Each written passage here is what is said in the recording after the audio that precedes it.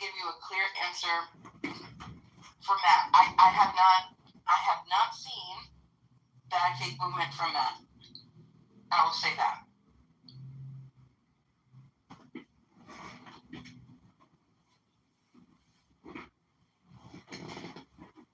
Beaver's questionable.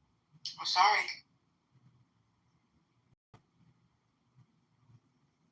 Yeah, it just seems like Matt is always a step or two slow to do the right thing.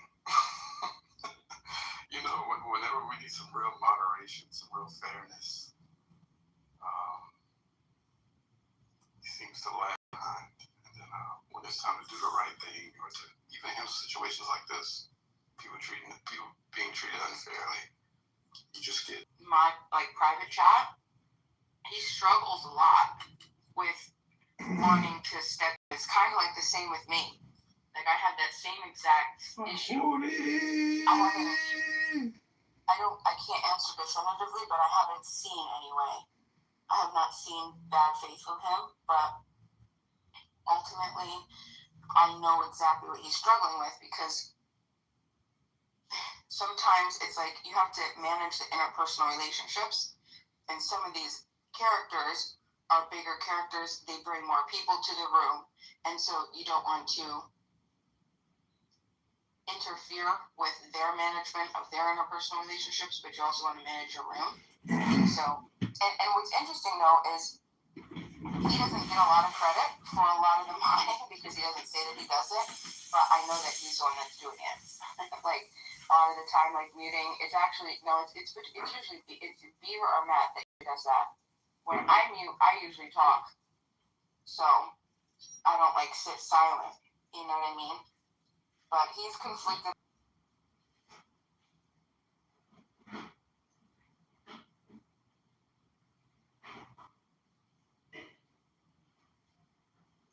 So he does have a very definite hands-off approach for the majority of it. He's before, I don't like to get in between, like Bima said, personal beefs, but you'll hear me insult Pepe because I've insulted Pepe. But I don't start it. I'll make a contribution and Pepe can't stay on mute. So he's constantly interrupting me with his magic and sweet voice, and he's always harassing me. And then I defend myself, peace in the room. And I get tired. I get exhausted. What's interesting is yesterday, he was talking about you, and I'm sad that Edie left, because she could have maybe elaborated, because I don't remember everything. But basically the sentiment, because he started to talk about you. I'm like, not too much about Monica. I said something like that. And then I was surprised at what he said next. And it was basically like him thinking in his mind that his trolling, he was explaining his troll and his troll of you, like that he doesn't understand the severity or the effect that it has on him. And he's not processing then everybody else's reaction to you because of his troll. Really, I was just like, is he that disconnected? Is he immature? I don't know, but the way that he communicated it to me, I was surprised that he was that unthoughtful about it. Because he was communicating it like it wasn't. He uses me because there's people in there that enjoy me being used as content. They enjoy me being insulted and diminished and dehumanized. And when a moderator does that, what they're telling everybody is, oh, Monica can be picked on. Monica can be vilified. Monica can be dehumanized and treated like an object. And I don't think that's fair. Yeah, I don't think that's fair either. And I'm happy that you set your boundaries. I wish that there was something that I could do. I mean, I would never have him on it. He and I butt heads, I try to be respectful for Matt, so I don't go too hard on Pepe, but he pisses me off like 95% of the time. Like, it's cringe. Like, I can't. It's, first of all, I hate him. I hope that nobody feels the way about me, how I feel about him. It's like, I honestly hate hearing him talk. I hate him with people, but also because I think, like, what happens? What if he's just too stupid? What if he's, he didn't have the proper upbringing and he needs to be. But then I don't like making fun of anybody, but also it's difficult to get along with him, Monica. It's difficult to be in a space with him. Yesterday I cursed at him. I was pissed. I couldn't even. I don't know what to say, but I was just like, shut the fuck up. What was that conversation about? That he was disrespectful and yours? Well, we were having a conversation, of course, about racism, and he was saying, using his typical, this percentage commits this percentage of the crime. And then I was just like, there are psychological theories. There are quite a few of them that explain, all the external elements. It's layered effects, external effects. This isn't like inherent to the person. And so he kept interrupting me to tell me that you're going down the wrong path.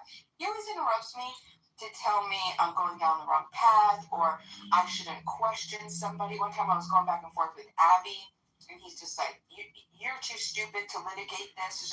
I was like, I'm asking questions, dude. Like, get out of the way, So I don't know. He doesn't like when I give my say, but I can understand that because I'm just like, you're a fucking racist and you're a horrible person. But then I don't know how much I believe of that. I don't know how much of I believe that.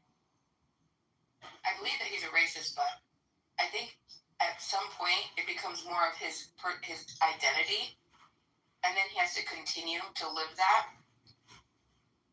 I don't know. I feel bad for people like that, but then I can't feel bad. I'm conflicted. I don't know what to do.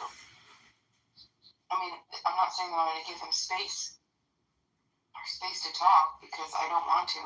I definitely would never have him on it anywhere. Can I be honest with you? I'll be okay. Listen, if this gets back to Matt, that's fine. I have said to him multiple times, like, you make me sick to my stomach being on a stage with you. And I wonder, and I think to myself, how could I be on a stage with someone have I been desensitized by the cruelty and just the disgusting behavior of people on Clubhouse that I can say? There is never in any other area that I could ever tolerate something like that. And so I don't know. I question. Bima, I will say that your presence on the stage is needed. You know what I mean? He's really doing the Lord's work. And when you speak out against that stuff, everybody receives it and feels it. So I think it does more good that you're on that stage to be the voice of reason and to really show how idiotic that content is.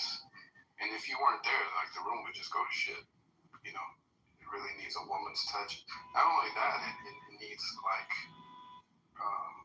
needs grace, it needs humility, it needs someone that's a realist, someone that's bringing people back to like actual reality. And it's like they want to make it this Reddit 4chan reality, And so Pepe says all the time that he comes from that part of the internet, that like right wing manifesto, kind of like white supremacist Reddit Discord side. And he's building up his name because in this day and age, being racist gets you some clout. Always has. And so he's really riding off that. So, like I said, people like me, people like you, just reminding him that he's not really accomplishing anything. And he's really just a little man. He needs that, especially coming from a woman, because the men glaze him. I appreciate that. I really appreciate that. I think that too sometimes. But yeah, don't think that I'm ever a day happy that I have to share a stage with Pepe. It disgusts me. Well, the race troll isn't getting the reaction because people are just so fatigued that it's coming from him. He started a neutral where he's advocating rape. That's fun too. Yeah, the old stuff wasn't working, right, Othello? He needs more shock value. Increase the from where he comes from, like that deep dark webs and that incellus behavior, like that's what they joke about. It's in line with who he is and where he comes from and what they represent and what a lot of them do.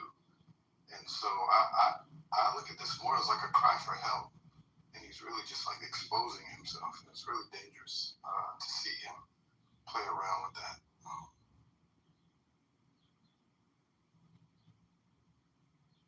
Do you know what's most frustrating, I think? The most frustrating thing for me is that you said it, he plays with it, where he pretends to be this racist character, but then he'll go back on his word to mitigate in real life hatred and contempt that can be built to go in to hurt somebody like him. So then he says, oh yeah, it's all a troll. It's all fake. This is what I do. This is what, you know what I mean? And it's like, dude, it's just a mess. My theory is the people that come from this part of the internet, like they've opened Hell's Gates with the porn to the point where like regular sexual relations don't even stimulate them anymore. So they've gone so deep and deep and deep into the Pornhub and all these different things, 4chan, to Reddit, and all these like debaucherous things that like now they're in this hellish existence where rape is like one of the only things that can get them off. So it's sickening to me. I don't think he means it. I honestly, I don't think he does. I think he needs attention, and he clout chases, and he says outrageous things, so he'll get the attention he wants. And I'm just thinking now, between Pepe and Craig, which one does more damage to our society? Because Craig monetizes it. He's a businessman. He's got his Cash App and the Jumbotron. He allows people to watch Jerry Springer that wanted to watch the people die at the Coliseum. You know what I mean? Like that. People understand that. That's why they created shows like Baddies. That's why they have all these people like at these reunion shows fighting each other on stage. And there's a part he's playing into that. But so does Pepe. He just doesn't do it for money. You're right. You're completely right. It's bread and circuses, isn't it? Well, and Pepe's pushing white supremacist agendas that he's picked up over time from being on the dark web. And I don't think he does it. I don't think he's got a following for that. I don't think people look to him to be a leader in the alt-right, far-right, white supremacist, ethno-white nationalist stage. Am I wrong? Yeah, I don't think so either, but I think maybe yes. I don't know, because everybody knows that Pepe's a racist. Like, everybody knows, like, Pepe the racist. Those two things go hand in hand. But he tries to diversify his racism to make it, like, racist light. I don't know how to explain it. So, he's found a way. I mean, he's not smart. He's, like, there are, dumber racists that have done it better. I think, I don't know. He's found a way to like package it and make it digestible, and like go covert with it. But if you really listen to him, it all goes back to like that Hitler-esque kind of eugenics. You know what I mean? Bell curve, IQ, and they'll even get to the where like the sub-Saharan African, quote unquote, have a smaller brain. You know what I mean? Like there's these things that these people push to justify genocide, and so it doesn't. I recognize it for what it is, because if you listen to him go into the peak of his conversation, it always goes back to that. You know what I mean? Like genes and IQ and who got the better genes and things like that. So you really gotta see what's going on here. Valentine pointed out a hilarious oxymoron. I said diversified racism. That's pretty funny, Valentine. Thanks for catching that. I had to even process that, even though I said it. But another thing, I think this probably can explain away the majority of the Pepe, how can we say, the Pepe effect, and that is, and it's going to be a little harsh, but I think most people, Pepe isn't super intelligent, right? He's borderline. Also, he has speech issues, which make it very difficult to want to sit through listening to him. Like and for anybody that has a stutter, God forgive me, but we're on a social media app, so I'm just being honest. Everybody knows if you talk too long, if you blabber, if you stutter, it's difficult, right? Because we're purely listening. Okay, so the fact that he has like this stutter, and I think most people have pushed him around because nobody wants to listen to a normie comment that is not particularly special or remarkable in any way, and we have to listen through the stutter, and we have to listen through the torture of him getting it out and communicating it.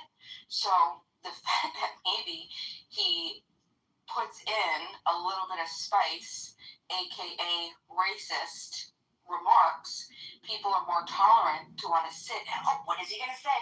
Pepe's talking. Let's hear the crazy racist shit that's going to come out of his mouth. And we're more inclined to not cut him off, shut him up, move him down, kick him out.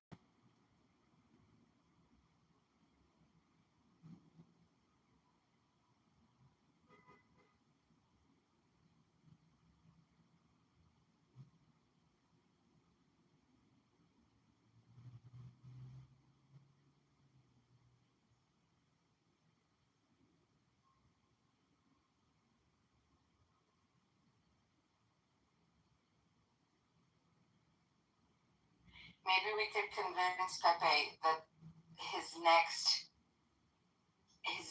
big gathering or following can be by him renouncing racism. Can you imagine? I don't think he could hold that up. But I really don't think he's racist as much as, like, I could go for race realist, which is popular. But I don't think racist. I think he just does it for the troll and the attention. We probably should go to first principles. What is a racist? A racist classical definition is one who harbors a belief that one race is superior or inferior to another. And then there's institutional racism. There's also racism that's active. People who actively go out of their way to hurt people because they are of the race that they don't like, that they hate. And if we allow people bigotries, and we have to allow them because we can't stop them. Like, I believe that 60 to 80% of the Black population on Clubhouse are racist. And that might be low. Wait, can you say that one more time? 60 to 80% of the Black Americans on Clubhouse are racist. I can't support that. You don't have to. We disagree all the time, honey. You can absolutely not believe it. Well, there are some people that believe Black people can't be racist at all because they don't have institutional power. And I don't agree with that. And there are some people that believe all white people are racist because they're white. And I don't agree with that either. So I think when people say, like, Black people can't be racist, it's kind of like if you had, I know this is a dumb example, but I'm a dumb person, so. No, we wouldn't do that. If you had, pink shirts and purple shirts at work, and the purple shirts constantly oppressed, violated, just did horrible things to the pink shirts. The purple shirts are always doing something to the pink shirts. There's going to be, obviously, an in-room pink shirt preference against the purple shirts. It's going to be natural. It's a protective mechanism. It is letting everybody know, look, the purple shirts are dangerous. Yeah, we use purple shirts. But the difference is the origin of the intent. And I think that's when. Or are you new to us? Because I knew about it. I've been there before, but I come back every 6 months or so, and then I leave, and then you never see me again. So it's not a good account, but I'm a dilettante. So, would you come and visit Godsmash before or no? I would never remember. Okay, that's fine. Welcome anyway. This is the social that we do. I just realized I moved into this political playhouse. I did not mean to do that. I meant to do it in the hallway. Oh, that's so funny. Okay, well, anyway, welcome. Glad you can find this. But Jen did a really interesting study a couple of years ago, Emma. She would ask people the question, did your parents make you racist? Or teach you to be racist? I think that's applicable, right? And I said, no. And she said, yeah. And then she would ask people how they identify, and she would mark their race along with their answer to get like a little snapshot of social media. I think she had like 36 people on how she was asking, and she'd ask in the real world too. But I thought that was a great framing of the question because it removed, it clarified that most people don't grow up in race-based, bigoted race prejudice homes. Well, I'm going to push back on that a little bit. You don't have to so much, coming from the historical perspective of the uniqueness of the U.S., sorry, a little word salad, history of the U.S., okay? We obviously have a different setup. So today, parents that don't say anything, they don't have to be bigoted, but they're not inclusive. And that for me, if you're not actively dismantling systemic racism or like every day, then you are. Just saying, oh, I'm not doing anything. I'm just not adding to it. Well, you're not fixing it, and you're not helping anything. And by not speaking out against something that's bad, what do they say? Evil people, what evil prevails when good people sit by and do nothing. So I think the biggest issue is that, yeah, people have grown up in homes where they were not taught how to identify racism, how to not be, or how to be inclusive. I mean, like my mother, my mother and father are different, but my mother she started at a very young age for me, and God bless her. That's the one thing that my mom did right? No matter, I don't care who you love or who your friends are. Anybody that you love or your friends can come in all shapes and colors. She pushed that over and over and over and over, made me comfortable very young to have a very eclectic group of friends, and that made me and that just carried up without question to the point where when I started to learn about the true dynamics, where our innocence started to get lost in junior high, and we started to learn a little bit more because we could conceive a little bit more, right? And then we understood a little bit more. Then it was even difficult for me to understand how that could be a world that people are living in today. And I used to say, like, I would run around and say, like, I don't think that racism exists because I believe in my heart, like I knew it wasn't coming from me. And I'm like, how could people really live like that, right? So, I mean, what's up?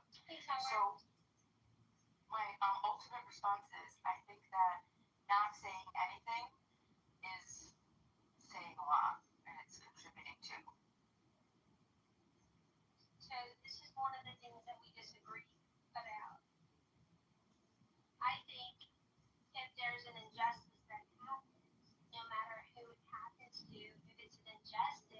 all stand against that injustice. And that injustice is a teenager standing on the steps of the Lincoln Memorial, smiling uncomfortably in the face of a Native American who's banging a drum in his face so hard that he's blinking repeatedly.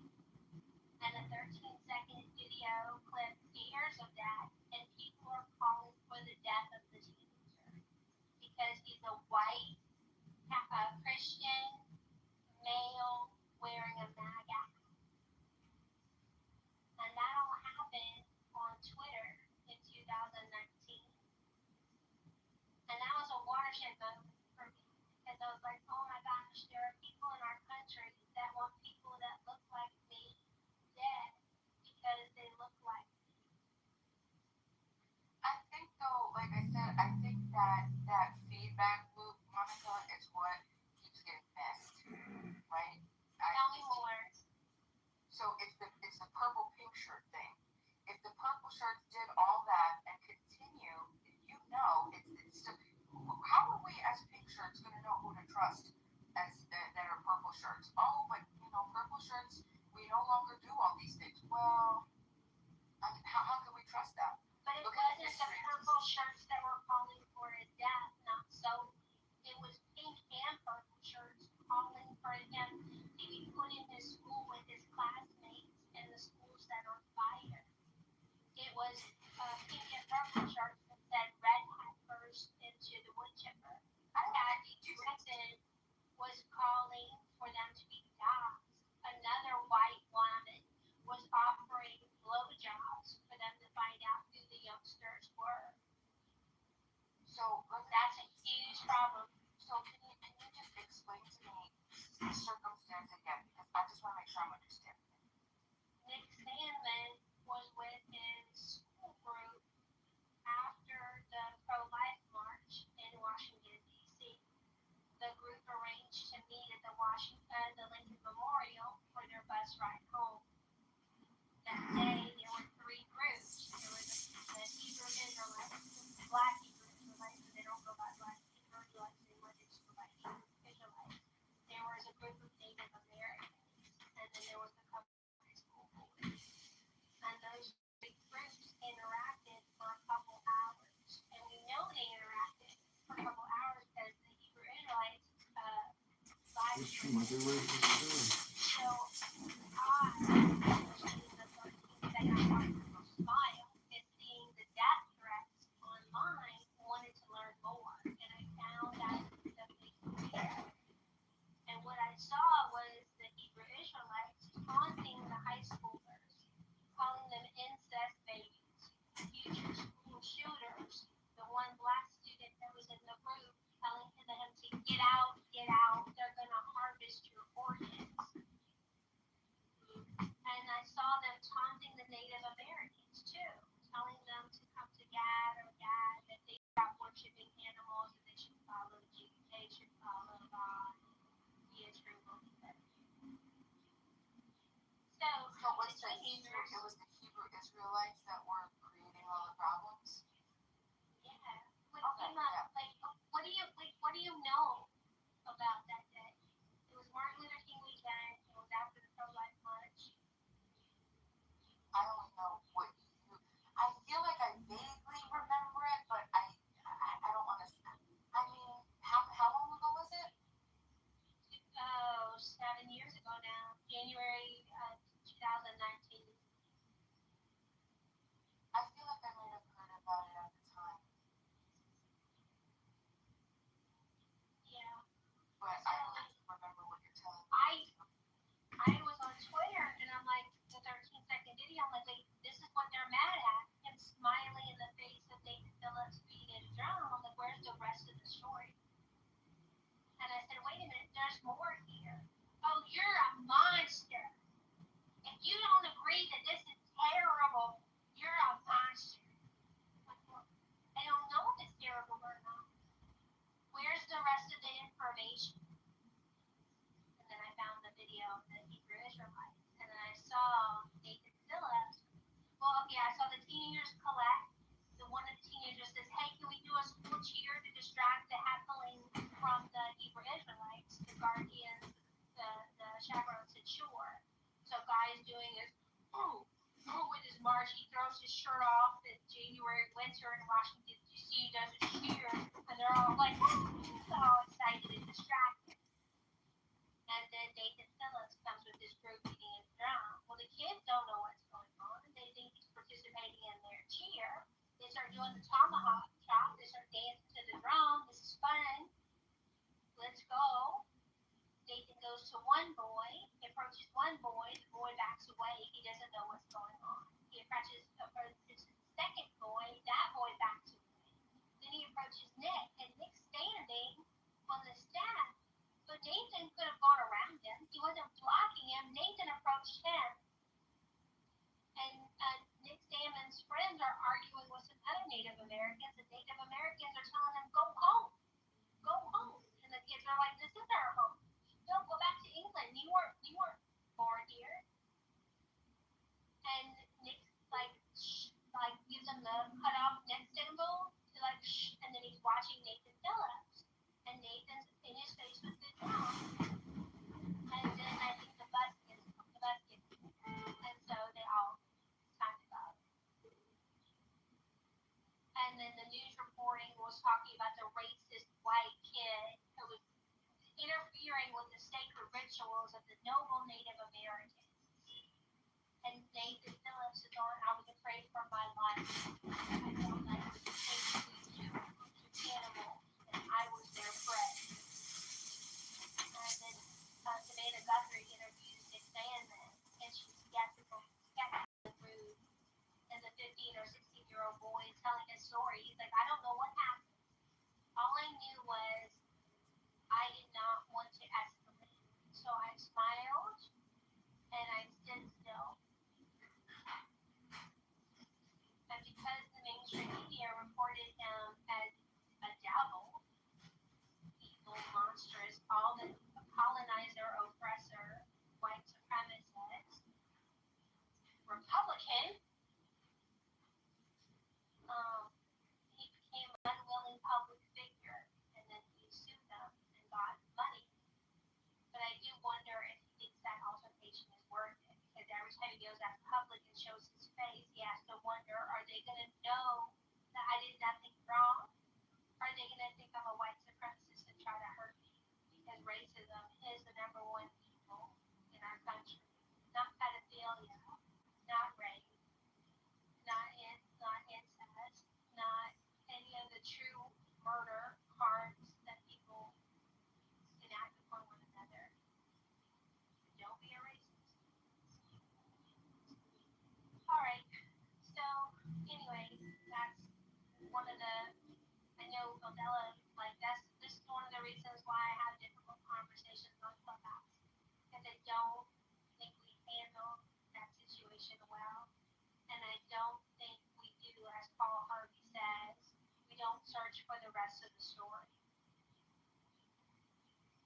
So I think the most disappointing thing for me is just the failure of all of those. Again, I know probably we're going to disagree, but I think it's Sure, all of we those. I do love that you're able to do that, because a lot of people can't do that. I think, and I looked at the video. Yes, I do remember. As soon as I saw his face, I do remember this situation. So ultimately, how I feel about it is it goes back to the parents and what we're talking about, right? If you have a history of a group that, the purple shirts, who leaves the purple pictures, these purple shirted people doing all these horrible things for such a long time to the pink shirts are going to identify, purple shirt people as harm until they know that they're not. And it's up to that is the legacy. Well, unfortunately, the pink shirts have the legacy that they've had to endure from slavery. So do the purple shirts, and their legacy is that they have to correct it. It's up to the purple shirts. You don't stand in the face of the pink shirts going, come on, like I'm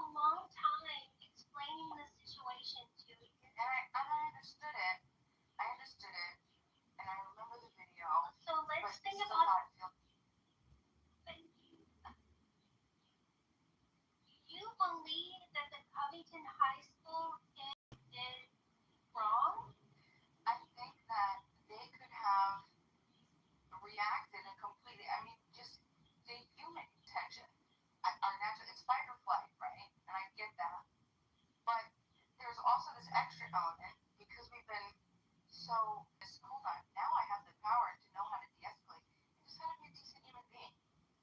And in those cases, I mean, like I'm thinking back to crazy situations when I was, in high school, and I would have never reacted in that capacity at all, right? There's a layer of respect, especially knowing the history that you can give to somebody and a space that you can give to somebody instead of trying to meet them with a weird, because it's basically saying, yeah, we're the purple shirts and what?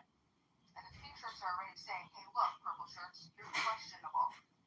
And purple shirts are like, and what? Without clarifying. There was a full lack of communication, and that's what I'm disappointed in. Okay, I think you're asking too much of a 15, 16-year-old. I think of the three groups on the steps of the Lincoln Memorial, that the Covington High School kids did the best. They were impeccable with their behavior. They took hecklings from the Black Hebrew Israelites and made it into a cheer.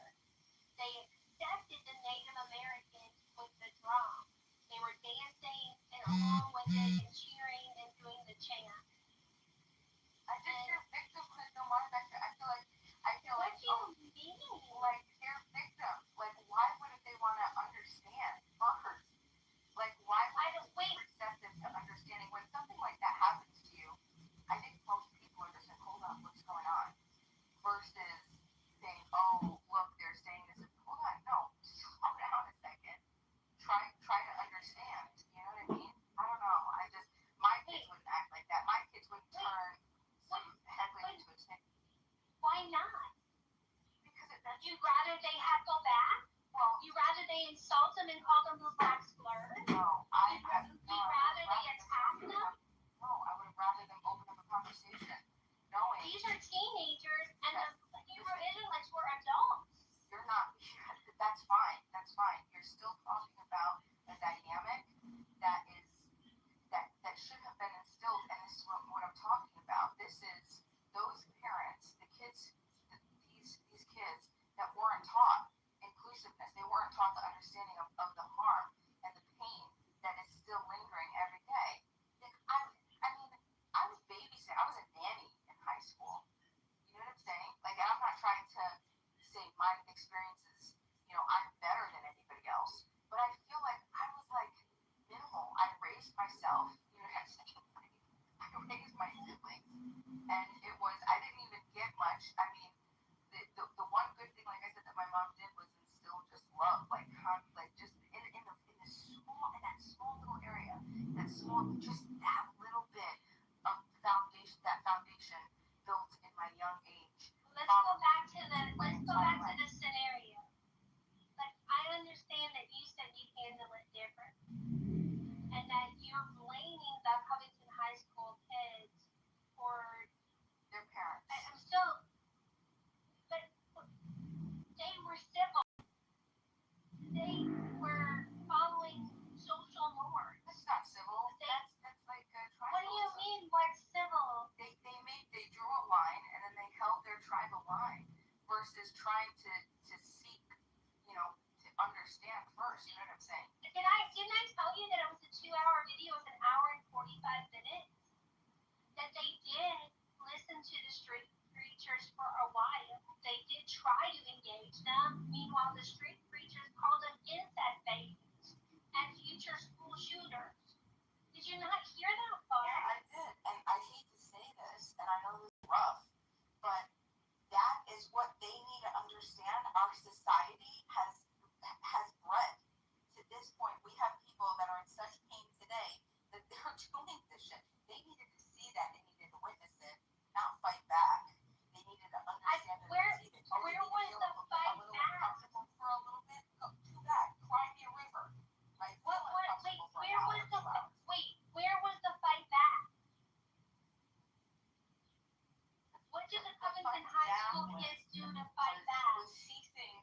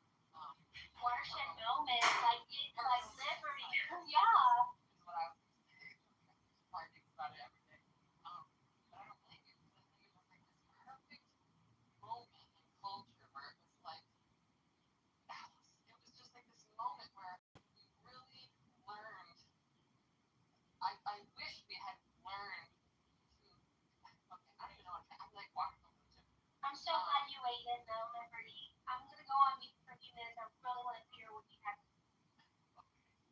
I just think it was like when you actually look at them and then the Native Americans and kind of like trying to use tension and then it was just like you have one image, one snapshot of the situation of that boy staring down that Native American man and just all of the conclusions that like I feel like people like made paintings of that moment. Like it was like this like cultural moment where people were taking this snapshot of a situation and building a whole narrative of what the United States, the culture of the United States is in this moment. Everything was built upon a complete misunderstanding, and it seems like most of society has no interest in reconciling the fact. I've never seen someone come out and say, you know what, I'm sorry, I jumped to a conclusion, I made a wrong conclusion about what happened. I'm sorry that this boy received so much hate, things I said, or things I spread online, blah, blah. I've never seen that. I'm sure it happens. I've never seen it. And it's just making us want the impact that we had, level of understanding we had in the moment of what was actually Going on just blows me away. I mean, the whole thing was like a storm in a teacup, right? Nothing happened ultimately. It's just a face-off between different groups. In one way, it's actually a great picture of America seen from the outside because ultimately every one of every person in each of those groups have much more in common with each other than with say Elon Musk or Larry Ellison or any of the powerful. Yet because they have like different skin colors, they like fall back to tribalism. But ultimately they're all getting fucked by the system, in different ways. But they're the same sort of like downtrodden people. It's just that because you can make a nice picture of it, right? Like the teenage white kid versus the native man, it makes for a nice story, even though it has no meaning, and it didn't really do anything, besides being that, iconography of the divide in America. It's powerful because it stands in the mind, yet it is absolutely void of deeper significance. It's just people facing off in a way that mankind has faced off for like centuries. There hasn't been anyone killed. There hasn't been any big moment out of that. But because it's a nice visual, it's a perfect representation of what's happening in America, which is multiple tribes in fighting, and in the meantime, the big guys are making all the money and getting away with it. Indeed. And that's what blows my mind about it. It was very well said, by the way, but it's just that, like, what that moment taught us was that the baseline assumption of society that's going to project on a young, white, conservative male. I don't even know if he knew he was conservative at the time, actually. Right. But the baseline assumption that society is going to project onto a young, white male is that he's intolerant, aggressive, bigoted, and it just was so like, because when you really think about what we actually had to go on, it's so crazy. With no information. With Harry Armpits. He goes by the name Sir Liberty. It is a man pretending. Shh. So I don't know much about the situation, but just from looking over it, do you guys feel like the Native Americans came and like smoothed it out? No, I think what they wanted, I think they wanted a 13-second video. They fundraised off of it. They wanted the narrative that Nathan Phillips was a veteran, Native American, noble Indian, and he Well, you can see the interview he did, where he was near tears. But what you don't see is he wasn't upset when he approached the first team and that team moved away. He wasn't upset when he was banging his drum and he approached the second team. Nick saw him approaching them. He's like, what is this guy doing? And so when he approached Nick, he's like, I'm not doing anything. I'm just going to stand here and smile uncomfortably. The smirk that was seen around the world. I've never seen such a punchable face. Red head first into the wood chipper, calling for his parents to be fired. The whole school, all the kids that were at that thing, their scholarships to college revoked, their applications to college canceled, death threats, for an awkward smile. Yeah, the more and more I watch the like the Nick Sandman, that's the Native American guy, right? Nick Sandman is the teenager. Nathan Phillips was the Native American. And he said he was a Vietnam vet, but he served as a cook and never went to war, from what I believe. And he's a social justice warrior. Yeah, it really had a huge impact on me. It's probably why I'm here on the app pushing back against the narrative that all white people are racist, that black people can't be racist, that white people have privilege and should be ashamed of themselves because of historical oppression. And I'm like, I'm sorry, I don't have white guilt. I don't have white rage. I don't have white fragility. And I have tons and tons of privilege, but not because I'm white. I can talk all about my privilege, but then you don't want to hear it because I refuse to accept white privilege. I think it's just a weapon. That's a whole nother thing. It's more just about decency. I don't, and I hate to, like, Wait, it's more about what? I missed that. What? Just more about decency, just like being decent human beings. That's Like, not good enough. If you're not doing anything and not teaching your kids anything about systemic rape, that's not decent. I don't think that you're decent. I think you're part of the problem. That's my position. If there was an issue in the family, like in your home, right? Imagine you had 10 kids, right? And you were the parents, and there was an issue going on with some kids, bullying the other kids, hurting the other kids, right? Stealing from the other kids constantly, over and over and over, right? You're not going to sit down at the dinner table and not say anything about it. The best. So let's keep this analogy. Wait, hold on. The decent thing would be to expose it, as you know. Okay, so let's keep this analogy, right? We have 10 children. Okay? The child number 5 is stealing candy from child number 4. What I would not do is punish child number 6, 7, 8, 9, 10, or 1, 2, 3, or 4 for the actions of child number 5.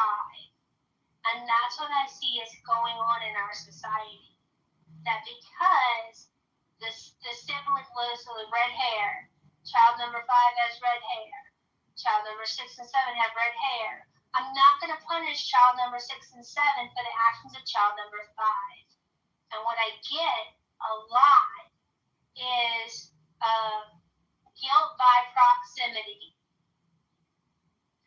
What I'll do is I'll make sure number 5 understands that taking from number 4 is wrong. It's theft.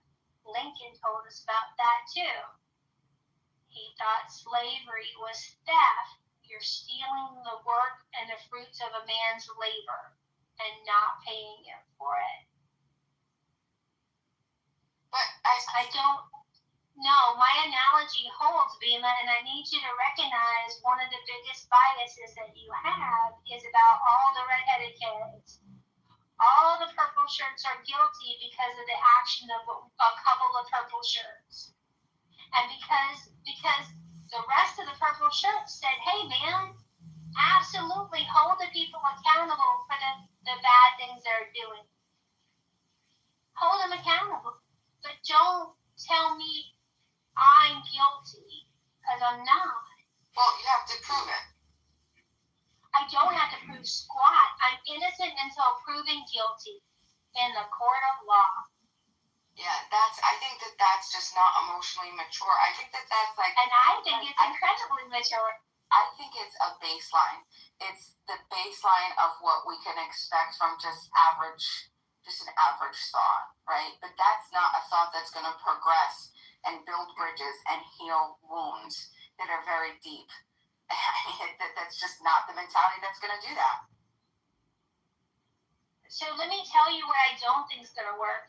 You don't think that's going to work. I don't think it's going to work that kid number 6 and 7 gets horribly punished for kid number 5's behavior.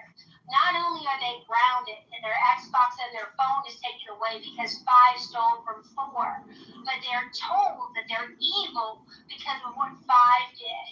And not only they're evil, but they will always be evil, and nothing they can do will ever make them not evil. And because 5 did this shit to 4, that they're going to be punished for the rest of their lives. Well, what's going to happen? What's going to happen? Bullshit. That's what some people believe. And what do you think is going to happen to the psyche of 6 and 7? I'm a monster. I'm evil, even though I didn't do anything. Well, hell, if I'm going to get that badge on my jacket, why don't you see what evil I can really do? And these people are becoming radicalized. These people are becoming callous to inflicting pain on other people. Yeah, and I think that's. I'm looking around. I'm number 8. I'm looking around. And I'm like, man, hold 5 accountable. Leave 6 and 7 alone. They didn't do nothing. I think that's partly right, but again, it's not going to be the mentality. 100% right. It's not going to bridge the problem. And if you're going to receive, if kid 5 is going to steal candy, but then share it with kid 4, then and kid 3 and 2, right? Then all of them, all of those kids are going to have to prove that they're not going to be part. They're not promoting what kid number 5 did. And that's just, okay, do they have to? No, they don't have to. But is that going to lead to a cohesive, peaceful coexistence? No, because now you've proven to the other children that you're a threat. And I mean, like, that's what I think. That's what the entire Hebrew Israelite religion is about. It's about reclaiming identity, and I don't think it has anything. I think it's total trash. I think the whole religion is trash. But it's something that, I mean, on its face is like a religion, right? But I mean, ultimately, what it's doing psychologically for some people is what society hasn't been able to do for them. So they've created something that allows them to bridge easily, right? These gaps, these feelings of hopelessness, all of this stuff.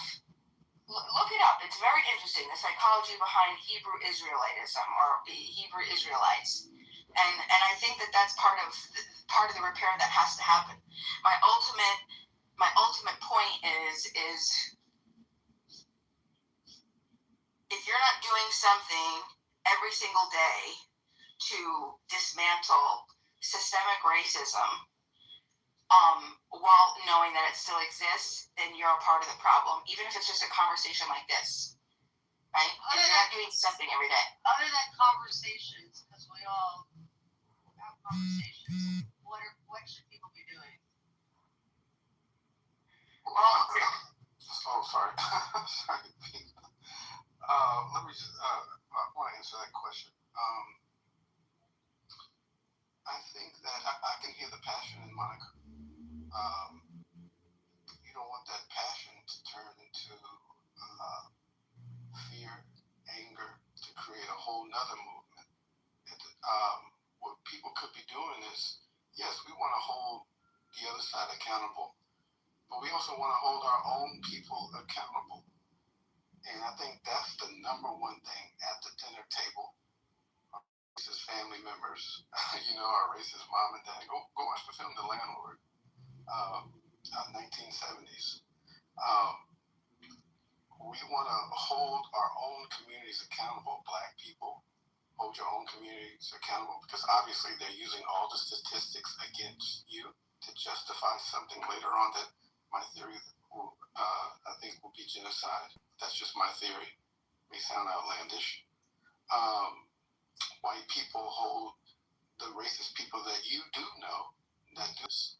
I remember driving through Arkansas, and I thought I was going to get the same treatment as I do in the backwoods of Texas. And man, they were so kind. And they were like, "Where did you come from?" I was like, "Oh, I just drove in from Texas." And they're like, "You poor thing." And so it's just holding, just as much that you want to hold other people accountable, the other side accountable, hold your own people accountable, and create that bridge that Beamer's talking about. I always go back to when the Romans came to get Jesus, right? And one of his disciples sliced one of the Roman soldiers' ears, and then Jesus went and healed the man's ear, the Roman soldier's ear. That's what we're talking about here. You have to do something outside of human biology, where it's like, oh, now I'm angry and I want to get them back. You have to do something radically beautiful and right when you feel like you have the moment to pounce, to create that bridge and to create a new trajectory. So I agree with you all. I think that's very well said, and not to react with anger, but to react with something positive, and that's difficult to do. I think for every human, when you feel attacked, the instinct is to attack back. But you're right, that's not the way that's going to solve it. And I think holding other people accountable, say something if you can. I don't always think just because somebody makes a racist comment, you have to stand and say something. Sometimes, the situation might become more inflamed, but I think there's plenty of opportunity where we probably don't say anything because we figure, well, that's not my problem, it's not my belief, but I think there's probably more that we can do to show people that there's a way we all should be acting as humans, and there's a way that's not okay to act as a human. Yeah, that's it. My argument, and we can open it up because Sam Puff, Alan, and Florida are on the stage. My theory is I treat people like human beings with all the dignity and respect that human beings have. I treat everybody with positive intent until it's proven to me that they don't have any. And then I choose whether to keep working on them seeing me as a human being or move on. And I have freedom of association, just like I have Pepe blocked for the last week, and it's been incredibly pleasant. I've not had to deal with his squeaky voice insulting me. It's been nice. And that's freedom of association. I feel like And there's one last point, like there's a double standard here. We saw it with college campuses. That they have segregated by race dorms, and however, if there was a dorm that only wanted to be white, that would be discriminatory. That would be racist and bigoted and wrong. But if it's Black Americans who want to have a Black only dorm, then that's acceptable because of historical marginalization and oppression. That's a double standard. We don't fix racism with more racism. We don't fix discrimination with more discrimination. We call out the discrimination. If a civil right has been violated, we stand with them. They go through due process. They prove their case. They get whatever form of justice that we can manage. It's probably not adequate, but that's what we do. Yeah, I think that's respectfully. I think that that's just a bare minimum, and I don't think that it's psychologically like I said. It's just that's just basic. You should be like that. That should be the norm for everybody. That should What makes just you be think the it norm isn't? From the majority. Well, this is what I'm saying. Like that should be the basis. That should be the basis for everybody. That's. I would expect that just from the average human being, right? But for the people that actually want to solve problems and find the solutions, right? You're going to have to do more than that. There has to be more done. And you have to understand that when other people that have been harmed are going to do things to try to heal themselves because they're not feeling that they're being heard or acknowledged, or that they're still feeling like an outsider. They're going to do things like have a black-only dorm and black-only schools and support black-only businesses to raise up the spirit, the intentionality, the everything. Like it's just a factor of encouragement and a healing. I mean, that I remember. I hate to use anecdotes, but I remember when one of my friends, she was graduating from Harvard, and she's black, and she told me that they were having a black-only ceremony, and so I couldn't go. And my first visceral reaction was I was pissed, and I was angry, and I was sad, right? And then I had to sit with it, but knowing that she's much smarter than me, and that she supported it, I said, okay, I need to think about this before I have any type. And then I thought about it, and I put enough thought into to understand, like, yeah, I don't have to feel. This is part of her journey. This is part of what she's doing. This. I'm fucking. Who the fuck am I? Yeah, I gotta be sad a little bit because I don't get to do a ceremony. But if this is what she wants, then I should support it. Oh, I get excluded because I'm white. Oh, cry me a fucking river. It's just like I understand. Like, why aren't we understanding first? Like, okay, I fucking get it. There's a lot of shit that goes on still today that happened historically, and we can give them that grace. We can give our family that grace to say, okay, yeah, I understand that there's going to have to be a little bit of therapy, right? And that therapy comes in the form of Hebrew Israelites, comes in the form of black-only ceremonies and black supporting black business. Like this is part of the healing. So what do we get to do now as white people? We get to acknowledge it, and we get to respect it, hold a space for it, be a part of it when they want us to be a part of it. Ask what can I do, instead of, oh, well, if you're just nothing, just baseline. Baseline is boring. Baseline is old school. 21st century. We're trying to repair here. I don't think it's working. Allowing the blacks to have a black-only graduation ceremony or anything. All it does is allow them to choose their own reality, which they segregate themselves, rather than like they ought to have to be forced to live in the entirety of this diverse ecosystem that the rest Marshall, of us hold on. I know you wanted to reply, but wait, hold on. Okay. Oh, he didn't know he was off mute. Go ahead, Florida. Sorry.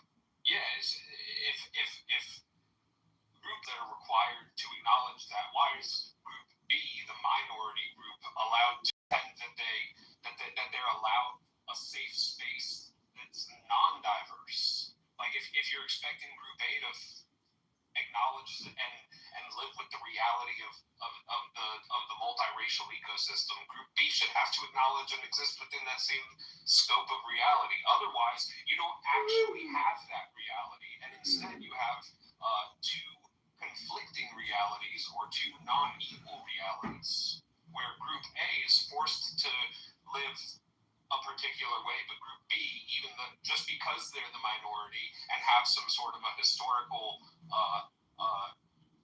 issue in place. Like therefore they're allowed to pretend or choose their own version of the reality that they live in. That to me is illogical, irrational, and not the essence of what the fuck is supposed to be going on around here. I mean, I would expect. Just a second. A point of research. Stephanie says black-only dorms do not exist. They would violate federal civil law rights. You'd think, but you'd be wrong. Link in the chat. Go ahead. You know, I understand your ultimate reaction. I think that was my reaction, Florida, but that's before you actually really try to understand what it actually what this type of thing does for people psychologically that have gone through these types of things. It offers them. Have you heard of like an affinity space? It's their help. Psychologically, right? They're able to be recognized. They're able to have an in-group pride, belonging, understanding, knowing that they're going through the same thing, that they've gotten here together, that they've succeeded beyond, and it's hold on. Oh, geez. Well, why? No, because it's not equal. You're saying that because the blacks all have this, I hate to say it like that, but that's what we're talking about here. Because the black graduates got to deal with all of this oppression and struggle and difficulty, they all have to overcome these obstacles because they are a part of the minority. They get to celebrate that on their own, despite the fact that they didn't do it on their own. They overcame those obstacles, whether they want to acknowledge it or not, with and partly as a result of other people that didn't have to go through the same quote-unquote struggle. Why do they get to separate themselves off and say, oh, we fucking did it, but the whites don't? It's illogical. Answer? Thank you. No, I want to get into him a little bit because I'm going to tell you why it's so different. I feel like when you say as a person, I'm assuming that you're white and or Hispanic white because I never know the difference nowadays. And that's on me. I got to work on that. But the vibe is a lot of these people get these things when the way that they're positioning things and doing this and doing that, it doesn't relate to that. And I want you to know, as a Black American, it's a fucking accident. It was an accident. We don't really even know how we got to this point where, as a Black American, I have to be on one side and be like, no, I don't fuck with this type of fucked up shit. At the same time, y'all voted for this shit for some devilish reasons, so y'all got to deal with that type of shit. When you say people sequester themselves off, I feel like sometimes y'all think that when we just answer or do things because we have such a high visibility that we're doing something against you, when we're not. And I've dealt with that in real life, where I've actually talked to one of my little white homegirls. She was upset. This man was mad at her, and she was just like, "Do you think he's doing that? What about me and the Mexicans?" I'm like, "Girl, no, it has nothing to do with that." But I feel like because of your emotions, how you feel things, you feel that things are attacked upon you, when in reality, it's just things that are happening.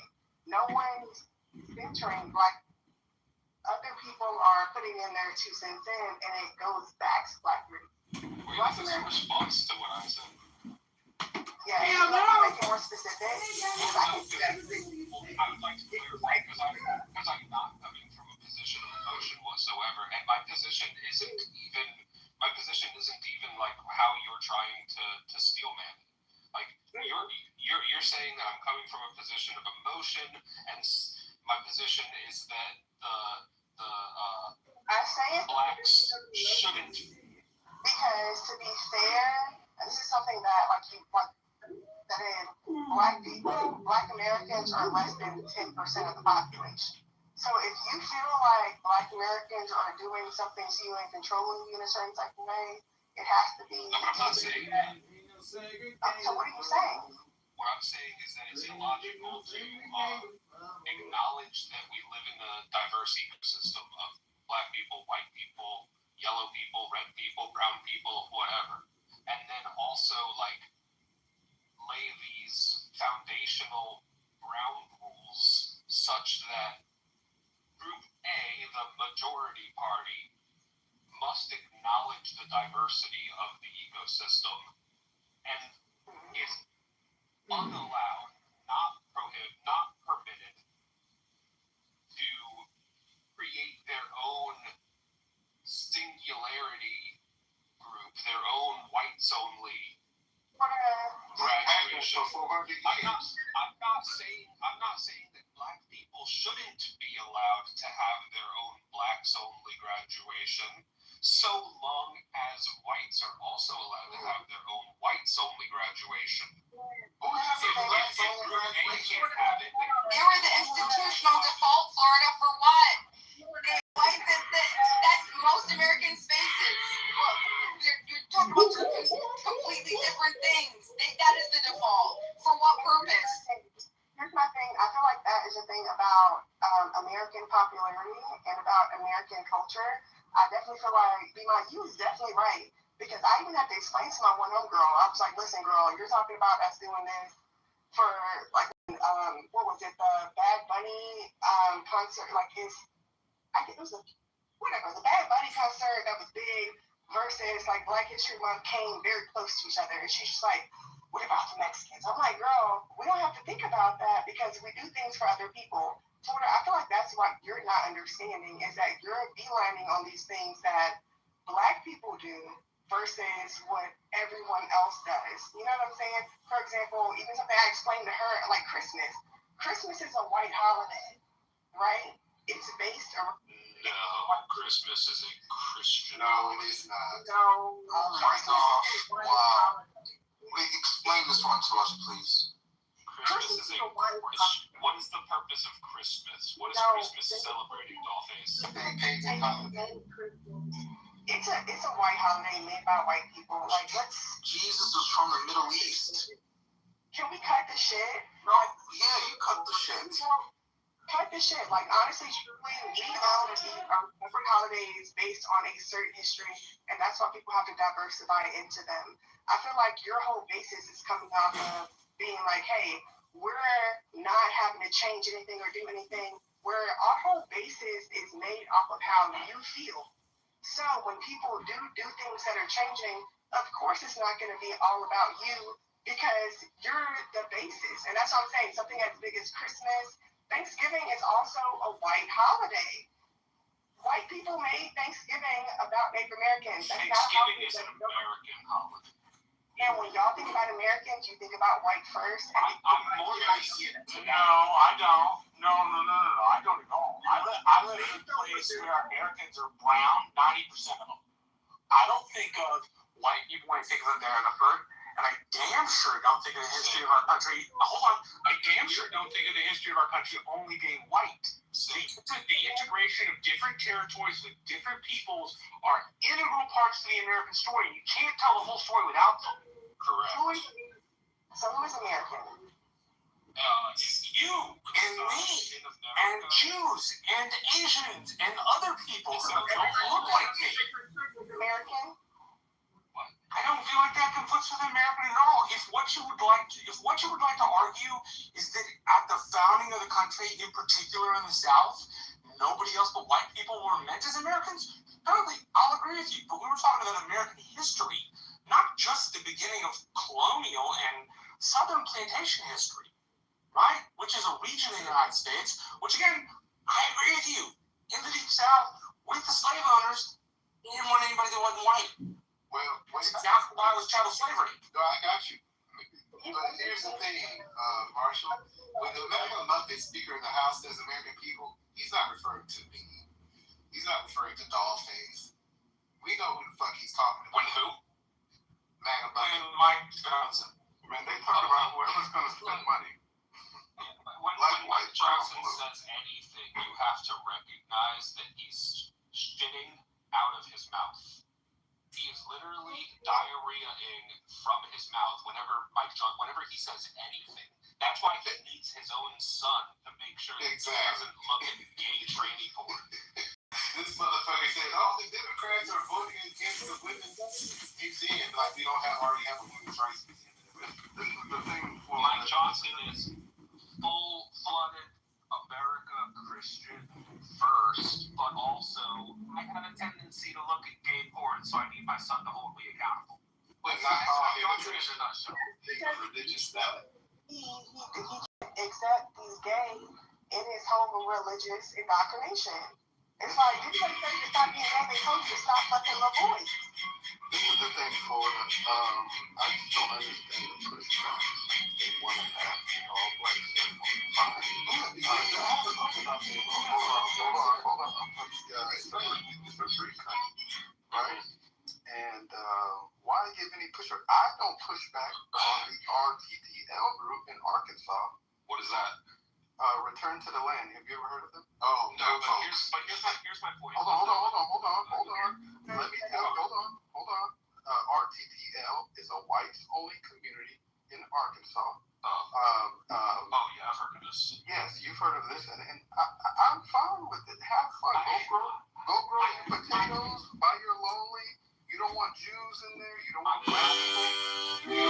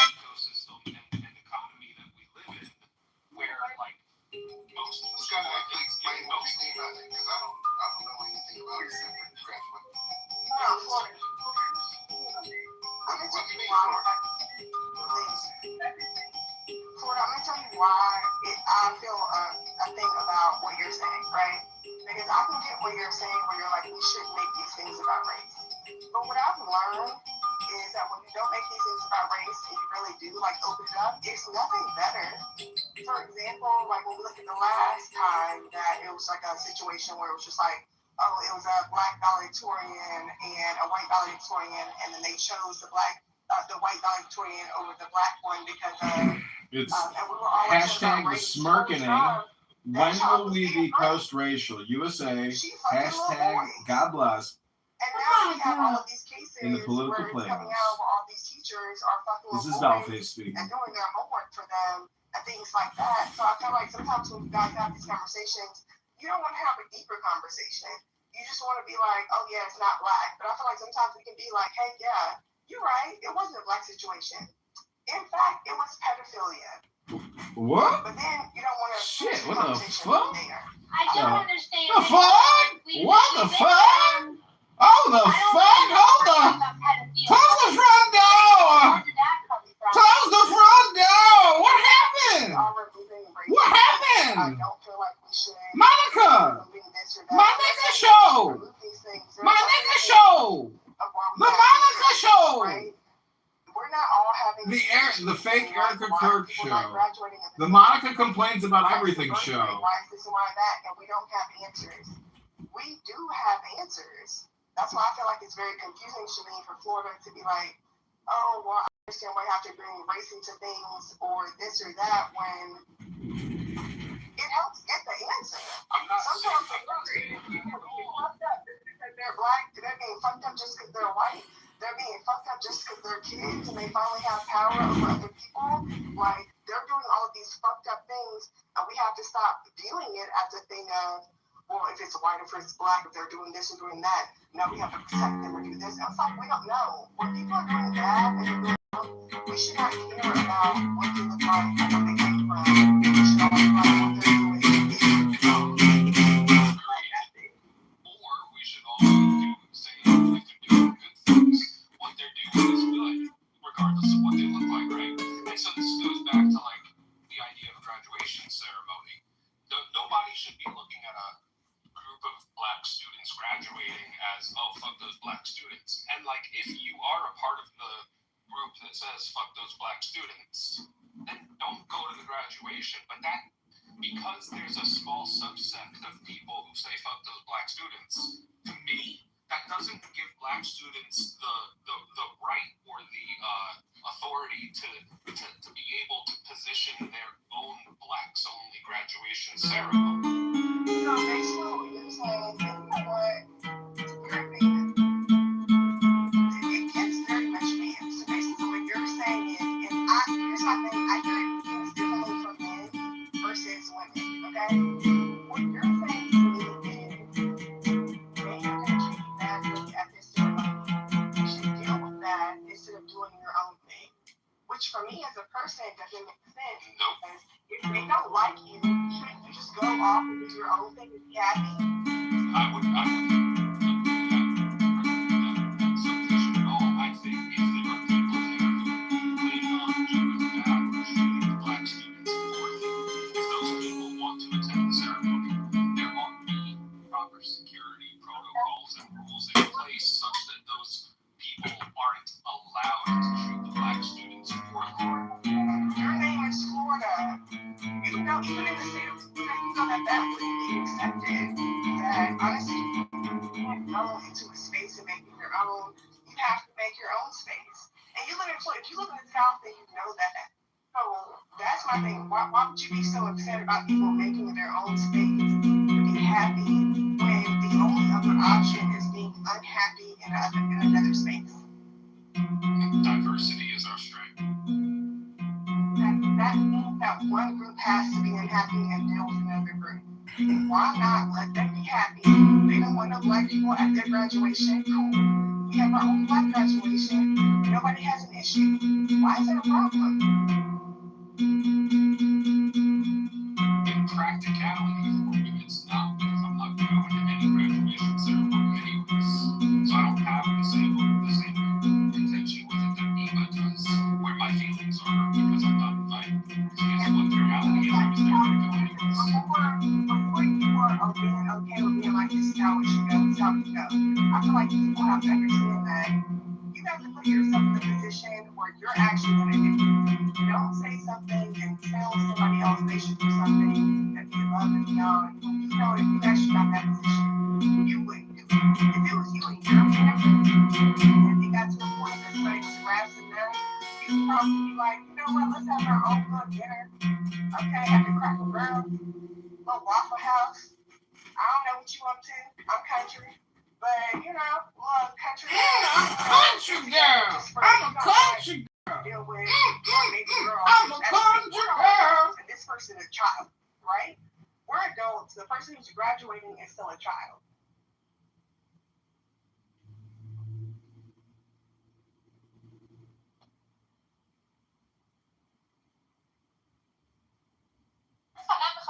I only want to know Sam here. Eating Marshall. Not for mine, but معلومه شما کی هستین؟ I don't mean this offensively, but it's really hard to keep up a conversation in a way. Okay, we have Marshall here. Hold on, everybody be quiet. If you guys don't mind, I appreciate it. Hold on 1 second. Oh, Marshall. Bibi, hold on. Bibi. Marshall, we have people here who are IRGC supporters. They're saying all the bases of America and Middle East have been destroyed. All 16 of them have been destroyed. What do you think about that?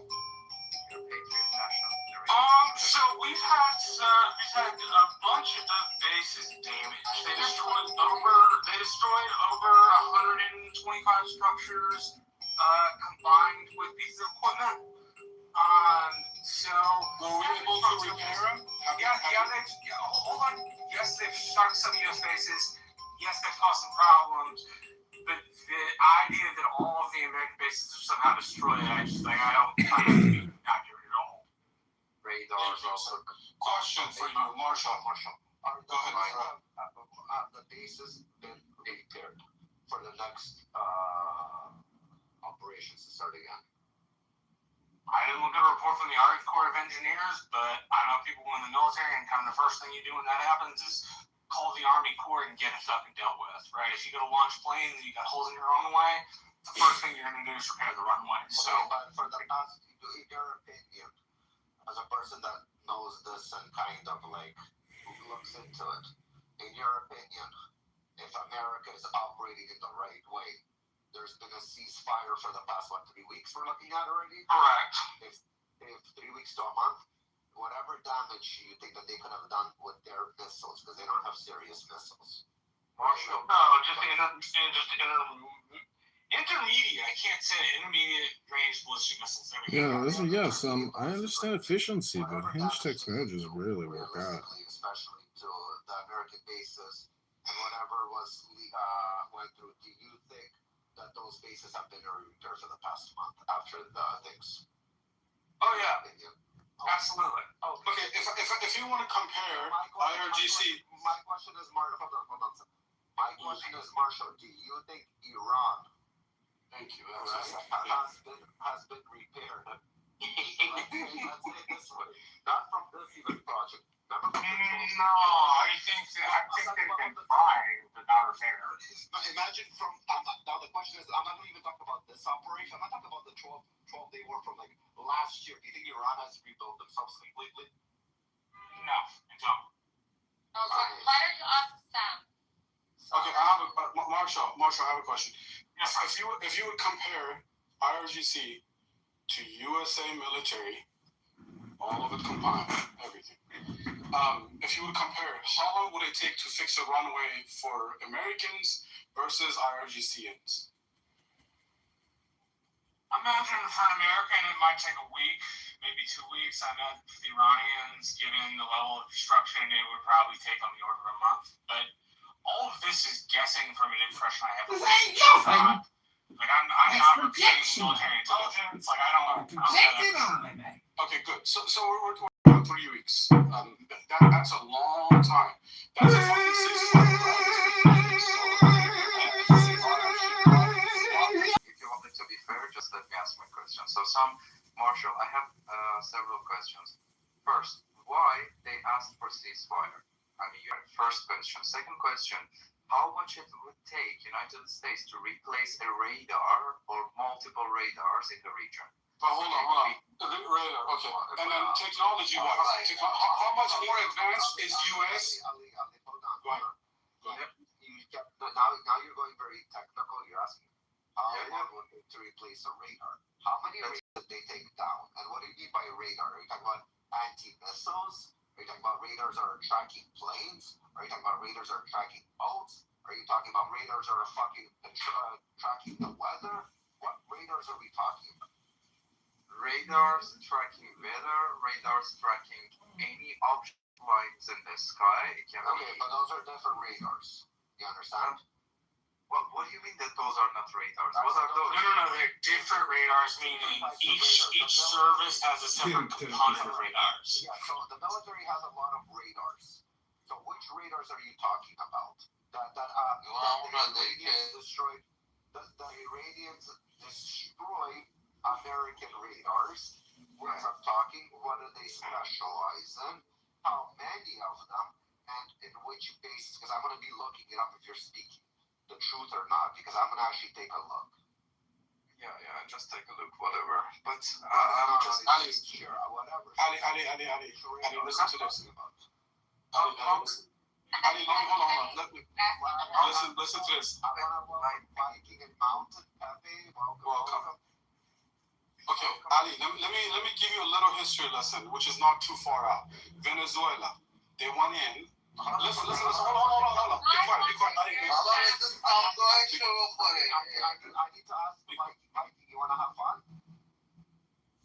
Sure, I'm always about Let's hear Sam speak. I want to hear. Okay, can I just land here? I'll make it real quick, okay? Listen, all your radars and everything is as in Russia's. US already practiced on how to destroy those ahead of time in Venezuela, okay?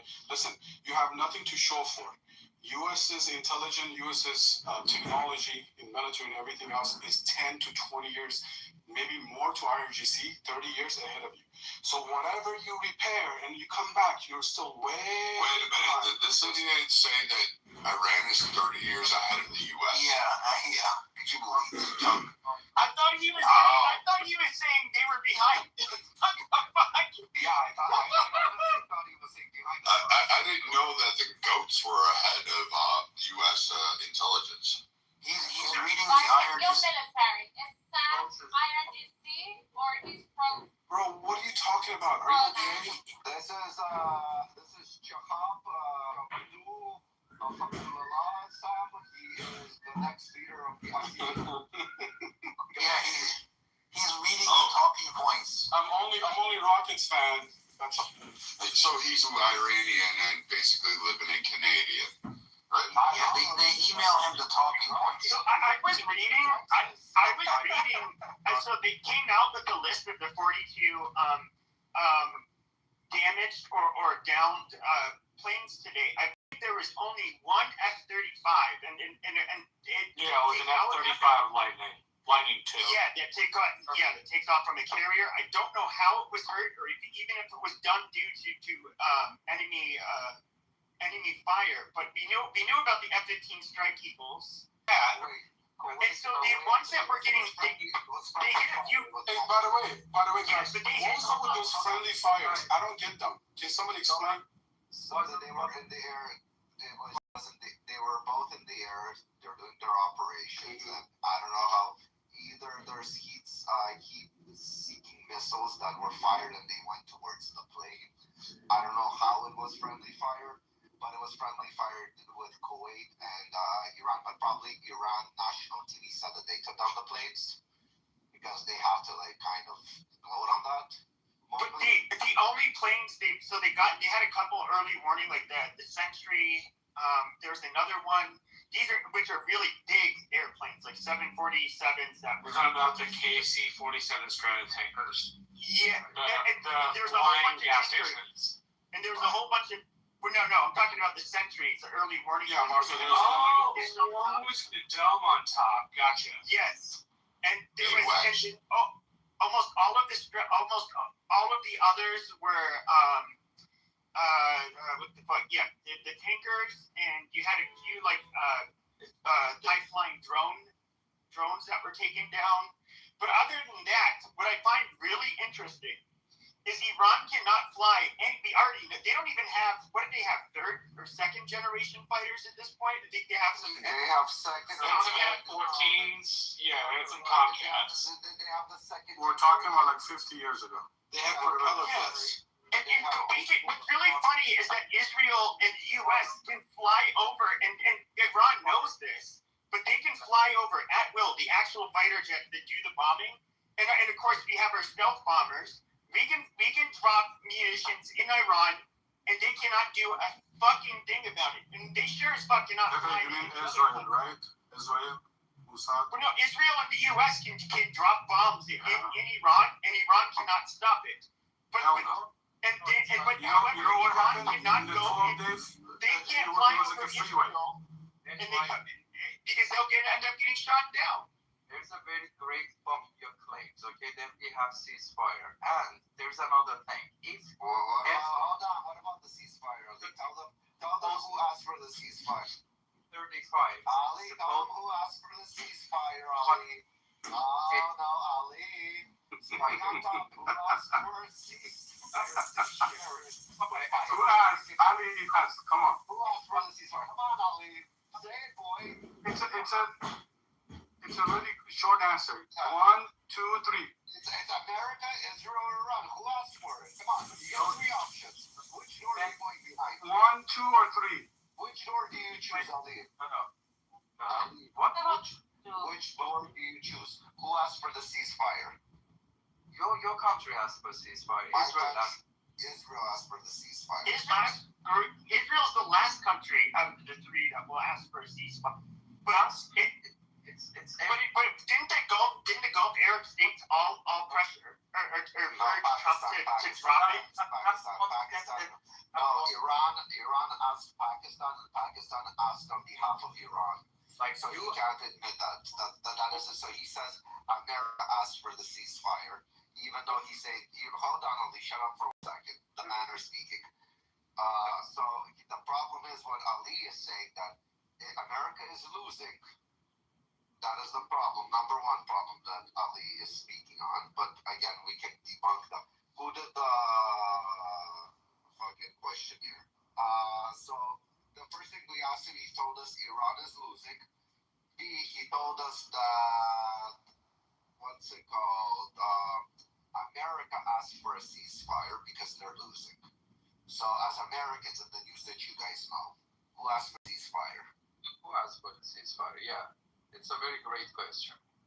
Let's go. I mean, Ali, look, I'm not even a fan that this war started. I'm on that side of the camp, but there's no denying that. I mean, your fucking leaders were killed off. I mean, look at what they did to your country. And what could they do in return? Fire some fucking half-assed rockets, drones. Basically be a nuisance. But they really weren't able to do much. The reality is the level of asymmetry you are going to have when it comes to the country like the United States. Yeah. There's no way your country could withstand it. If we had ever done an actual full-scale invasion, that's that. There's nothing you could do to stop it. So, Pepe, first answer for you. Why you are opposing this war, and you have, for sure, you have your own reasons, right? That you are opposing this war because I have my own reasons, yeah. Yeah, because it's. Oh, dude, it's Ali, listen. You know how much intel US and Israel combined they have together? I think you should. Listen, asshole. They came and killed specific targets, and they went back to their business. Listen, you have nothing on them. Nothing. Zero. Okay. Listen, all you gotta do is surrender right now. You're at the point of saying, I'm sorry, and you need to go about your life. Maybe somewhere else, I'm hoping.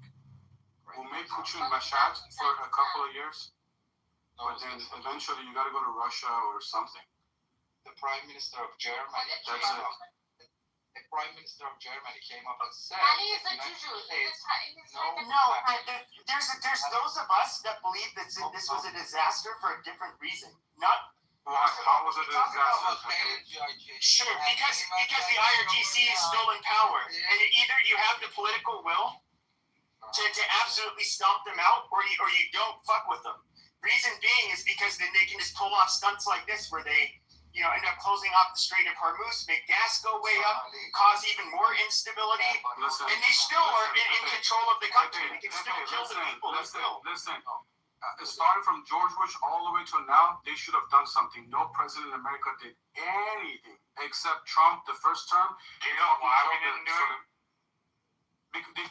They should have done something. Two countries. Listen. Don't we know why RGC is the biggest supporter of the terrorist group? Do you know why we didn't do anything?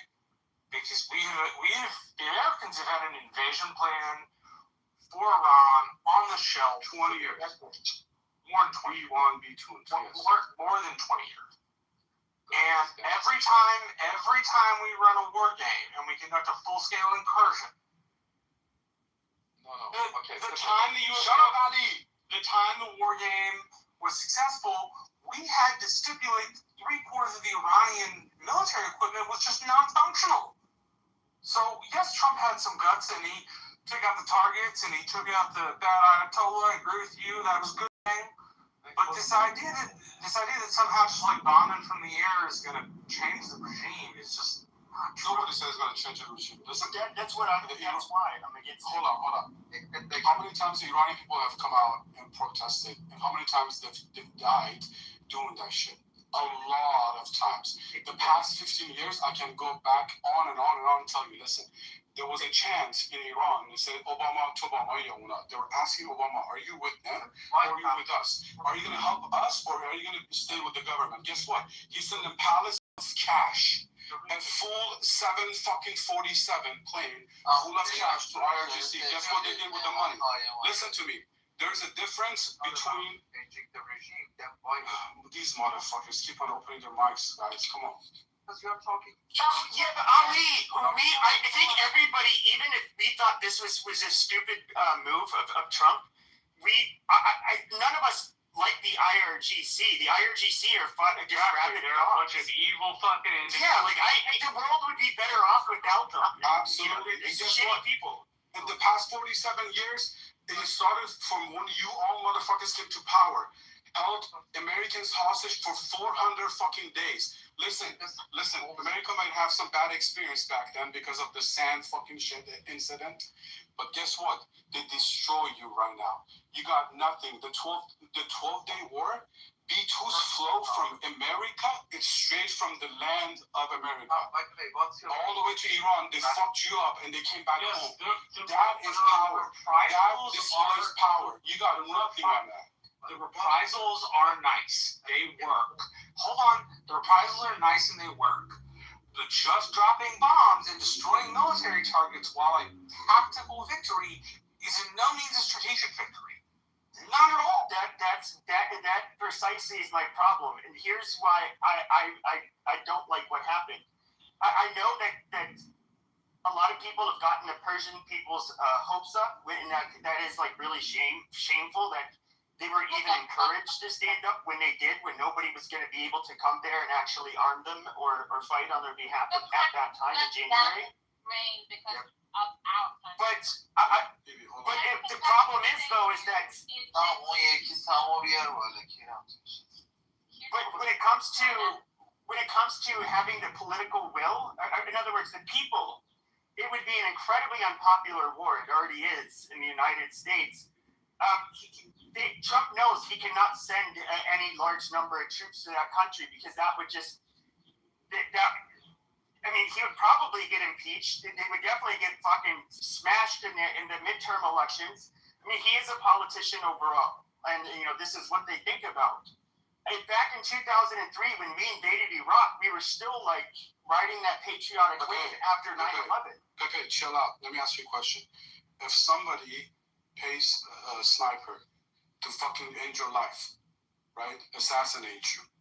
What would you do? Would you just be like a piece of pussy and just go walk around, or you'll do something about it? Well, answer my question. Pepe. Well, answer my question.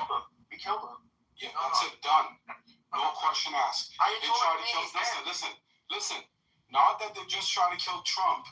They fucking trained Iraqis, Afghanis to kill American soldiers. So if you care about America, you should have get rid of these motherfuckers a long time ago. And you shouldn't be worried about, we went with the B2 and I don't know what happened. Yes, these motherfuckers are willing to kill Iranians in masses. They will do anything to the world. You think what the fuck, man? Just for them to stay in power. You think they'll just let go? No, I think that I know they'll shed half the Iranian population if they. You want to give them money? You guys are getting fucking anal right now. How are we getting? Who's doing what to us? We're not we killed their fucking leaders. What are you talking about? The U.S. is fucking broke. Your economy is deteriorating. Like inflation is fucking crazy. And your stock market is all. Your economy is even worse in Iran. Hold on, Pepe. We said our stock market is all-time high, which in America it's a very good thing because people are making. Yeah, but hold on, Sam. I understand the IRGC taught you math backwards, but we're gonna now about this is welcome to the room first of all, and the room is right now. Sam, interesting topic with you. So he said we're getting fucked as Americans. You know that we don't talk to these evil Americans. Haram. It's all haram. But let's talk to you, Sam. I don't want to talk to the IQ of these four. I'm the unity talk nonsense. Nothing that you said is true. I want to say you're a truthful person. No, bro, you can't. I used to live in the U.S. All right, it's fucked way more than ever before. It's fucked way. We lived before the U.S. Yeah, it's a shit fucking country. I swear to God, it's a shit fucking country. Okay, it's a shit country. May I ask where you moved to a better life? Wait. To GCC. So what?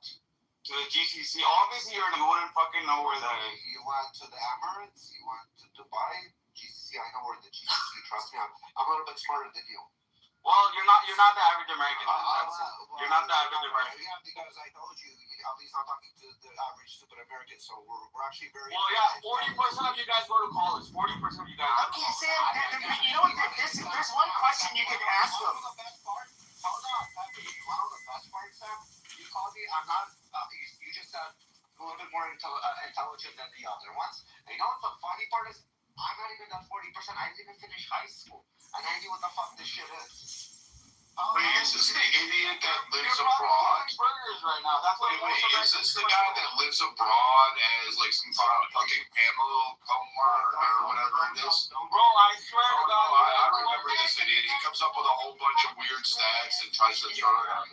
Listen. But Sam, No, we don't need to listen. Sam, here's the question I want to ask you, and you know you will not be able to answer it. Okay, the question is, okay, how is Iran going to possibly come out on top of this better off than the United States? It's not a possibility. No, it's not about one coming out. The IRG is just trying to stay in power, so they don't. Because what else are they going to do? They're going to be fucking cooked or killed as soon as they step down. Wait, 1 second. Don't worry about us. Let's go step by step with this. We have an interview form here. Everybody that comes on stage, they gotta go through an interview. Hold on, Dee, please give me a second. And anybody else that they want to interject at any point. But Sam, how it works here, you come on stage and you give us 3 points how Iran is winning. How the Iranian people inside Iran are winning.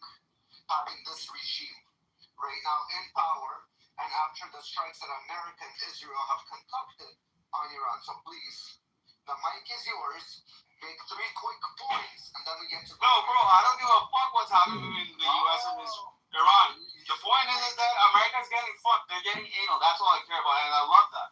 Okay. The economy is terrible. You guys, in a household, you need 2 incomes to make it a household work. Still, you guys live off loans.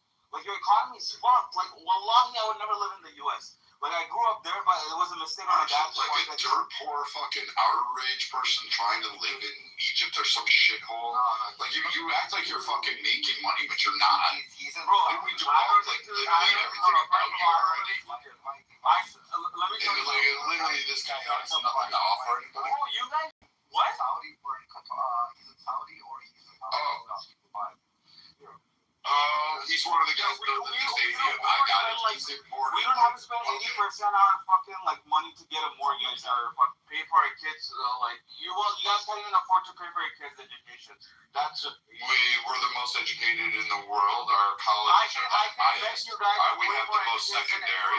So you guys don't even come in the top 25, literally. So. Bro, I think most college educated people, like you don't have the best colleges in the world. You're not even there.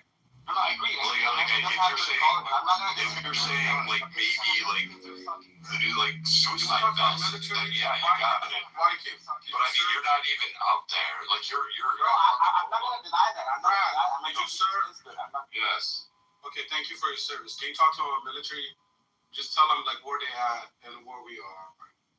Were their military? Yeah, just give them a wake-up call. I mean, I don't know if he knows. What was it? The last peace round that we're entering this phase. Fucking, what the Iranians sent back their whole demands. They changed their demands. You know what we did? We blew up a bridge with a bunch of people on it, and they came back and said, "Hey, we'll take peace." Like you guys don't give me this Iranian strong. No, I don't know about the bridge with people on it. Come on, they have launchers on it. Don't just. They had their like quote IRGC fucking fan club, and we just blew it up. And again, if they were so strong, Is the fucking supreme leader.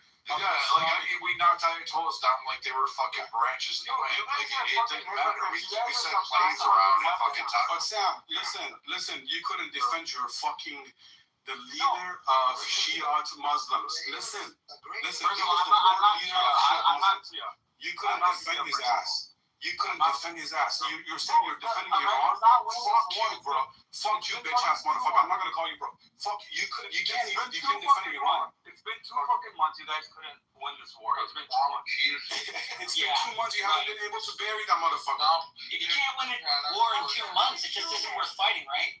Yeah. If you guys can't afford it, that's a simple thing. And also, like I said, if I'm not mistaken, maybe you know legalities a little bit because again, you're a lawyer. America's not really in a war because they never declared a war. They're having fun. This is an operation, if I'm not mistaken. Yes, legally, this is not yet considered a war. He sounds like a fucking divorce lawyer. That's weird. Well, half the people are gay, so I guess you guys don't need divorce lawyers. Let me ask you, what does a divorce lawyer sound like? Do you have a lot of experience talking to this? I feel like half the guys. How many have you divorced? Legality, but doesn't matter what kind of lawyer. We know legalities. We're speaking about legalities. You took hold the aircraft The one thing about the Persians, we forgot how much we need and love the Jews. Yo, guys, by the way, listen, seriously. Sometimes I might kick a con from Egypt is coming and say that Israel. First of all, I don't live in Egypt. Cons in the war is coming and say that in America it's a shithole. It is a shithole, bro. Wallahi, it's a shithole. I've lived out there for 12 years. In your ass. Wallahi in your ass, Bachachuni. Wallahi, you're lying. Dude, Logic. you guys fucking live off loan. You guys can't even afford buying a car in cash. I buy your mom and sell her back for half the And price. the Iranians Sam, how much is your to mom? buy fucking food without a fucking grocery No, cart? it's not my realm. It's a fucking Sam, right now let's make a deal. How much is your mom? Okay, Stop. No, Sam. I just wanted to ask, I mean, yo, I can assure you guys. Hold on, stop asking the question. Shut up, Sam. in the country where you're living just now, do you have the liberties? Can you express your ideas freely Of without course we can. Of course we can. Really? Yeah. Well, we can even talk about gay people. I have Talk about lived gay in people without. Dubai, and you cannot. And I can tell you, you cannot. Yeah, but you can talk about gay people without getting fired from work. Sam, which country do you live in? Which country do you live in? Yeah. Sam. In America, you can't talk about gay people. Sam, what country do you live in? Bro, I'm not gonna tell you my exact. I live in DC. See, that's because you were scared. You just fucking lied to her. You say you don't give a shit. You say whatever you want to say, but you're afraid to say where you live. No, bro, you're a fucking moron. Lying. Hold on. Even in the US, you hold on, motherfucker. You cannot speak about Israel, otherwise ICE will fuck you in the ass. What the fuck are you talking? Listen, bro. Listen, motherfucker. ICE will fuck you guys in the ass.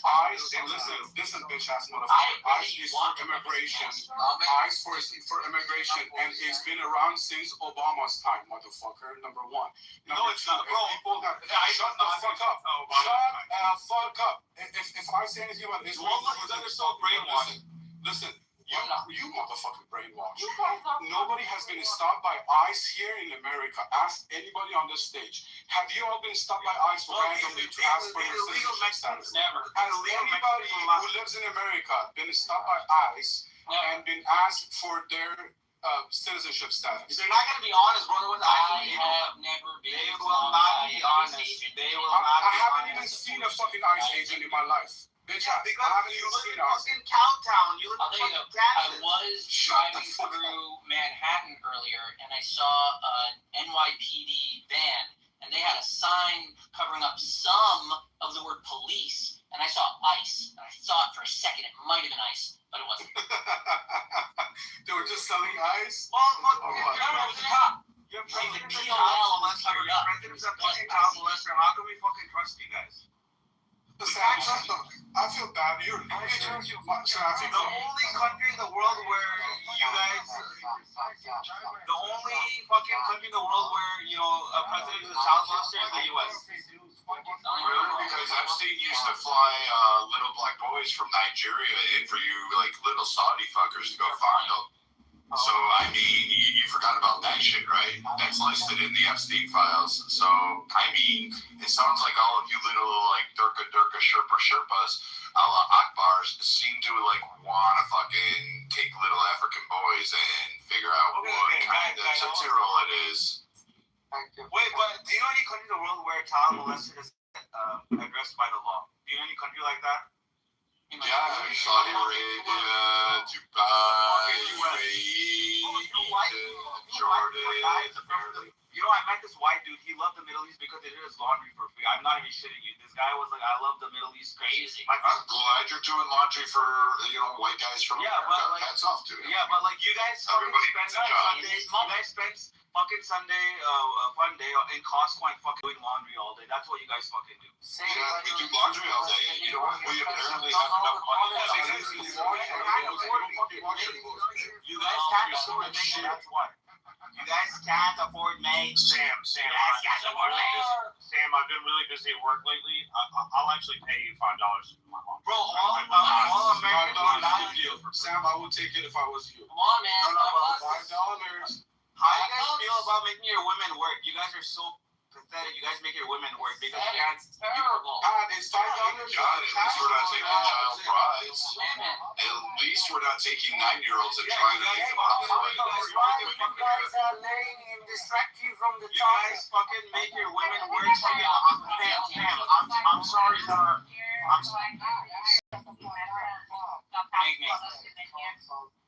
So Sam, you are correct. Our women do work because it's hard to employ a 9-year-old wife. Yeah, because you guys are broke as fuck. If you guys went to college in America, your wife wouldn't have to fucking work. I'm going to call children, not wives. Understand the difference, motherfucker. Like, you guys are fucking useless. 40% of your people go to college. You can't make them walk down the wedding aisle when they come out of the womb in the same fucking day. Yeah, well, 40% of your people go to fucking college. 30% of those are What women. is your point? I mean, what are you trying to say? Yeah, because He's from a shit.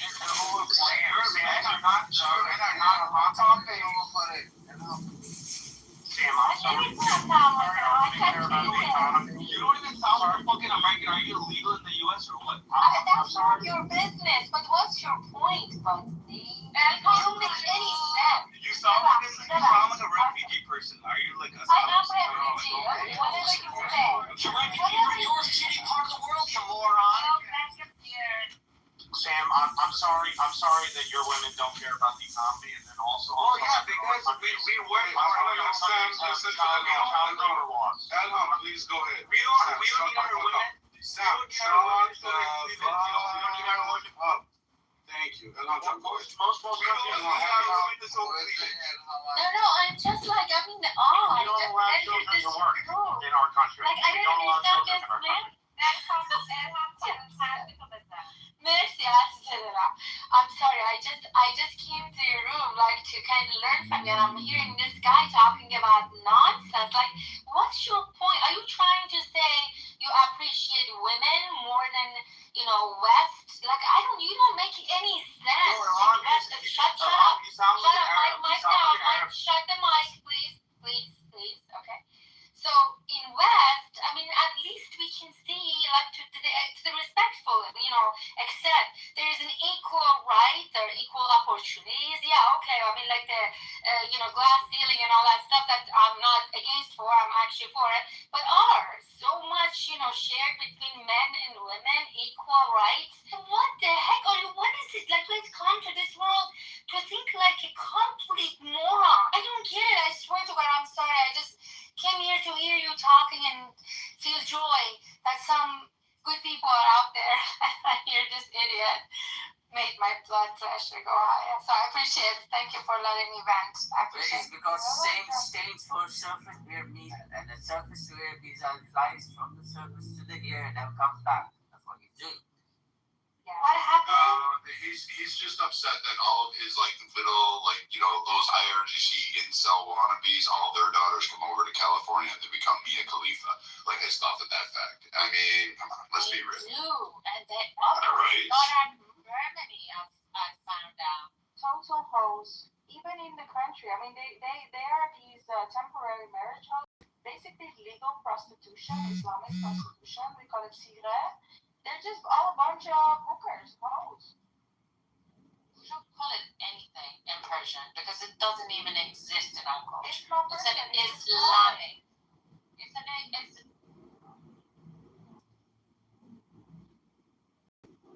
They're a bunch of sluts. So fly, so good. Tell me what a man wanna talk to. İran istedi. Doktor, ما ده چطوره؟ بذار بده. İran توی شهر سفیده. What's up, Shab? اینو که تو همه چی میذاری تو. آخه نداره، هست مثلا خودوار دیگه. یه چیزی هست دیگه ازش استفاده میکنه. نداره، خودشم من بود. کلی تو تو همه چی میذاری. چاقالی دیگه، چاقالی چونی. ازش استفاده میکنه. مامانت هم همینجوریه دکتر. Sorry guys for speaking Farsi, we're just basically cussing him out. That's all. Shab, what's up? here, by the way. It's some, you know, I look at him the way he put his, what's that thing called on his head? Kalot? No, what are they called? You know, the Jewish thing. And he puts it, what's it called? Oh, the kippah or a yarmulke, or in English it's called a skull. But by the way, he also looks very similar. He must be like Sephardi Jew because Who are you talking about, Bibi? well, the guy in the picture, Ben Gvir, you know, the future Nazi of Israel. But the thing is, Guys, what is she saying? Can somebody try? What the fuck are you saying? Which No, look, she's picture? Like what's no, that? I like the way he puts his kata or kupa, whatever, like sideways, like, you know, like he looks a little bit like gangster because he puts his We have sideways. Genghis But already in the the thing house. is, no, but so at the same time, I'm thinking, you know, as Iranians, we gotta fucking work with what we've got because we've got like Benjamin Netanyahu and also the world, but also it's not like okay, this tiny little strip. Like, what is he gonna do? But you know, the thing is, they have proven that they can do a fucking a lot. So we don't want to push that, and this guy is something else. Baby, what the And fuck are you I talking don't about? feel as a person in my heart Baby, that I'm so lost, bro. has the interest for the Look out, this one in another room and in came back. his heart. So I don't want this Shab, can you power. translate please, Shab? I'm perfectly happy with someone like Bibi Netanyahu because truly the reason why the Persian people trust Indians, baby. we're not stupid. We agree to disagree. Bibi's great, but you know Ben's bit better. Okay, I'm just completely lost today. Like, who are we talking about? It's just me. We don't know. Sorry, I'm just gonna go. I'm gonna go down. No, hold on. Elham. What do you think is gonna happen? Are you worried? What do you think is gonna happen? Well, how can you not be worried? This is a situation that, you know, it's a tough situation. It's a painful situation. It is a needed situation. We must not leave it in the middle. And, you know, and I think we're coming to the point, the whole process is painful and the unexpected situation is going to happen. And I think they are updating their plans as they go. That's what I think. What's going to happen? I think there is going to be an attack. I mean, like attack. I mean, in my eyes, that's the liberation operation. That's what I call. But okay, whatever else anybody else wants to call. That's what I think is going to happen. You know, you cannot negotiate with Islamic Republic. See, we don't have like discussions about politics. This revolution is not about like, oh my God, you know what? I don't want to wear a scarf. You know, it's kind of like too hot. I should take my scarf off. No, that's why we want to, you know, revolute the whole system. No, we don't want this system because there's not this system can bear as far as the. Criticized here by some of the people in this room. Okay. One of the monitors. They're saying that Persian people are not doing enough. Do you think I we need can weapons? see that. Hold on. Do you think we need weapons in our hands to have a fair battle? Because right now, the battle is not fair. Listen. And that's what we've asked America and Israel to come and help us, and we're thankful for it. Even if they leave right now, they have done enough. In my opinion, they've done more than any other American president has done in the past 47 years. Yeah. There's a reason why the U.S. doesn't want to give you weapons, and why many Americans kind of jealous. Right. Little like we've tried that before. Historical reasons. Listen. Afghanistan, other We can't places. compare Afghanistan, Iraq to Iran. But we've done this. We've done Iran, Contra. That's fair enough. You know what? The thing is, you're Wait, experiencing. hold on a minute. Okay. So like,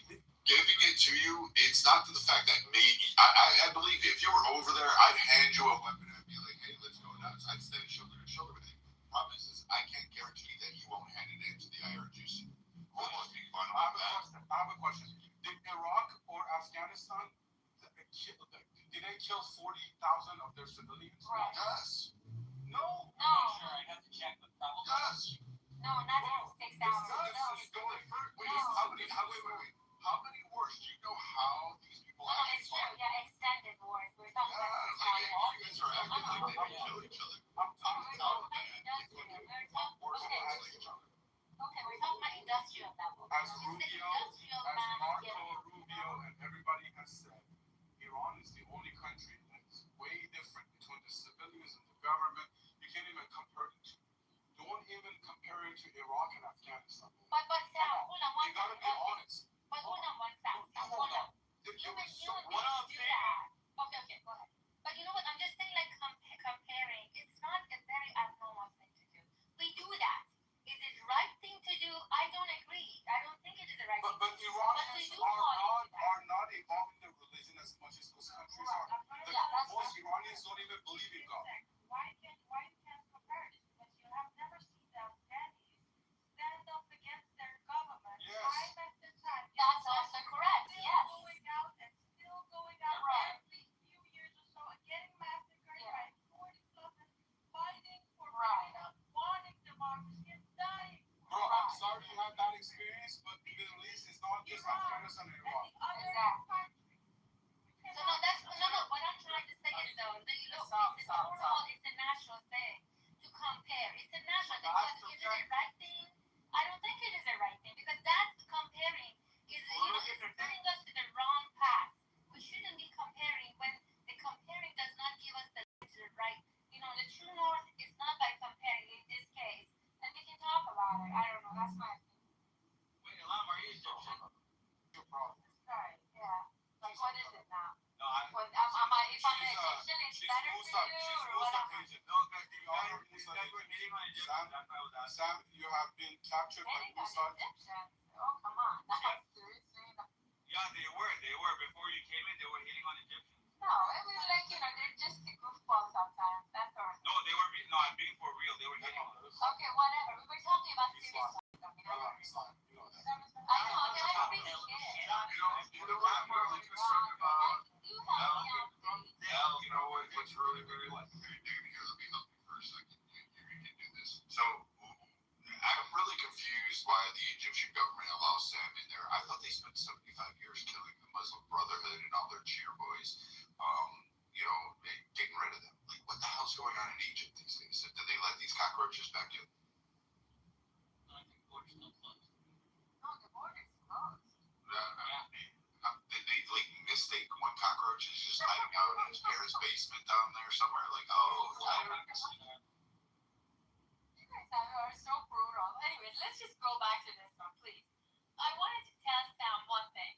Look, so, yes, Shamal. Sorry, okay.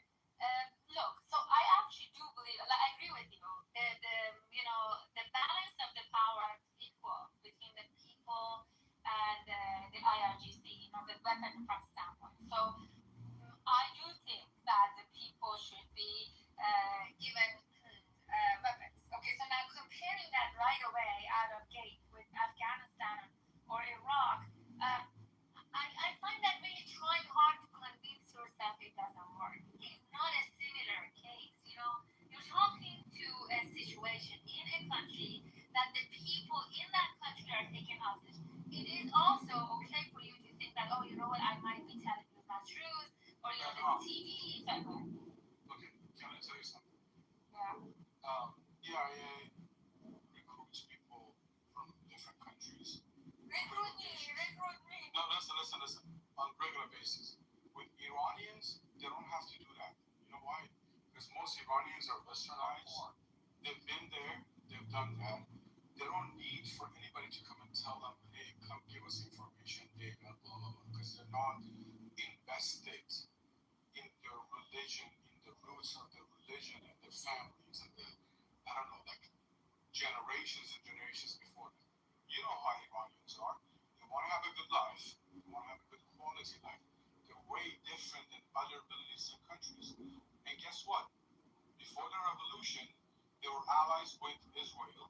They were allies with America. Yes, there were some disagreements on oil and shit like that, but in reality, they were allies. Iran, per capita, by the way it is in the Middle East, it's a strategic place on earth. And guess what? Iranian people are different. So you can't compare the two. But I want to say something here. Give me a couple minutes for me, and I won't go long. I won't go longer. I promise. Give me a couple minutes. I promise you, I won't go longer. I think it is a situation. No, just hold on one second. Let me just 2 minutes. 2 minutes. 2 minutes. Whether it is weaponizing or not, whatever this is the best decision is, which I agree with some. I think this is where we are. And this is actually a beginning of speech of somebody who I respect a lot. He's a very knowledgeable person, Sherby. This is how he started. You know, we just had a 40 days of the highest, technologically, incomparable to anything else ever seen before in the fight with the Islamic Republic. We are having an advantage in that area as far as technology goes. And this was the first technology war of America, actually in action. And from that perspective, listen to this. We've got the higher, upper hand right now. And this upper hand does not last forever. And if we don't change and remove the Islamic Republic, at this where we have the upper hand in the war, technology war, at this point, this is something that will come back and hit the whole world. I mean, this is like almost the unforgivable miss of a target. And that's what I want to say. So look at it from that perspective. United States of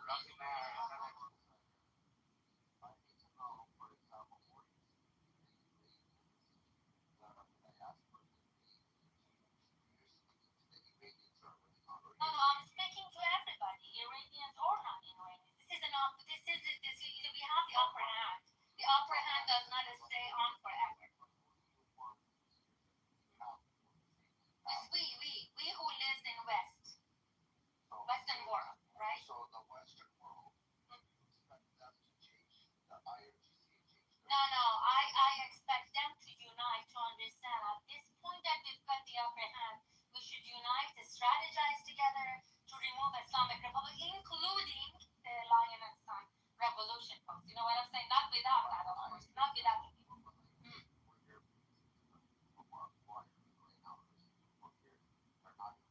Right, exactly. No,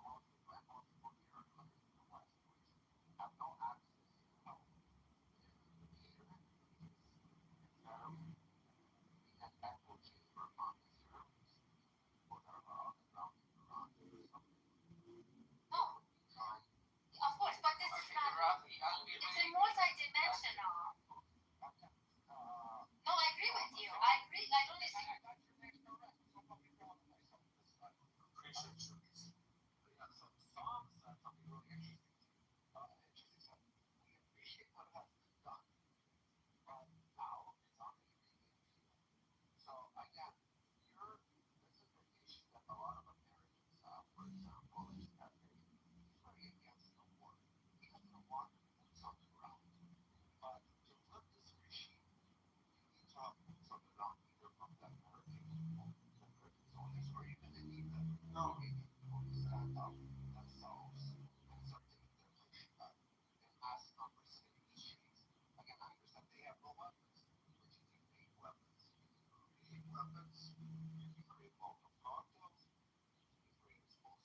Well, that's what that was happening. Rafi, that was happening.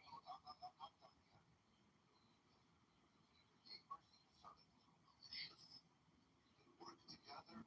I didn't hear that this was happening. All I heard is that Iranians tried to change the regime through peaceful protest. Graphic tried, it didn't work. I understand people try this in a movement. People try peaceful protest, and these use riots to push a narrative, destroy things. So now it's back. Should the Iranians be fucking working instead of giving the Americans to take down buildings and infrastructure? Should the Iranians be doing that? Yeah, you have USA is ready to finish the job. Whatever they have to finish. And then at that point, Rafi, I would like to take a minute. hold on. Let's not fit this.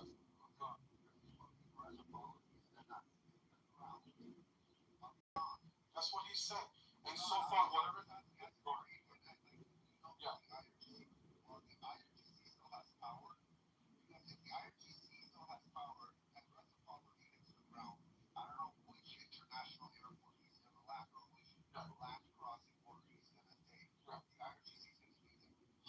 He said one town has to free up. He said only one town we start from. That's what he said, right? Wait, only. Oh, come on. Let me finish, guys. I mean, if we start from one city, that's what I meant. Marshall, let me tell you something. He didn't say anything for 47 years. Back in January, he called people to come out. Millions of people showed up finally. This is the same guy that IRGC's propaganda was saying he's weak, can't even take care of his own wife. I'm just repeating those motherfuckers. They don't quote me, just repeating them. He called people out. Millions of people came out to the point that the government killed 40,000 people in 2 days. That's how many hours? Okay, so 6 hours, actually. And he hasn't said anything since then. Yeah. Go ahead, please. No, I know you're playing the devil's advocate, bro. Come on. Now I know. This is different. Now I know. Go for it.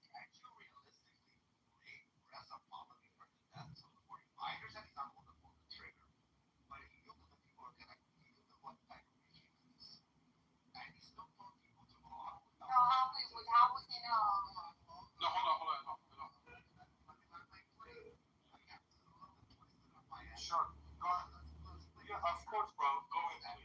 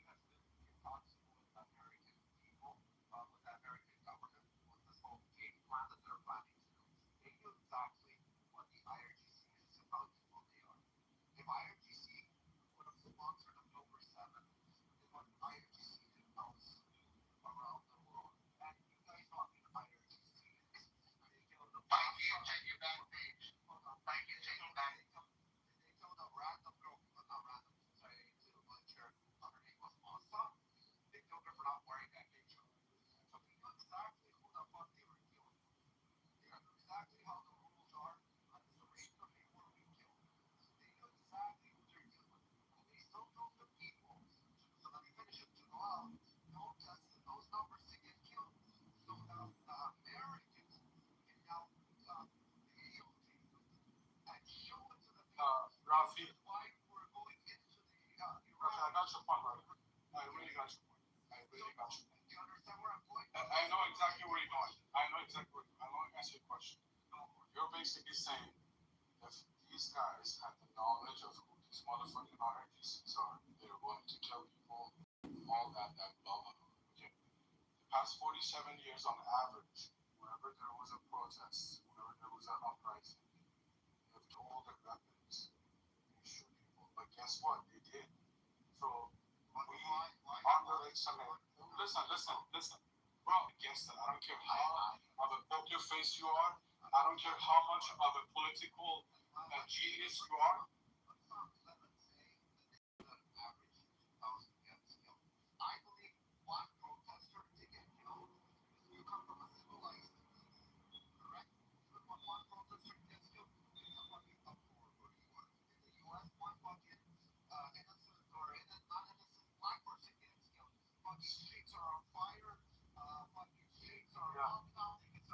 But guess what?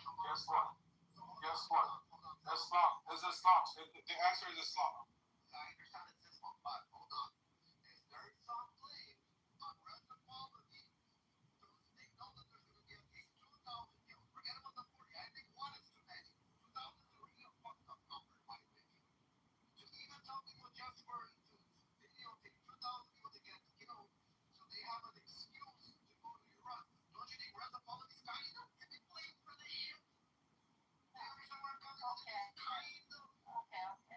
Okay.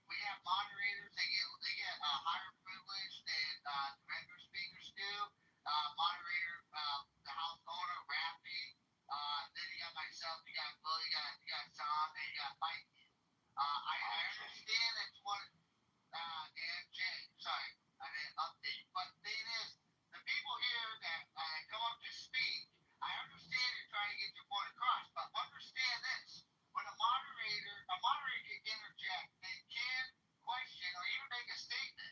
So if you don't want to be interrupted, just listen real quick that to the interjection or hold yourself accountable. This is a privilege to be up here, and in some cases, a dictatorship. Usually how my rooms are run, I kind of I feel like I'm alone with doing things and I give the first mic to the woman. So just to take one off and feel kind of happy. I'm just saying. Rather than have this group that really speaks like go. Come on, someone else go. You're good. No, go ahead. Go. Peace out. I will just speak when you drop the fantasy. I'll be very nice stuff. You have to people who do that when you do citizens factors, you rather do some Afghanistan with money games and so in the case of Afghanistan there was a trading Pakistan in the neighborhood and there were some trading games. These freedom fighters that they were probably trained like professional military and once they were trained before they just unfortunately so I don't think so there is any possibility from trading games people trading them because you cannot just arm easily without Sean. I think I'm based a little bit on this because I know my time in Afghanistan we used to help the Afghan guard. We used to basically give them PFD, CFD, and basic firearm understanding, basic SOI as well. The problem that I can foresee with Iran, if we're going to be on that on topic, with giving weapons to the Iranian people, it's the reality it's begging them and understanding the direction. So with that being said, the vetting process, there are flaws in it. Like we saw in Iraq, we saw in Afghanistan. What the Stampede is saying is this. He's saying there was Air Force in Afghanistan, but the Afghani soldiers didn't know how to use it. Even though they tried to train them for so many years. Do you still give up to fucking Taliban? Taliban took over, even though they didn't have any Air Force. Listen. That's not why we gave in. No, that's what I'm saying. There's a difference. Oh boy, listen to me. Afghanistan had all the Air Force you ever needed. Can Stepi and freaking Marshall answer my question? Is that a yes or no? And Afghanistan, I don't think had an Air Force now. Bro, they have the fucking American planes. They may have how to fucking do the Air Force. In Afghanistan, we had air superiority. We controlled the skies. Yes. Thank you. You're done. Okay, how the fuck did Taliban take over? You guys have no even control over the borders. Like you guys I'm not one of you, bro. Okay, listen. What? That would be a problem in comparison to like Iran, where listen, this is what I'm saying. Okay, you went to Afghanistan for 20 years. You freaking trained them to do everything they can possibly do to defend themselves. But when it came to the time, they fucked up. People were hanging from the planes. yeah, just like Iraq, the Republic of Korea, right? Okay, I can't compare people. Listen, bro, we have good areas where we can win, and we have weaknesses, right? We have victorious. Go ahead, Marshall. All I was gonna say was, number one, the American public got tired. Number two, sources dumped on WikiLeaks show that U.S. strategic planners knew they were not making an impact, and we didn't withdraw sooner. It would have taken more troops, more time, and it would have taken us not trying to turn Afghanistan into a democracy, right? And like, if we were doing it the right way, we would have worked more with the tribal nature of Afghanistan and would have appointed less corrupt people. Like, they appointed Rashid Dostum, who part nominally of the alliance of Panjshir with Ahmed Shah Massoud, who was having the U.S. funded and liked the U.S. was never, his intention was not to take over. In fact, Al Qaeda assassinated him. What you're saying is that ideology in Afghanistan is really really keep mixed with everything, every decision they make. But it's all like that needs to be asked. And I have an answer for it, but I'm not going to give my answer right this second. What is, aside from reprisals, for account military considerations, economic considerations? Okay, military Viking, please go ahead. I can understand the question. I don't know what you're asking. What are you asking? So what am I asking? What's the articulation? Marshall is asking, guys. I'm not asking Marshall. So I have an opinion on this, and I think I can stretch it out, but I want to know what other people think before I give my opinion. So what I want to know is, what is the articulable national security interest to fully invade and cleanse Iran of the regime? If there is one, noting where we sit with debt, noting where we sit with our expenditures, noting where we sit with paying interest on that debt, like what are the articulable national security reasons for doing this that are both tactical and strategic? Brett, go ahead. Chief, can you please take this for me? The tactical reasons for taking out the IRGC right now. Tactical and strategic. Like, yes, the The tactical strategic one would be for the global oil supply and to actually allow the trade and commerce to exist through those straits and to basically control our future spending on anti-terrorist units around the world. The massive amounts of funding that we actually give underneath to kind of combat these proxies. Multiple nations do this, so that would be more of the tactical one. People often overlook that simple fact. The other one would be to kind of help control the way China and other entities that are antithetical to our existence, or B, at least the Western dominance portion, like China, Russia, to kind of curtail their endeavors, although Russia really doesn't need Iranian oil, I would believe, but China most assuredly does. And it would allow our allies, like such as Japan, Australia, most of the Pacific theater, to have a better source and supply of Iran of that oil to go to their countries to be able to power them. And China would have to at least acquiesce their kind of quasi support in trying to break from the fold. But I mean, those are long-term objectives, Marshall. I'm not sure exactly like our immediate, even with our debt. Yeah, the debt is something to be aware of, but long-term, imagine having the ability to decrease that funding for anti-terrorist regimes. Those components that we have to put into the air over and over again and build in multiple nations. Imagine not having to fund nations with massive systems to protect themselves from Iran or even Turkey at that point, like to be able to call those back. So that's essentially my rationale right there. It's a little bit more specific. We spend anywhere between $25 and $50 billion on the Gulf cooperation countries and other things every single year. Not to mention what we give in terms of like what it costs us in terms of basing in places.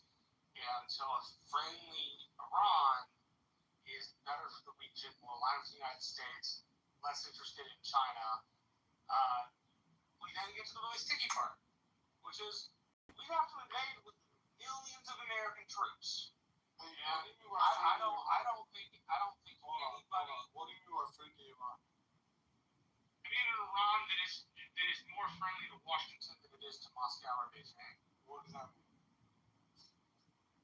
Not a client state, but an independent state that tends to ally with the West because of their own particular interests. Bro, these are all words. Can we do this with IRGC right now or what? No, it wasn't my point. Reforms? Can we do reforms or what? Not reason. No, I just want to see what other people say. I have a last, right? Yeah, please. Okay, guys, I want you to allow me to play this. The 2 minutes. It's a very nice English, simple to the point, and you can hit it. And I play it for you right now. It is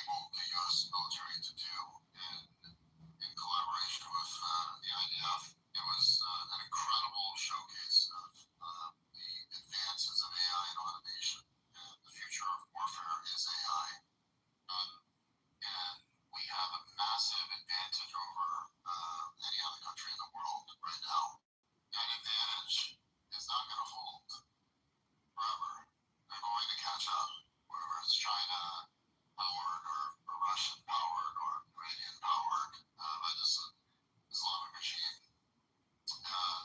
they will catch up.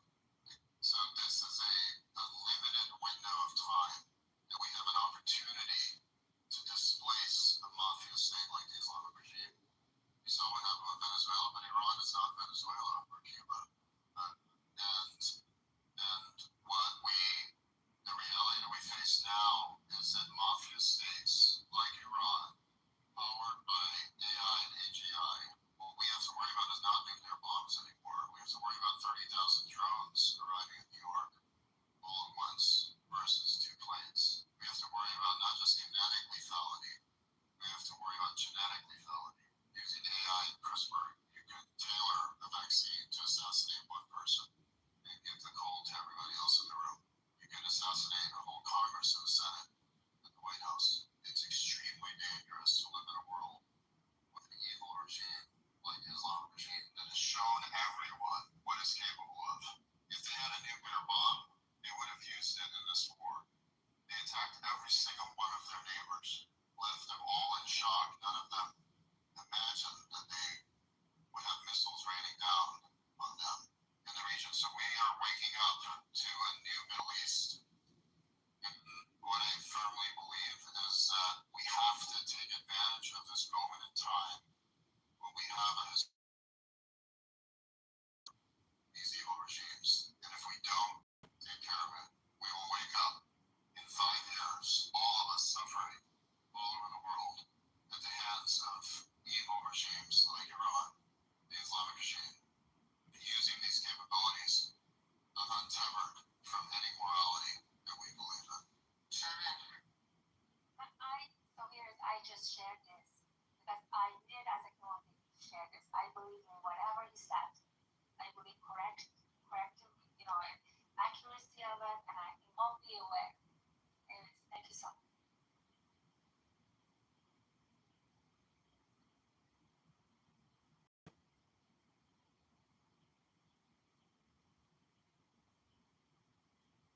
I hope you heard what I. Okay, so now I'm thinking. Yes, I have. Okay, sorry. Actually, realize serious something better. This is as serious as a heart attack, not just for our brothers and sisters in Iran, people in Iran, but also for us here in the West. But I think people are slowly and surely waking up to that. Imagining it is scary. I swear to God, guys, you might think like, oh, like environmentalist guys, global warming. Oh, come on, it's just exaggeration. This is not. And I'm not trying to threaten you or frighten you or whatever that you want to classify this. I am, as a human being, not even Iranian, I like to share information that folks can decide on their own. This is just one point of data. And I put the link in the chat, but this is a one point of data from a very experienced person who is knowledgeable in what he says, and he does not run with propaganda.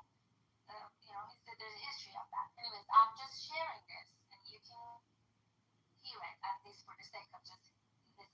Thank you so much. I appreciate that. They don't give a shit about listening to what's reality. They just want to be themselves. I don't know what you're talking about. I don't understand. What is this thing? Maybe my IQ is low. What are you talking about? This is talking to my people over here on this side of the border.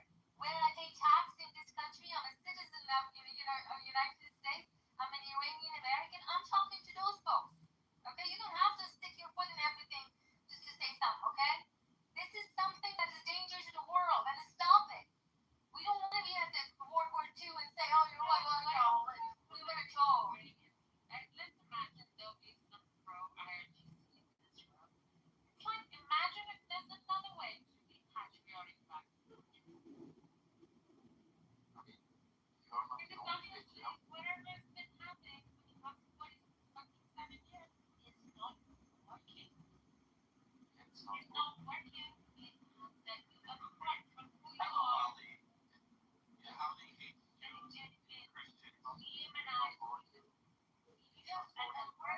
Ali, motherfucker, you hate Jews? We don't have the ideology that I likes to have. We don't want it in our country. It does not belong to us. Yeah, but guys, stop talking. Hold on. Stop talking. Oh shit. But hold on. Stop. Stop dogpiling him. Ali, has the last 47 years worked for you and your family? No, in the movie, but emergency itself came to the power. Yeah, that's a good. So United States, Bro, can we have a UFC in the clubhouse? So do you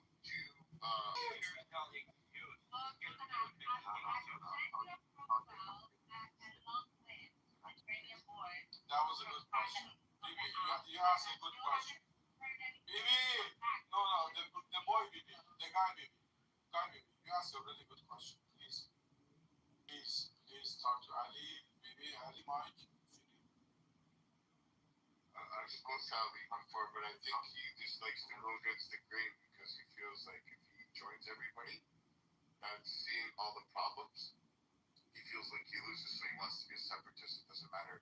If everybody says the train coming, Ali will stand on the track and say, no, there's no train coming, and you'll get run over by he just wants to prove everybody. Yeah, just to prove everybody wrong. But We're calling it post-sport. Please repeat after. Yeah,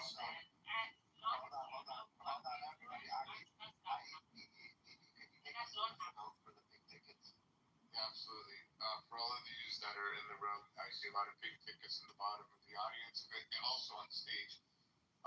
If you can please join the room, and it's easy, I'll show you how to do it. Top of the room, this is the war room. There's an arrow to the right, click on that, it'll say join here. There, you're going to hand in your little orange ticket. Behind there, there'll be a little Iranian midget. He will hand you a yellow ticket where you can cash in it for Kubi Day, yogurt, salad, whatever you want. Drinks are cheap. There's alcoholic drinks, non-alcoholic drinks. Excuse me, how good is Kubi there? Is it good Kubi there or bad Kubi? It's very good. It's very good. But you can cash in your red ticket. That way you can join the house. So where we do open up rooms, you can see it in the hallway.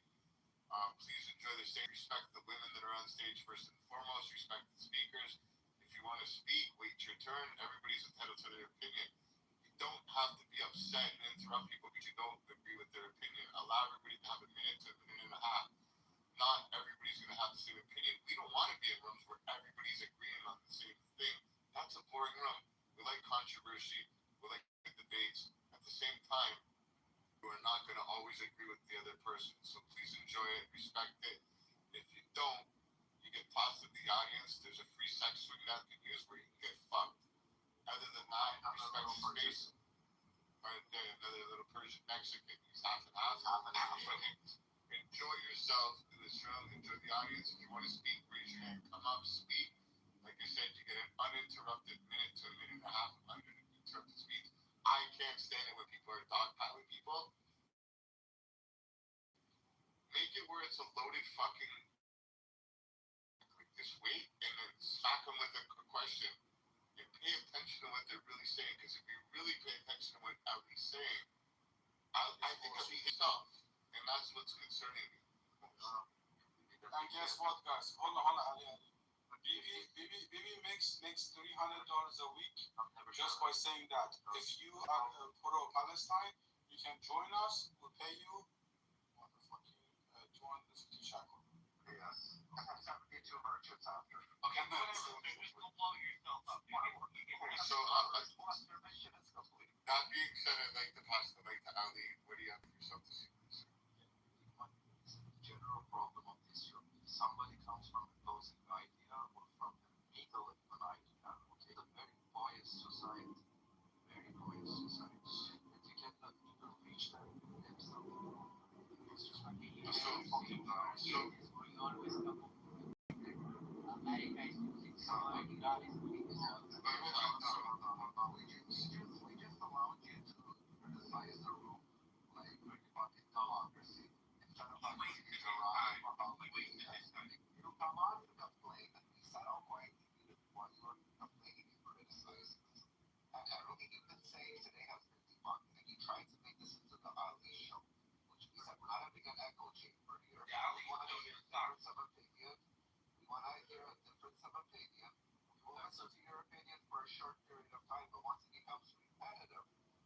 stop you and we will debunk you if you're saying lying something. I want to speak now. I want to let the next moderator. So, yeah, so I kind of agree with Abhi. Because if it was Canada, I don't like the government in Canada, but the last thing I want to do is have a foreign country come in and start bombing Canada. I think Canadians need to take back Canada, like Iranians need to take back Iran.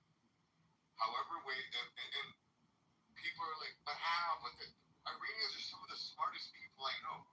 Every Iranian that comes to Canada is either a fucking engineer or a pharmacist. They're very educated people. They'll figure out a way. I understand what he's saying. He doesn't like the IRGC, but he doesn't agree with the war. He doesn't. No, but hold on. That's an okay opinion in my eyes because when I look at, like, I don't know what country you're in, Sam, or everybody else, but the country I'm in Canada. I would be upset if Russia came in to fight the liberal government here for me. I would be upset. I'd be like, what the fuck? Are you trying to play the devil's advocate? No, I'm being honest. Think about how many people's lives are going to be lost. We know these guys more than a month. But think about how many people's lives are going to be lost on both. No, why do you act like this guy and you don't know anything about him?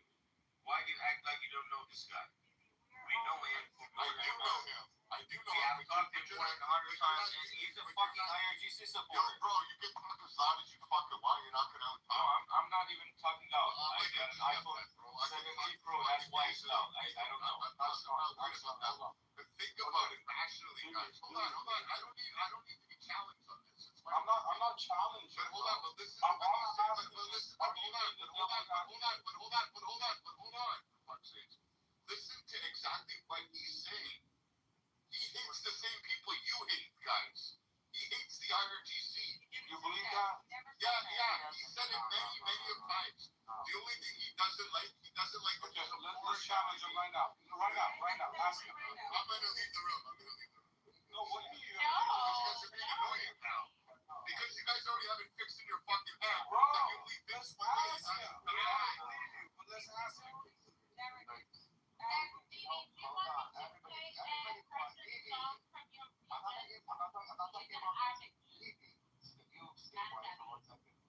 Okay, so the problem is that Ali, I thought I was arguing with a person in good faith. I thought, yes, he wants his country to be liberated by his people.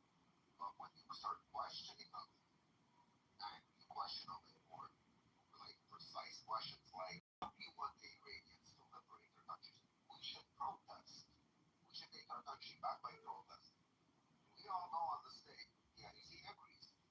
He knows what happens with protesting. You see, Mom just told me, every time they go protest, these 2,000 Iranians They get shot in the head because they don't hold weapons. Jacob, quiet for 1 second. Guys, there's different ways of protesting. There's silent protesting. Like if every Iranian went to the middle of the street and sat on the ground and didn't say a fucking word, that would be a different. No. Oh my God, you guys are fucking close-minded today, bro. You guys are so close-minded. I've seen the videos. They weren't fucking quiet. I'm talking to this guy more than 100 times. Everybody be quiet. Rafi and Bibi. Shut up, bro. That's Bibi. Also, later on, I asked him on the joke, who do you think is winning this war? Iran and Israel? Israel and America or Iran? He tells me Iran. And then they are winning! How do you not see that? They are winning, though, guys. Are you guys all blind that Iran's not winning? Not the Irish. Winning. Look about what you're saying, though, guys. Think about this. Hold on, rationally. Hold on. No. Hold on. I'll tell you guys. Guys, how are you rationally not believing the IRGC's winning? You've killed every fucking leader, and they're still fucking throwing missiles into Israel. What? How are they losing? Come on. Hold on. What's wrong with you guys? No, that's not a rogue guy, guys. Wake up, man. They created a system. It doesn't matter how many of you kill. Our next one will fall in place. They created a genius system. Come on. You guys are underestimating how intelligent they are. That's the problem. They're unbeatable. They are the king of the war. You're right. They're not unbeatable. Guys, everybody be quiet. They're not unbeatable, but you're not seeing. Your mind You're not will come seeing. to an end. sovereign. Listen to that. It's all about the people, right? The people don't believe them no matter what they do.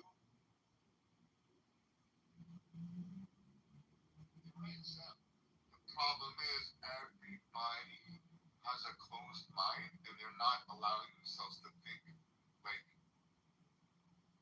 Rod, he's very good. You sound like yourself, and I don't think you would be allowed. So Jacob, shut the fuck up. You sound like a fucking goof, bro. Maybe can I say something to you? Yeah. The picture of Lenny for you, maybe it looks like a switch. The light is on and off. Maybe the winning, the picture that you have, the image you have, needs to be adjusted a little bit. Because it's no more. You know what I'm saying? Hold on. Hold on. I want to tell you something. No. But you're talking about the wrong We're in the fifth fucking month. All you I understand. I know. I get it. I get it. 5 months later, you're still fighting. Right. You No. I want to tell you something. Son Hold on one of a second. This is why I played that audio for you. Because the war that we're in, it's a massive war. You know, when Iran, as a very large country, huge country, you see the rocket factories all across the freaking country. Like, how do you think this is gonna be a win? Like in a matter of overnight or a life? my point. That No, they're I'm not thinking- fucking I'm losing. No, I I'm listen- thinking I the listen winning very is has carefully. stages. I listened very carefully to the audio you played. And yes, they're an extreme threat to the world. But they're not losing. Not at all. Iran is not a threat to anyone. And they're not even You're one year in the fucking war. ignorant, bro. Honestly, every state you come in, you talk I'm stupid. sorry. Hold on one second. I have a question for Bibi. Is it hot at the beginning of this war? Just for the sake, I'm just asking you a question. Okay. 100% capacity for rockets. Okay. Would you? Hey, I'm sorry to cut you off. I just want to bring up some focus points. You guys are quick to dogpile on Beatty for making his opinion and his point. And, you know, everybody is chiming in to dogpile on him because it's not your, it doesn't sit well with you. It's not how you see it. You know, I've seen Beatty on here going on 7 months. And I remember when the first operation took form. Maybe, you know, he even came out. He goes, I don't think it's going to be a 2-week, 30-day and done situation. You know, I mean, you know, Bibi is a proud supporter of Israel. He's a proud Canadian. He has much better American values than most Americans do. And he's not coming on here. I don't know how that's possible. Wait, Hold on, sir. Hold on, hey, Ali. Ali, shut the fuck up, Ali. Hold on, sir. Hey, hold some decorum, my guy. But I just want people to be aware. You guys heard the words he said when he reset the room. You're going to hear stuff you're not going to like to hear. But at least show some decorum and let him speak it before you don't file on him. No, I'm just asking a question. All right, enough. I just Go ahead. hold on, Sam. Hold on one second. I want to answer from Bibi. Bibi, 100% to 20% down the capacity of the rockets. What do you call that? Like Iranian government, Islamic Republic has lost the capacity of 80% of the rockets. There are 20% left. There's 20% left. What do you call that? Do you call that a win for Islamic Republic? It is because I was going to contemplate loss. Well, I understand where he's coming with this, and it's not about a loss of the 20% of the rockets. If they lost 20% of the rockets, the IRGC themselves fall by 20%. No, the ideology still stays alive there. The ideology. So if they can create the rocket, or they can recreate the ideology later on, and then no one stop beside you, Richard. So this is exactly why you need to get rid of the eye of the octopus. But again, so rockets is not become a win right now. I understand what you're saying. They can launch out 20% that's left. They'll launch 20%. If they have the full on that, they'll launch the whole 100%. The ideology. Guys, what's 20% diminished of how many rockets, guys? No, let's say 150,000. Look. Rockets, hold on. Rockets are those how it's winning.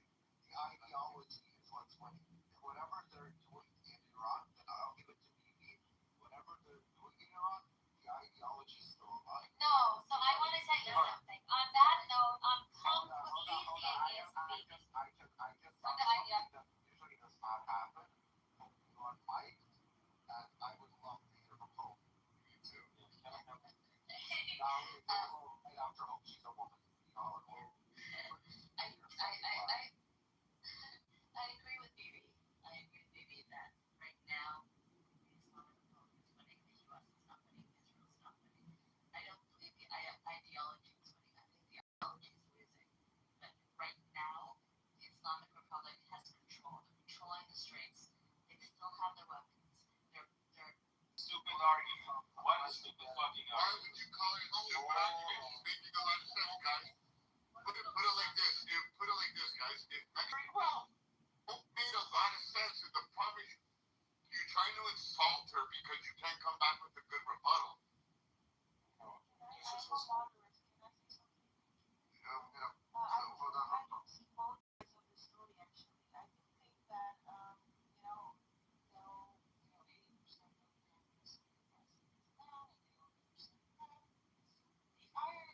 I'm not saying you're wrong intentionally or talking about the IGC is still, although fractured, very much fractured, they have some fights going on between themselves. They are still in control, of course, for as much as they can. And so the American Israel have not accomplished a total defeat of the IRGC. And as much as I hate them, I have to be honest, that's not happened. Unfortunately. And that's the truth. Hold on.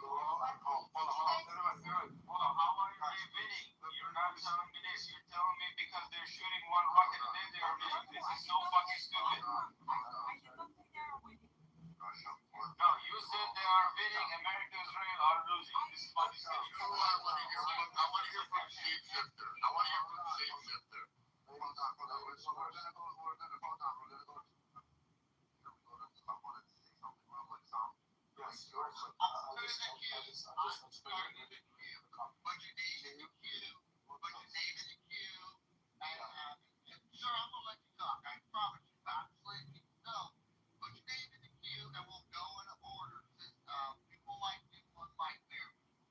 Shapeshifters understand. Go ahead.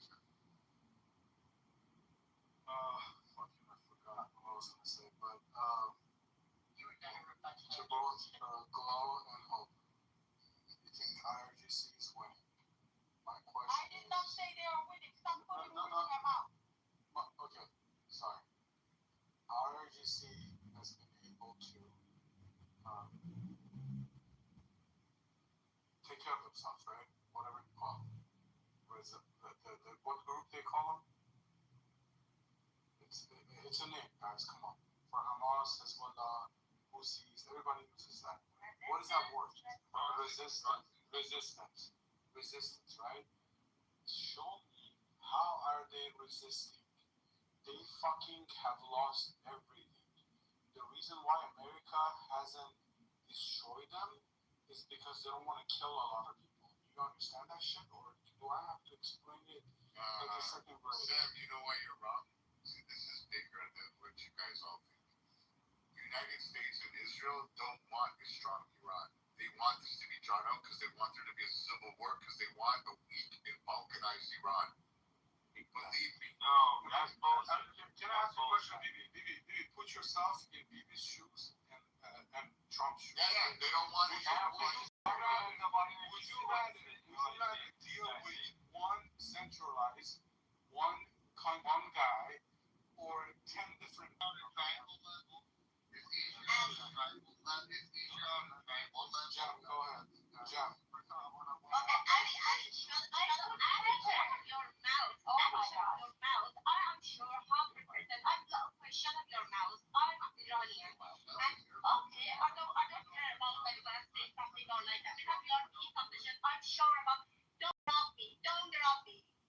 I'm Iranian and I live here. I know everything about that.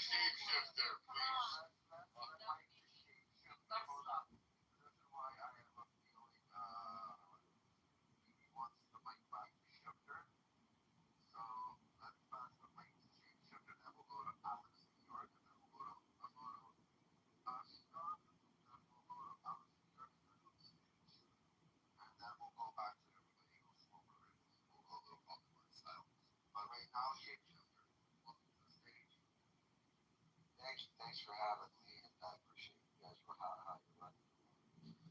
So I am completely against the IRGC.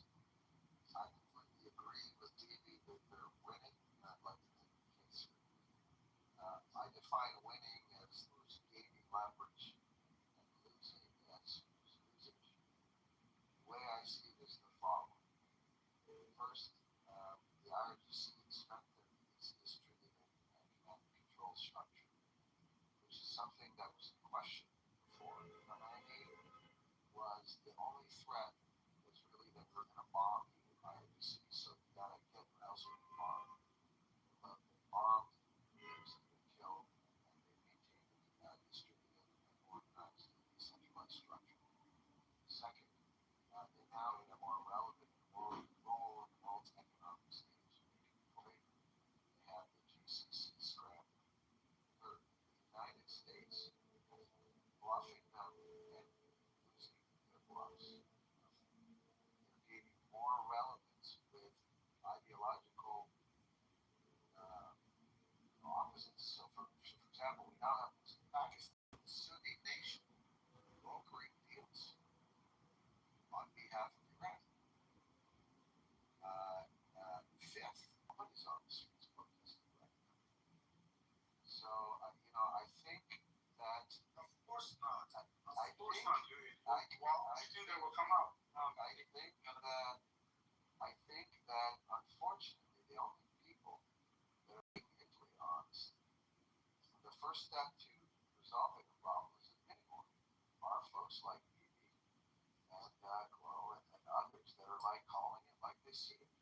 Just because you say they're winning doesn't mean you're with them. Thanks for the space.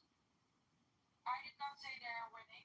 Listen, comprehension is very hard for you folks, I guess. I said that as fractured as they are, as much as they're fighting each other, and they've been hit very hard, alright? That doesn't mean that the IRGC has fallen the way Israel America maybe would have intended.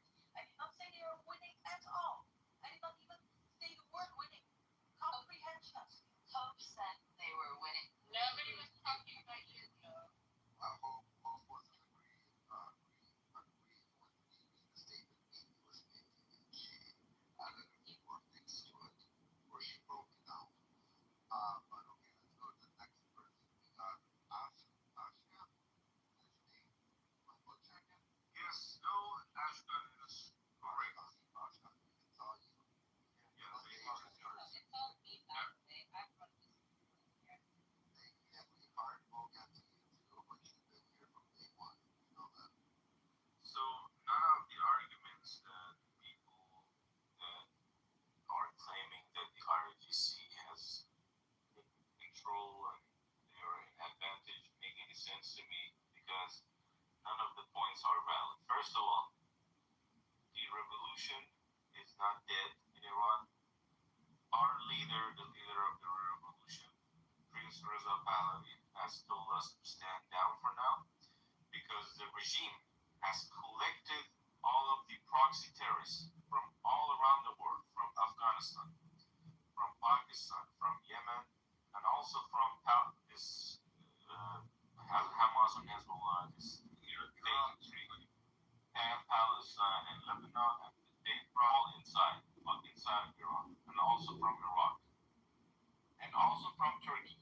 Okay, so they have more manpower than before, than January, to kill the people. But the thing that you have forgotten is that they are only strong against the women and children, empty-handed.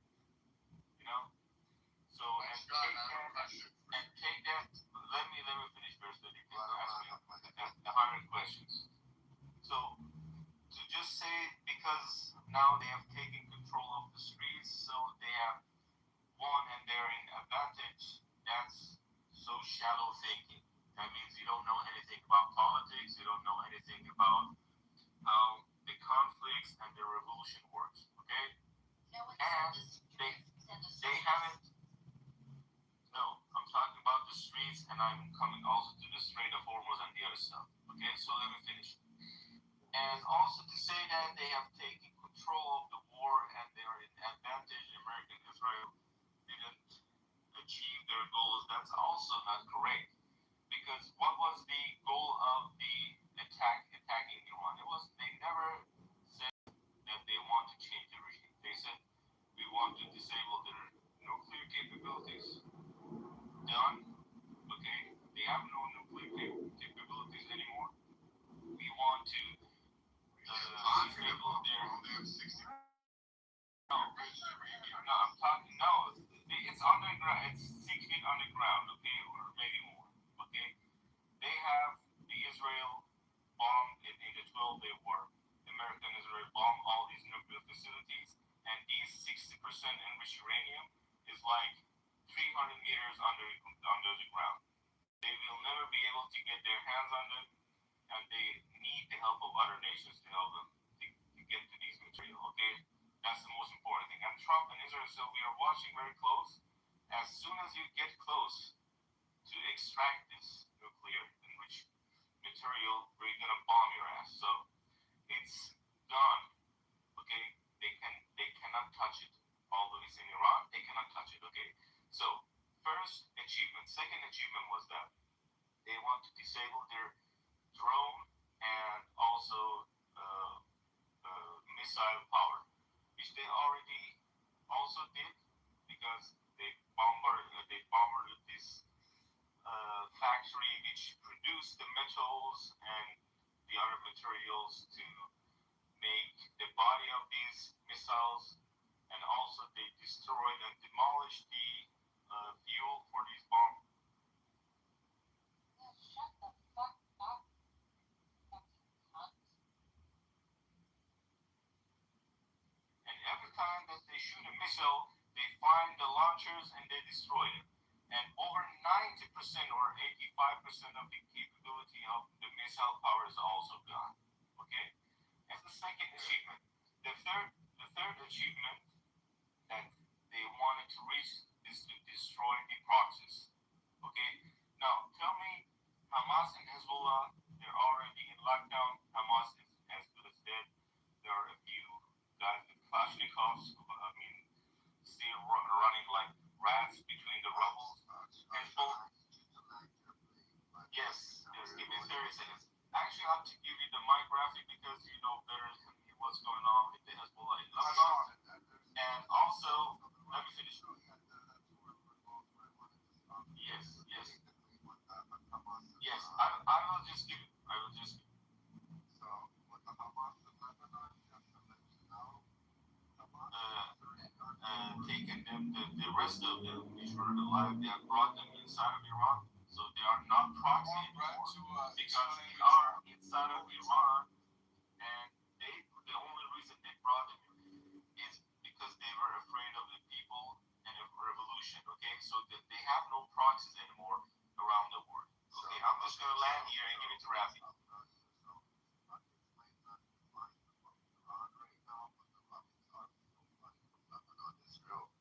So nothing was done in Israel with Lebanon. They're still fighting on the borders of Syria. The proxy war, they're still fighting on the borders of Lebanon. Israel is fighting two fronts as of now. And they have boots on the ground between Syria and Lebanon. And they're fighting the proxies of Iran. And they're still fighting.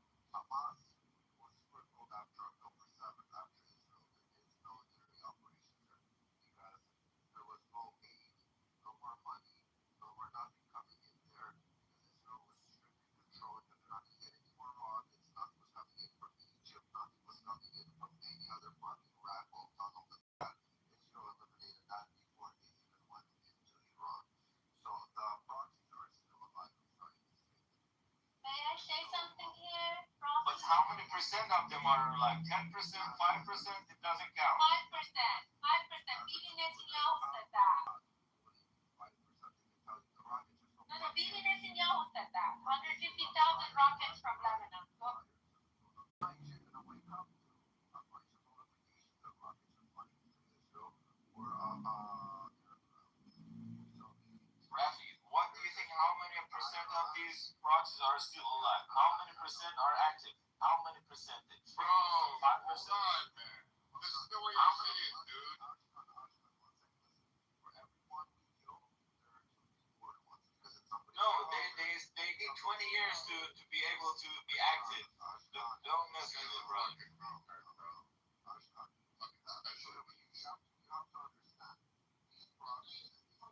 You say they die and they get reborn. Is it a computer game? I don't know. Yeah, the ideology means fucking and get pregnant and 20 years of training. How do they come back to the active service again after they die?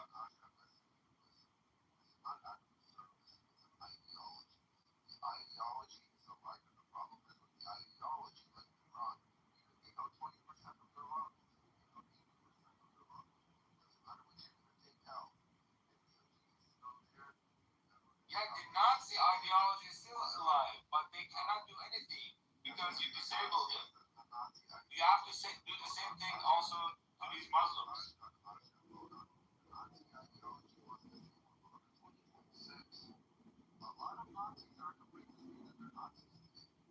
The Arabs and Muslims are today's Nazis,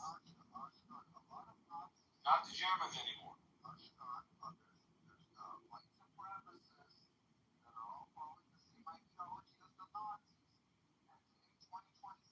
No, that's a lie. I don't see them anymore. No, you are joking. Show me one Nazi group that is active in Europe and in America. No, but they're not in power. They are not in power. That's the difference. Yeah.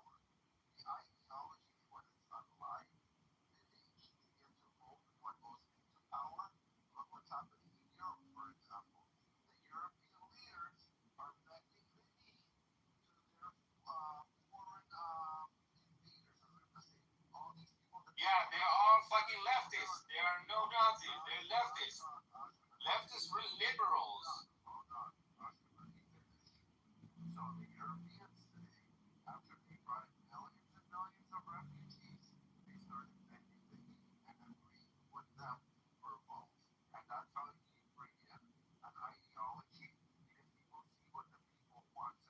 No.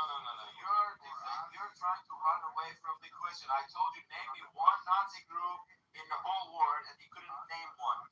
Okay? You couldn't even name one. You told me. You told me there are not active Nazi groups. Yeah, there is no Nazi in the political system. That is the correct statement.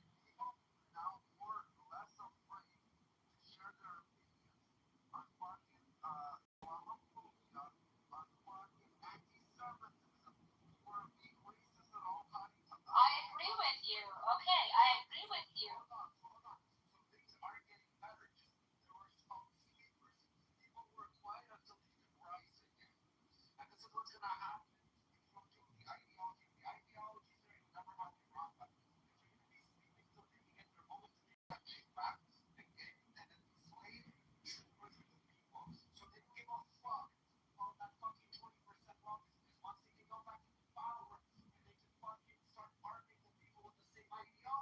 That's exactly right, Rafi. I agree with you. Then why do you argue with him? Why don't we have the Nazis again? I mean, if that's the case, I don't understand why Nazis should have been alive again after 70 years.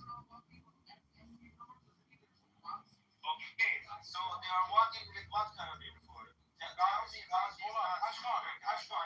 Ashkan, hold on. You're barking the wrong tree. You're fighting with the wrong person. You gotta be fighting with Melodine. What's her name? Melodine? Yeah. And you gotta be fucking with these motherfuckers. What are you doing, dog? Melodine, what do you have to say? What do you have to say? Brother, this guy says he's an Israeli and he's telling me Hamas and Hezbollah are winning. And Israel couldn't destroy them, and they went on. They're strong. Fuck the ideology. I don't care about the ideology. I care about actions and the ground, the battleground.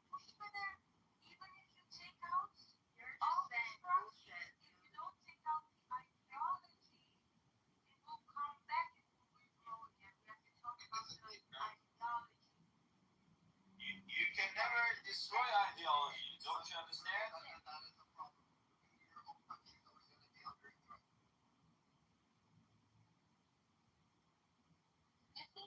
We're in a war time. We're in a war time. Ideology let it go. I'm sorry. When we are in a wartime, you can't suddenly switch the subject and say it's the ideology. It is the ideology. But at the wartime, we're talking about the rockets, the amounts that it's been destroyed, and things like that. It is in a hardcore war. You can't just switch and shift like that. I don't know. I mean, that's my opinion. I understand what you're saying, Rocky, and I agree with you. And I think that is why we have to kill the eye of the octopus.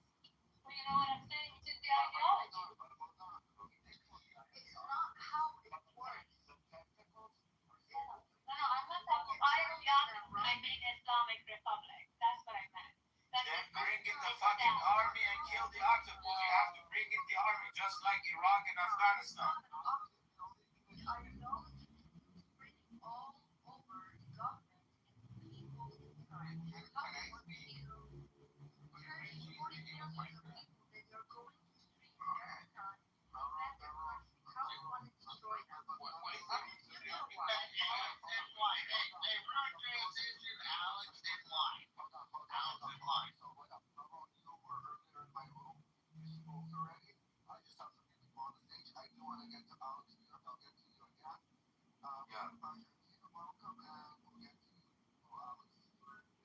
What's up, buddy?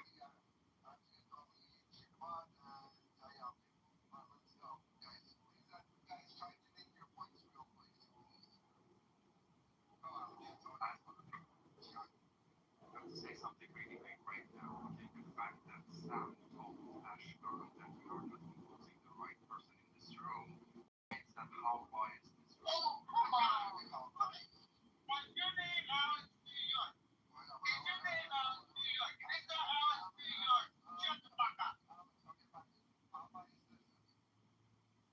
The fact that Sam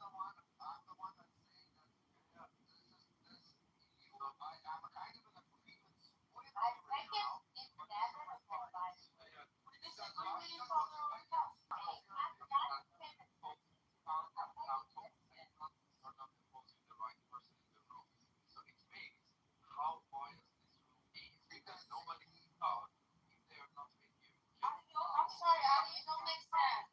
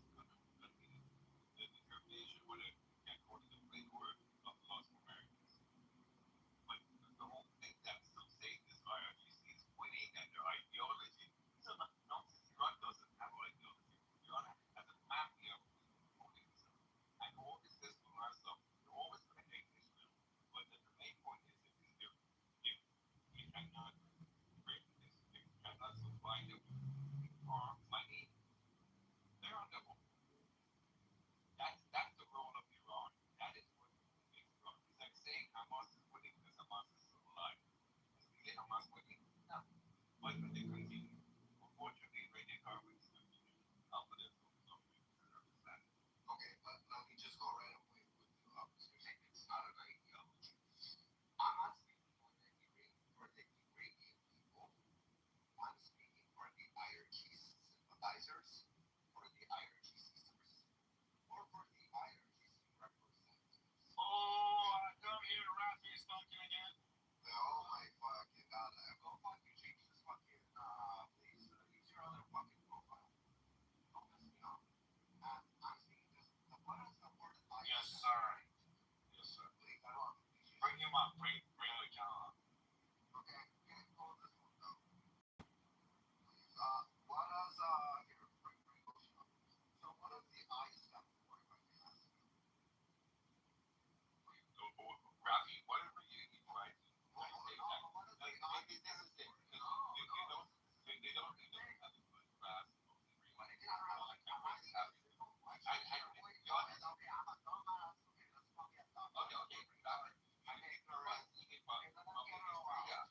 It's radio far guy.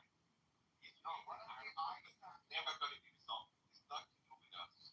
What is it? I'm asking, what does the I stand for? The IRGC. Everyone knows it's Islamic Republic. Correct. I just asked you. Islamic Revolutionary Genocide Islamic Force. Republic, yeah. Okay, Islamic Revolution. So the problem is that they brought in Islam and they follow the Islamic law in modern day as you guys Iranian people living in 2026. I mean, you have a specific problem. Literally, that I don't have a specific problem. I have a problem that's basic. You guys have the same problem that I, but you guys are just afraid to acknowledge it. But the thing goes back. The I stand for Islamic. And when you look at 2026 as the Iranian people, we want to be free from this or that from the Islamic regime. I just gave you the I have Iranians on the stage. I might be wrong again, but yeah, I heard Iranians. next to you, but I'm telling you, But I why you Rafi? Can I? What I told you, Rafi, was even if you're on top, let him say it is removed tomorrow. Israel can handle this problem with Israel and its neighbors' problems and the Arabs' problem. It's not going to be resolved. No, that's a wrong statement. How do you know that? How do you know that, my man? No, he's actually right because Muslims are terrorists and they're never going to stop. Arab Muslims are terrorists. No, the supply is not there. The supply is not there.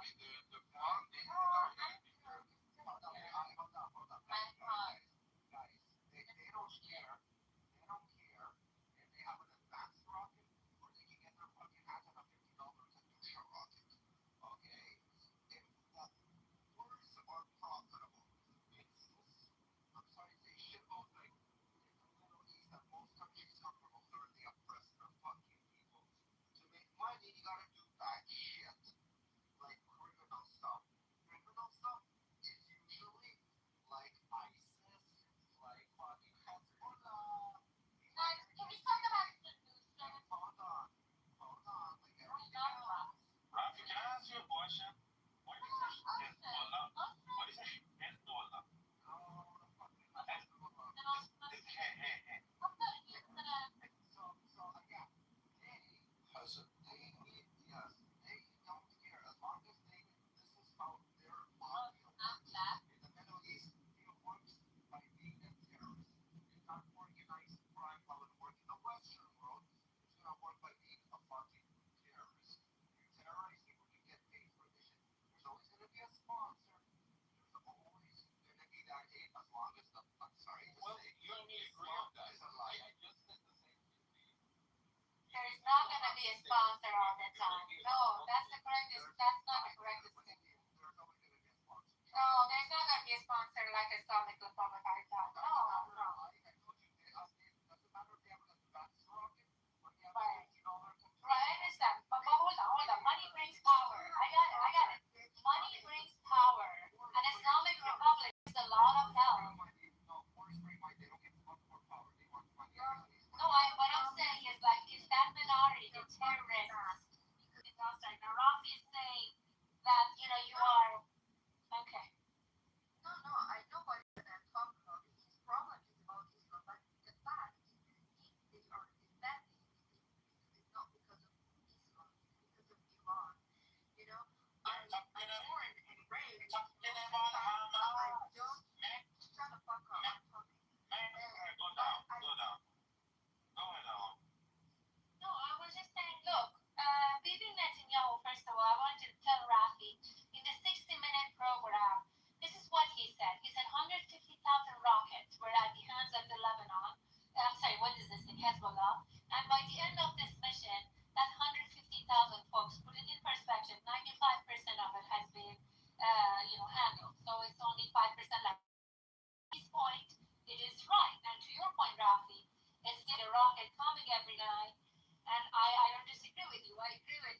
this is what I was trying to tell Bibi, that the win does not look like a switch. The win actually, unfortunately, is more than 5 months, and it's going to take a little bit of a longer time because, to your point, Rafi, it's just not the rockets, it's the ideology, it's all the layers that are in the area. But I want to close this here, coming back to Alex. When Alex says that the problem between Israel and is with the neighboring countries, I disagree with Alex. Why? I think Islamic Republic antagonizes. You know, right before the 7th of October, Saudi Arabia going into some sort of a, negotiation or like a contract as what is that, the accord, agreement accord. And then right before that, right before 7th of October, an Islamic Republic, what happened with Hamas? And when you say you're going to cut the money, I don't disagree with you. There is always a sponsor. But the Islamic Republic is like a cancer, provides the facilities to train, to support, and money. No, I agree with you. Of course they're running out of money. But Rafi says it doesn't matter. Somebody else is sponsoring. That's what Rafi says.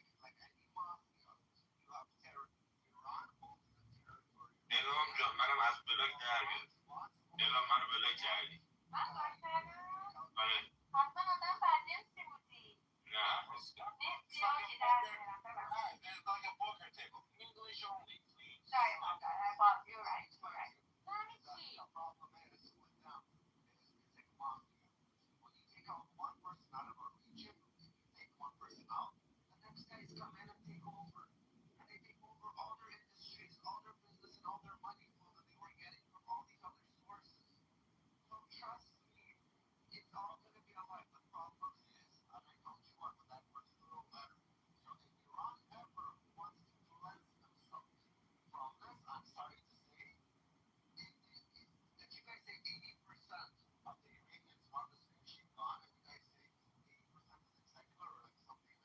No, 100% of the uranium is gone. 100% is gone. Buried deep down. They can't reach it anymore. It's gone.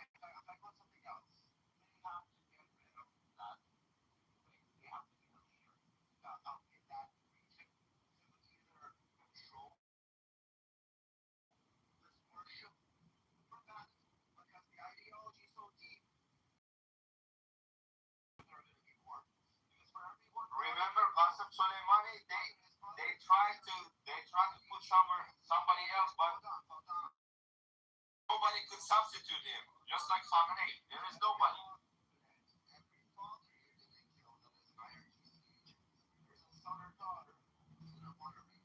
No, Yeah, but they could not substitute Qasem Soleimani, and you saw what happened in Syria and Lebanon. They lost everything after Qasem Soleimani. Here's the concept. You have to get rid of them.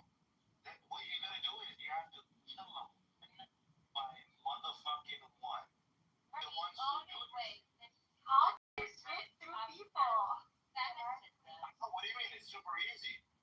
Leave me out. You wanna kill 18 million Iranians? No, they're not 18 million, by the way. They're not. Yeah. 20% of Iranians support the Iranians. No, 5%. Not only 25%. No, 5%. Because I'm here to live with it. I don't know why. Like, what makes you think hear each other when 5 people at the same time are talking? Sorry. Like, what makes The only way to different get rid ability of of anti-Semitism is This by is not about making anti-Semitism. Iran. This is about some bunch of lunatic Muslims. Yeah, I'm Afghan, but I know more than you. I'm Afghan, and I know No, more I than believe you. you, Ocean. I trust you. For some reason, some people don't want to let me speak.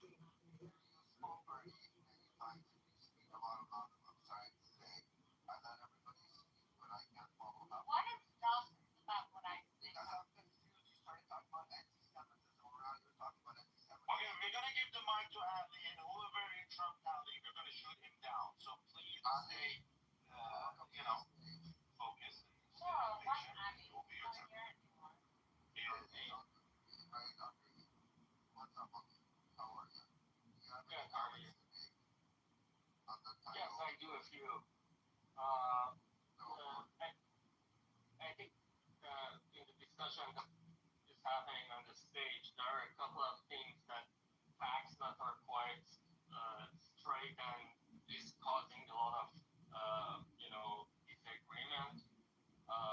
First of all, the ideology, the, the entire ideology of Islam is hate Jews or whatever you're saying.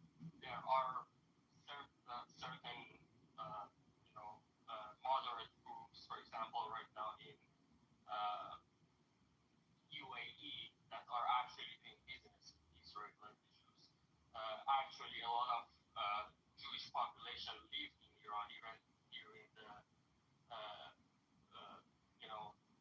when Iran became an Islamic or Islam entered Iran. But after the Islamic Revolution, what happened is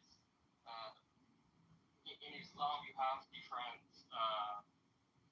schools of thought. They call them Marjan Taqlid, and the heavily religious people even pick like one of the mullahs to be their leader of how they should practice the faith.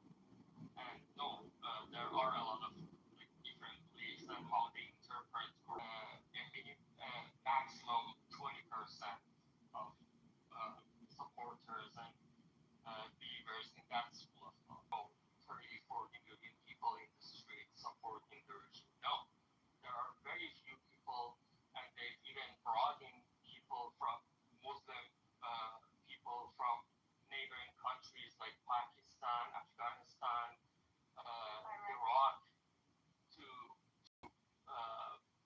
make the streets full of people and also suppress any uprising if that begins again. So the image you are seeing from Iran and how you're looking at the winning and losing side and the ideology are not really proportioned here as how much weight it has in the situation. The big way of the biggest way I think in this scale is the Islamic League and how it's supporting all proxy groups to just fight someone else's war.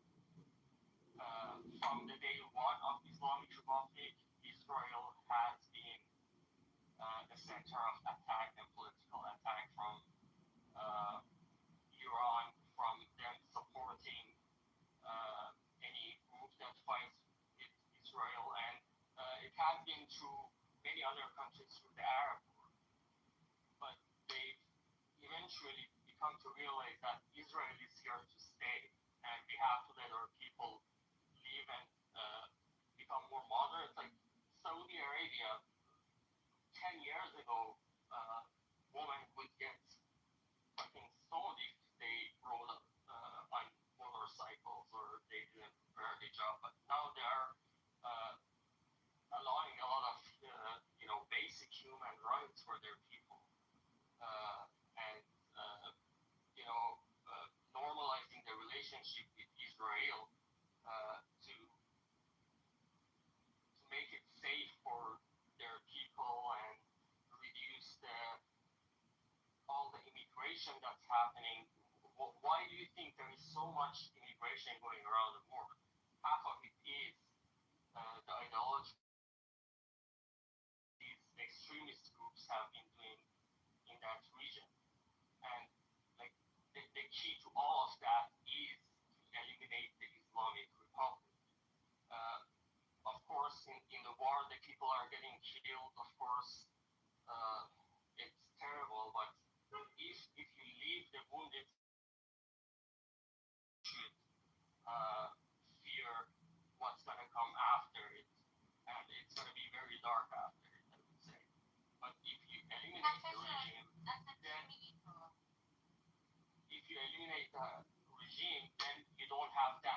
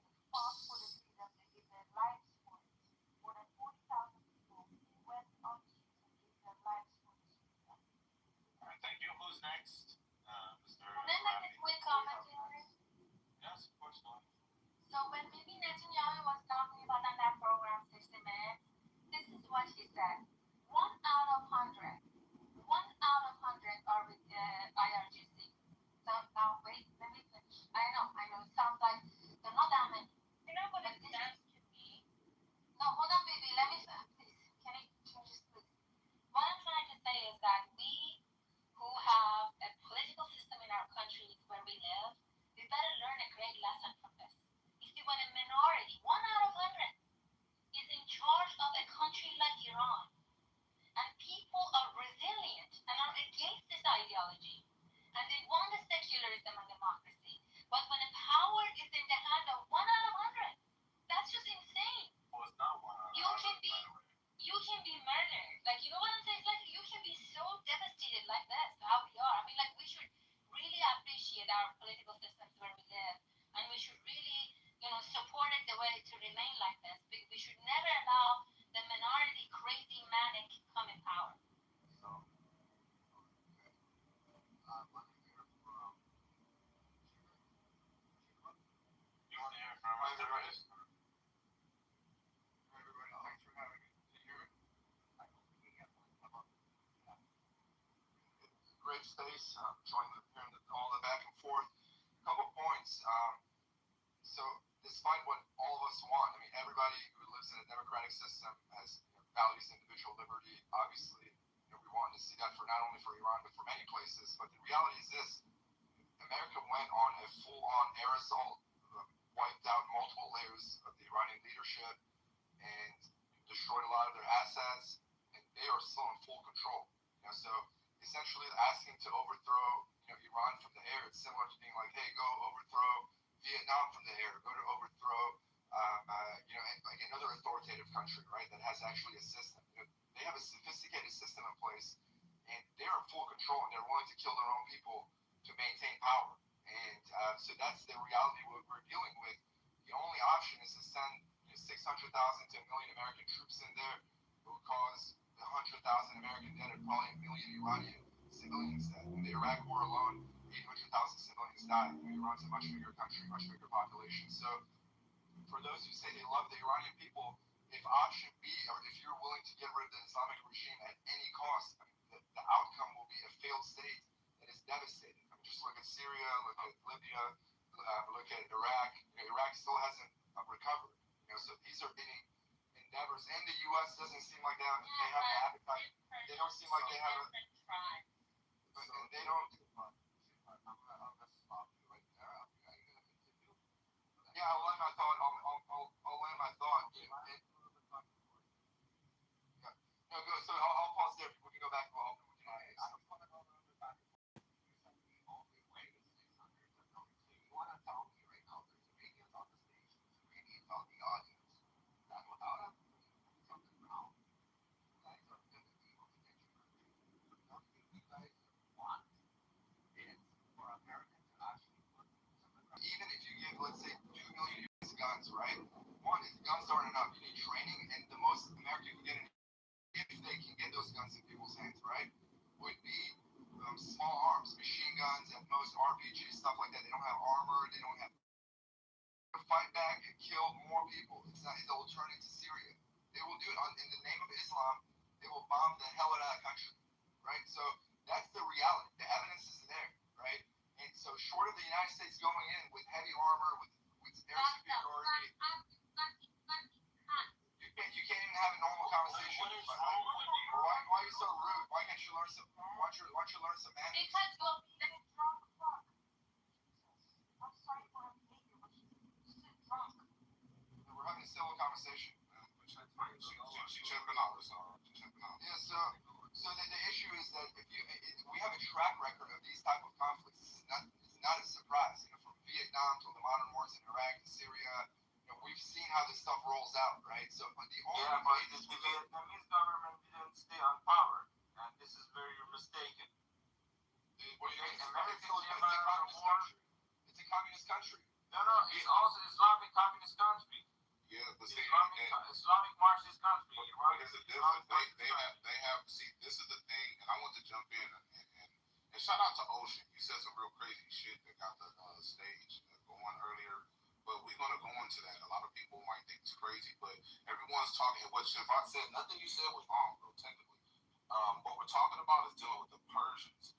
Here's the difference. See, he brought up Vietnam. The Persians have this type of bloodline, type of like allegiance, type of martyrdom ideology that goes hand in hand with being a Persian, much like the Jewish people. The Jews have hand in hand their ideology with being chosen, being the seed of Jacob, right? Being, You can't fix a tank with that. Iranian government was chip out like the whole chicken that got sent to the bottom. Hold on, let me finish. just let me finish, brother. And I'm gonna give it right to you because nothing you said was wrong. The Persians, like you said, was correct. The Persians will kill and fight without the training, whatever, as soon as America trying to penetrate. That's the reason why America was bluffing the whole time, talking about invading and taking Card Island, which is a very small island, but they can't do it. We've seen before right now, like America is taking on and using the Lucas drone, which is just nothing but a Shahed clone. You know, they're copying now the Persians' weaponry and their indigenous technology.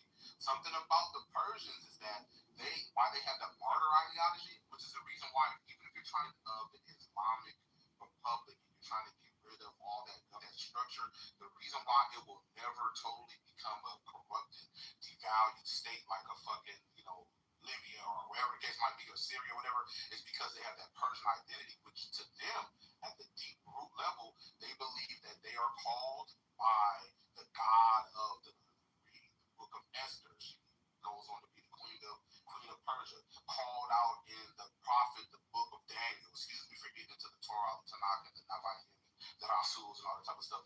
But these people are actually called out in a lot of these holy books by names, the Persians, by name. So that's why the top level, what you do to the IRGC, the ABCDEFG, whatever it's going to be, the Persian identity, the martyr ideology, and them do to the Persians like you did to the Venezuelans, like you can do to the Iraq or like Afghanistan, it's not going to work. So we're posturing as Americans, we're going to take Card Island. They ain't step foot on Card Island, not going to be able to penetrate, because as soon as they do, every Persian, this is the difference between them and Islam. This is why we're having, earlier was speaking like how could, our Muslim brothers, like the Arabs or whatever the case might be, make it so cool and have the relationships with the Jews. Now we're seeing the difference between who's Muslims and these Muslims, right? Now these are Persians.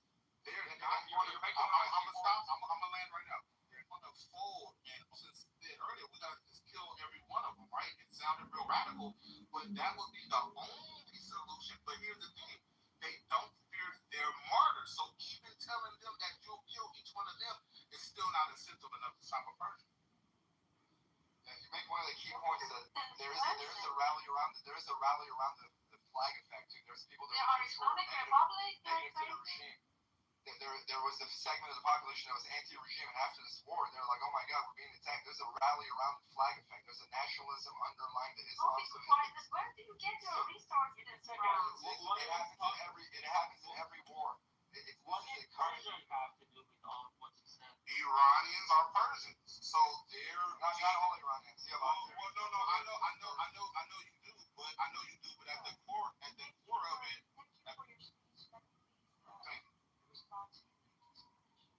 This wasn't this conversation. I was speaking with Rafi, and he just jumped in.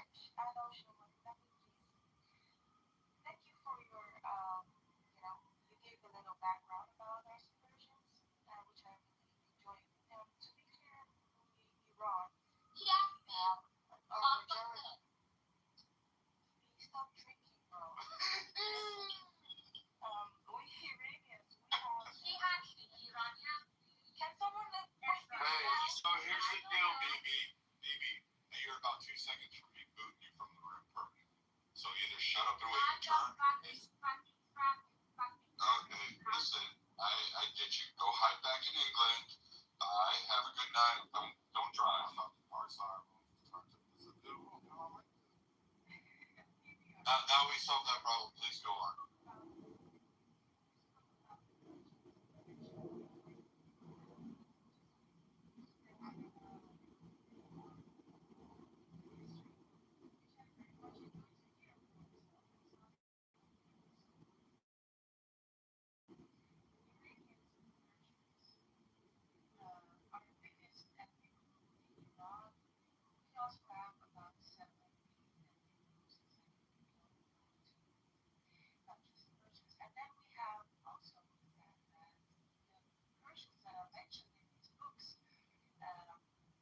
They were very close friends with the Jews. Actually, they liberated them from Babylon. Exactly. Babylonians. And it allowed them to return back, to Jerusalem. Exactly, our king.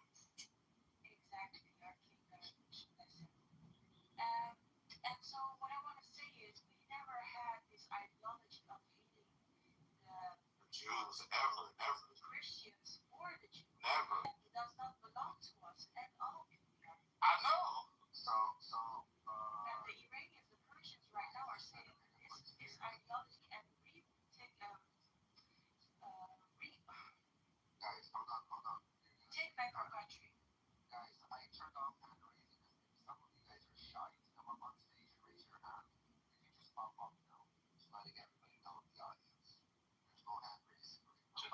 Hey, I don't know if you know it.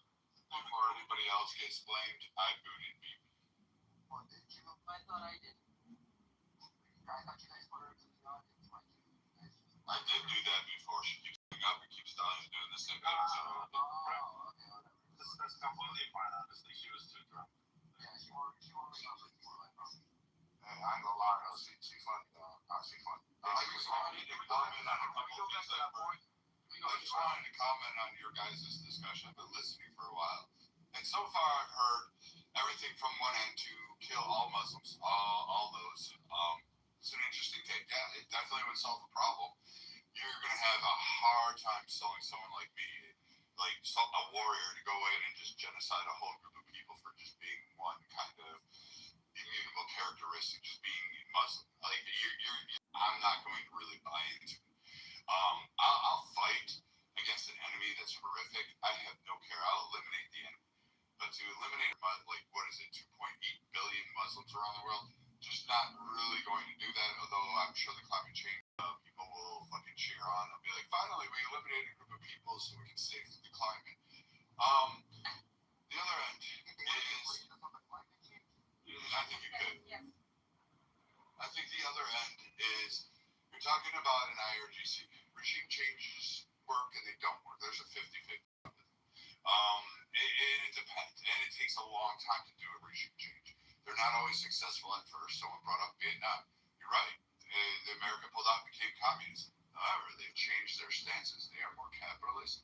They have more outreach to the U.S., and they really hate fucking China. So, by proxy, they have kind of swung back to the U.S. side. Vietnam's really beautiful. I recommend people go there on vacation.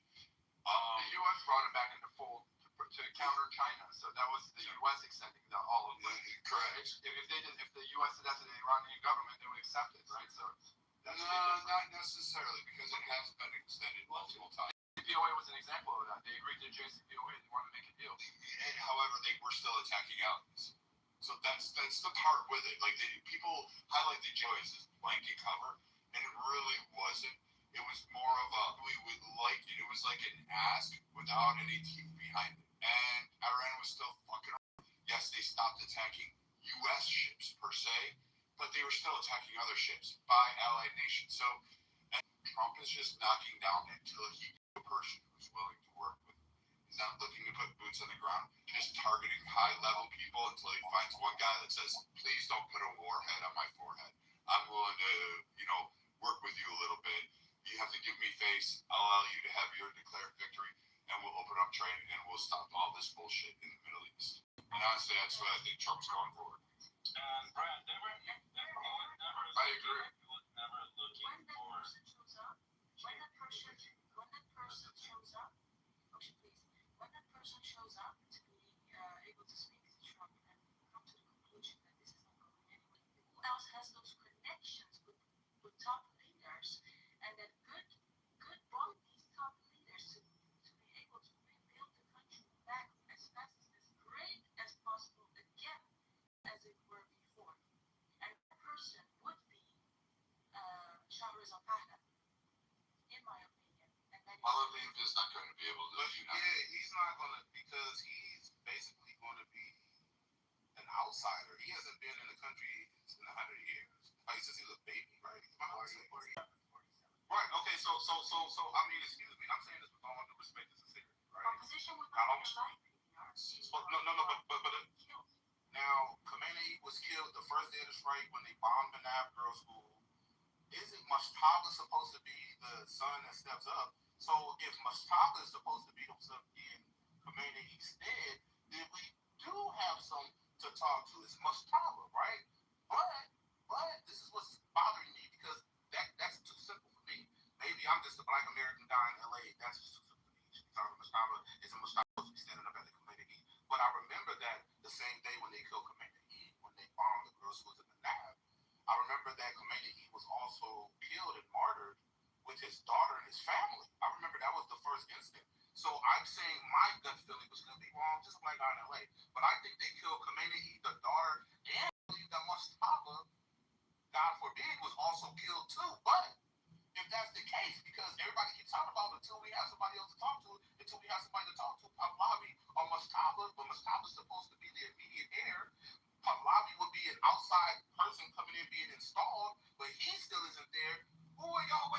talk to, like the mafia or some shit, because ain't nobody there. You get what I'm saying? If I'm trying to talk to the mafia, who else is gonna be the one who's gonna be able to talk to all these people who you done bombed and killed the leaders, destroyed shit? They don't want to hear none of that shit y'all talking about. They don't want to hear nothing from Pop Bob. They don't want to hear nothing. They don't want to hear shit. Them niggas is just do this shit. Y'all already just, you know what I'm saying? Y'all done killed Ayatollah. You done wiped out his family. Y'all done already done, like, that's what they did. I'm American. I'm a black American. I'm good reading this. That's what they did. They killed all of them. So that's why you haven't seen much top of. That's why he haven't came out. You go and see fucking Yahya still talking in fucking in fucking Yemen. Yahya said that we thought we died. Like, he's still up there talking, but you don't see much top of.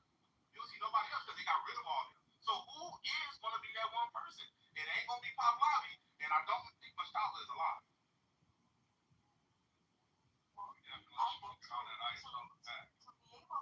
Definitely, I have.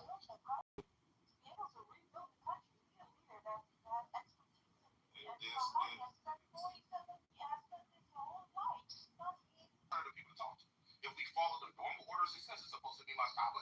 That's who they show, but we still never see them in the public. They don't even know. They said that we don't have nobody. That's what they said. They keep saying, so we don't have nobody to talk to. And this whole idea about like no religious faith being the carryover, hold on. So this idea, it'll sustain for a little bit, but without a unifying rallying leader, you can't go. You don't need an engineer, you don't need an architect, you don't need a nuclear scientist to lead a nation. What you need is somebody who can galvanize the population base behind a centralized idea. That's how you build a nation. You can't do it like Ayatollah did. He took 12 hardcore motherfuckers and brought them here. Let me help you. Like, so you can't pay him though. Yeah, I know. I can help you. I can show you how to blow it up. But the Ayatollah, I can't drop him. I can only remove people from the room. I just did, bro. Just calm the fuck down.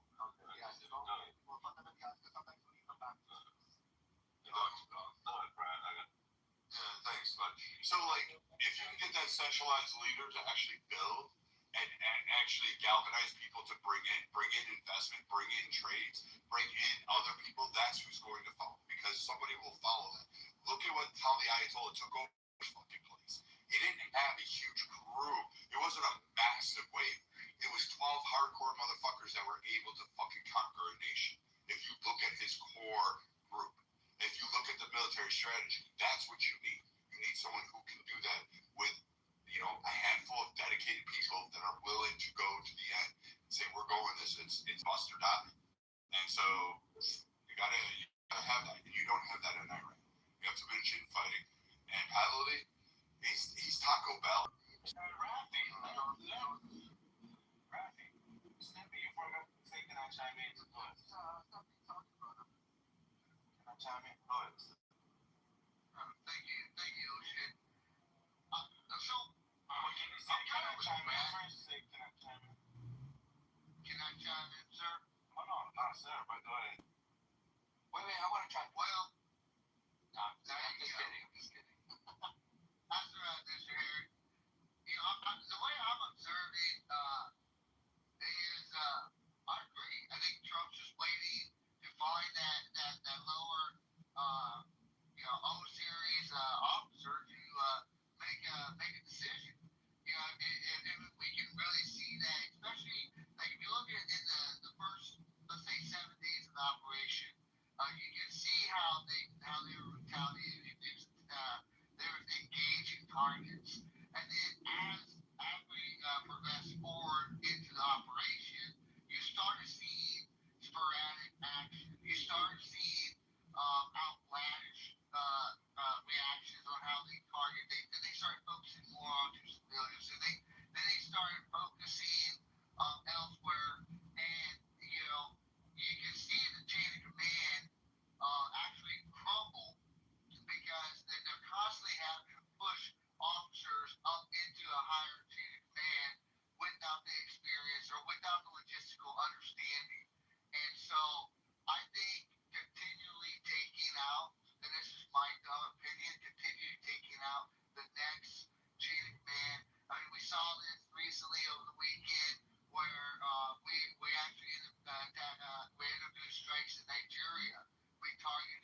high-ranking ISIS officials.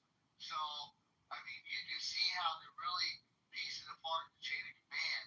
And sooner or later, because personally, I think they're operating on an SOP that has been placed, since the Ayatollah was in office before he got, unalive.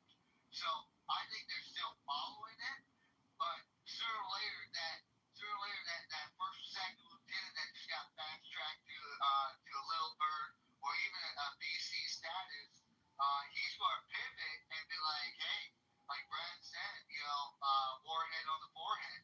And I think you're going to probably see that. Do I think, now I can't make a statement in my personal opinion. I think the ROTC is dominating the PR well. I mean, they're pretty aggressive about it. I mean, we can see That's those all big China. That's all China, bro. That's China doing that for them. Well, I mean, even it's an indirect ally. Let's just put it that way, because China allegedly claims they're not being involved, but indirect ally. But but the PR is pretty much getting the win on it. Now, when I say logistical, the RGC.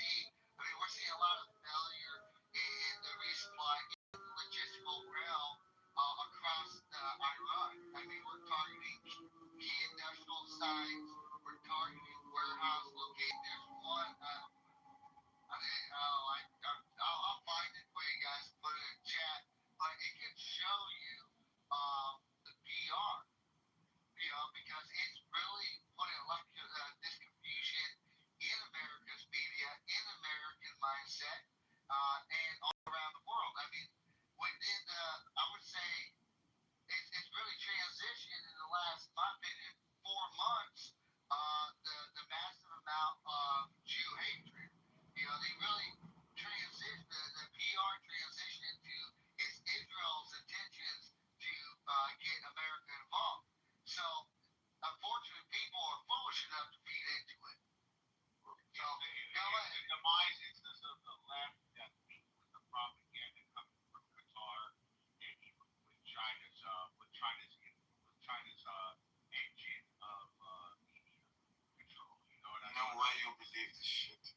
Well, I'm just say dumb. So I hear what you're saying, but I think the PR goes different because they are running PR. Like, I'm an American black guy, right? And they've reached a lot of what people would call propagandists even coming into my community. Like, Iran has actively targeted a lot of, like, all of their diss songs and all this type of stuff. They're all hip hop tracks, they're all rap tracks.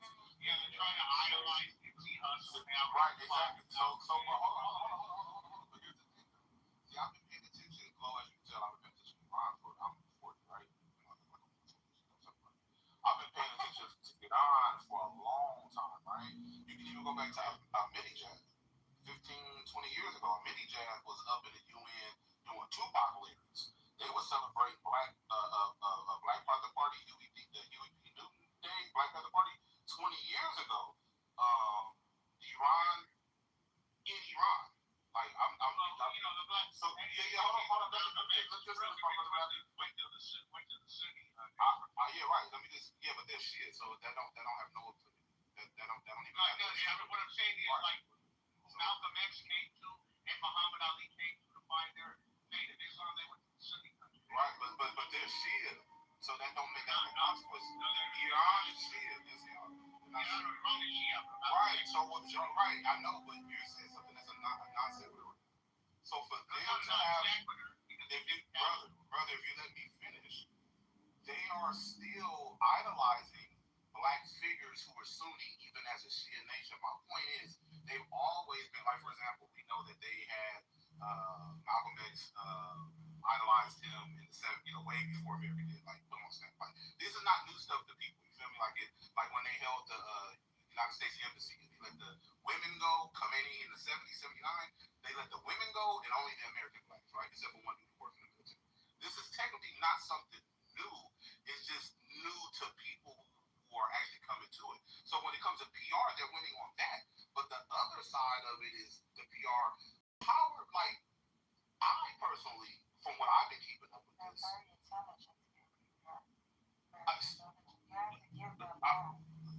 no, they're Persians. My name is Power for everybody. Hello, nice to meet you. My name is Power, y'all. I love this room. Shout out to everybody, right? What the youngsters call projecting. We're the ones that are low on interceptors. We're the ones low on batteries. We're the ones. So you're saying we're like no damage, like whatsoever. Well, what I'm saying is, now that we're having a direct conflict with Iran as Americans, and this is not like a proxy war, but we're actually, starting to head a war. Now their proxies are Russia and China, and North Korea possibly, right? So they have, especially in the region, they have the logistics favoring for them, the deployment, the sensibilities, the nations who are willing, which are also BRICS nations, willing to actually have somebody to fight. Listen, don't chip on me. Don't chip on me, bro. Don't chip on me. Come on, bro. You said don't chip on me. Don't chip on me. Don't chip on me. Don't chip on me. Well, it's an acronym, right, for all the countries, right? Listen, brother. It's an acronym, right? An acronym for multiple countries. Brazil, I know that pretty good, right? So those, right. So what I'm saying is, right. Those countries who what we call BRIC nations, the opposition, these people have a vested interest in seeing what Iran could do with the vested, with America, who is the world reserve. So China being the proxy now, Russia being the proxy, who is our proxy? We having a hard time getting the UK and everybody else aligned with us. The blockade that we're holding up, the reverse blockade that we're doing, we're the ones fronting that. It ain't Germany, France, and everybody else out there. It's us. It ain't Spain, Iran, and them. All the homies is flipping tongues on us. I'm from the streets, bro. So I know when somebody's flipping and talking to somebody else. Spain already talking. The niggas in France said we cannot use their airspace to bomb, and several other Europeans. That's the reason why Trump went and attacked the NATO nations. They're not complaining. They're not complacent. All the way there, listen. Well, guess what? So is Santa Claus, bro. I'll give you that one, but still. But at the end of the day, you're wrong. I mean, just saying you're wrong. Just saying you're wrong don't make me wrong, though. Yeah, it is. Because it is because you just said Iran in this war strategically right now with their alliance with Russia. I'm American. I'm used to busting in the doors, putting boots on the ground. We ain't even attempted, so I know what's up. No, but you don't know what's up. We just went into Venezuela, smacked that nigga up, put Maduro on the plane, said, hey, what's up? So how come we ain't did that in Iran? And so listen, how come we did that in Afghanistan? We did that in Iraq. We did that in Libya. We did that in Syria. Shut up, man. I don't know what you're talking about. I'm black, but you can't play. Just because you're white or lighter skin don't mean you're right because I'm saying I'm wrong. I'm right. I'm right. You are wrong. I'm right. We have control of all of that nation. China has no idea. Control for shipping to our allies. You know what we have full control of our petrodollars in the region. This is called the UAE. This is called posturing. The UAE conflict on back. It's all the UAE. It's all smoke and mirrors. We have no mirrors. We got Venezuela. But guess what? Iran is not going to swing. Hey, let us get free though. Let us have free though. Let us give this give the wrong. And it shows on paper with math. Bro, you swearing out, bro. Stop getting bro. I know when it's up on me. Our homie is talking. Listen, let me ask you a question. How long? Let me ask you a question. What is the day that we've been engaged in Iran? Since what day? What was the first day we dropped the bomb on the Manab and killed Ayatollah? What's the day? So how many days are we been? Yeah. Not even 80 days. They said that this would be less than a week. They said 3-4 days. They said no. At the very beginning, the projection was this was going to be like 4 or 5 days. Going to go in there. When Ron Baker, who holds all of their assets, all of their leverage, and their financial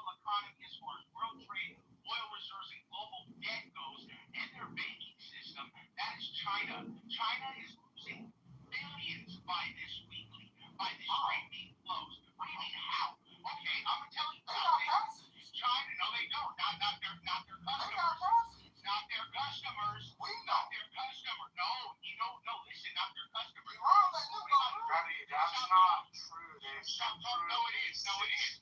Where Iran is going to who buys everything from China? Iran is Europe going to buys go everything. free though. Listen. Stopping a Neanderthal. Who buys everything from China? No, seriously. No, I'm serious. Who buys everything from China? That was kind of fun. China trade. Okay?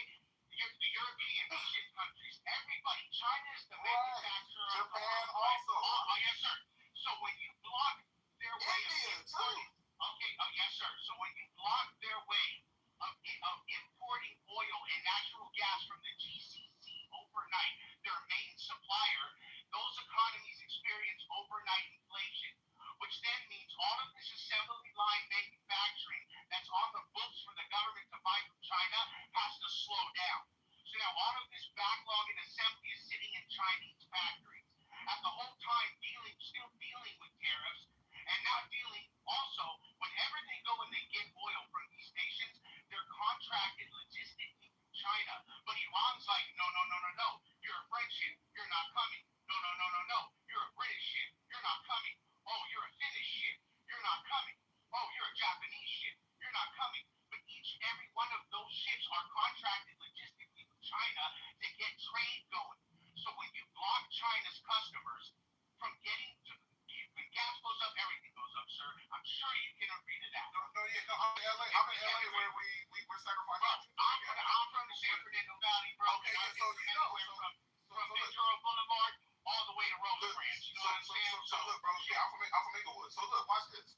Okay, west side, north side, from the bottom. I'm from the west. Okay. Yeah, I my partner Inglewood, Chris from Mafia, Baby Hawk, Kaga. Baby Hawk. Yeah, definitely. Yeah, no, I was a West Side. I work for UConn, nigga. Okay, so you okay? I'm an Inglewood nigga, bro, for real. Okay, I'm out the Inglewood nigga. I'm out the dead end gangsters, bro. But you know what I'm saying? Better one say bang on my block, bro. No. It's all love. Yeah. No, I know the neighborhood very well. Yeah, definitely. Shout out to you, though. But look, I'm gonna say this is the reason why this shit gets sticky, though, because yes, sir. What happens is what you say logistically is correct, even because it affects India, it affects a lot of people. Everybody. Yes, but here's the thing, though, they're allowing the person who are getting, these contractors, they're allowing them to have to wait. They let China go through, so China can directly supply that to them themselves.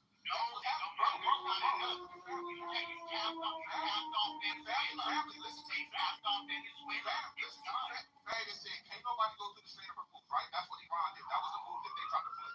We tried to do the reverse fake blockade type shit, right? So what Trump is like, okay, so you won't let us get through whatever the case might be, because technically, watch this, it is the GCC countries, but guess which one of the only GCC countries Iran has not been striking? If anybody's been paying attention, it's actually Oman, because Oman and Iran are the same oil field, and they actually have the same exact rights to the Persian Gulf.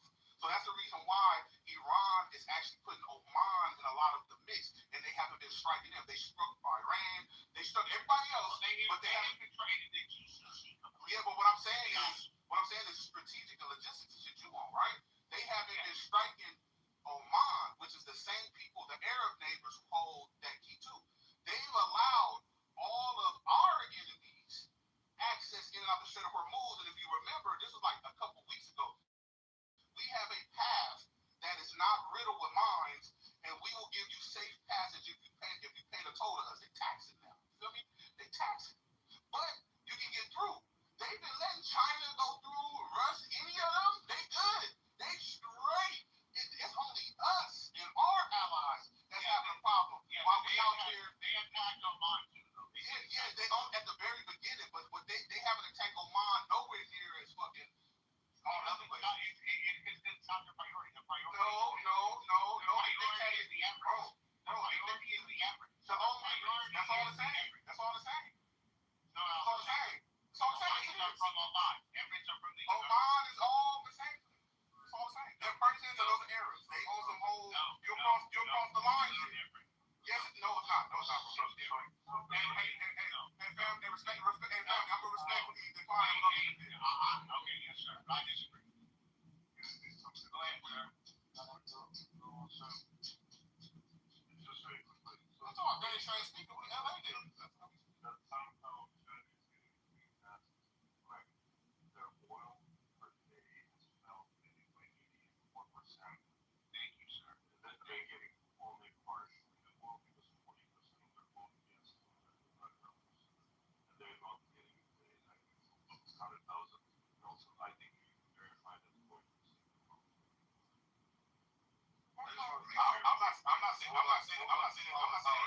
Give me a second.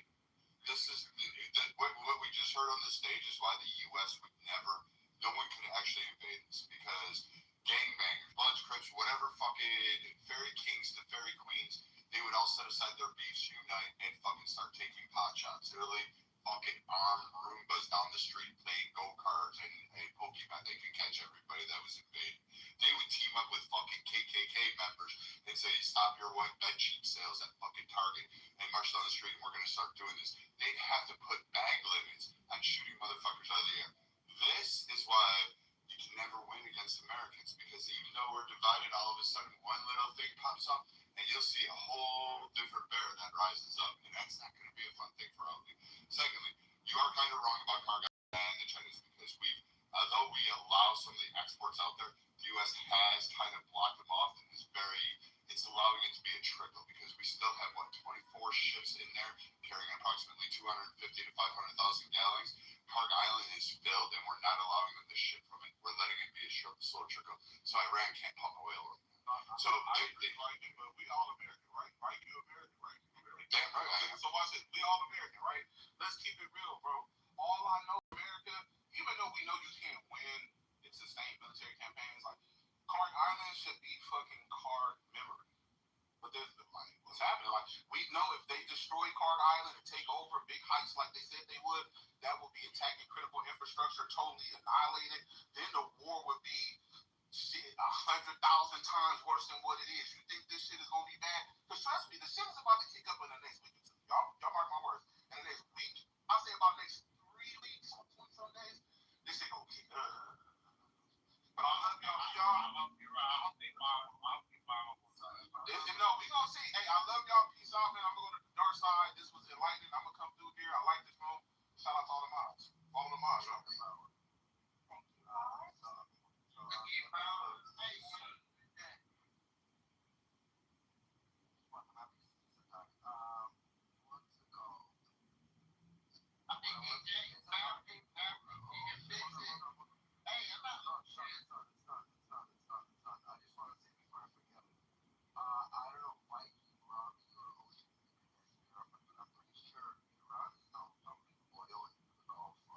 Yes. They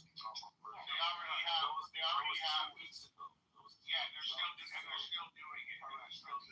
So meaning that means that they have too much oil. The sales aren't keeping up with the pumping numbers, and they can't turn off the production because if they turn it off, I don't think they can even be started because the wells are so low. Correct. They have to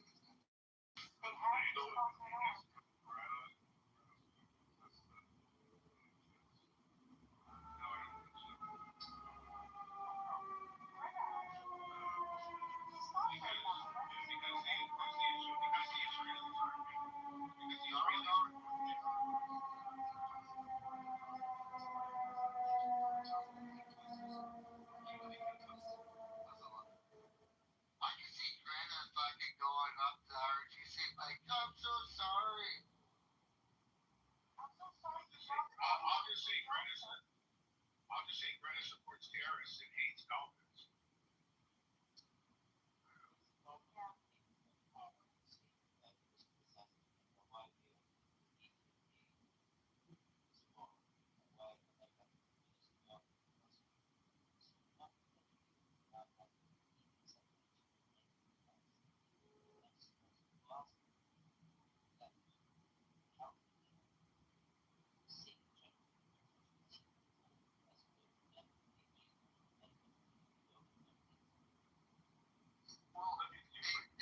Hey, hold on.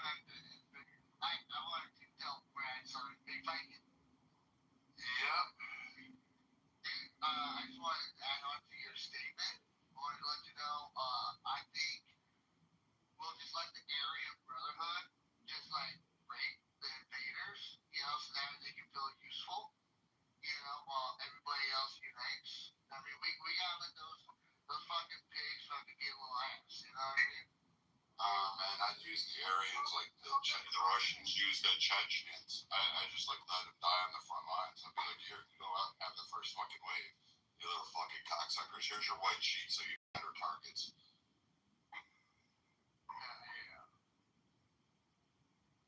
They really ruled that thing area. You guys know what area actually is. It's the people from Asia. Noble. Noble. And Iran actually means land of Aryan. And they ruined it. It's fucking Nazi shit ruined us. They also ruined mustache, the easiest mustache for Charlie Chaplin's. They fucking ruined. So no guy can walk around with that anymore. To be fair, what they also ruined is like if you look at all of the so you had a bunch of Nordic like ruins like symbology that was completely like there's nothing wrong with it, but then they like used all of these Nordic ruins for like their symbols, and then now it's like you're not need to ever use it. They like in in Arizona, all of our highway signs, our state highway signs had a swastika on them. They changed them in the middle of the war, but that was just like a Native American symbol here. Oh, there he is. Right. Favorite racist of Clubhouse. That's the Yes. My first Article 15 was mustache violations. So I actually was pissed. I actually quoted it like a quarter inch, and my man such a favorite his favorite fucking shit. Like I got an article on it. What the fuck? I wanna know that I have darkness. Hello, darkness, my old friend. Good guy.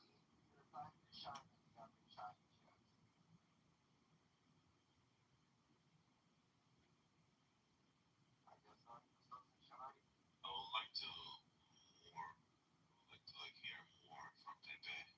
I was gonna say I did read earlier. I want to actually hear you yelling at someone. Oh yeah, totally. But I want to see So bring up a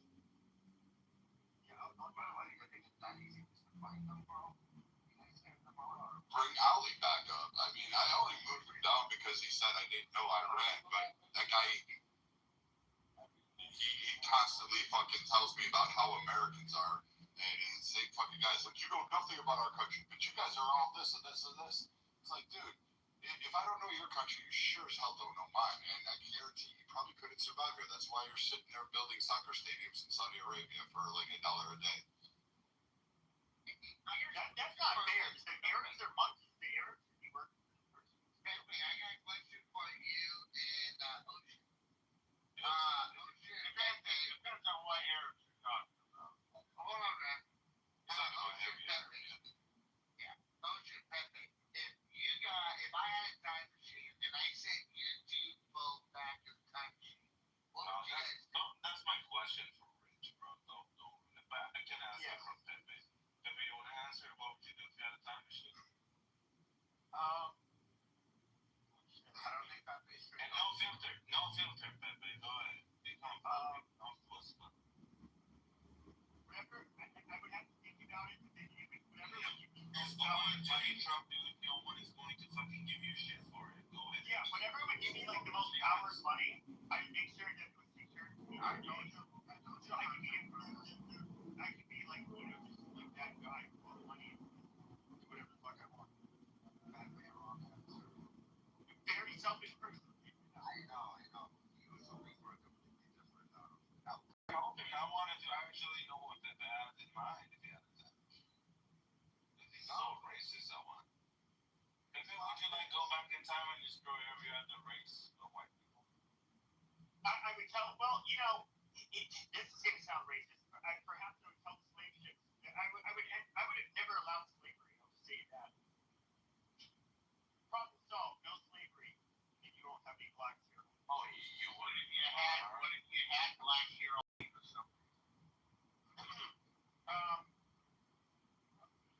That's not historically accounted for. Yeah, it's I can't really. How about Arab monkeys? Would you replace blacks with Arab monkeys as the slaves? No, the Arab monkeys would just enslave the blacks and just treat them anyway. That's why I have to get involved. I mean, they castrated them.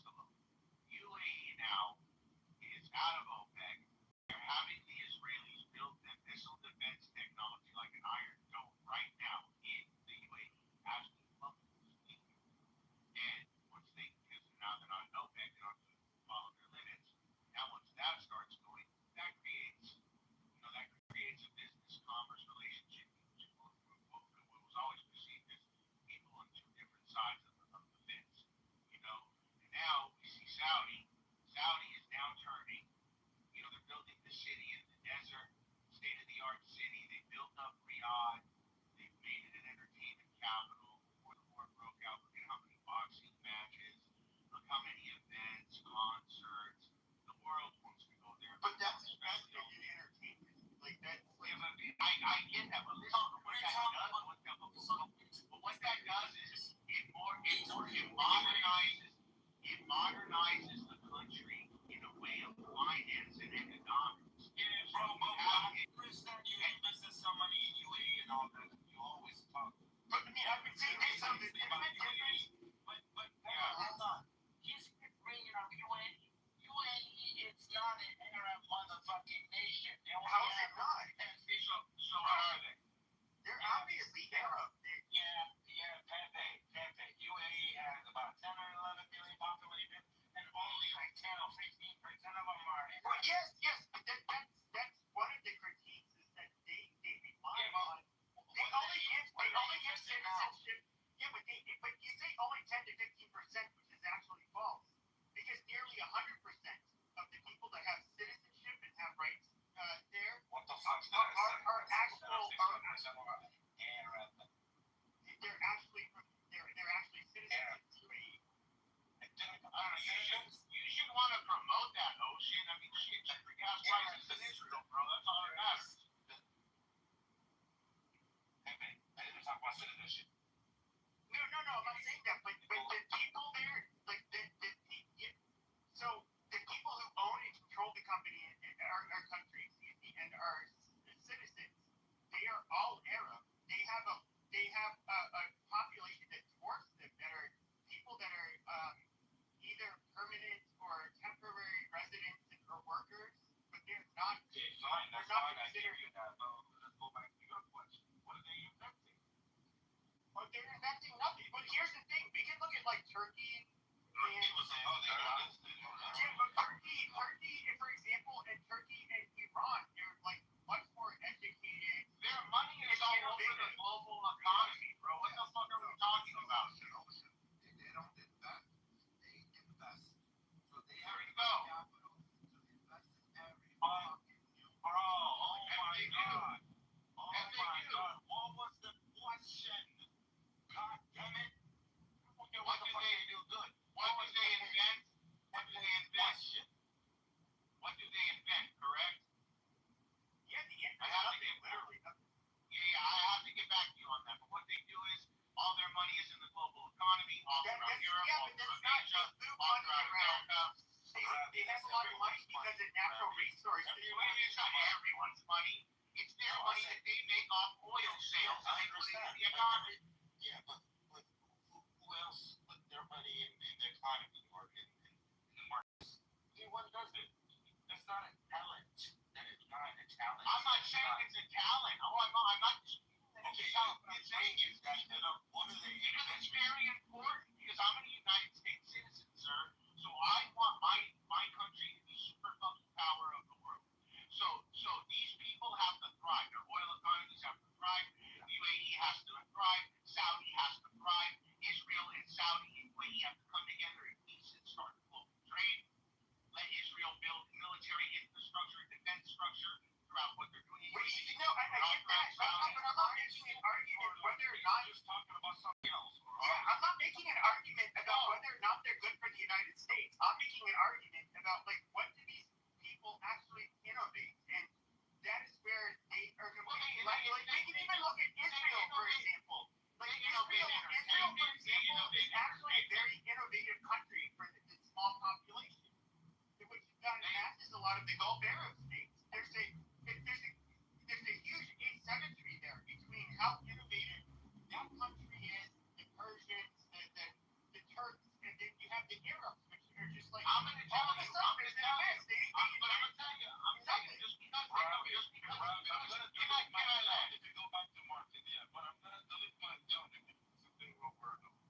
No, but listen, I'm not gonna say so. So look, so in the process of drilling for oil in the sand, right? You got to use collateral.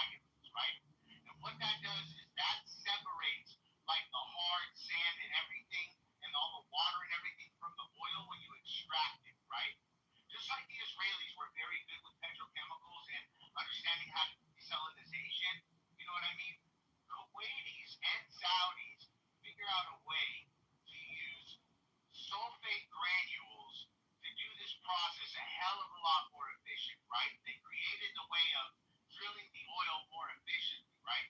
And as soon as they patented everything, everything was to the U.S. government, and we literally used this kind of technology even if we were drilling up for shale up in North America, right? So it's like, okay, I know it's not an impact of like the fucking iPhone or Apple or healthcare advances and stuff like that, but it's something. You know what I mean? And they put this and all of this money that's being spent in U.S. dollars, you know, it protects the United States, it protects the assets of Israel, it protects the assets of the United States West and all its allies. It's a bond that has to thrive. Yeah, they want back to the same thing. Yeah, and I don't think if anything, I know, Ocean. I know. If anything, we're the ones protecting them, and they don't really fight in any wars. And not But they pay, they're small. but they pay. Yeah, but they pay to sit down. What else do I have? What else do they have to do that? I mean, if they don't pay them, what else? They live under this soft, easy life. But it helps. What are you talking about? I mean, it helps. At some point, I mean, no one what you say. Look, I'm not denying it. It's not denying it. We're talking about a different thing. And you keep bringing up, okay. Well, I told you they invented a way to drill for oil with coagulants, but that wasn't important. They invented that process.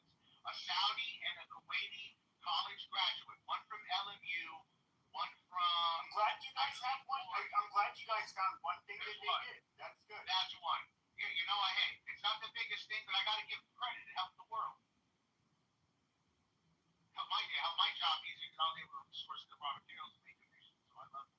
Well, not also love it. Hey, I'm gonna mark that bit real quick. I'm going off that conversation. Well, you understand. I'm very pro GCC Ocean, so you know, like extremely. I love it. I swear to God, I do. Like I have a soft spot for Israelis, I have the same soft spot for them. The same. I don't look at it like when people want to criticize and say, oh, the Israelis, they're not from there. Like when I see an Israeli and the way he moves every day, his customs and like everything, you remind me of a Middle Easterner. You don't remind me of like a colonizer. I swear to God, give me 5 pennies and I'll find you the most fucking gingerbread Russian Israeli that's 3rd generation, 4th generation in Israel. And his ways will remind you more of like a in the sense of living.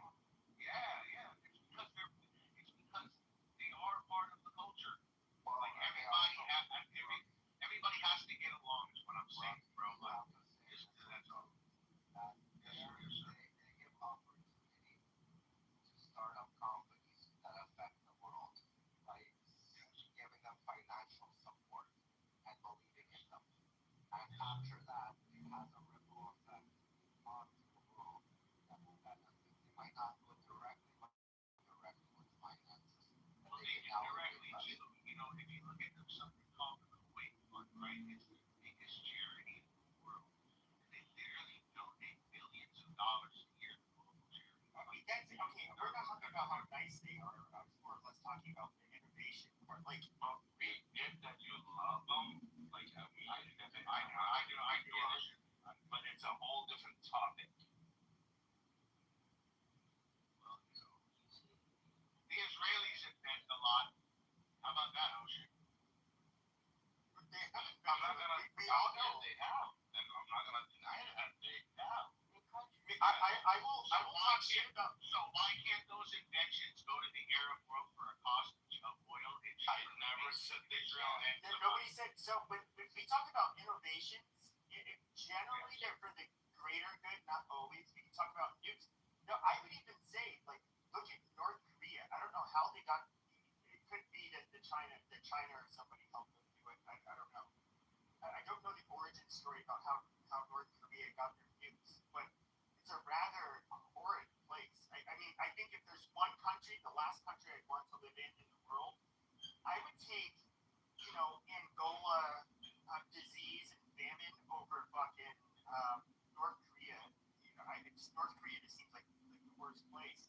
But these fuckers have nukes, and there is some level of ingenuity behind them.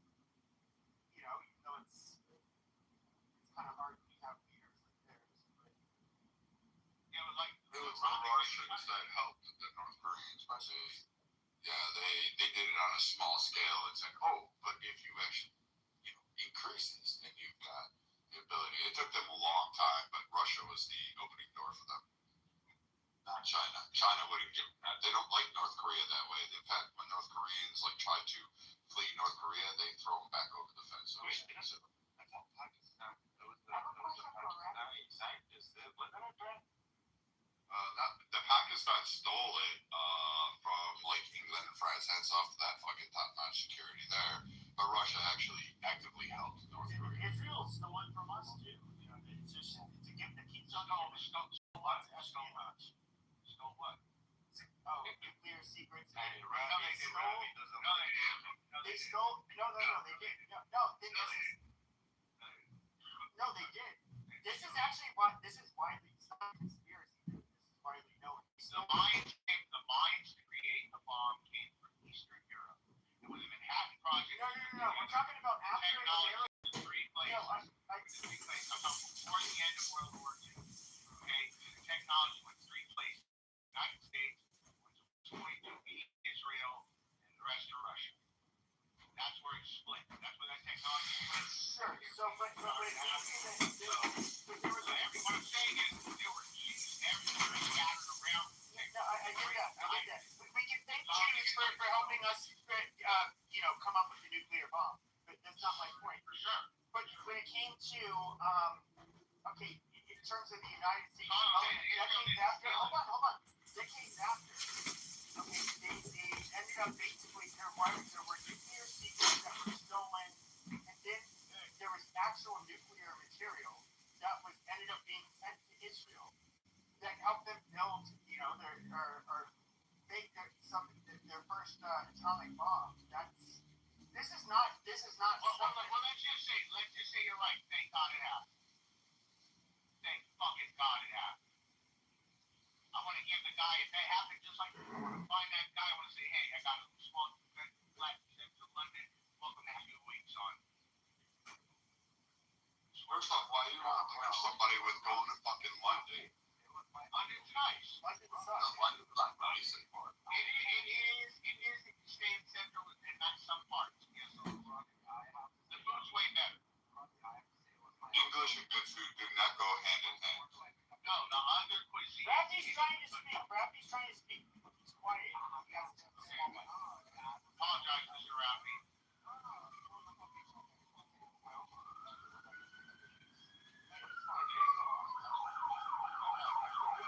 If I recall correctly, was it June?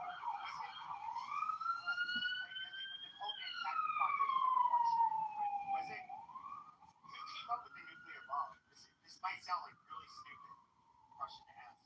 You could have just Googled it and sounded smart. You had Einstein, you had the Russian guy, you had But in America, was it a Jewish person? Oppenheimer, you're trying to refer to?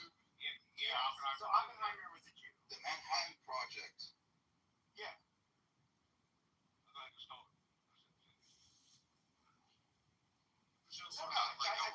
I thought it was a Jew that was primarily responsible. Yeah, he was responsible for the development of it. He was the overall project leader, so to speak. But there was German scientists, there was Russian scientists.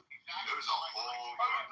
If it went like the rock. Yeah. So my understanding, also after the defeat of Nazi Germany, the rocket scientists that we got from them were invaluable. They were. Oh yeah, that's how we ended up on the moon. Yeah. But they created the jets. Yeah, which are obviously important for delivering vehicles. Too bad they really we'd all be speaking German if they had invented them and created them a little bit faster or earlier in the war. We probably would have lost the air war and probably would have lost England had they had the jets in the range. I forget the name of that. There's this little jet that it could barely land, and it had a few minutes of flight time, but it was remote control. It was so fast. It was a fighter jet the Germans had. The name of it. Interesting one. They outmaneuver and fly a lot faster than anything the special fuel, which meant like once it got used, like it flowed a lot easier because the fuel was very reactive. But yeah, so it was. But I don't know. It's just neat that they were coming up with this shit.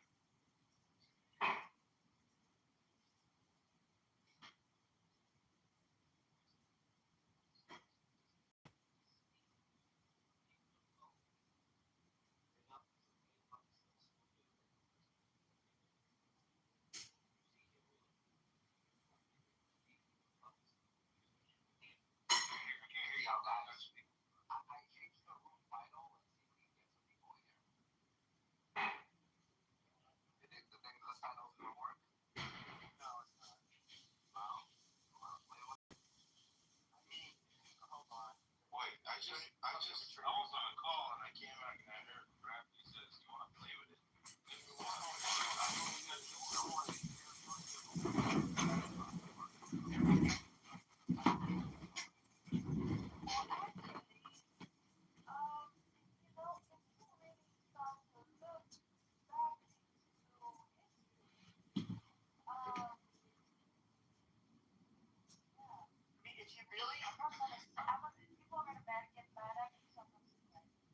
If you really want to trigger people and your goal is to trigger people, you would just put like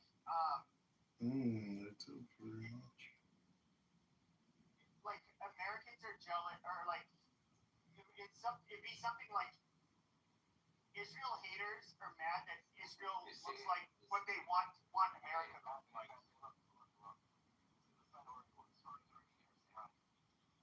Hey, I told Sword. No, Soren's not Ayatollah. Guys, leave him alone. I disagree with him. He's an Ayatollah now. No, he's a very loving Muslim man that wants peace. How dare you guys slander him? Stop I it. agree with him. You said he's Ayatollah. That's saying I disavow. I did not disagree. Okay, sorry. Well, you want us to call him Soren Wapping? Soren, can you tell these evil Jews and these Pahlavi worshippers why they're wrong? Because you're a man of peace and principle.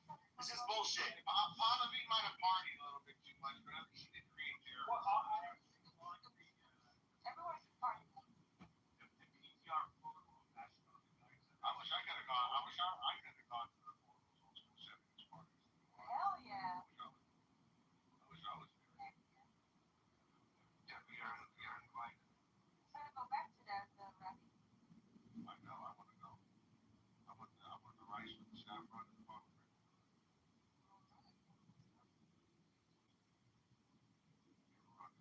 If Soren lets us.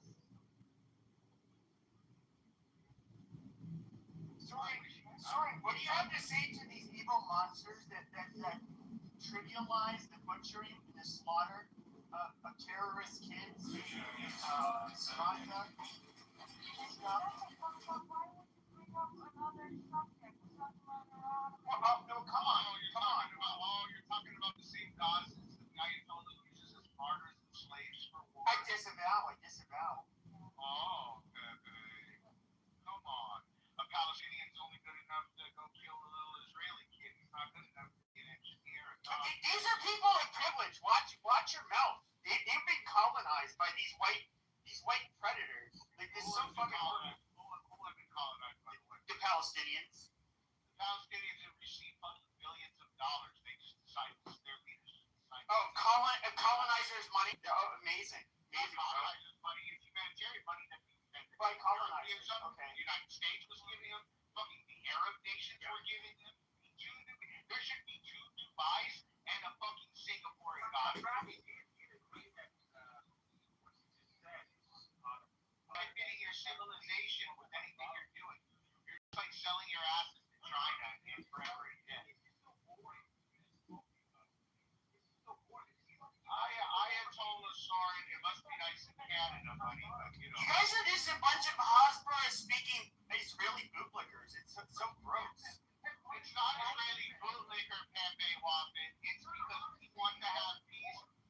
We want peace in the region. You guys want more blood. You guys want more death. We want peace. So if you're gonna have peace, you gotta understand there's gonna be Jews there, Soren. The Israelis are going nowhere. They're not going anywhere, Soren. So now that we got that, now that we got that understood, what can we talk about next?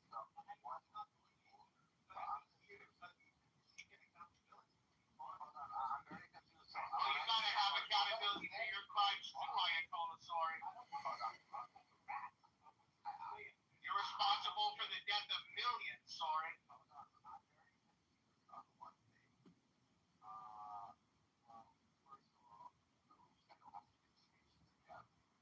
Yeah, Ayatollah Chop session. Fuck, Soren. Fuck, let's ask him something. Oh yeah, Soren. Iraq, America war or Israel war? Does Iran need America? We don't make But you guys are. There you go. There you go.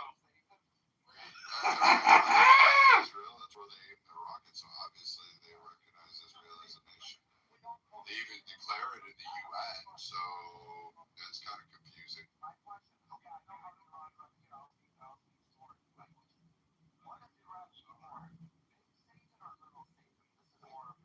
We have no problem at all. At all. What big states? Have a problem in Iraq. There's no issue with the US. Really? Because we seem to be taking out your Ayatollahs faster than you can create them. I changed the room title to trigger people. We took out the Ayatollahs because the internet took out Blockbuster money. Figure it out. You're a fucking lot. But if you want to trigger people, you gotta trigger people. Let me have a little pictures.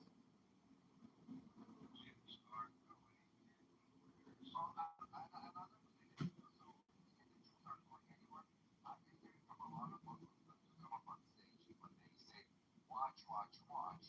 What's gonna happen soon? Because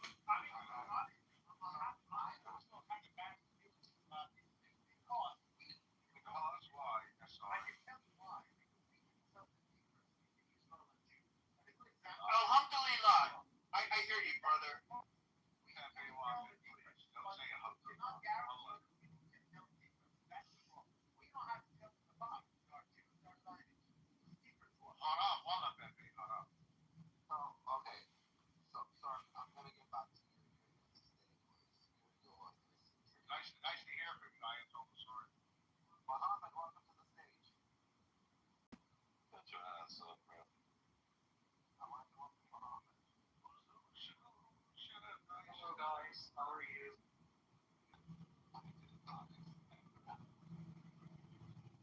Filthy American turds.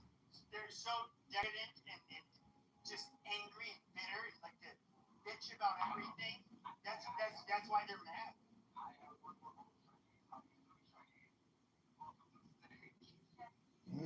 Shoot.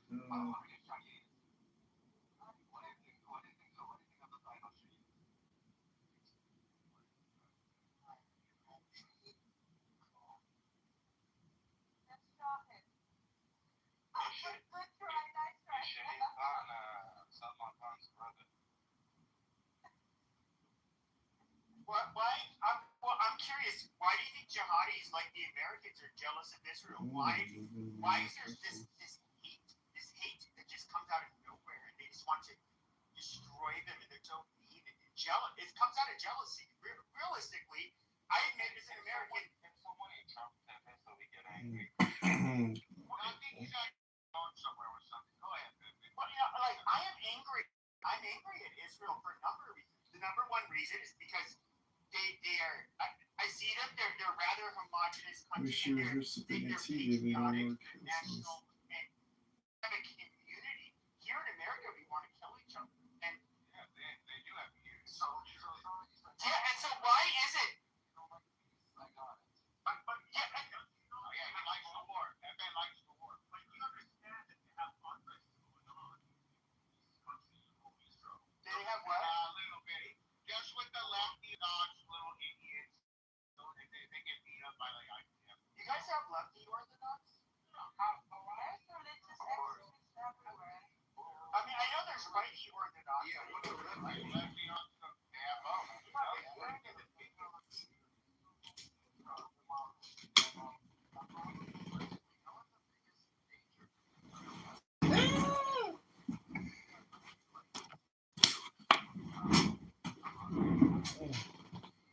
Dictatorship,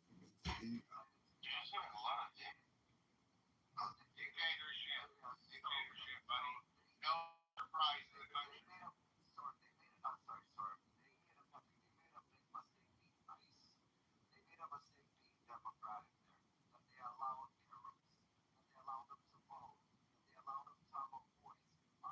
I disagree, Rafi. I know it may have fucking lost you temporarily, but at least it showed to the world that they're open. That they wanted to assimilate with the people in the rock. That's what that showed.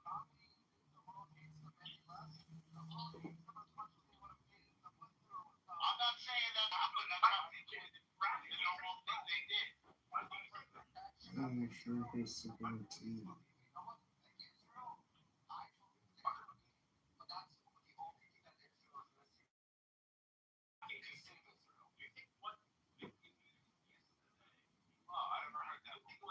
Yeah, well, here's the amazing thing: is you saw. Okay, there are a bunch of Westerners.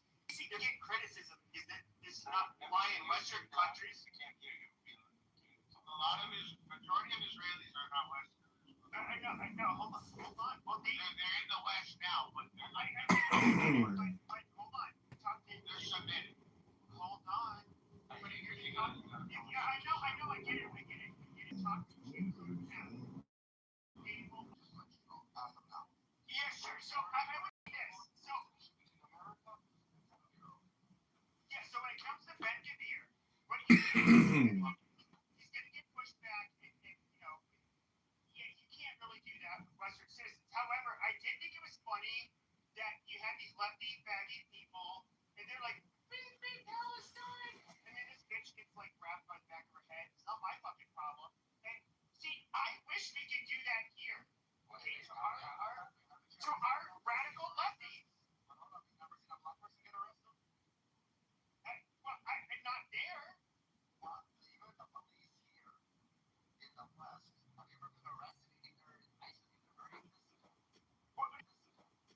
yeah, I did when I was a juvenile, but I'm in middle age now.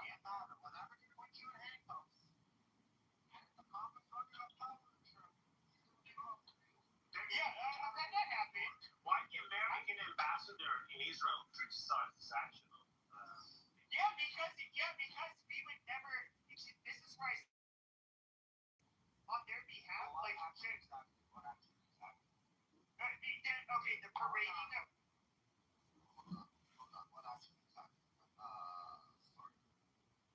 Well, I don't know. I mean, the ambassador of U.S. ambassador. So you just read the headline and you don't read the statement. No, I read it because you just made a headline without giving me the statement. No, I can tell you. What it is what it is not Israeli image in the world. And that's in one way. The ambassador in one way. Because the way they need to shit in the way the South.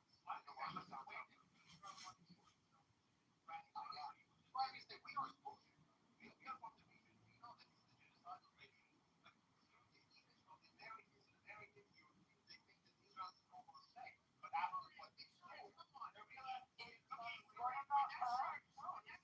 He's talking to a revolutionary genocide coalition. You don't want to talk about that.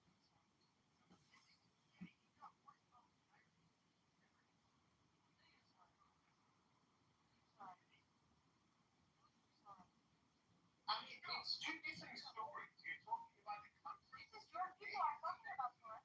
I understand, but the law is real. That's cool. That's cool. But I'm just curious. What is it about Israel?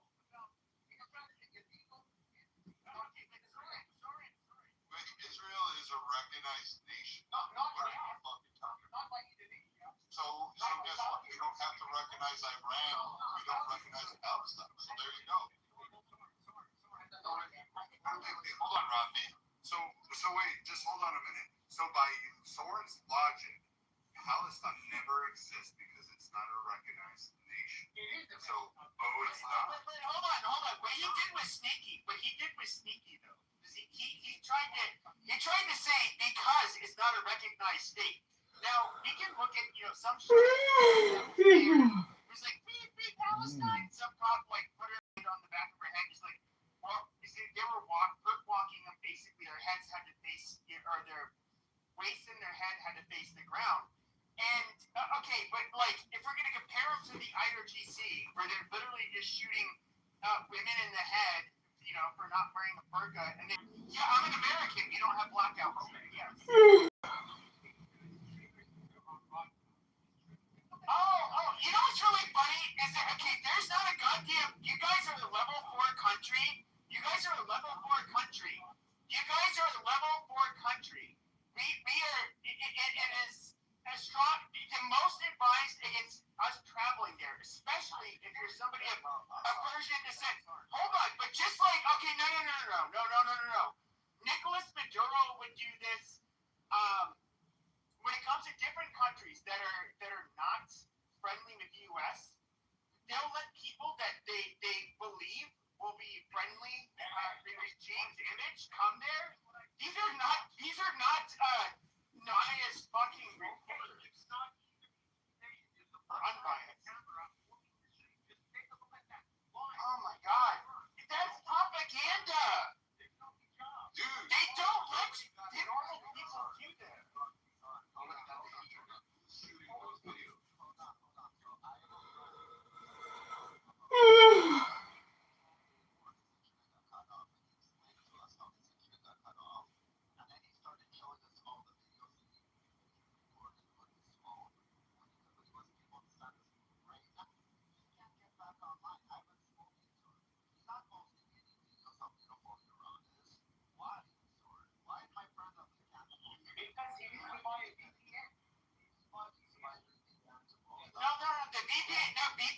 The VPNs didn't work. So what ended up happening, the nodes that ended up connecting you to the internet, whether or not you're trying to attach it or connect through a VPN, did not matter. You were not going to be able to get a connection. Regardless, was not able to work during that blackout.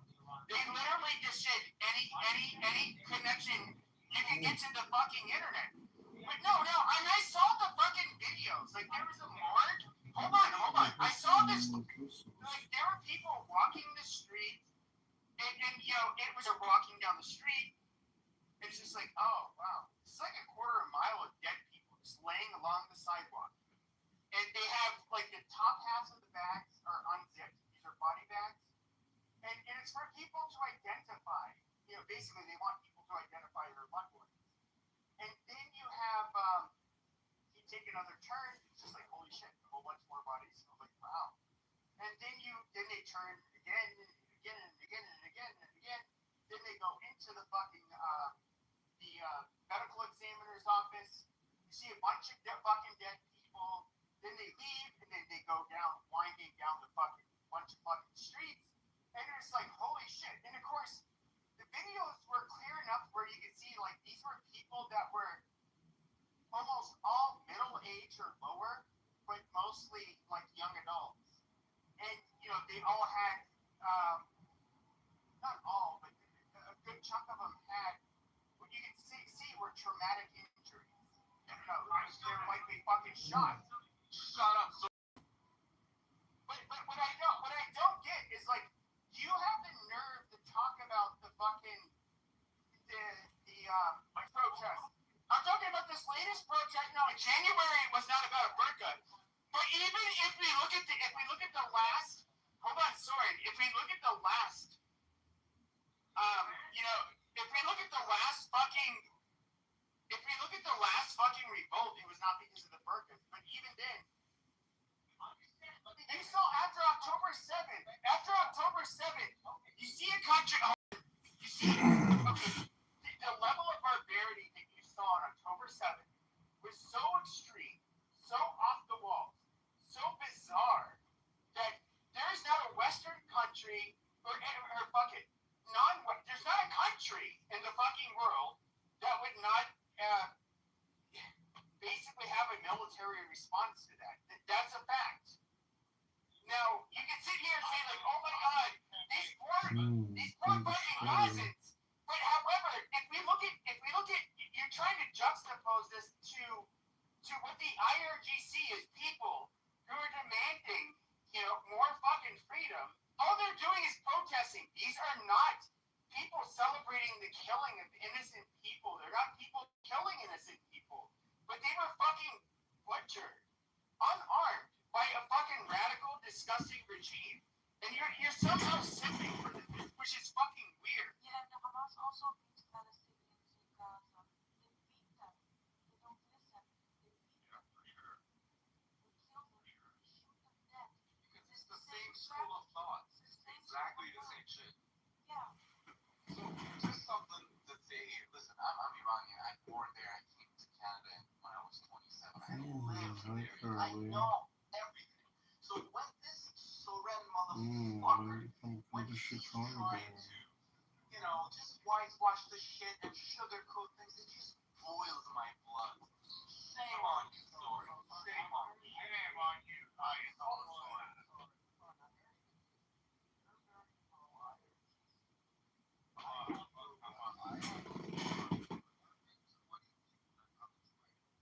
They're very against IRGC. And then there's that one person that comes in that is pro. But you know, Arafi, all I said, which Well, was I like, don't know. They know. okay, What do you think? you said They shoot people in the sheet because of not wearing the shot. All I said was, just watch the YouTube. okay, but you're talking about YouTube streamers, which have to get approval.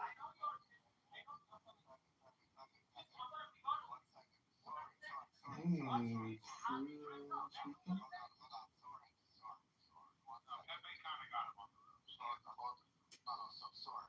I'm not gonna watch a certain amount of people that are allowed by the IRGC to use the internet to push their propaganda. Right.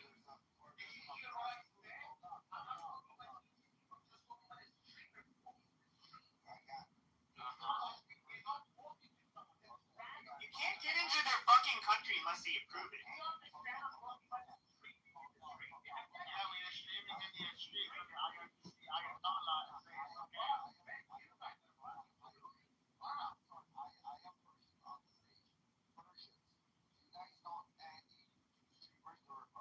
Yes, we do. It's Let me tell you, please, give me a second. Give me a second, please let me tell you that. If you see women, if you see teenagers not wearing hijab, it's because of the balls that they have. Okay, they don't give a shit if they're gonna get shoot, if they're gonna get jailed. So it's not because it's free to do that. They have the balls to do that. So sorry, again, shut up, motherfucker. Shut up, you son of a bitch. That's true what Emma says. They have the balls to So it is true that people are free to wear whatever they want. That is not true. You know what's really funny is this is my introduction to Middle Eastern culture. Was my freshman year when I took a Middle Eastern studies class. The two of the TAs were literally jailed in Iran, and in mid-semester were able to come back to the United States. And like this is literally like you're trying to pretend like this is not long-standing. Hold on, we actually had somebody come today, and he kind of fucked it up, and now we know the truth. So I'm asking you sort of this question. Let's see how honest you're going to be yourself. Is there a law in Iran that a woman has to wear hijab? Yes or no? There is a dress code law, yes. Correct. So when there's a dress code law, I don't know if you know something because I'm sort of your people here. So if there is a law and it needs to be implemented and digitized, the IRGC will correct? But first, because you know the thing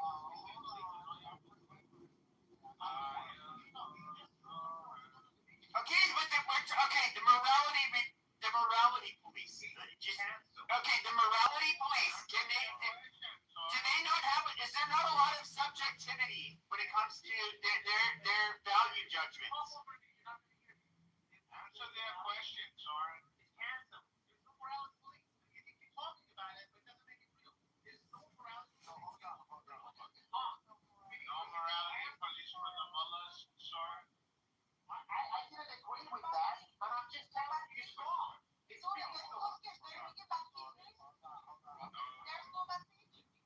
He's a son of an Ayatollah. Trust me.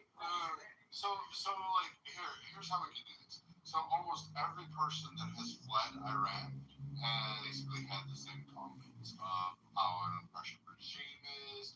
They have morality police. If you're doing something they don't like, they beat you, rape you, kill you, torture, etc. Literally thousands of people coming out of the States. Soren, we know your cuckold ass is actually hiding out in Egypt and he really doesn't. I don't have to talk nicely to you. I don't. I'll tell you what, I'll meet you on the battlefield. You know, we can meet on the battlefield. Don't genocide him on the stage. Don't genocide him on the stage, Viking. Don't do that. So I mean, we can play this game and we can show up. I'll come to your sandbox and I'll tell you what, we can meet out there on the battlefield. Winner takes all. I could do that. But I bet you wouldn't have the balls to actually meet somebody like me. But at the end of the day, we have had thousands of people who have lived as late as 6 months ago in fucking Iran who managed to smuggle themselves out and talk shit. Shut the fuck up or I'll just move you down. So if you want to stay on the stage, you're going to be a good little bitch and you're going to listen. So if we've had thousands upon thousands, and I've been in these rooms and I listen a lot more, you should probably try. How are you still so young, bro? Dude, okay, here, let me help you. Yeah, I got you. You're gonna go make me a sandwich in the kitchen. Yeah, make sure you do it in that pink apron I like too. And then when I get done, I'm gonna make sure that you like wipe my bowel sack off. So, Soren, thousands of fucking Iranian refugees all over the world have come in and talked about this. Only a couple of you fuckers like you have sat there and said the complete opposite. So you mean to tell me 3 or 4 out of literally thousands, women, men from all over Europe, living in the Pacific Theater, Africa, fucking various Western, South America, Central America, and America, Canada, they're all fucking lying. And you somehow are the one purview who's hiding in a cardboard box in fucking Egypt right now. So please tell me how they're all wrong and you're right.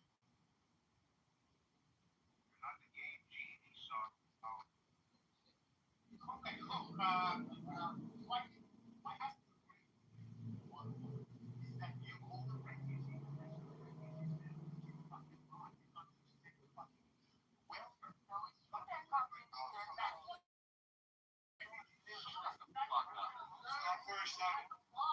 Stop. I want you to stop for a second. So first off, Oren, here's where you're wrong. Okay, Soren, here's the whole point. The ones that have escaped to like Chile, they're not receiving fucking subsidies. They're not receiving aid.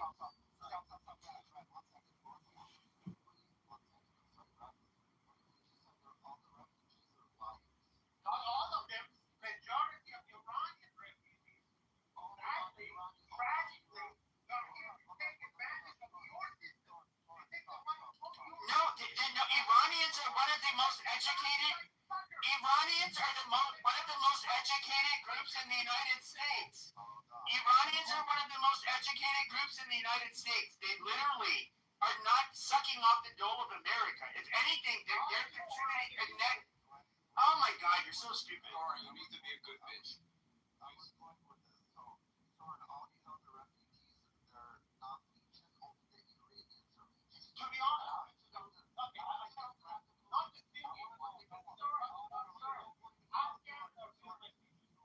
Iranians, 90% of them are there because they want to take a permanent residence. Once they get their citizenship, you know what? The first country they travel to is Islamic Republic of Iran. They want you guys to tell your fucking edge. Because you're fucking naive. You want to talk to one.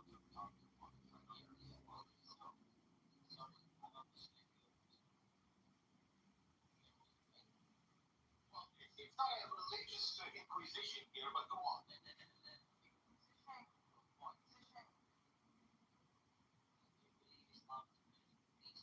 I'm not here to talk about the religion. Well, I heard you as Islam. Just asking a question. I'm not here to talk about any religious or morality or Islam. If you want to hear me talk about politics,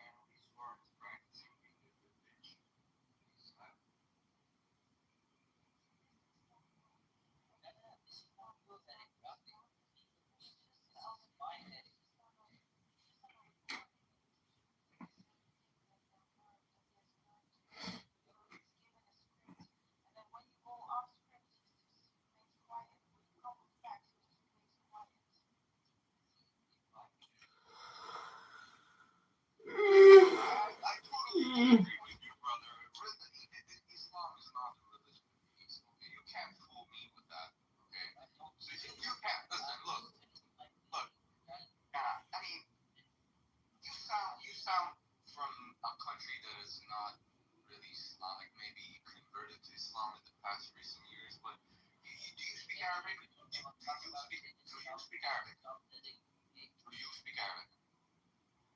I don't speak Arabic too, but I'm asking, do you speak Arabic? Oh, shut up. You shut up, motherfucker. So let me ask you this question. So you're talking like and not just really peaceful, it's fine, business and all that. So I want to ask your opinion about this fact.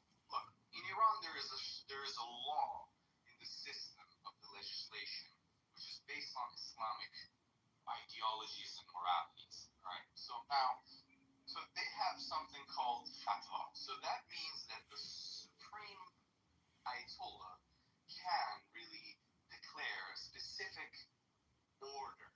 So everybody should follow that. So there's one order given by the basically the creator of the Islamic Republic in Iran, the Khomeini motherfucker. So he said when when a woman is persecuted and it's jailed and it's sentenced to death, she must be free.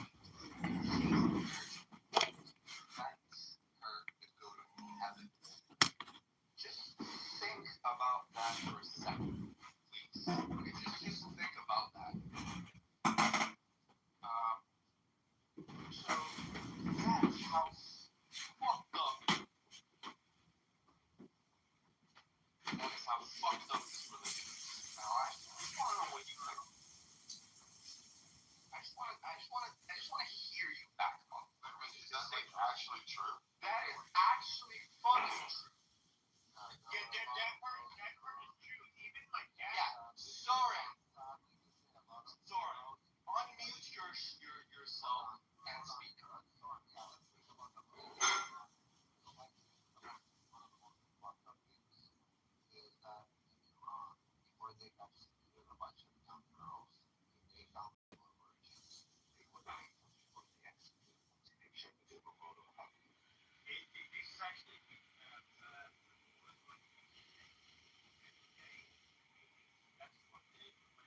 Okay, motherfucker, I'm gonna find a reference. I'm gonna find the fucking reference right now. I'm gonna paste it in the chat. No. I'm not gonna use any shade on it. Shut the fuck up. Wait. Look, put a dick in your mouth and shut up, please. Okay, why are you saying that? Yeah, put a dick in your mouth, please, and shut the fuck up. I'm gonna find that reference. I'm gonna put it in the chat. Shut the fuck up, motherfucker. So we can already settle this. 4 people say it existed. So now it's there. Wait, I can put a poll. Wait, hold on. Stop. I can put a poll at the top, and I pronounce your name, whatever. I can ask if he's correct and have a poll. I can just ask for a simple hand raising or put a 1 in the fucking chat if what he's saying is true, sort of. And you know what? If a mass majority of these people say, hey, I'm from there, been there, done that, yes, this is 100% true, then you are a fucking mind.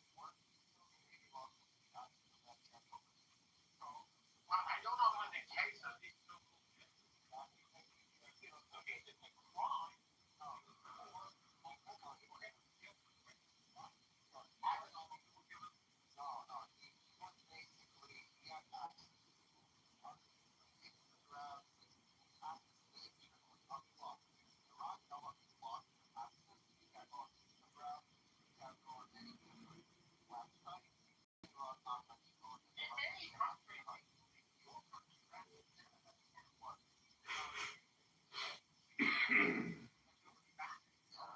you can use your browser to view that motherfucker. Shut up.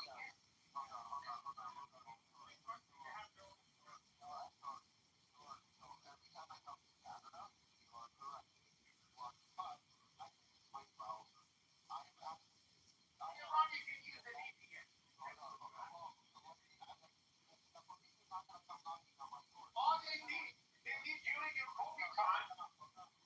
They trust you.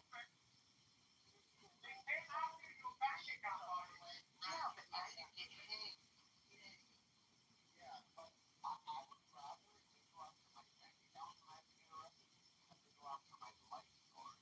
How about not get paid for having it? Please take his mic. Please take his mic.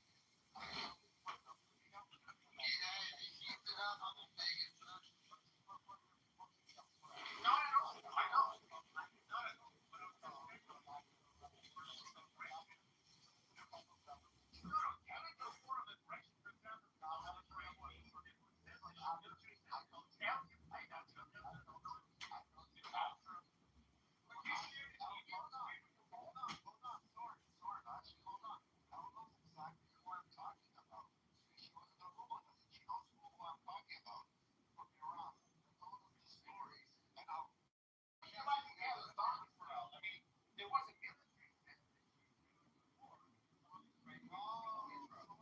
There's always something coming up through the door.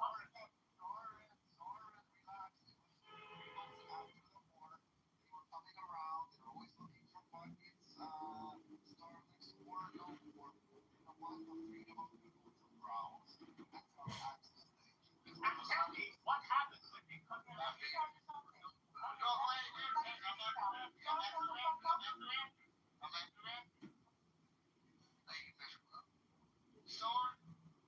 You know what? You should be ashamed of yourself. You don't want to have something productive. Soren,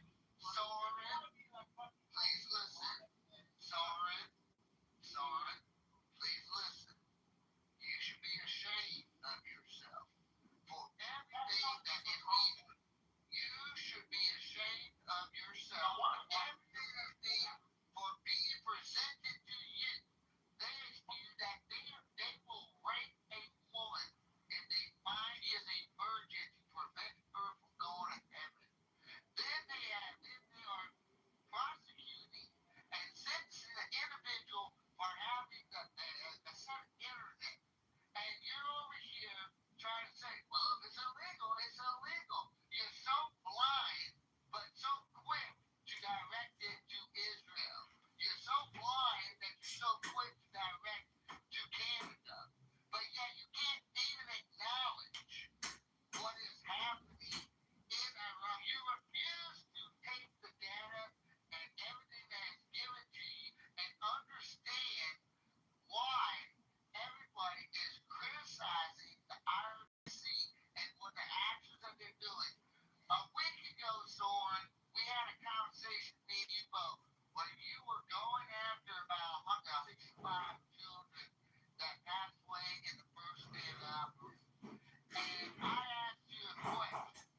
Can you say the name of the young man who went to wrestle in the Olympics and came back and was paid immediately?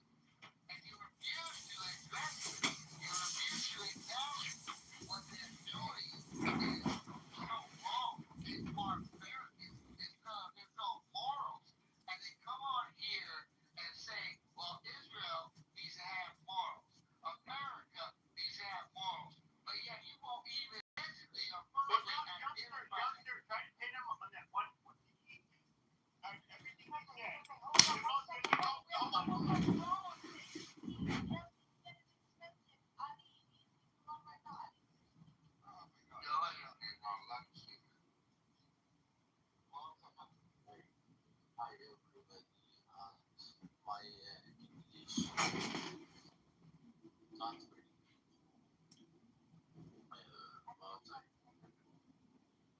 If you can translate faster, just do it.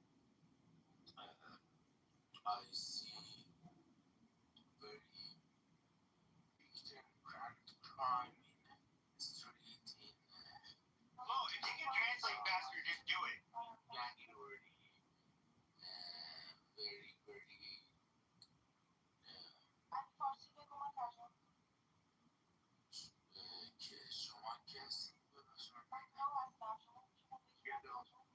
آره بهشون بگید که آره اگه بگید که خیلی قبلتر از من که طرفدار شاهزادم چون تنها راه اون بودم.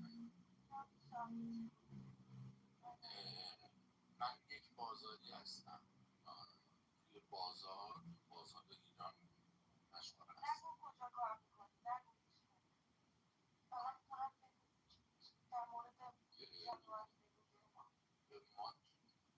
ما قبل از فراخوان شاهزاده به خاطر گرونی به خاطر اقتصاد داغون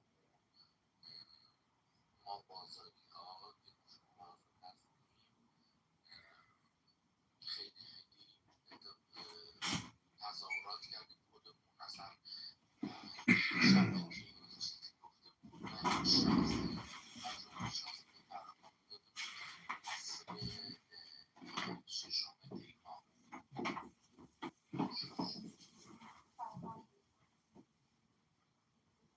تظاهرات جون دراز و those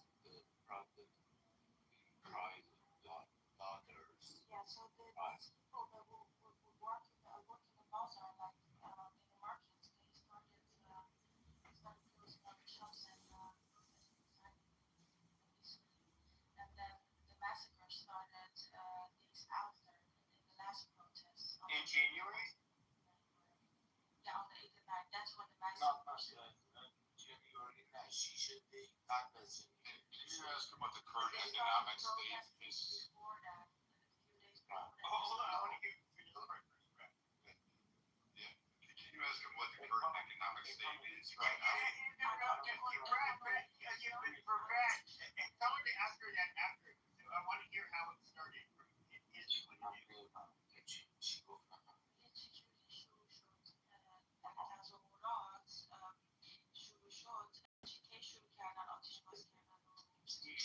ششم دی‌ماه عصر میشه اواسط کریسمس before because dollars price is up باباشون بگید که دلار The dollar price went skyrocketed high and the economic situation was already really bad at that point. So people got out in the streets. ما آمدیم چندم آخرین ماه سال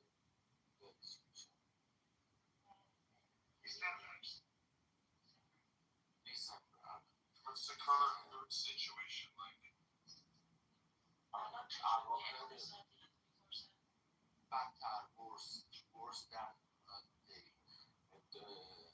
the dollar price بگید شما من The dollar right now is really high and the economic situation is really bad. مورد 1,360,000 ریال بودش. What is this feeling like with the current people? Like, this is where I felt really bad. If you can tell him, like, in Farsi, like, I actually feel really bad. What happened in January, they had a revolt. And first, we came a couple months too late. What? But they obviously had a lot of their young that were brutally killed. What does he think that? What is their morale now? With the people in Iran. What was the last thing you asked them? What is their morale now? Especially after, like, what they went through. What they feel now? Yeah. No, this is a better question. Ask them if the Iranians have the morale to go back to the streets and fight again. That is the question. That's what you're asking to ask, Pepe, right? No, it's not. It's not. I think that they...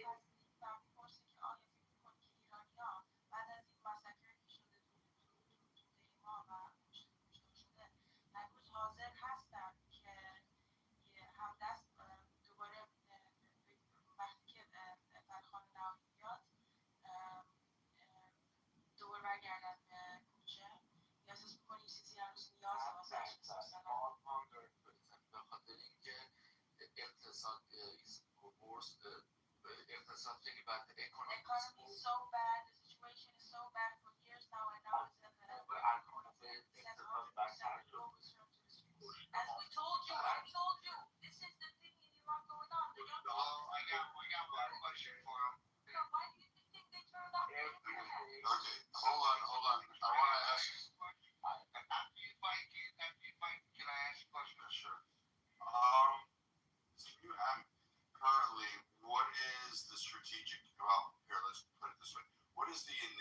on the ground? What leaders do they have, or what factions do they have in terms of uprising?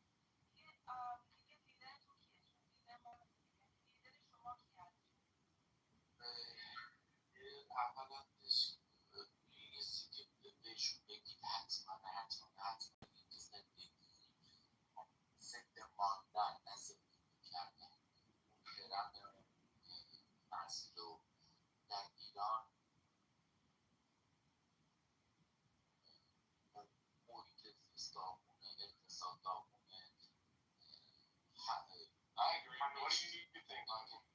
Staying alive in Iran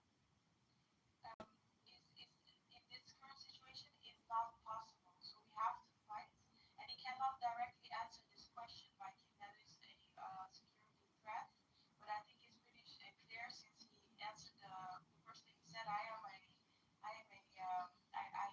stand behind Mirza Pahlavi. I stand behind his. مردم از اقشار و لول‌های مختلف جامعه ناراضی هستند. Yeah, he says the different factions within Iran all do not agree and are not happy with the current situation. They're all ready to unite to fight against it.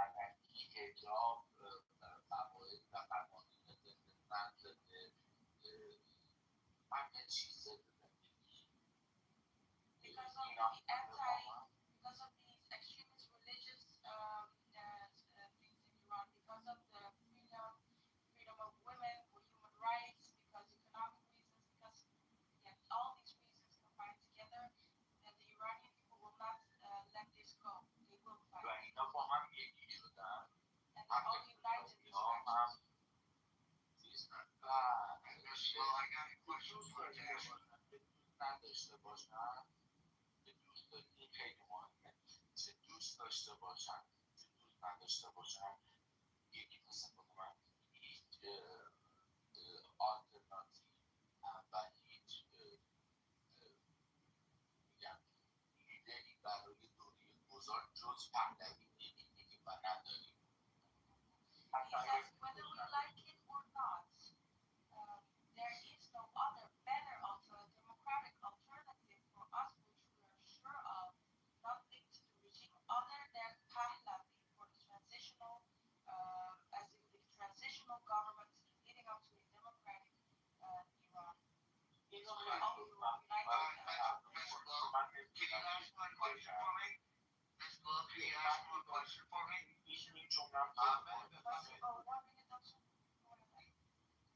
این جمله خیلی مهمه اینو براشون ترجمه کنید بگید که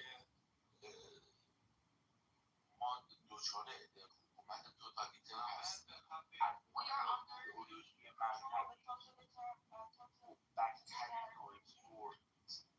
Authoritarian regime, which is in the worst thing you can possibly imagine, in the worst way you can possibly imagine. We have no choice but to fight.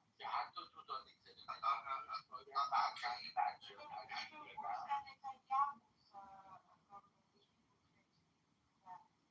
Okay, well, can you ask him for me? Can you really ask him for me? Is the military stationed in the cities and the surrounding areas densely populated with civilians? Like, are they strategically staging in municipalities?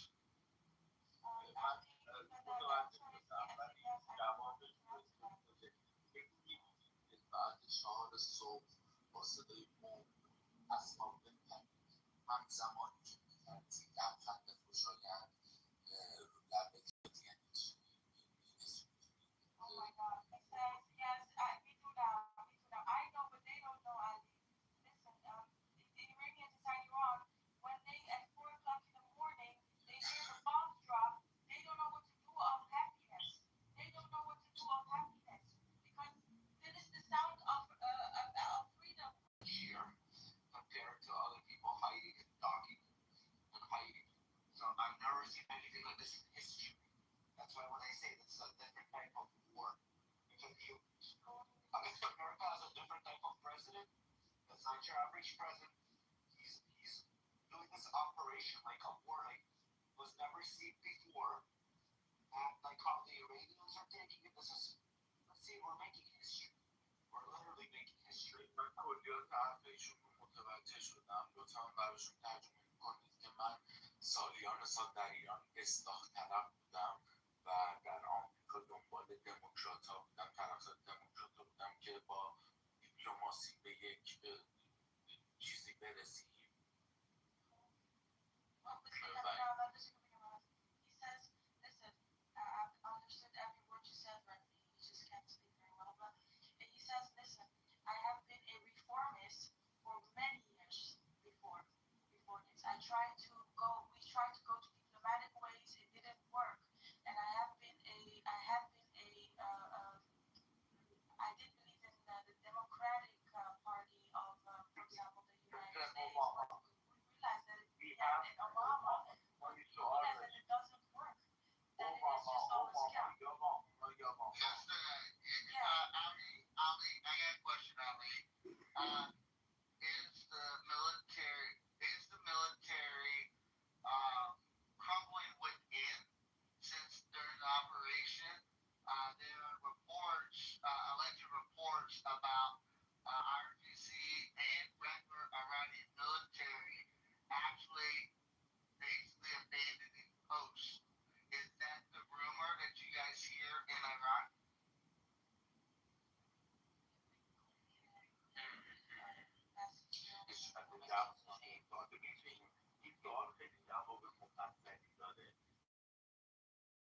اخلاقی وسطه هم واقعیت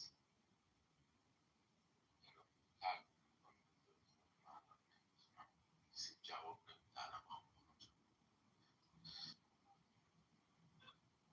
reality and اخلاق میشه اخلاقی he is on a public platform and he feels an enemy. He doesn't want to say he shows it. Exactly. We know what's happening. Some people are pretending that this is not happening. که خبری میشنون که حالا ایشگاه نفت و بنزین ما رو زدن. من خوشحال اینا رو بگید. It's not that that we get happy that the یا مردودگی دانش or anything, nothing like that, but the situation is so bad. Not having enough.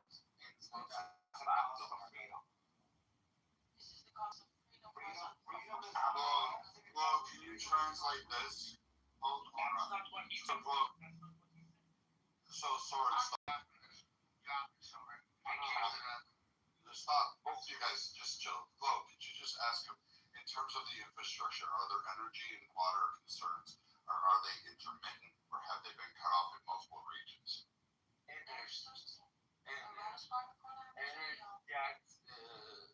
بس به شما ترجمه کنید چون من خیلی عصبی میشم. بهشون بگین انرژی که برای ما همیشه یا قطعی گاز داره در زمستان یا قطعی برق داره در تابستان و خروجی بنزینش از پالایشگاه نفتش گرده اینقدر بیکیفیته. ترجمه نمی‌کنی؟ The gas that comes out of the wells is not going well. The technology is the technology and the gasoline is very bad. Now Pakistan gasoline. And how much they pay? Okay. Sorry. Used food gasoline. So they are having intermittent. It pollutes the whole of Iran, the air. Listen, our rivers are no longer flowing either. So it's unrefined. So basically they're giving back refined oil basically to their cars because they're not refining it all the way. Yeah, and it pollutes the air so badly, and the rivers do not flow anymore. So let me ask him this question: the price of benzene. They use the word benzene because it's a Russian word. Did it go up? The price are still low.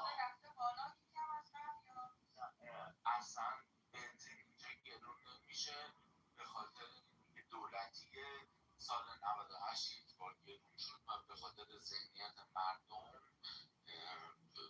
اون موقع ما 1500 نفر در 7 روز کشته دادیم به خاطر بنزینی که از 1000 تومن شد 3000 تومن.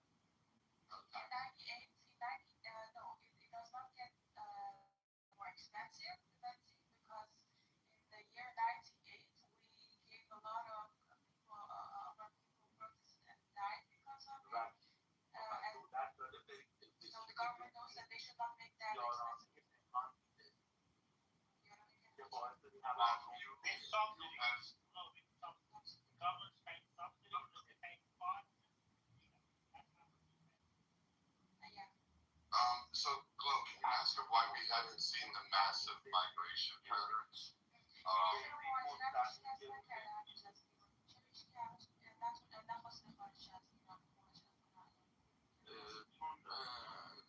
خیلی کشور مهاجر پذیر نیستن، کشورهایی که مناسب زیست باشن. به ما ایرانی ها دیگه پاسپورتمون بیارزش شده چون که جوابمون رو درست نمیدن، چون که تو کمپای پناهندگی خیلی با شرایط بد نگه میکنن. یا باید دروغ بگیم، کیسای دروغ بگیم، کیسایی بگیم که اکثر کسایی هم که مهاجرت میکنن شرایط بد به خاطر مسائل دروغ، کیس دروغ میگن که فقط بتونن پناهندگی بگیرن. حالا یا تبدیل دین یا مسائل جنسی مثل گی بودن و لز بودن که حرام تو اونجا و حکمش اعلام، اینا رو اعلام میکنن و اثبات اینا خیلی سخته. میرن سراغ این چیزها که خیالشون راحت باشه که بدونن اقامت اون کشور رو بدونن و اندازه که همونم بدونن.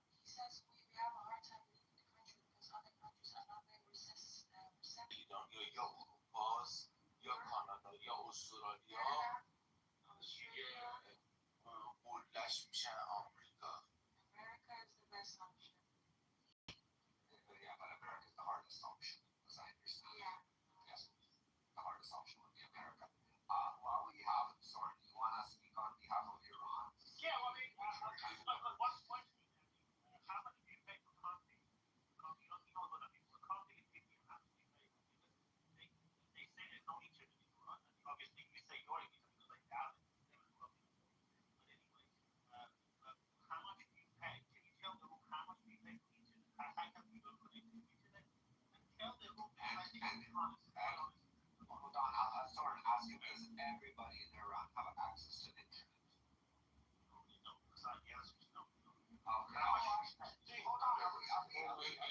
Rafi, hold on a second. So the guy's talking about energy intermittency, lack of fresh water, food being scarce, food supplies being scarce, the inability to actually produce work and income, and someone's concerned about the price of fucking internet in Iran.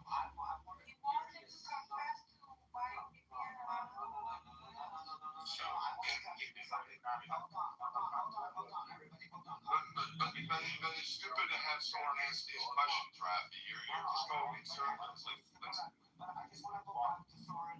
No, I don't want to go to Soren. I want to talk to this guy. We don't want Soren. Here, I'll help you out. Soren is gone, and now we don't have to worry about Soren. Wait, there's videos on YouTube, and I want to know. I don't care. I have a guy who's in Iran, Rafi. You know how rare this is? Wait. Here. I'll help out with what you guys want to do.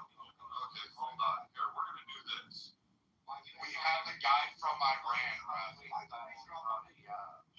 don't care about Soren. I don't care about what people's political agenda is. Why did you drop Ali? I didn't drop Ali. Somebody dropped Ali. Oh, maybe I did. I'm actually worried. Ali is the one that was from Iran. Ali, come up. Sorry about that, Ali. Look at Ali. Yeah. Sorry, Ali. Pick him up. I can't bring him up. It's going to be the right one. There we go. Okay, so Rafi, stop. I want to hear what this guy has to say from inside Iran. I don't care about Soren. Ali, and I apologize to you.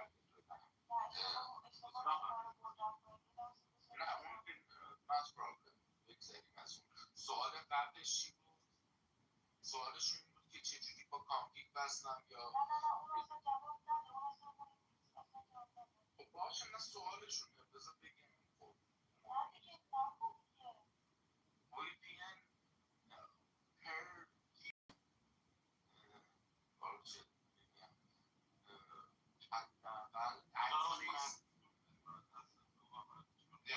continuously rounding up dissidents? Do we see the disappearance or dissidents being picked up, or people who are contrary to the government being removed from the neighborhoods?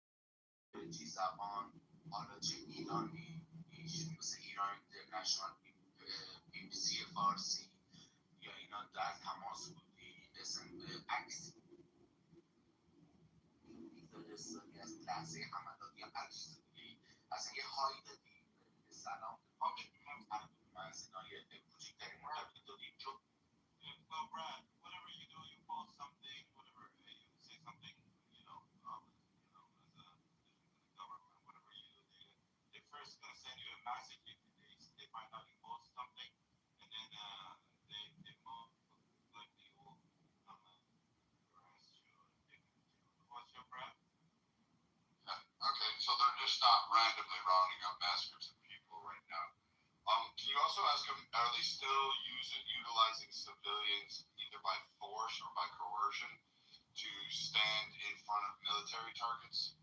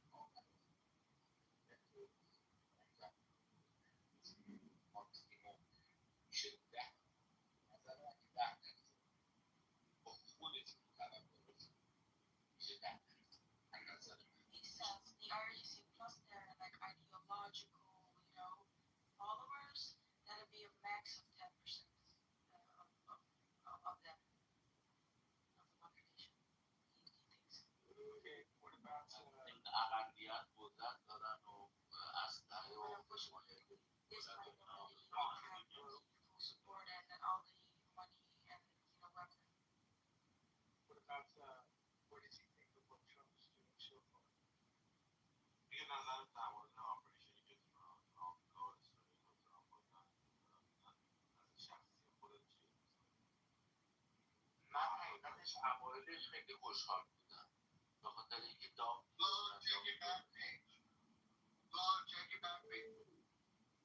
چی شد؟ اوایلش من خیلی خوشحال بودم اینو بگید جمله به جمله چون خیلی بر نظر من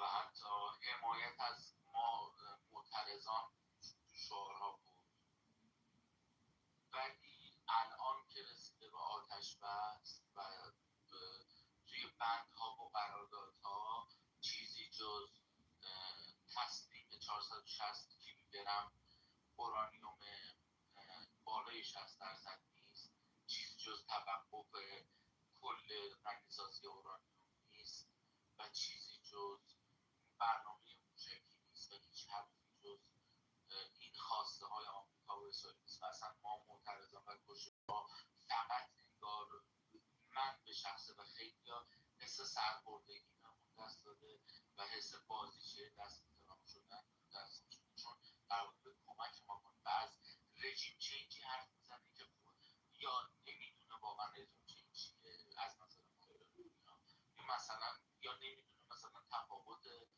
خامنه‌ای با پسرش یا با باباش چیه.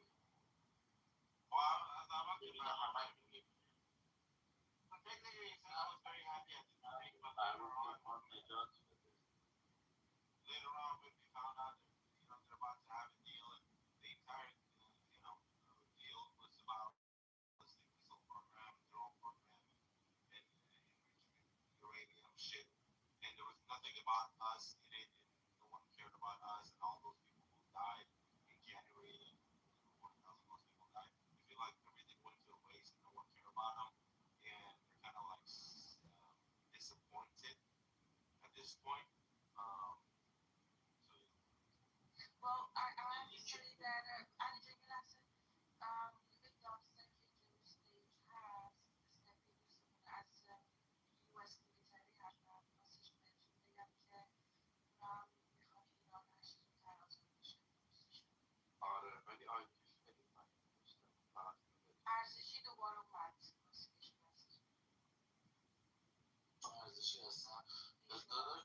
چه خبر از دنی خامنه‌ای دیدم که بسته به یه ذره یه 2.5 کیلو رو دست بسته به یه ذره بطن و اینا رو خارج کردی نکردی چه خبر آیت الله خامنه‌ای یه خبرم 2.5 کیلو روده چون ارتباطی داشته باشی که خیلی برات بد میشه، چون که وصل میشه به همون منظوری. ببین ما که مثلا تو دنیای آزاد این چیزا برامون مشکل نیست، اینجا اصلا جاش نیست، بیا با هم بریم بدن کرگه کنیم. من تو ایرانم تخمم هم نیست، خب اصلا اینقدر رد دادم که اصلا زنده بودنم برام مهم نیست. خب من ریدم این خامنه‌ای و دار و دستش و قبلش و بعدش و 7 غیبت برش، بیا برو بعدا من تو با هم صحبت میکنیم. من خاک بر سر من که با تو هم اسمم و خاک بر سر من و خاک بر سر پدر مادر من که اسم یه جانی قاتل 1400 رو من گذاشتم که با تو و اون علی خامنه‌ای هم اسم باشم. خاک بر سر پدر مادر من و تو و سید علی و هم اون علی اول اسلام با هم یکی اسم گذاشته. یا برو با هم حوصله ندارم قول میدم. Ocean, does he feel that the sentiment with the Iranian people is shifting to more support of the IRGC and shifting away from the current Israeli and American doctrines? We don't ask him, I'm sure the answer is no. So Ali John, میگه که به نظرت با تمام اتفاقاتی که افتاده اکثریت مردم ایران به نظرت آوردن یا میارن به طرفداری از نظام جمهوری اسلامی یا اینکه نه کماکان مخالفت کامل دارن باشون؟ اتفاقا ما دیگه ناامید شدیم از حداقل امثال من و ما که در جریان باشون صحبت میکنم، ما ناامید شدیم از تهران. اتفاقا اگر بخواد صلحی امضا بکنه حاج آقا ترامپ با اینا با هم صلح میکنن، با ما صلح نکردن. 40,000 تا اما کشتن، بچربی به این حالت هم کشتن. ببین اصلا عدد مهم نیست، از عدد بیایم بیرون. یه عده میگن 3 نفر، 3,000 نفر، 30,000 نفر. یکی هم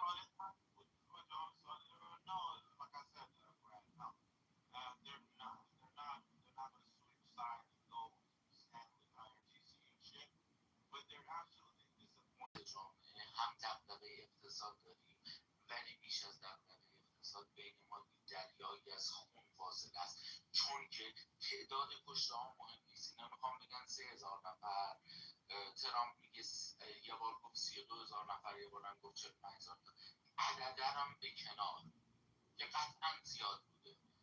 حالا از زیاد بودنش به کنار کیفیت کشتار، جنایتی که کردن، اصلا نوع که این راجع به کوالیتی کیفیت کشتاری که کردن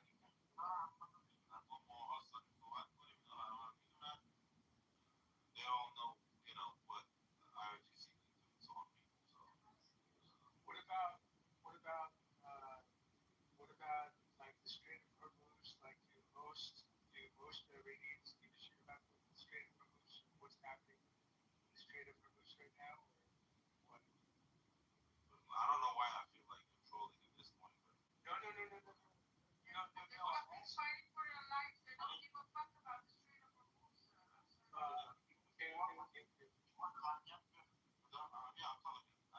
شما مردمی که تو ایران هستید اهمیتی به شرایط حال حاضر تنگی هرمز میدید با خودتون هم یه چیزی بهتون بگم. بگو ما روزی که قرار بود زیر ساختمون رو بزنن به قول ترامپ عصر حجر برگردیم، حالا منظورمون نمیدونیم. من تمدن جمهوری اسلامی تمدن خود ما تلخم بود. اگه تمدن خودمون بود به خیالمون نبود چه برسه وضعیت درون تنگه هرمز. چون از تنگه هرمز برای ما اصلا چیزی در نمیاد. اگر هم چیزی در میاد برای خودشون پرنس هکتور شمپانی که الان پدرشون سر دفت شده و اصلا این واسه برسیم برای ما چیزی نبوده که بخوام. So should say, oh god, yeah, he just said for fun when Trump said we're going to get the power plants and the infrastructure and shit. We care about fucking straight up yeah. So should I have this? So if the peace deals do come to fruition, which most likely they will, I'll acknowledge that. How does he feel life in Iran will change? Will it be more oppressive, more controlling? What is his prospects? What does he actually think is going to happen based on the current circumstances? Alright guys, I'm gonna also put my cash app and my PayPal. I'll actually send you $100. Can you send me your cash app right now? Then I'll send $100. That's like what, $1 million in denarii or whatever. That's like about 18 million. Yeah, I can send it to him. That's fine. I'll put a cash app out there. I'll send him money. That's 1 month of work.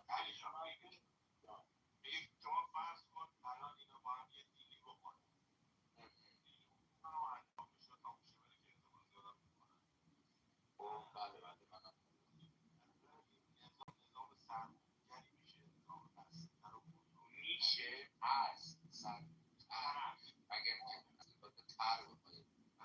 از نظر من اگر توافق بخواد صورت بگیره باید با یه قشر صورت بگیره که توافق پذیرن. اون قشر اقبال دفاع از ایران نیست، نه اونایی که 60 رو تو خیابون پرچم ایران و حزب الله رو میگردونن، نه من و امثال مایی که اصلا کلا با جمهوری اسلامی کلا مشکل داریم. هر کسی توافق کنه با آمریکا، با دوتا با هم به مشکل میخوره. یه هم و هم، یعنی هم با هم طرفدارای 100% چیز ایدئولوژیک نظام که میگن تنگه رو ببندید، بزنید بزنید تلاوی و با خاطر ایزان کنید، هم با اونا به مشکل 100% میخوره، هم با ما که اصلا از قبل مشکل داشتیم. Well, he said basically they have to. He said they have to find someone who is capable of making a deal with the hardcore ISIS supporter will not accept any type of deal. They say no, keep the street closed, attack Israel and all that bullshit. So whoever makes the deal, not going to face people who, you know. Yeah, either side. None of them are going to accept it because people who are against Islamic Republic are already hating them and don't want them, and Islamic Republic supporter basically are not going to either accept the deal because they don't want to. زمانی که خود خامنه‌ای زنده بود این جنگ نشده بود، عده‌ای تو اونجا بودن که میگفتن نباید هسته چیز سر برجام واسه زمانهای دیگه. اونها اون طرفی ها هستن که انقدر تندروان تا اینجا شو بگید لطفا. چی گفتی نشیدم؟ میگم چون بیسیکلی یه عده‌ای هستن که کلا زمانی که قبل این جنگ شروع نشده بود و خامنه‌ای زنده بود، به امثال دولت حسن روحانی و ظریف گیر میدادن که چرا برجام رو امضا کردید، چرا دادید رفت. Yeah, so he's saying basically, you remember the first deal with Obama, there were a lot of people who were bitching at the government why they're you know trying to make a deal because he was the big city and fucking Israel is the little city. So he said, yeah, those people are still around. و همواره همکار ما بودیم که مخالف کلیت سیاست‌های نظام از غرب ستیزیش، از اسرائیل ستیزیش ما بودیم و زندگی معمولی برای خودمون می‌خواستیم، اقتصاد خوب برای خودمون می‌خواستیم، جنگ نمی‌خواستیم، ستیز نمی‌خواستیم و این There were people like Ali, like which is the last majority of Iranians. They always never wanted to be in a war with the West or with the U.S. They like the Western way of life. Shit like that. حالا بود با هم رسیدن به این جنگ در جامعه ما مردم، این دو بود که داد این بر اون بر اصلا رسیدن به این جنگ کنونی. And now these two groups basically are fighting with each other inside. هیچ کدوممون راضی به توافق نیستیم. اونا تندروان میگن باید بزنیم آمریکا رو از منطقه خارج بکنیم، تک تک پایگاهاشو تو کشورها بزنیم تا برن از منطقه. ما هم که کلا با نظام و قرض ما مخالف بودیم، ما هستیم مخالف. Yeah, so the other group who are the hardcore ISIS supporters basically to keep this out of Middle East and make sure US doesn't have any influence in this area. There is us that we fucking hate being in a war with the US. We don't want it. We always be against it. And now we're in a fight with each other inside Iran. There's the idea. این من فقط بگم و تموم. حالا ترامپ میخواد توافق بکنه با هر قشری از این حاکمیت به نه پاسخگوی نیازهای من مخالف 100%، و نه دیگه اگر بخواد شرطهای ترامپ رو بپذیره، اون برانیمو بده بره، اون تمام حالا خواسته های ترامپ رو بهش بده که توافق صورت بگیره. رهبرش کشته شده، کلی از مسئولین رهبرش کشته شدن و 60 تو خیابونا که میگن که ما باید آمریکا رو بهتری کنیم و تنگرش کنیم و اینا. ما که از قبل داغ داریم، اونا هم که از این به خاطر ایدئولوژیشون دارن میترکونن، رهبرشون هم از دست دادن. میگن باید بزنی اصلا توافق و حرف و این حرفا دیپلماسی چیه، بزن که خوب میزنی این شعاره این چیه.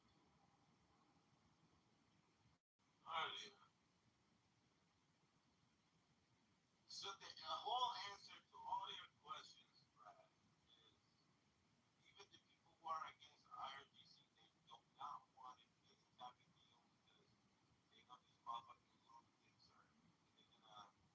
they're gonna fucking kill whoever saying it. Anyway. I mean they're gonna at some point fuck it up. The hardcore IRGC supporter or the IRGC. So it's pointless. But that's something very important. You just said they are on the streets chanting hit them hard, hit them where it hurts. No, I did. Hit Tel Aviv, hit America. So they don't want a ceasefire either. They're actually talking about peaceful. I'm gonna keep repeating this. Those are the hardcore IRGC dumbass fucking pussy ass bitch ass fucking supporters. They don't even know what the fuck is going on. They think they fucking shot down 115, 135. They don't know shit. You know, they're actually some fucking some of the aircraft. Oh shit! Can you ask him if he's being told like how victorious RGC is based on.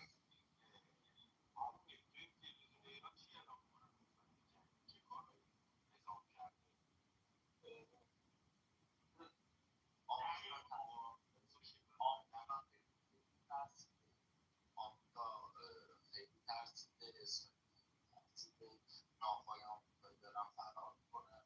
اینا جدی دارن میگن. ناوهای جرال فورد که آسیب غرق شد به زور نجاتش دادن.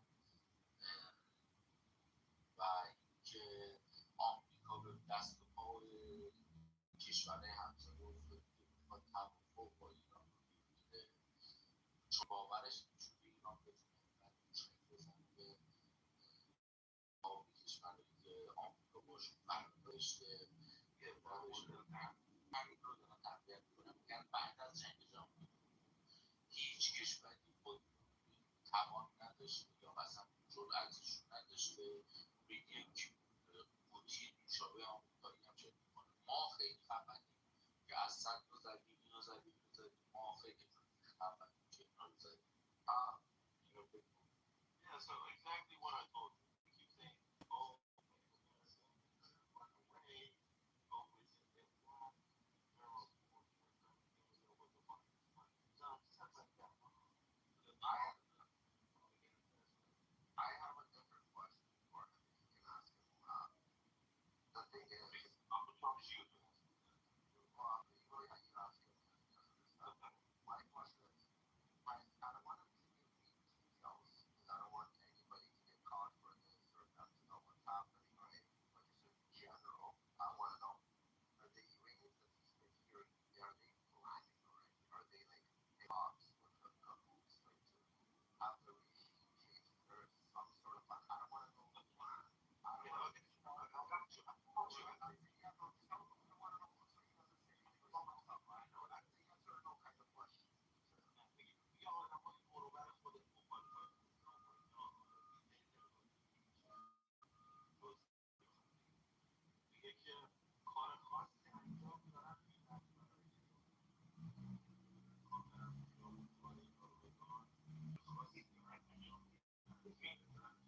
حقیقتش اینه که اوضاع فقط داره خراب و خرابتر میشه.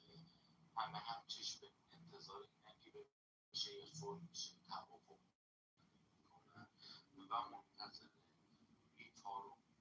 من دارم اینو دیگه از نظر خودم میگم. تازه من اصلا برطرف خانواده خودم خیلی پهلوی دوست نیستم. عقیده‌ام خیلی خوشم اومده ازش ولی اصلا چیز نیستم. با هر چی حرف میزنیم میگه منتظر فراخوانش آزادی. میگه اون به ما بگه ما میگه حالا من نمیدونم از کار خوبیه یا نه، ندیدم نمیدونم. اکثرا منتظر خیلی شاهد معلمی میگم آیا مثلا مال صدایی زهرواری چیزی هستن مثلا دنبال برنامه ریزی هستن قرار انجام سری کارهای دیگه هستن یا نه برنامه ریزی ما نداریم ما به برنامه ریزی ما چیکار میکنیم ما فقط میگیم بریم یا گلوله بکنیم یا چیکار need to be called to Congressman. The same thing there has to be. There has to be a call. You're waiting for the leader to call. On this day, go ahead and that's what they do. اگر این اتفاق این حالا این نظر شخصی منه اگر هم اگر اینم بهش بگو اگر این اتفاق نیفته حتی در صورت توافق ترامپ کسی نیستش که مثل اوباما پول بریزه به بازی جمهوری اسلامی اینا هم از اقتصاد و قشر ضعیف جامعه در نمیان قشر متوسط هم که هم اقتصاد مشکل دارن هم از دیمان داغ دارن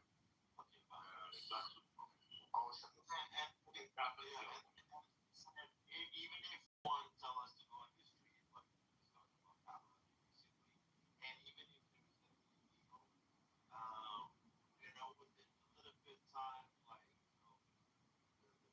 poor people in Iran they're not going to be able to live life and they're also going to be fucking with lower costs so من چهار جمله آخرم میگم ما خودمون آنلاین جاب داریم لوازم آرایشی میفروشیم من و 5 نفر از دوستانم از دی ماه یه اینترنت قطع شد و از بعد از جنگ کلا دیدیم کامل قطع کاملی سایت و محیط همه چی برونده اقتصاد همه مشکل همه از نظر اقتصادی روحی و روانی رفیقایی که از دست دادیم داغایی که میگیم هیچی بر از دست دادن بدم چه پرسه الان اونم بهش میگم بگو زن I'm partial as the one other thing unable to take back their country yet or they still need the help of Americans because the Iranians themselves bro I know what the fuck you asked this question I only have an Iranian that people say I'm not you I'm Iranian but like the people like they still need that help or like they already crippled them enough that they still slowly getting it back motherfucker I'm Iranian and I told him okay I am یکی به نظر مردم خونه ایران توانایی سیاسی رو دارن یا کمک قطعا که هر دو من هشدار زیادی از بیشتری خواهیم الان که زده شدن اگه همچنان هم مخصوصا دستش مشتری اخلاق یا فاطمه اسلام اما کشته بیشتری خواهد نگه اونا نمیتونن he said that without help they're definitely going to kill a lot of us with help most likely they will be able to kill a lot of us but at the end of the day they're not going to save but what was already accomplished by let's say if they're going to continue God willing Americans is going to continue to help the people but the question still remains today like are they crippled enough yet for them to move like the coffees ضعیف شدن they don't feel like they're crippled enough yet از نظر مدیری و برای بیرون شاید و حتما که خیلی ضعیف شدن از نظر بدنی ولی برای سرکوب داخلی نه اونقدر که ما اونقدر ضعیف نشدن برای خیلی خیلی ضعیف شدن ولی نه در سرکوب داخلی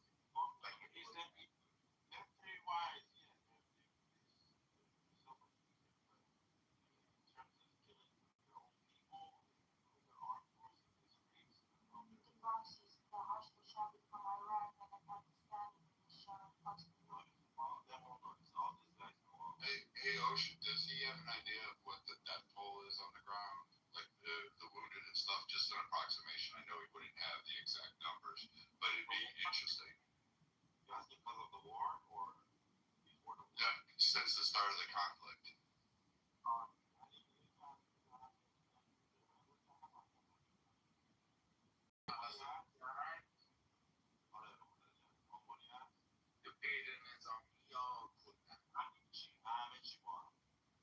غلطه. 2 تا 4 الی 5 ساعت 10 ساعته که میرسه.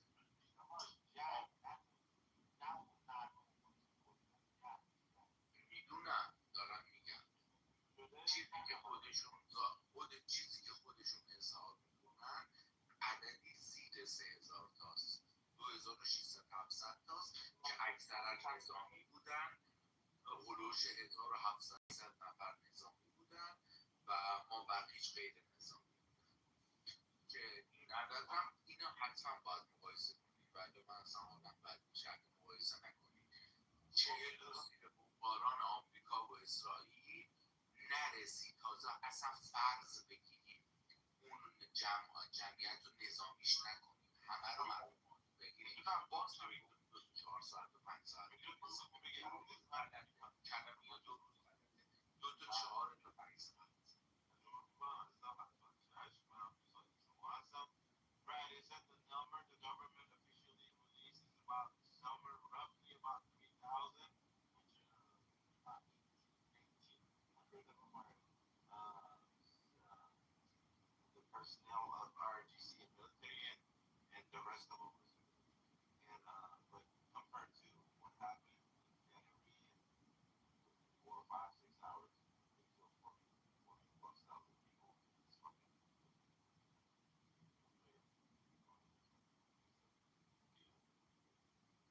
question. Yeah, I do have one last part. Is there a way to actually hand him money if I wanted to?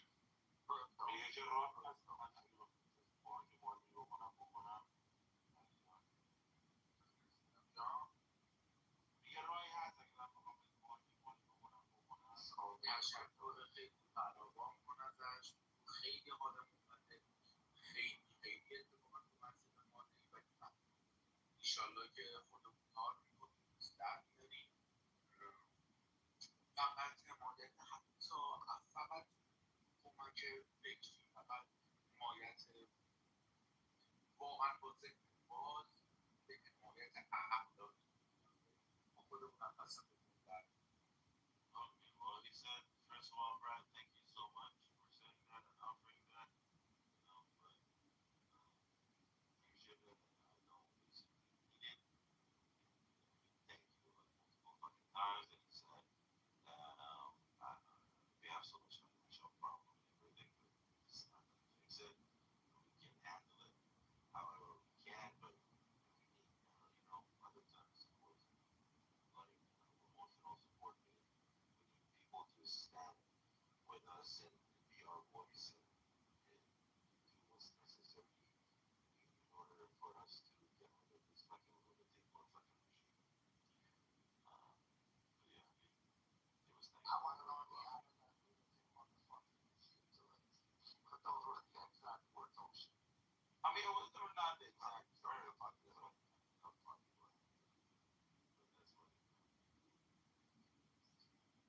That's great. That's good to hear that he's in good health. Yes, it's a situation. and it's very tough. I mean, I'm sure some of you guys, if visit, Brad Village is in the military, no problems.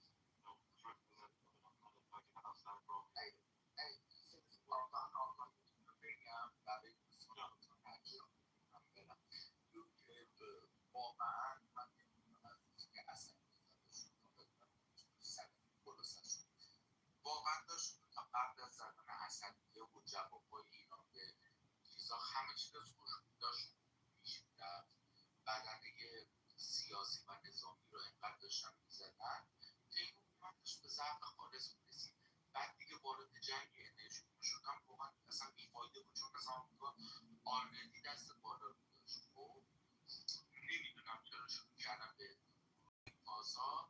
من سر در نمیارم ولی به نظرم اشتباه بود و اینی که ارزم به حضورت که مثلا این علیه زشتش برام حالا پول نخواست ما خیلی زیادش میگم این جوابی اگر رو به رو از سر من بعدا تا برم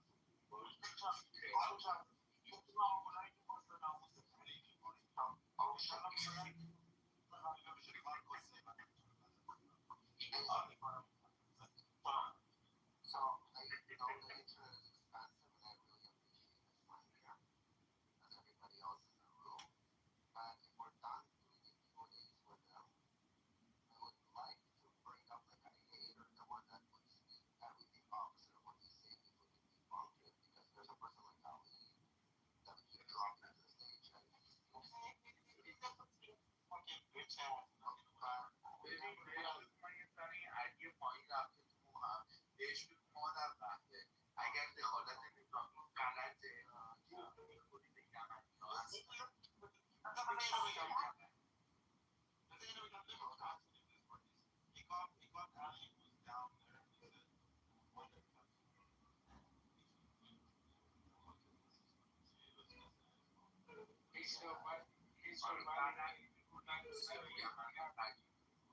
اگر دخالت نظامی بده گفت میخوری لبنان دولت غربی سفیرت رو اخراج کرده سفارتخونه رو ترک نمیکنه گفت میخوری حزب الله رو حمایت مالی از نظام اگر نظامی بده حالا گفتی یارو ما در قرار چی بودن روسیه داره عدم هم رسیدن اصد این آدمی که رفت یه جنگ رو حالا اون رو تا موقعی که اون بود میگفتی دولت رسمیش از ما خواسته عیب نداره اونم که مشخص بود یه آدمی کسافت دیکتاتوری بود کلی کشتار رو کلی جنایت کرده ولی بقیه کشورها الان اگر ورود نظامی بده علی آقای اونوال حروم زاده گفت میخوری اگه میده هم به خدا تو لبنان گفت میخوری و هم روسیایی همه رو مجهز میکنی به شدام توی این همه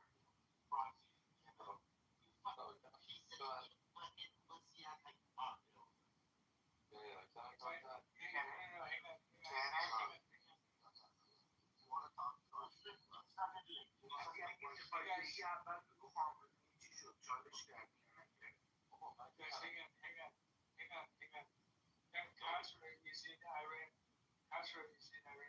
as well. So maybe we can get a conversation between Kasra and Ali, just to see if they're on the same. I would assume they are, but میگه که یه کسران ایران بگم من یه چیزی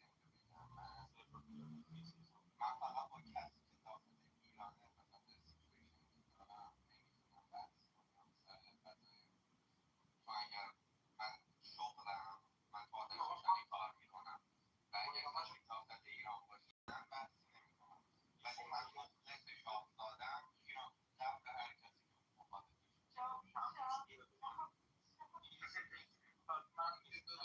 من تو به این علی مادر قلبه ای کنید ببخشید مادر قلبه شکست علی جان که تو خامنه ای چطور میگن محمد پدرفیل چطوره علی محمد پدرفیل چطوره علی جون میگن نشسته دیگه خامنه ای آقا زن خامنه ای با دوماد خامنه ای زن خامنه ای با دوماد خامنه ای توی اتاق بیکار میکرد زن خامنه ای Everybody mute English only. Imagine you are sitting on a poker table. Okay. Mushtaba's wife. Mushtaba's wife. Where is Ayatollah Khamenei? Where is? چرا چالش کنید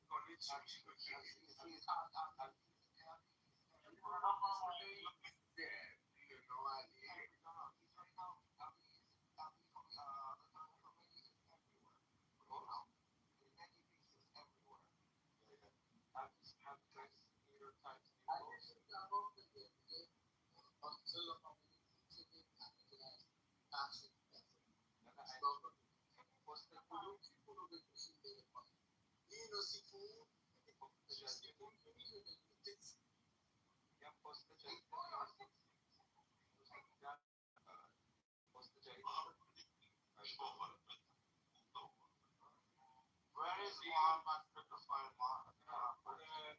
the New York Times is not a credible source.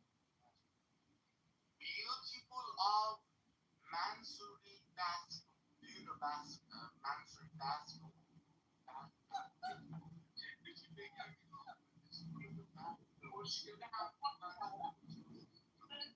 The bathhouse because he's also offering sex, so it's literally bathhouse, like for gays. So he's saying that Khamenei used to work in like in this bathhouse and he was offering sex services and he was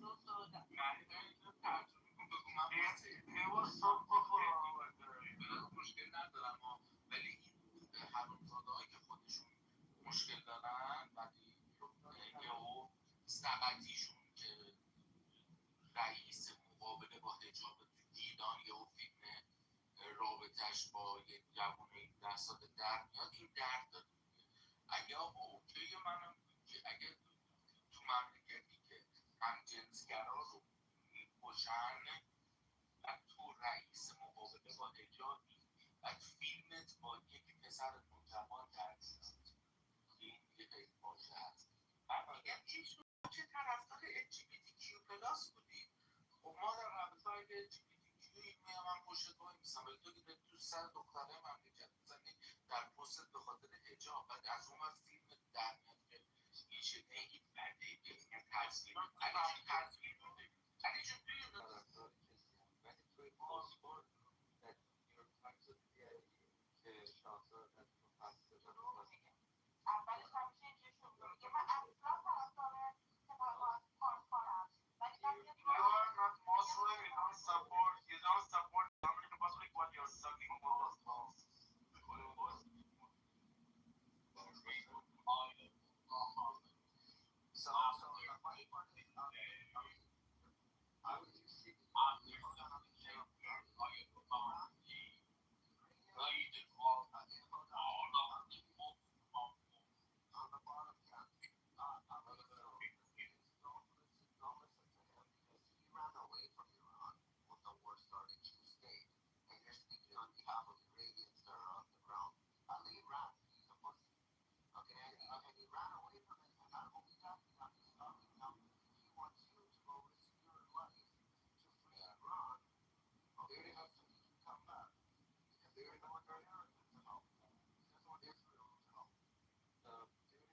First day that you were accusing everyone who is connected from Iran to the IRGC. Do you remember? Do you remember? Do you remember when your mom was smoking my name?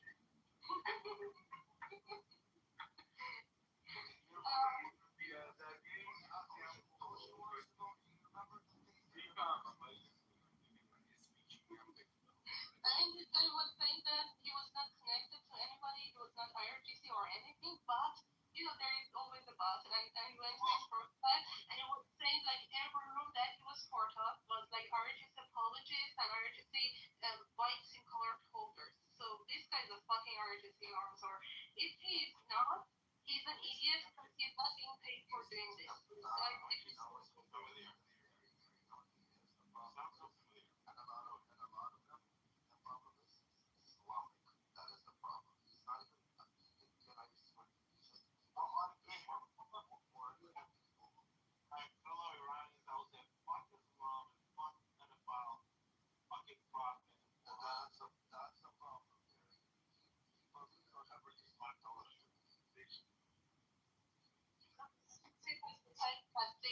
Have any idea and they don't believe in religion.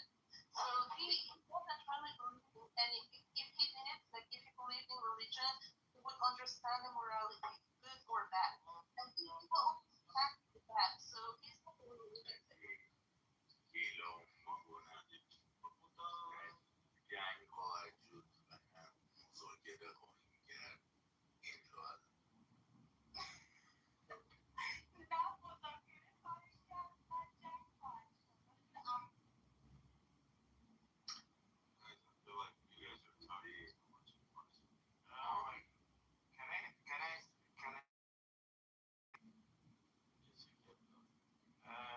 Yes, he said about Israel was attacking the city, like the manufactured city as well. Yes, I want to add this.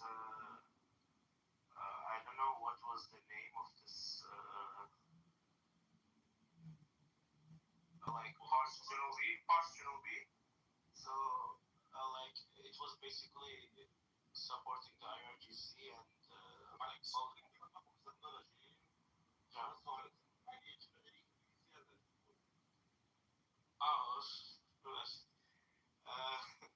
میگم اون به حمله که به پارس جنوبی شد برای اینکه اون پارس جنوبی سر سرخ شد برای اینکه پارس جنوبی پولش همش اکثرش میرفت برای سپاه، هم باید فان میکرد و مواد اصلی برای ساخت موشک اینا رو برای سپاه میفرستاد.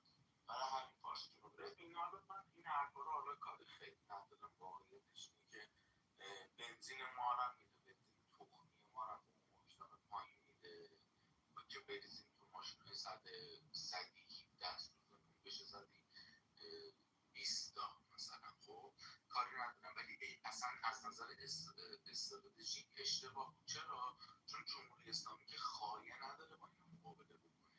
بنزین و موتور سوارا رو هم میداد خیابون رو باشه، بنزین منم میداد، اونم میداد. The translation of what he said, جمهوری اسلامی doesn't have خایه.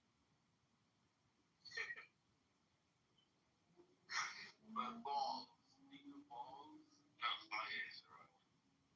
cars, the balls. بعد ببین آره بنزین سپاهی ما هر چیزی رو توی مملکت بدون استفاده میکنیم، سپاه هم داره استفاده میکنیم، ما اصلا داریم زیر مجموعه سپاهیم، همه میتونیم به حساب میکنیم. منی که دارم مادر سپاه رو میکنم دو سال تو سپاه خدمت کردم، اختیارم نداشتم، کارتم اومد افتاده بودم تو سپاه. خب چیکار کنیم حالا؟ از اون خیابونی که من رد میشم سپاهی هم رد میشه، خب چیکار کنیم حالا؟ همه رو بزنه چون سپاه داره رد میشه. من چیزی که دارم میگم زاویه رو بازتر کنی، خب برای که همون اصلا که داشت میبانه این دعوای درونیه الان اینجور به نظرم بشید. به نظر من وقتی که داشتن لایه به لایه سیاسی و نظامی حکومت میزدن، ورود به جنگ استراتژیک و نمیدونم زیر ساختای انرژی و اینا اصلا بلا موضوع. چرا؟ چون ایران به ایران مجوز داد که پالایشگاه کشورهای عربی رو بزنه، کشورهای عربی که آمریکا متحد ازشون دفاع کنه، که تعارف هم نداره، اون چیزی که من دیدم نتونست دفاع بکنه. جنگ اقتصادی هم میگه که آقا جون تعهدهای $8,000 باید پاتریوت رو تازه چند صد هزار دلاری بلند میشدن میزدنشون. اون رو کن مریضی مگه ورود میکنی به این روزا؟ تو داری به نفع احسن دونه دونه لایه های این رژیم رو میزنی میره. واسه چی اصلا میگه؟ واسه چی پالایش؟ تو چی لایه رژیم رو داره میزنه؟ اون یاروی بسیجی مزدوری که نمیشم تظاهرات داره پول میگیره نفس تظاهرات، دولت باید پول اونا رو هم بده دیگه، باید منبع مالی اونا رو هم قطع نداره بده. دولت ما خیلی وقت برشکسته. نه دیگه اگه اونا رو نمیدن هنوز کماکان پول داشت که بده. همین الان هم داره. خب دیگه در وقتی که فرد تمام داره میده، از شکم ما داره میزنه، داره به خیلی هم میده، از شکم بازنشسته داره میزنه، داره میده، فعلا داره میده. حالا اینا کی تورم بشه 23 برابر بده تو شده دیگه رفت تو که دورت بگردم. خب پس فایدهش چی بوده؟ تو گفتی خب چی شد؟ نارضایتی حداکثری نارضایتی حداکثری رسیده به اینی که توافق کنیم بعد از حج تموم بشه. امروز آخرین نفر هیچ توافقی قرار نیست انجام بشه. سری هم قرار بود توافق کنن یه صبح بلند شده معامله ای نبود. یه سری هم قرار بود واردن مادر بابا اصلا یه کاری نکرده بود که ما الان شاه داشتیم. یه سری رو ولش کن. چیزی که الان هست رو بگو. الان واقعیت اینه که من جوون ایرانی نشستم ببینم میشود یا نمیشود. بگو دلار با چی داره تو ایران بالا پایین میشه؟ چرا اسم جنگ میاد برعکس شده دلار انقدر رفته بالا ولی اسم جنگ میاد بخاطر توقف جنگ اقتصاد دستوریه. آقا اقتصاد دستوری هم تا یه حدیه. دورت بگردم نه خیلی. نه من بازاری وقتی بدونم که جنگ شه، وقتی بدونم نه بندر دارم، نه وارد دارم، نه ورود کننده دارم، نه ترخیصکار دارم، نه کشتی قرار پهلوی بچینم، دلار میخوام چیکار کنم؟ در یه حدی میگیرم میذارم یه ذره نقدی میارم فقط دلار میکنم که ارزش حفظ ارزش رو میکنم، نقدی ما انجام داده باشن. دلار اصلی نرخ برای چی تو دلار میشه پس شد 144 تومن که شما پول نقد اسکناس بردی بازار 122,000 تومن میدادن. با این حرف ولش کن. دولت میگن تو با هم صحبت بکنیم ببینیم چرا و چی میشه. این بحث به درد نمیخوره. واقعیت اینه که این حکومت باید از نظر سران نظامی و سران سیاسی مورد کشتار قرار بگیره و همونطوری که مثل ترامپ میگه نیروی دریاییشون رو فرستادیم زیر آب، نیروی هواییشون رو داریم رادارشون کردیم، نیروی سرکوب قرارگاه اونا بهترن. اگه قرار باشه من اکچری بگم، اگه به حرف منی که اونا گاون، اگر هم چیزی دیگه که سیاه به احساس سازمان سیاه بودن بهتر از همون چه خبره. باید این نظام بدنه ای ضعیف بشه. باید سپاه سالار و قرارگاه خودم که مردم رو سرکوب کنن ضعیف بشن. باید مکانهای یگانهای موتوری مثل اسلامی موتوری که یک مورد بود فقط در کل جنگ یک مورد اونها زده بشه. خب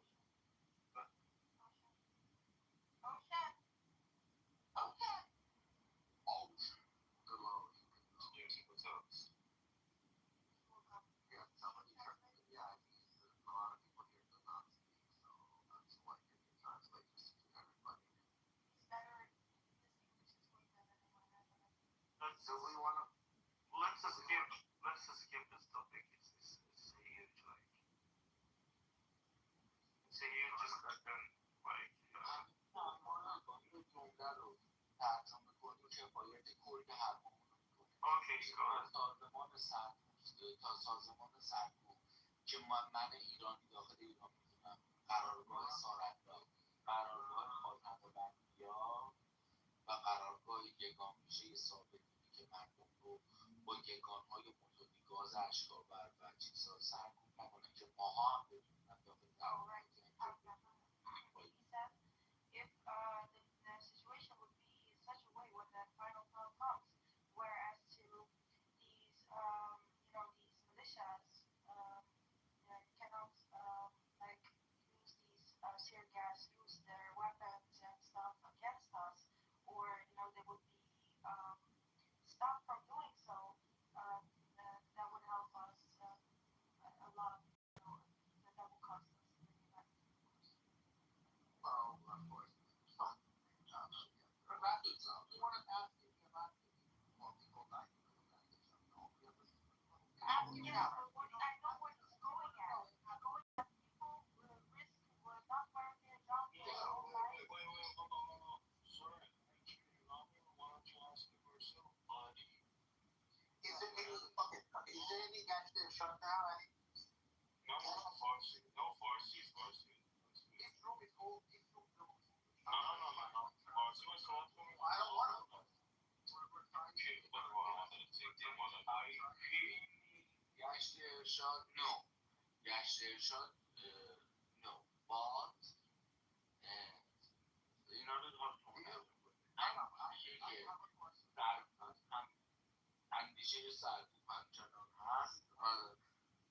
به محض اینکه توانایی من میخوام که با لحظه فارسی خودش زندگی بفهم کجایی، چون فکر کنم فارسی هم که خاطر کسکش میدونه که از لحظه خودش میفهم از کجاست. Hold on, I have a question today. Still, you guys still have a moral. Somebody's walking down the patrolling the streets. Did somebody ask you about that? Are they still active? Or how is that working right now? Is that the part of the show? ارشاد هنوز فعاله تو خیابونه یا نه؟ گشت ارشاد به معنای قدیم اصلا نیستش، اسمش عوض شده و در شهرهای بزرگ و نقاط حساس میترسن به خاطر ویدئو، به خاطر عکس العمل و مقاومت شجاعان دختران که رسما اصلا دیگه همراه قدیم ها شال داشتن میرفتن دور گردن همراه خودشون در شهرهای بزرگ و مناطق بزرگ این اتفاق ولی در شهرهای He's saying that the morality police has rebranded, so they're afraid to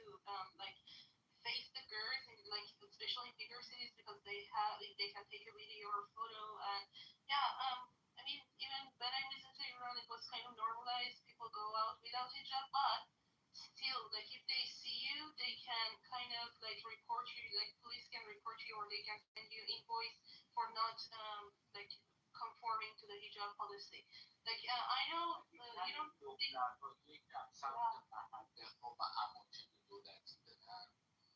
باید حجاب سرشون کنن ولی چه پاسخگوشون نیست اگر کار بانکی داشته باشن باید حجاب سرشون کنن. Yeah, he's saying that official placement, like the banks and like when you go to the government, like I don't know, buildings or something, you still have to conform to the policy. And also, I read news on that in here, Ali, I've only met a couple Persians who don't actually speak English. So surprises me when you guys come on here. I know. They speak English. They speak English. Not 90% of the Iranians speak. Well, we just ignore him and then he'll learn English in like 5 seconds and be like, okay, guys, I'll speak English. I know. Come on, dude. When's the last time you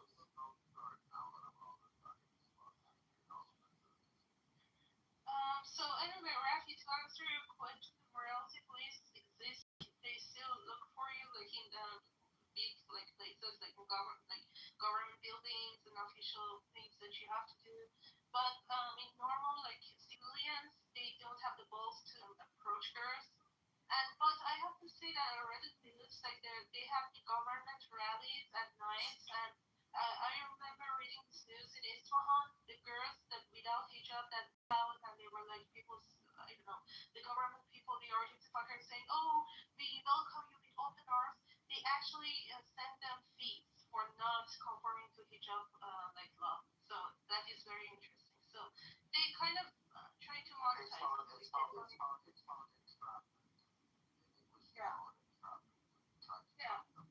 Yeah, they do that.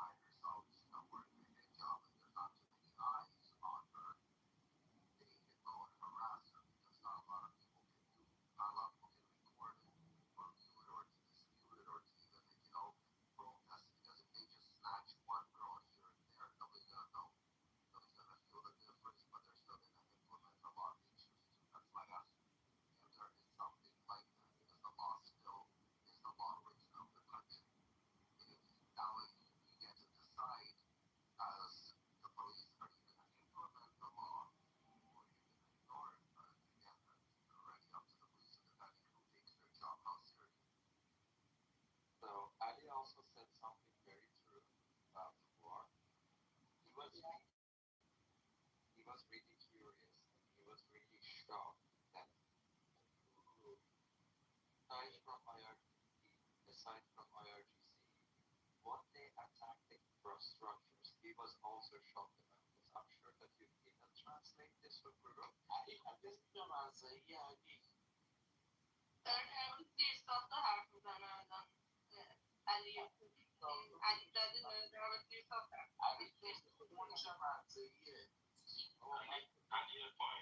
I hate to be this guy here, but I can't understand anything anybody says.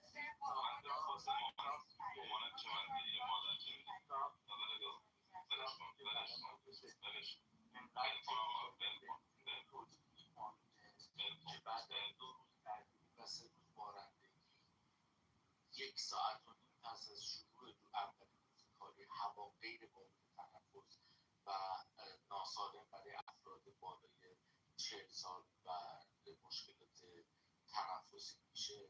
من ریدم تو اون زیر ساخت. این یک اینو بگید وجدانش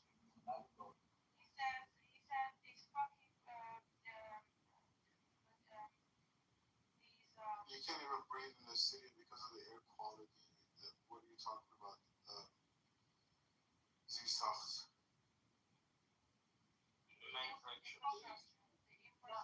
energy awful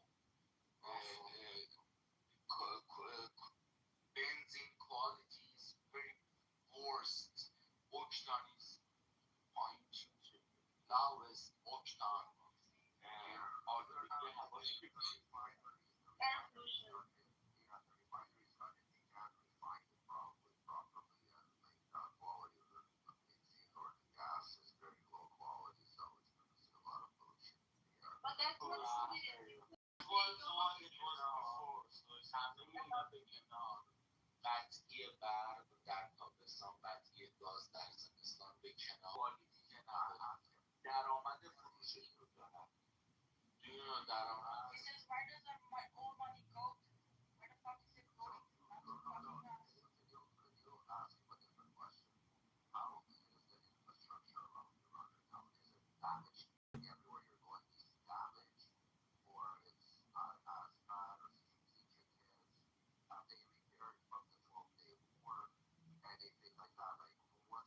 میگه زیر ساخت چجوری هر جا میره همه چی رو داغون شده از اون 12 روزی که اومدن زدن خراب کردن تونستن بسازن تا 12 روز و نه این 40 روز یا همونجوریه چقدر جا خراب شده زیر ساختار زیر ساختار توی از 12 روز 12 روز زیر ساخت هیچ زیر ساخت خاصی زده نشد درد جنگ American Transport نه He's saying that no construction was like اگه این سری yeah, at this time, okay, the government من این سری انبارهای نفت زده شد پتروشیمی زده شد محصولات پتروشیمی زده شد بدتر از همش فولاد ایران 3 کارخونه فولاد ایران در اصفهان خوزستان در 3 استان بود زده شده و الان خودمون He's talking about the steel industry and about the oil and the gas and the like. I forgot what was it. مشکلی کم بوده بودی شدیم که در هر میلی که با ورق تولید میشد بودی هر چیزی بودی hold on you guys are specific go ahead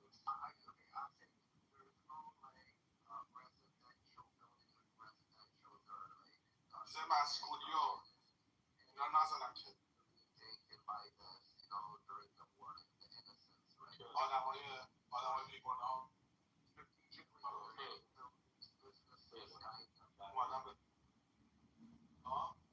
تعمدی یا غیر تعمدی شد ولی چرا خیلی غیر نظامی هم پشت داشتیم مناطق مسئولی هم داشتیم به عنوان مثال در محل خود ما خونواده یک سردار رو زدن که جسد خودش و مادر پدرش به اضافه همسایه ها 16 درم و همسایه بیگناهن ولی یه سردار که اومده بود به خانوادهش سر بزنه رو زدن و اون سردار مهمی بود حالا از اسمش نام نمیبرم بنا به دلیلی که جام شاید دوباره ولی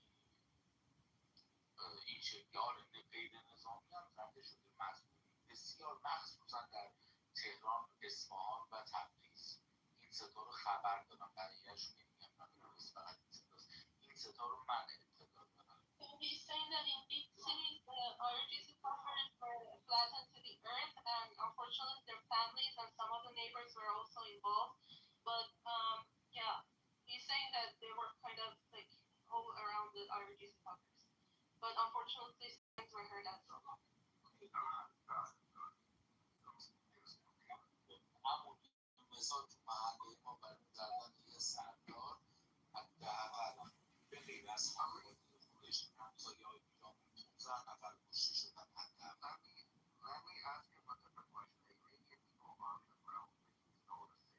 It's how they're not going to sound. They're unsafe. Are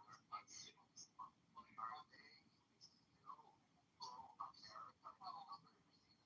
pro-America and other I think can you say it again?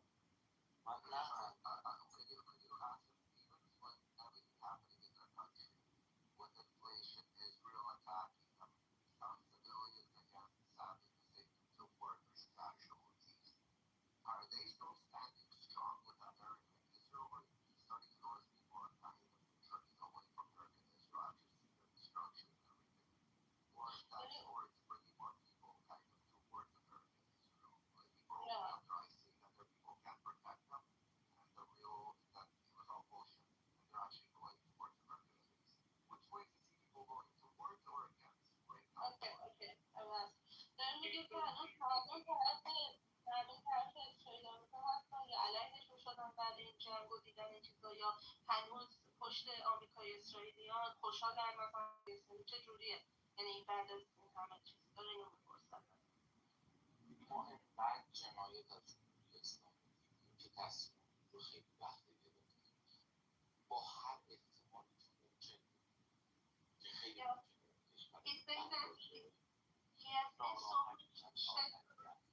I'm sorry, he has seen so much shit from we have seen so much shit from RNGC that it just we want them gone. So we said with every possible, we know we will pay a big price, and with every possible price we have to pay for our country, we are willing to take it.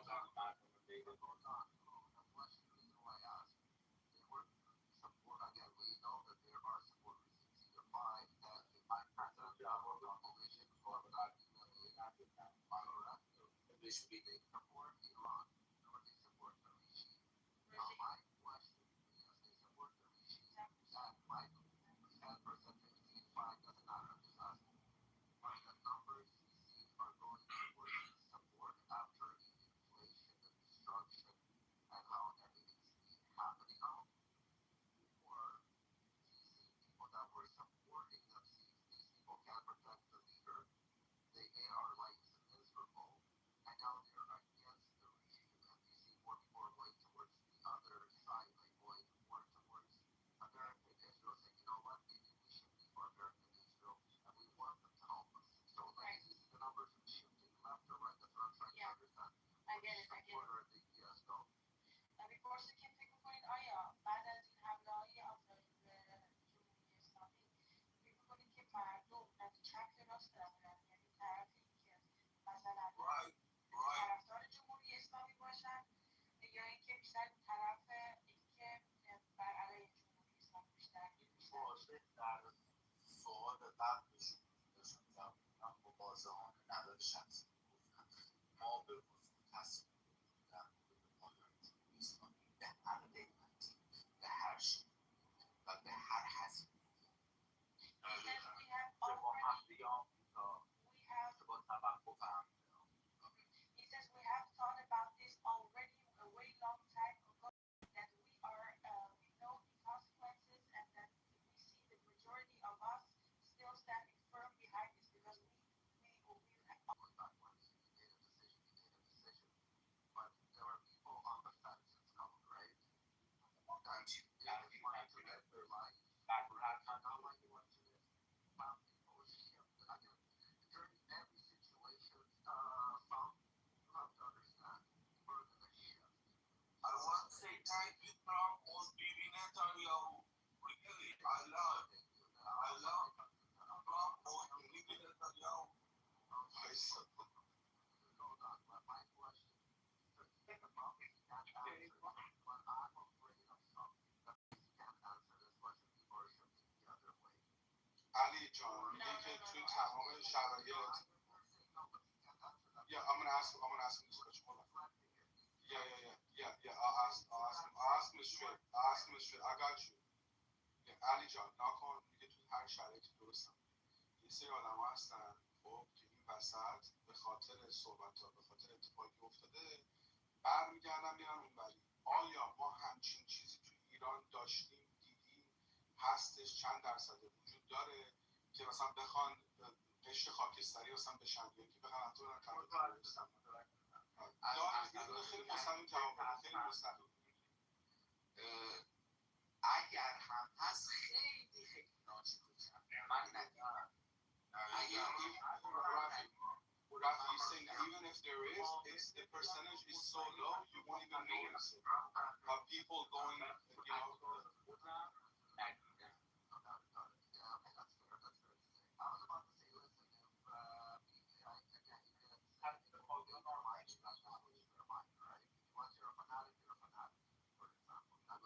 Yeah, because they're principle. We're principle people.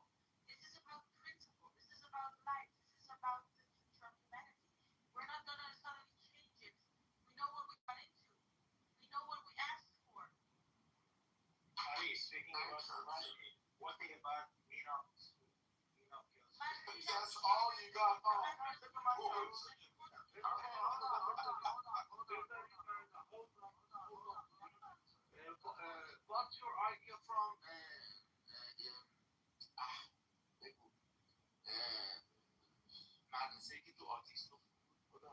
China about the food, China about the food. Where are you when in 2024 in a school in Iran, girls burned in سوختن تو آتیش. من عصبی شدم نمیتونم بگیم.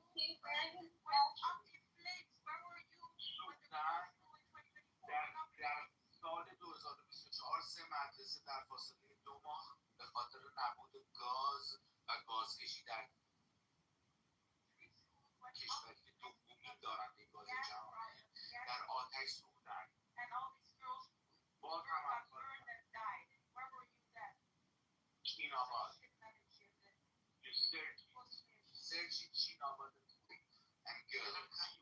خب شما استفاده افزاری میکنید، شما انتخاب میکنید که دار مسلمان رو تو قلبه ببینید یا چپ.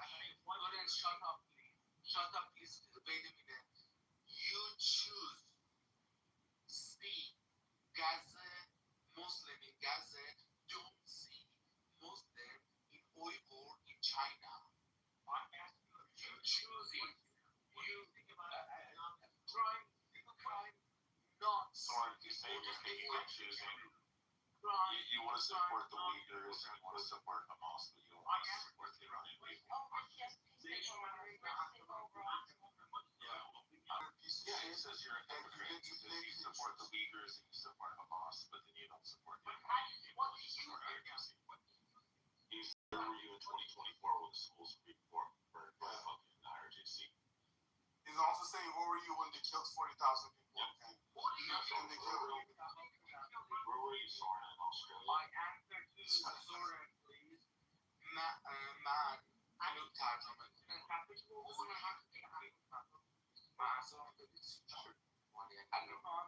دوتایی اومدیم چون دیدی سامان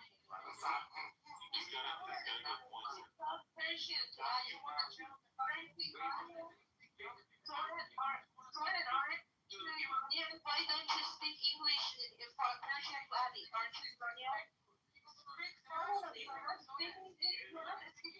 Soren, you say you're feigning outrage and you're clutching your pearls in this situation, but you get it in the past.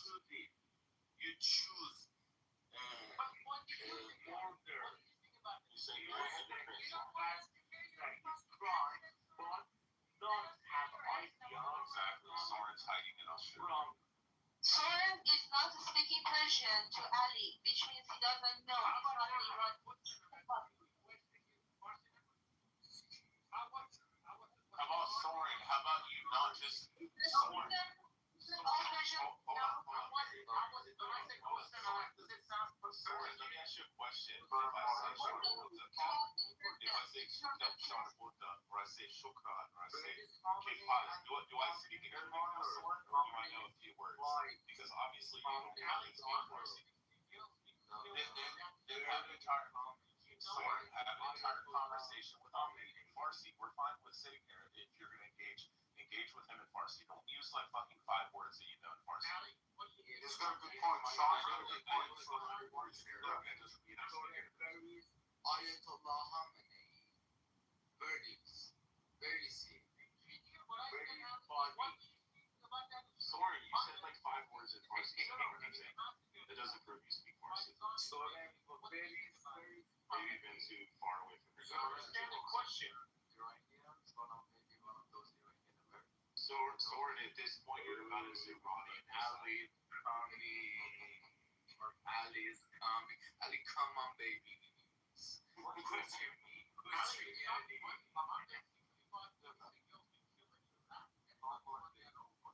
I think Sean, I think you were right because you spoke only like Persian. Okay, if I say, Mary, let me make this point, Mary. If I say salam shotori and then I say merci, does that mean that I speak Farsi or does it mean that I know a couple words? That's all Soren knows. Soren, engage the entire conversation in Farsi with me. Please.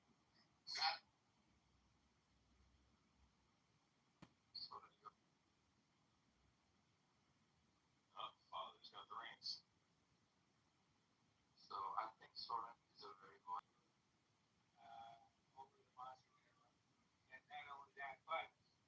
basically what we're trying to do here is we're trying to gain it right now. So there have been multiple people from Iran out here that have come in this room and told us some information. So, and we're grateful for it. Any information that anybody says here is, we're all grateful for it. So let's keep on that. Let's keep on that. Line of Got you, bro. I'm back. and everything else. I'm back, brother. I'm back. Don't worry about it. Hey, Ocean, can you do us a What's favor? up, Reg? How you doing? What up, Ocean? Hey, Ocean. Hold on, Soren, shut the fuck up, moderators or something. Ocean, can you ask Soren a couple like questions that don't relate to like politics? And Farsi, yeah. Just be Farsi. Ask him about like Nintendo. Yeah, ask him about like Nintendo video games or like something obscure that he's not gonna be able to answer in Farsi. He's a Palestinian wannabe fucking RNBC, bro. I'm telling you. He's not. I already exposed him. Honestly, I told him, why don't you ask him in Farsi yourself?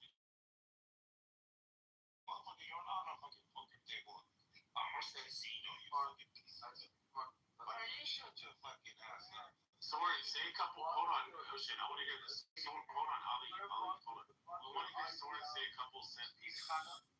Sorenek bir خورده خواهر. Sorenek bir خورده para مادر سگزن آزاد. Hold on. Let's have Soren say like 5 sentences. No, Soren's right here. Bir خورده para sí. Bir خورده خواهر. Because he doesn't know how to speak Farsi. He knows about as much Farsi as I do. I told you, bro. He is not about it. This one thing. Bir خورده para sí. Namuslar done. Hold on, Ocean. Allow Ali to engage with him only in Farsi. Ali, please ask Soren a question. Ocean, tell him to ask Soren some questions in Farsi. Yeah, he knows. Yeah, I know. I know, but we can make it public this one. Nah, Ali John.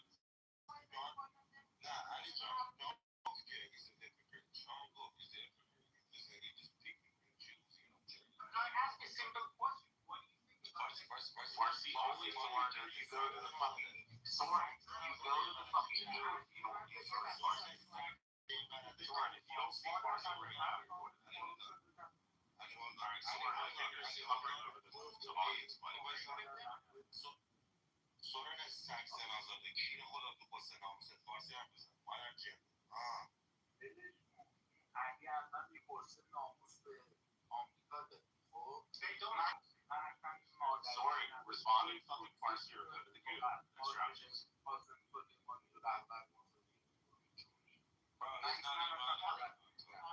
Actually, you know what, Soren? You need to respond. Soren, shut the fuck up. Alright, I'm going to listen, Soren. Soren, here's your last fucking warning. Because I know if you go with the audience, you're just gonna become a chat warrior. But if you don't respond and have a conversation for a few minutes with Ali in Farsi, you're getting kicked out of the room. And that's the worst thing that could happen to you. Because you want to be heard so bad. So go ahead and respond to fucking Farsi only. No English. Go ahead, Ali.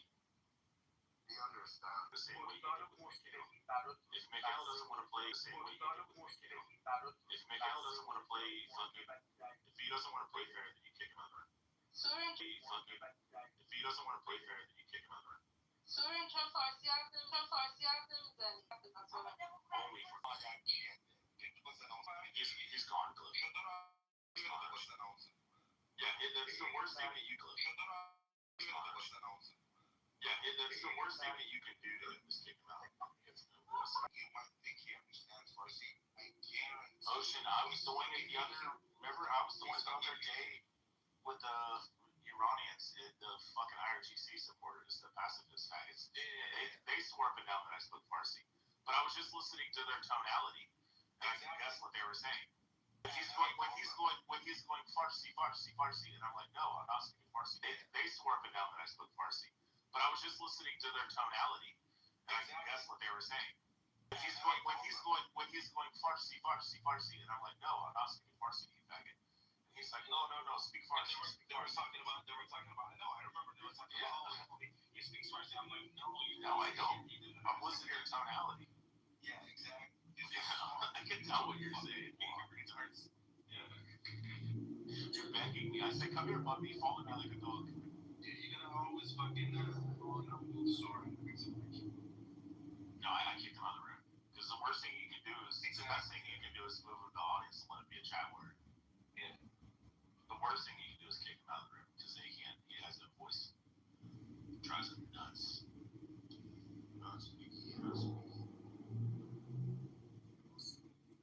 Somebody invite the other Ali up, Glow or Ocean.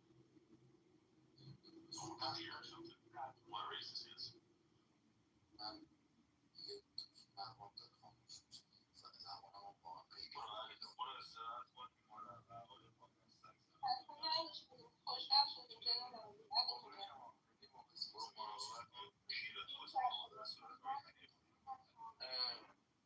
اینا بگید که بهتر از جمله ما ایرانی جمع عقلی لغلقه زمان آیت الله خامنه‌ای is dead.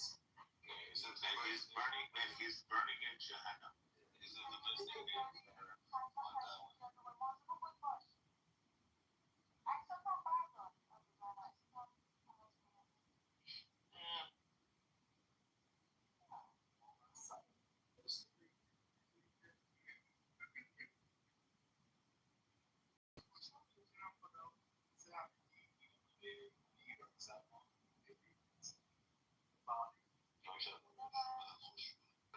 I wanted to give his prayer before he went to sleep. It is. What you doing, Drew? What happened to those? Oh shit. Alright, Ocean, here we go. Ocean. Dear God of the universe, Abba, we come to you in prayer. We thank you for this day. We thank you for always giving us everything we need and all we want. I ask you to please forgive us of our sins, allow the Holy Spirit to dwell with us. And Lord, we ask you to guide us throughout the day. We ask you to put a hedge of protection on our friends and our family, to watch over us and guide us with your Holy Spirit. In Jesus' name we pray. Amen. Oh, bro, that was good. Yeah, that's good. I love that every night with my kids. I make my kids sing too. Have you seen Jerusalem? I wait till the very end and I don't say amen, and then they all say amen at the same time. Right. So go to Drew's profile and he has a PTR says, "May Allah forever suck you." Yeah, I'm not clicking on this first one profile. Sorry. They don't have this shit that you do. You have it on this one or no? Yeah, I have it on this one. So that Soren understood everything Ali said, but he could not respond in Farsi. But he was very well aware of the language. He could understand very well. Yeah, and I did the same thing with the IRGC fucking pacifist the other day, where I was just sitting there and listening to the tonality, and I could figure out and parse out what they were saying and responding to them. And they started crashing out and telling Ocean that I was a liar and that I'm Iranian and I speak Farsi, and they were begging me to speak Farsi. And I kept saying, "Come here, puppy. Come here. You want to go outside? You want to go outside? You want to go play? Come on. Let's go outside. Let's go play. Come on, baby. Come on." But you know there are American Iranians. Yeah, and there's Americans, like there's people all over the world that can listen to the tonality and parse out what you're saying too. No, but Soren was understanding everything. Ali was saying everything, basically everything. Maybe he's Iranian, but he's lived in Australia for 30 years. Whatever, but these guys are also living outside. I don't give a shit. Like every Iranian I've met, like he even said the same thing about Ali. You know, Ali speaks basic English, and then when Ali wanted to get an expressive point across in English, he came off mic and started speaking English. So we all know that all these Iranians speak a little bit of English. May not be perfect. Maybe. Bro, that's your very point. So now you dig running. Now you dig running. Now you're sucking Soren's dick. Yes, he's got Soren's dick all the way down the back of his throat, swollen his gumdrop buttons. You're just one type of information. Wait, why are you not in Iran fighting for the IRGC only? Because obviously your English is good enough that you're not living in Iran right now. No, in Iran, most of the people can't speak English. No. We can tell by your accent that you're not living in Iran. You picked up enough for your Western accent. You can learn the accent from video. No, that's not true. You're a smart. That's not true. I'm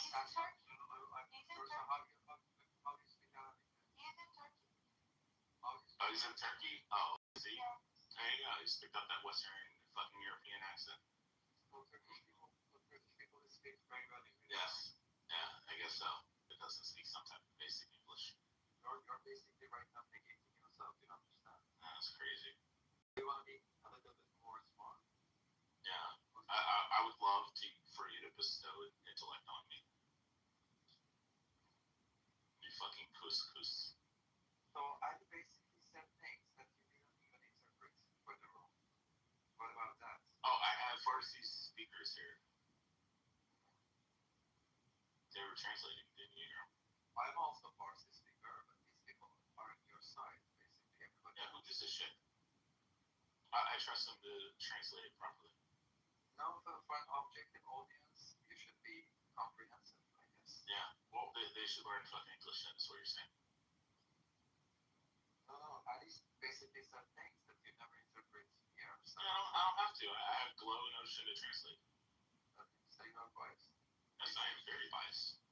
Yeah, you've been If Ali, you don't want to know my fucking standpoint. Like, if it was up to me, we would nuke every one of you fuckers. Everyone that's in Iran and the entire Middle East, we would just nuke them. That's what I want to say. Ali, if it wasn't for us, I would carpet bomb with if thermonuclear it weapons. wasn't for people like us, they would fucking nuke all of you. Yep. That would you fucking want, idiot fuckers. You guys are so fucking stupid. Yeah, the United States doesn't put up with this type of shit. Just You're totally 100% stupid, because I can prove it.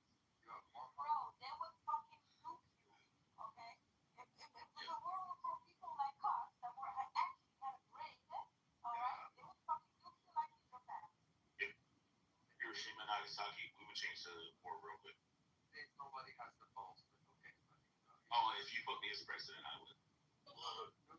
The second I got in office, I would bomb every Muslim and every fucking Iranian. The ones that aren't here. If you're in the Western world and shit like that, and you align with Western values, then you can say, we won't round you up and put you in death camps. I mean, Hitler killed the wrong people. He should have killed the Muslims. You don't have any chance. That's crazy. You're just a poor shit. That's alright. But I can vote in politicians that will do my bidding, so that's what we're doing right now. That's why we're stacking the Supreme Court. Tom, I think you're unnerving him. It's so funny. I know. It's because he doesn't have balls. He's a pussy. Not more than you. Couscous.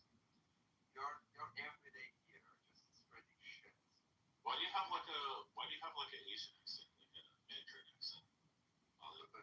But you said that I have a perfect accent. No, but you have like a little bit of undertones of like Mandarin accent. You don't know why? Because RGC supporters, bro, they suck Chinese dick. Yeah. You think he's Chinese, LARPing as an Iranian?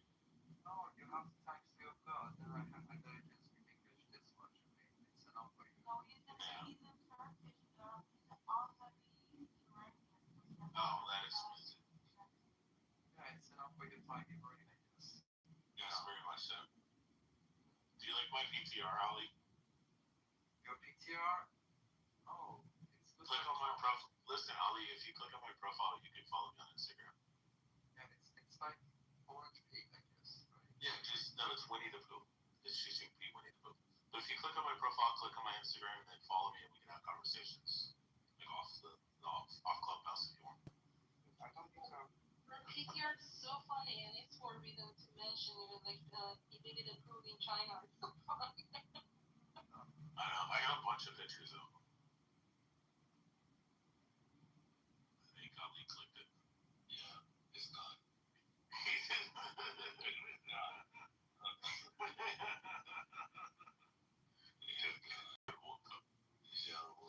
Ali, what happened to your phone, bro? Did it freeze up? Do you have an iPhone, Ali?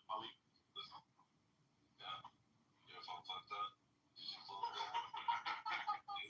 trying to figure out how to get your phone back in? Yeah, I think Carl knows the same thing happened to Carl.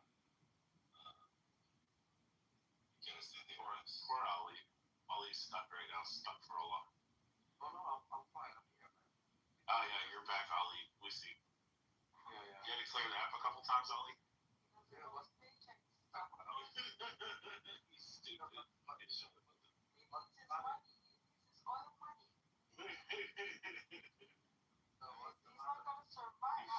retard. You actually did it. That's what's funny. No, what's your profile? Fucking retard, yeah. You already found out what my profile says. That's where you were going for a minute. Yeah. White hat blog. Dude, I'm a computer engineer. No problem. Why you have blog in your profile? It's crazy, isn't it? Yeah, it's crazy. Why do you have Yeah, it's crazy. Your phone was bricked for a minute. No. Why do you need to do that? To fuck with retards like you. Yeah, simply to fuck with retards like you. I go into other rooms, I'm not even a moderator, and I yell out to the entire audience and tell them they have to click on my profile and read my bio because that's the rules of the room or they'll be kicked out. You see how the fucking audience disappeared? Yeah, okay, so. Fucking retards, reality vendors. What's that thing?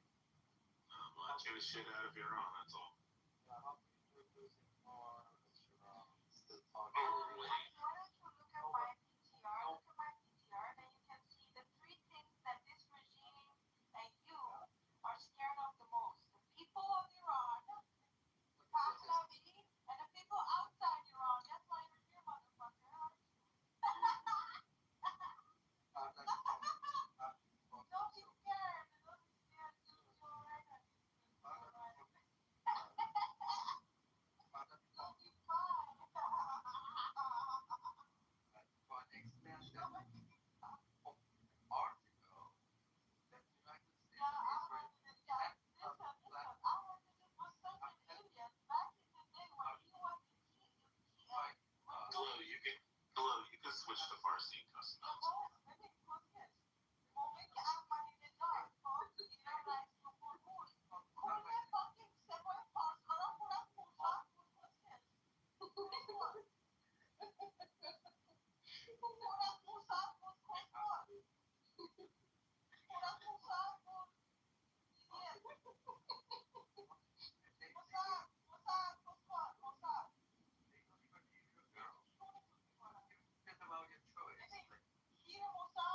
about your choice. It's not out that Wait, Chloe, do you notice he's responding in English?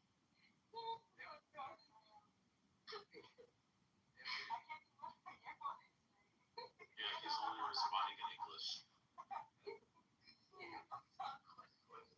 I think he was like a broken erase mentioning this fucking joke on an article, but now he's even more broken. But because she was cussing him and was saying that Mosa's dick in your ass dry and super dry. It was but it's kind of like shut the fuck up for after what was so fun. Barry, you're of no position to talk about political stuff. You're just insulting here. This is why this room. Can you please ask them to give Good with you, the audience, so you can stay together for a little bit. If you want to engage with Glow in a couple, like maybe 5 or 6 sentences in Farsi, so she can hear how good your Farsi is. Go ahead. Yeah. Look, More than 1 sentence, come on. خب کیرم میتونه بله که رضا پهلوی تخمیتون رو حتی این آمریکایی و اسرائیلی ها احمدی نژاد ریکنیزش نظر چیه در این So he's obviously not in Iran, right? فقط میریزیم فقط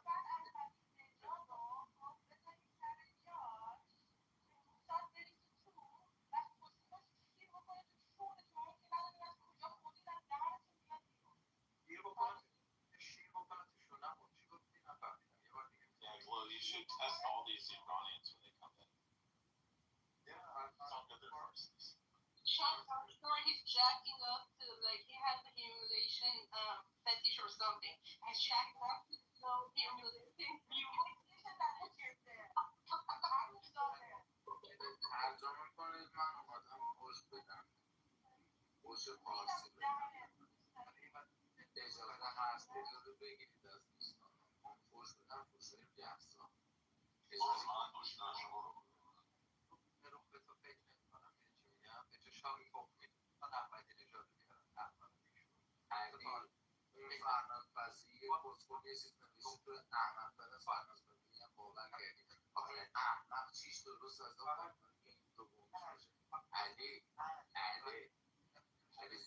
اینم بعده و با یه داری آقا این اگه زن بودم منم ترکم خب من فهمیدم تو هم ترکی من ترکم ولی فقط فرشاشو بلدم ببین منم نیستی میدون چی میگم تو فقط زر بزن رو گفت بازار بشینی دخترم سوار نه یا تو چی کار میکنه اون کردی فقط ببین آخه ببین کسخل داره خواهی مالی کسی رو میکنه اون خواهی هاش الان دی ان ای ها چسبیده اون پاپ بتون لاغل کسخل خواهی مالی اینی هم که میگن زنده است احمق معلوم نیست اصلا چشه الان میگن خواهی چپ میدونی که خواهی چپش اندازه دیگه ننت نیست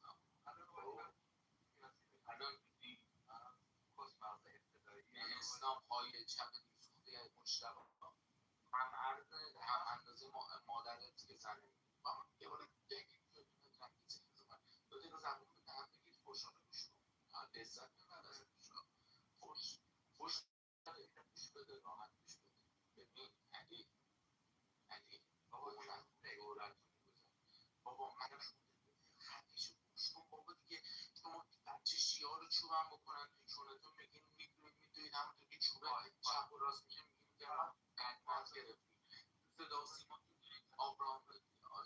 آبرام لینکن داره با سرعت 280 گلی دریایی در میره اون یکی هم که سربازای آمریکایی دوششون گذاشتن آقا تو خارجی که دیگه خیلی کسخلی بابا من تو ایران دارم بود یکی بار اندازه هیکل خواهی دارم وسط تهران دارم فوت میدم به اون رعبری که داری از خارج تخمای ترکیده و چسبیده به یه مش خاک و خودشون میخوری کسمند جناب علی گفته همه خارج ترکیه است یعنی ترک ها تیکش رو میفهمن بعد میاد اینجا زیرشون خیلی بد شد علی من جای تو بودم دیگه گم نمیخوردم حالا من نمیخوام تو برنامه غذایی دخالت کنم لااقل به اینو بخور گو نخور اینو بخور ببین علی همین رو بگو بازار بیبور بیا بشین بازار از اون شورت من بزن از فقط جواب من بده داری از چی دفاع میکنی اصلا فوش رو بدش کن فوش که تا صبح با هم بیا بگیم تو خصوصی برخورد احمق بیشو بیشرف بی همه چیز چجوری آدم ها رو تو دیما کشتی بیشرف بی همه چیز کسی که سوند بهش وصله پده ویتیات رو قلب وصله چرا تیر خلاص بهشون میشه مادر قهوه با منم نه الانم جواب من نده بسکش بی همه گوش کن یه دقیقه بی وجوده بی همه چیز زبون رو یه دقیقه با چون گوش کن من به کون الان یا تا ماها که آمریکا میکشدم یا رفیقای بسیجی تو ایرانم یه دقیقه خفش و بسکش گوش کن با خودت برو سوال کن بابا مادر جنده یه دقیقه خفش و گوش کن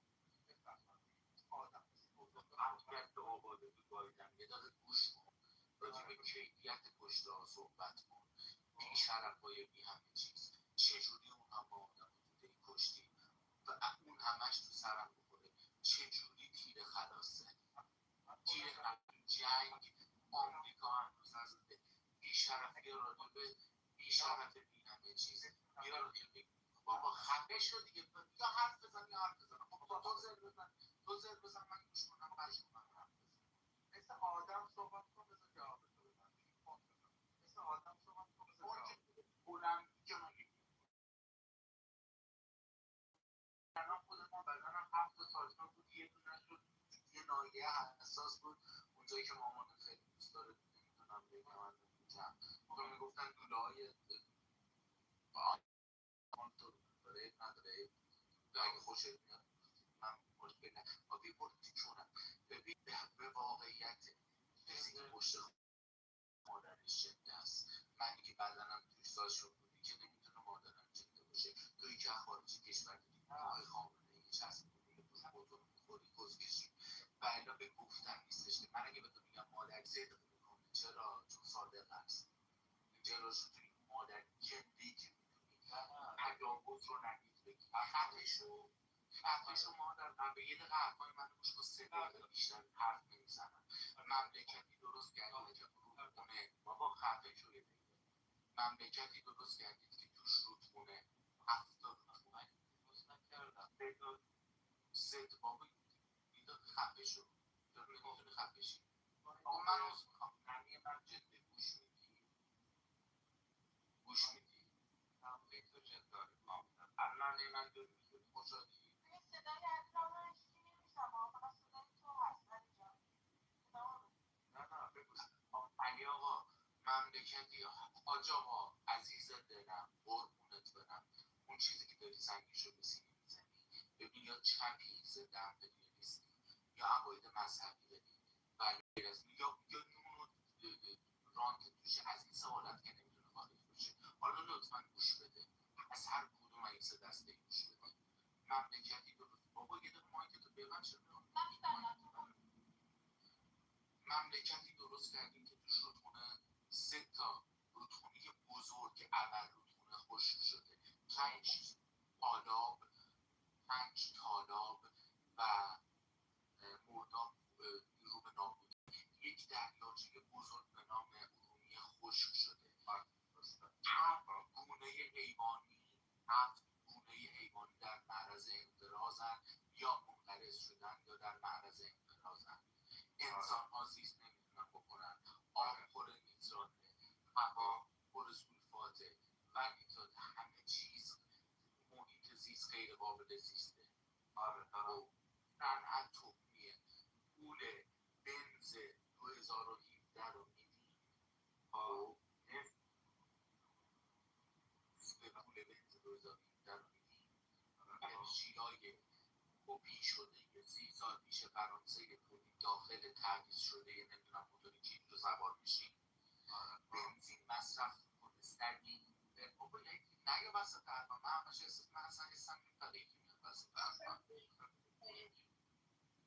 اینجوری به ارگان میرسم اگه میخوام با خودرو میخوام به ارگان برسم دارم به ارگان میرسم من دارم تایید میکنم تو نمیتونی نه تایید نمیخواد بکنم شما با اعداد بازی شما اینقدر کثیفی میگید ایرانی رو به خاطر ارزونی بنزین مصرف بنزینشون از متوسط جهانی بالاست خاربسته ما داره با تو نیستم باید به بر نخوره با اون خاربسته هم که این گذارن میگه ماشین درست کردی تو کفی سگی 9 تا 11 توی ترافیک سگی 14 و 15 یه ذره هم استعداد پیدا کنه ایرانی جماعت با اقتصاد ضعیف تا سگی 17 میسوزونه بنزین داره همون زیر ساخته نیرولاش که تونتون از زیر ساخته بنزینی تولید میکنه که اکتانش زیر 75 خب درسته که درسته تو مال تو ایران فقط تو شورت ارمنیاس دور میگردن بقیه همه واسمون یه ذره شو بریدن درسته میخوای فقط تو ایران تو شورت ارمنیاس خارجی درسته زیاد میگه خفه شد تو مردم بزنن درسته نه ببند دردتون مایکتو ببند مایکتو ببند مایکتو ببند مایکت باید باید ست باشه با لابای ننه باز باشه ببند ببند آقا لابای ننه تو ببخش مایکت ببند آقا دارم ذهن میبوزم دارم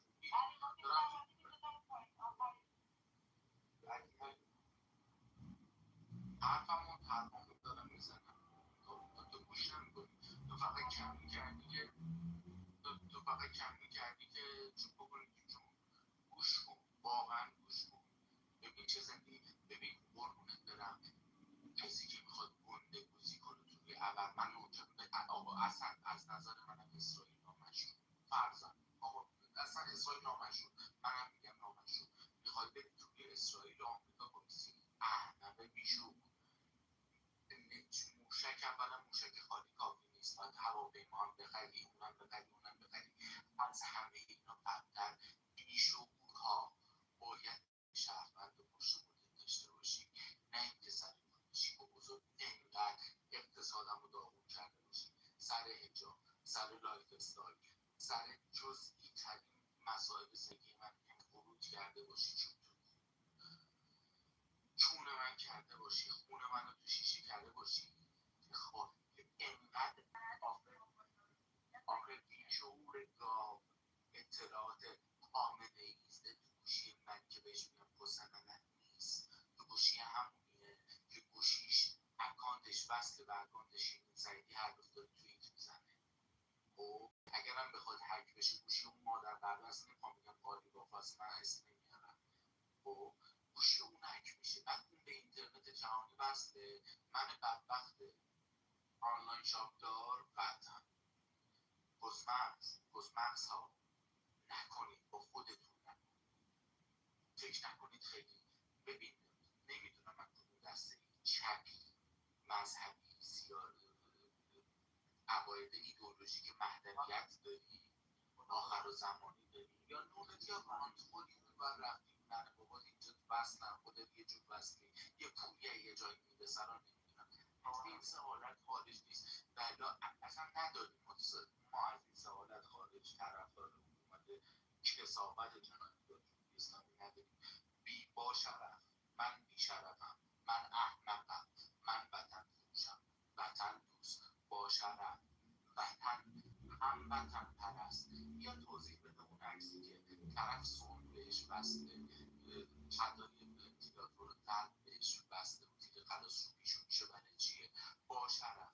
یا توضیح بده که به تایید الان براتون دانش آموز مهم شد، قبل از این جنگ به گفته رئیس خود وزیر میگم رئیس بخشی وزیر وزارت آموزش پرورش در دیما 200 بالای 200 نفر، حالا عدد خوردش یادم نیست، بالای 200 نفر دانش آموز دستگیر شده و کشته شده ها رو که نگم قرار نیست.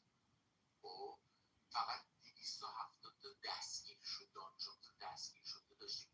اون موقع کجا بود دغدغه‌تون؟ علی قمصریتون کجا بود؟ من خودم حوزه اصلی موسیقی ها.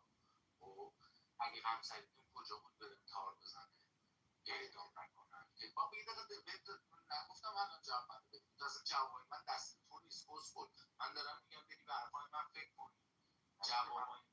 جوابای من دست یه مادر جنده به اسم موسیقی شیعه. اصلا عددی نیست که بخوای جواب من بدی. من دارم تو رو به فکر ما میدارم اگر شعور داشته باشی. عزگرم باز مایک عزگر نه وای حرفم تموم نشده، خودم تموم نشده. تمام رحمان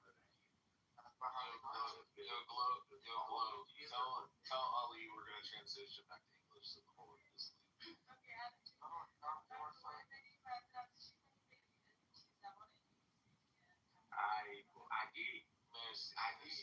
علی به عنوان آخرین جمله علی. Okay. Yeah, that's fine. علی علی نوکرتم تویستم هیچ کدوم Yeah, I think so.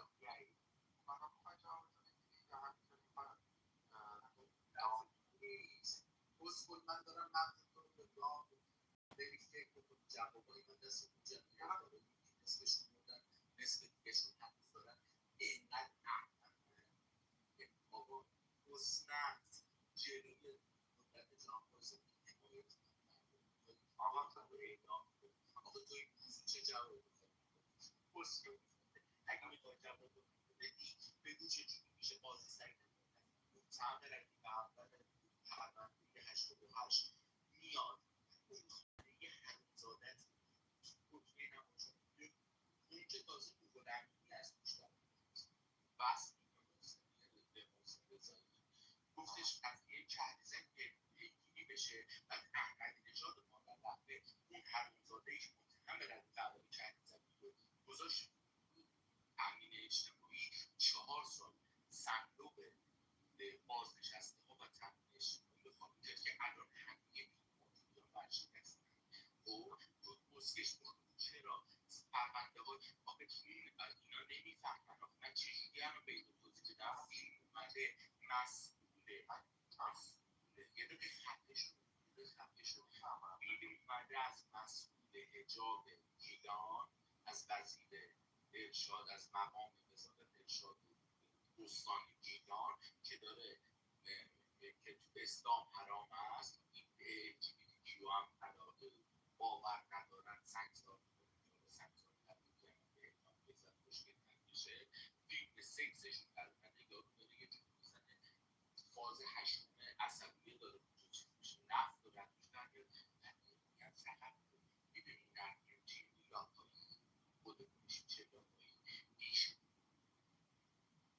در رفت با توریست بیشتر چطوری پرونده های میشه لاپایی چطوری پرونده های 8 سال میشه پرونده های جوانان رو 6 هفته اجرایی شرف دادیم دادرسی دادیم چرا قانونی گذاشتیم که یک سری مسائل زندانیان سیاسی روز 20 تا وکیلی که خود دادگستری اعلام کرده حق دارن وکیل دیگه بگیرن بابا بیا اینا رو حرف بزن اینا رو که منم بلدم بگم که اینا رو منم میگم چی تو پست من حرف بزن و کی در اینا بغل اون همه سازمان سپاهی ساز هر داشت هیچ کدوم هم کم نمیکنه چه اون هر آقا تو بالاخره خانزاده ای که بعد سنیا بود اتصاف و دوش پر از بالاخره نه نمیخوام تبدیل کنم این 47 سال حرف دارم حوصله داری اگه نداری خفه شو اگه داری هم خفه شو در گل خفه شو خب چون مثلا جوابا دست تو نیست احمد چه نمیفهمی 7 بار بهت گفتم من اصلا جوابام دست تو نیست عزگر جوابای من نصفش دست تو خامنه ای ما بعد میشم بلشون گرفت دوست علنی نیست جوابای من سوال میکنم برای شنونده ها و اینی که اگر عقلی داد اگر منیپولیت نشد اگر چون که اگر منیپولیت نشدی اگر چپ هم ضد امپریالیست نیستی اگر پرو پلستاین نیستی پرچم نمیدونم زیر ساخته چون و اینا نیستی فکر کنی یکم که چرا جوانانی ما بدون روند درست دادرسی زیر 6 هفته پرونده‌هاشون به اجرا به اعدام و های حرومزاده های خودمون اکسالو و میدونیم ما میدونیم جریمه متهم فعالی شهری زنگی جون 200,000 تومان جریمه نقدی تو همون سال من یک سال توی ماشین عراق افتاده داشتم 1,300,000 تومان توی تامین اجتماعی چیز کرد بعد به خاطر اختلاسش دزدیش و خالی کردن صندوق اونا تو زندان بود ولی هر سال تو راهپیمایی کربلا الله اکبر سیک ناز بابا بامداد با تو نیستم قربونت برم با تو نیستم دورت میگم نکرد مثلا به بابام قول دادم کی دهن خر نذارم به خدا بابام به قول دادم کی دهن خر نذارم من اصلا با تو کار ندارم Bro, I don't have to understand Farsi to understand the IRGC and all. You just gotta ask him. Because I'm fucked up or I get off this ass.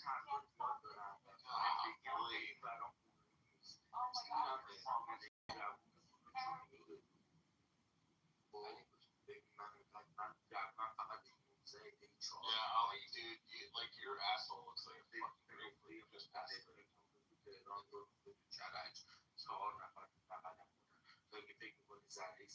I just got fucked by a horse. هر کار می‌کنی خود طرفدارات و حکومت کی می‌تونی بکنی من He's trying to make sure he gets every drop of comment in your asshole, Ali.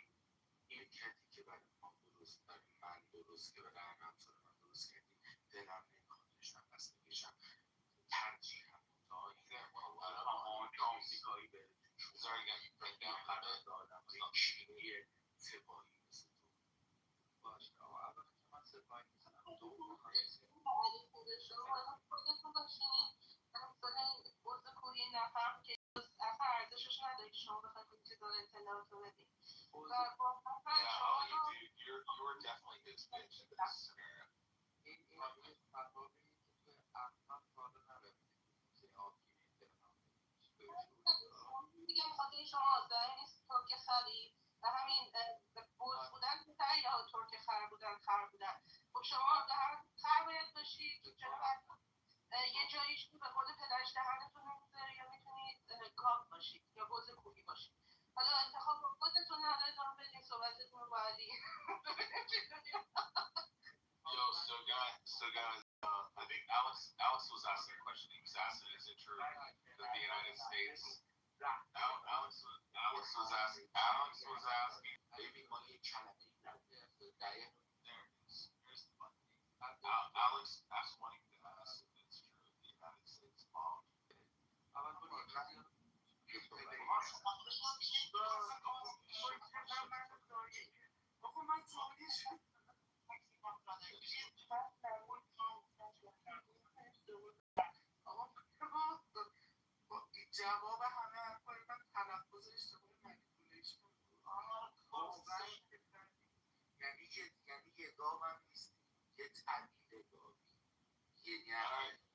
Ocean, Alex was asked the question he wanted to know. Ocean, Alex was asked the question he wanted to know if it was true that the United States bombed the school with 167 Iranian girl.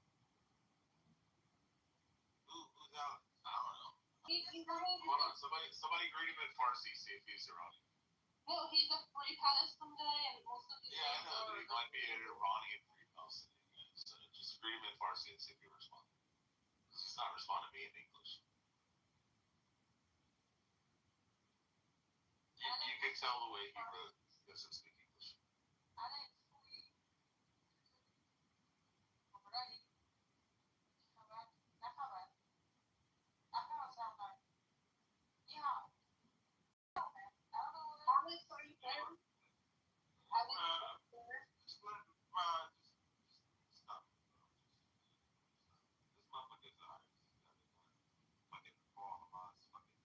No, I know that. I just wanted to move past the whole everybody's the Farsi. Yeah, you guys, everybody should speak. I think Karan or Karan. Did you have a question, Karan? Retard. IRGC agent, all you got. Bro, you guys put everybody. Yeah, he says I'm in. You guys put everybody to sleep. All the non-Farsi speakers were like, just they off. So is it true that 167 Iranian schoolgirls were killed by US airstrikes? Yes, it is true for what the information we have. It was classified as a IRGC facility for like the last 5 years. And I guess in the last weeks, they like rezoned it and started using it as a school. There was 4 military infrastructure buildings. They were all located within like 4 blocks of each other. It was actually like a square pattern. So there was like one on the top left, one on the bottom right, like a couple weeks prior or a couple months prior, which means they had like a delay in intel that they thought it was an IRGC facility, but I guess they like rezoned it and started using it as a school. So when the United States struck those 4 buildings that they thought were IRGC buildings, they had hit the one building that turned out to be a school. So they pretty much did the same thing the Palestinians did. They took a military infrastructure building and then started filling it with a bunch of fucking little girls and shit. In the hope that the United States would do something like they did. I mean, why the fuck else would you take a former military building run by the IRGC and be like, oh, right now, we're leading up to war, and now we're going to start using this as a school and pack 200, 300 kids in there. Does that answer your question, Alex? Alex, you can come off mute and answer.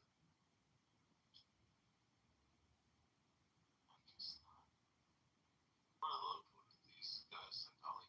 Well, one thing is IRGC have a very long history of using humans as a human shield. Oh, yeah. Any situation, any war, any complicated circumstances, they're doing this. So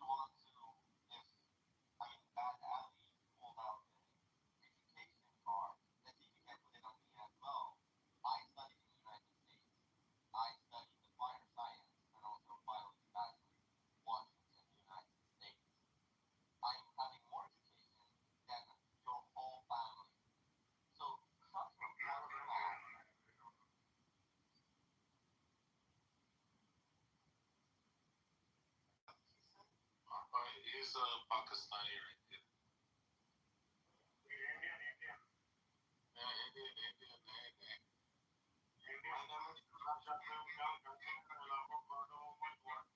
Yeah, oh my bloody dog, mother child, grandchild, holy, grandchild. Yubi, how do you feel about Israel? Do you love Israel?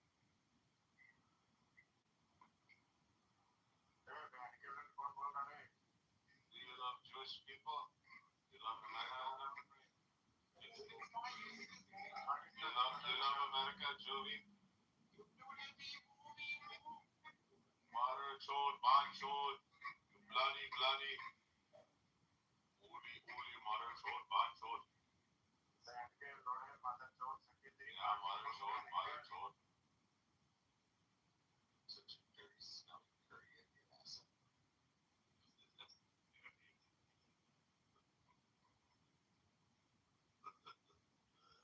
Your wife's pussy smells like curry.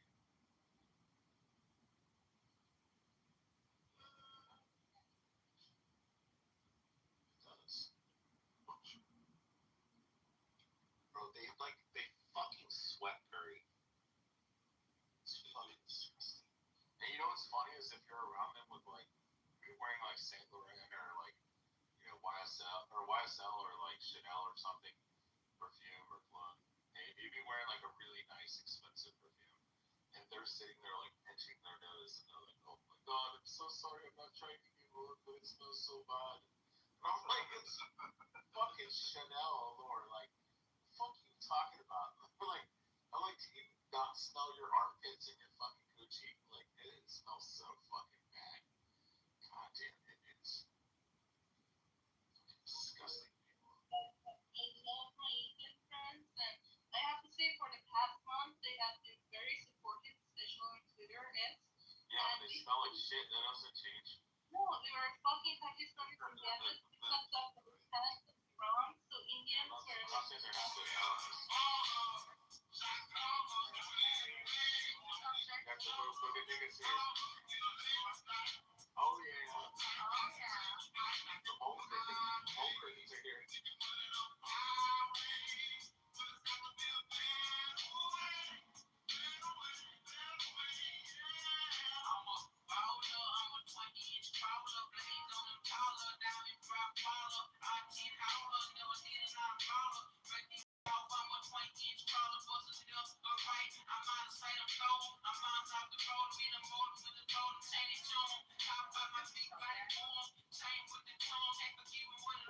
is how the black monkeys in America act. This is how the black monkeys would act. They check out.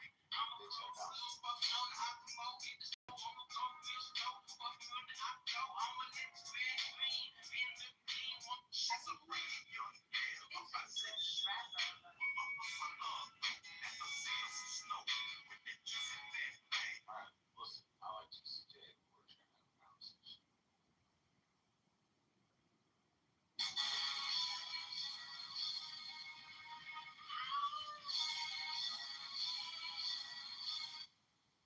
Alright, boys, if you're gonna play Juicy J, play Slob on my knob like corn on the cob, suck on my dick. Slob on my knob like corn on the cob, suck on my dick. What the fuck is you? That's the song. It says slob on my knob like corn on the cob, suck on my dick. It's bro, come on. Where's Rafi? Rafi just came in and just left. He's back. Where's he at? There he is. Just gonna invite him up because he's not in the audience for some reason. Okay. We just had a book of playing Juicy J music. So, it's good to be how much I like Juicy J. We let him play one full song, and then he started playing more songs to move it down. Yeah, nobody can talk. Karan is Indian, who doesn't like IRGC. He can't talk. Alex, I don't know where he's from, but he can't talk. Ali can't speak English. We have Saif And then we have Sena. Party poopers. Saif and Sina? I don't know. Yeah, I don't know. That's what Farsi is. Speak humor. Yeah, speak. I could talk if you guys want. Yeah, so IRGC, they always use human shit. Example, Oh, Saif is interviews. Go ahead. Sina. yeah, example when Trump threats that he's gonna attack the infrastructures of Iranians, they put women and children around those facilities. So they always use women and children as a human shield. Yes, and it's not just about IRGC. Hamas also do that. It's an old trick that they're using it for many years. And then, for example, they attack those infrastructures and facilities. And if something happens, they're gonna vote it and they're gonna say that, for example, oh yeah, US they want to attack women and children, and that's their trick. They always do that. So It's very familiar to me, guys. It's almost like it's the same strategy of Hamas. It's almost like they're just a bunch of dirty piece of shit fucking terrorists. exactly. And we should nuke them all. The root of that goes back all the way to the history of Islam and their prophet Muhammad. Oh yeah, of course he did. He slaughtered all kinds of women and children. Then he sucked off little boys. He even sucked off his own grandson Elvis. And he's a disgusting human being. He's burning in hell, luckily. Try to vote this instead of talking about 40,000 people who killed in 2 days. And they totally forget those people and they just keep talking about the school, which is under investigation. And we have no idea who attacked the school.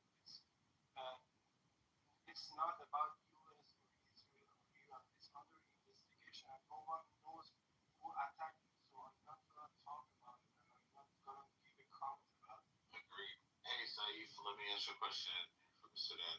You support the U.S. and Israel, or you support IRGC, or you don't give a shit?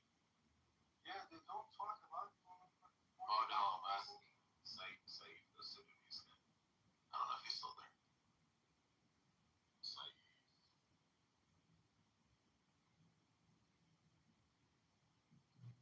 I don't think he's there. Oh, Alex is there. Oh shit, Alex is here. What's up, Alex? Alex, firstly, where are you from?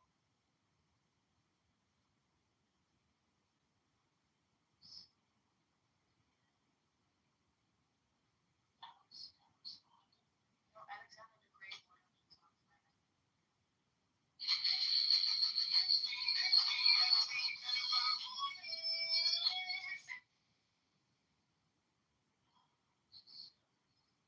You would hope they would engage. They don't.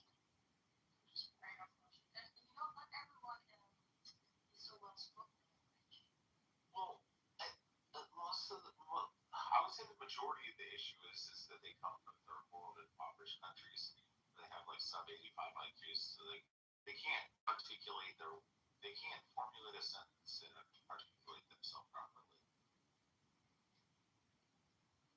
Because they're fucking retarded. They're rats. Alec, come up, Alec. Come talk. Come, Alec. Tell us. Sayuni, Sayuni. Sorry, I'm from third world country as well. Which third world country?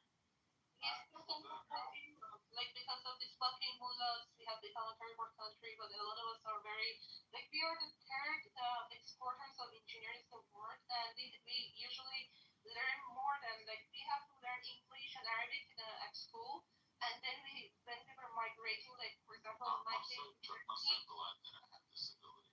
then I had to like learn the fourth language, and we have to articulate in multiple languages. So I think Iranians are exceptions. So while I understand your point, Shah, but also see what Sina is saying is true. Like we are, the mullahs have turn us into a third world country. At the same time, we can articulate. I'm from third world country. What? My GPA is highest in my class. I'm studying engineering. My The Iranians don't have a low median IQ. That's what we're talking about.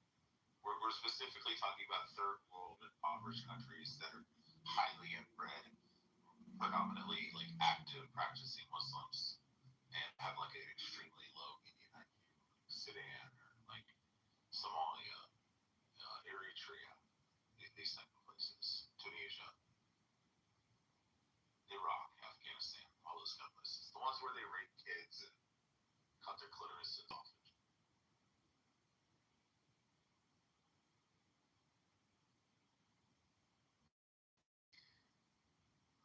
Past months, I have been seeing a lot of, like, after Iran and I think after United Arab Emirates, like Iraq have one of the highest numbers of like Muslims. Like they call them mortad. Oh yeah, I think the second that they admit Islam, their intellect increases by like by at least 10 points. Their IQs. Yeah. 5, they increase their IQ 5. They're enlightened, and they feel like they can just like conquer the world, which is good.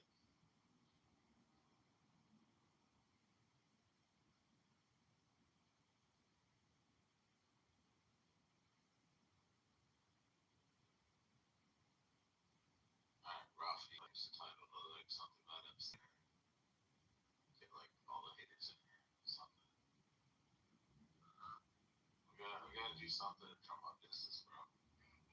Sex and it sells. I'm just saying. He's not coming out. No. No, I was asking Rafi if we wanted to change the title to something like get the Muzzies in here or something. Or the Gropers. Okay. I don't know if you want me to do that. Last time I did that, the room got shadow banned. Oh. What was my last one? Oh, my last one was, would you suck a dick if Muhammad never existed?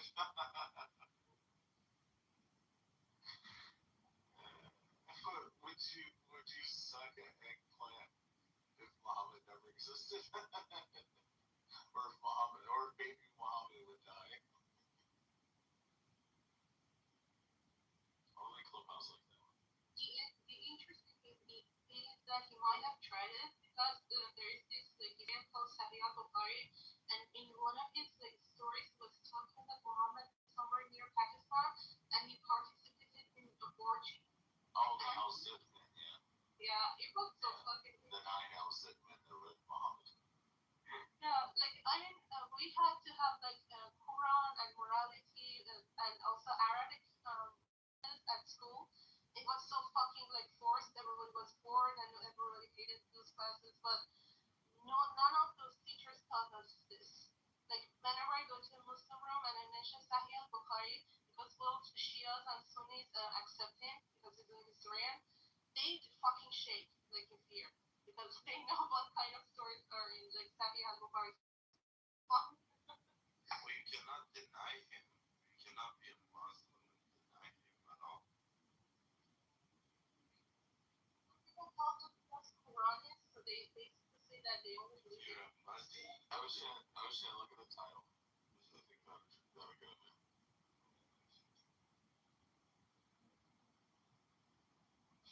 It's not gonna get the account split. I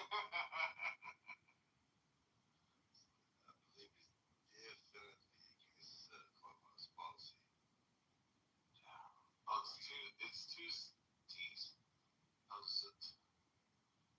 I believe it's absolutely against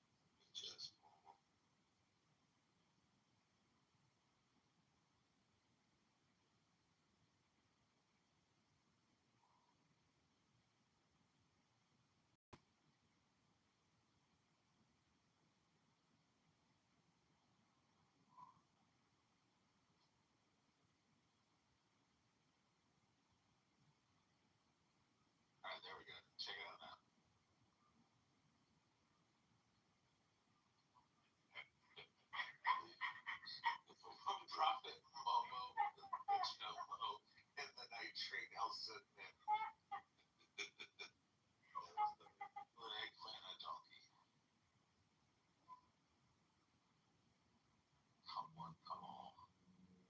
It's gonna turn this shit into part of my family. And then I'm serious. At the end, come on, buddy. Hold on, I guess I'm like, oh,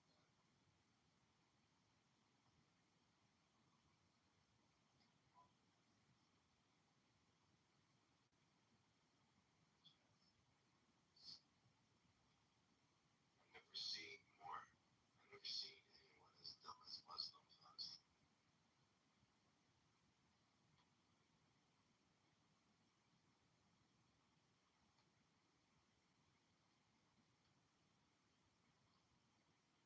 You know what, Rich?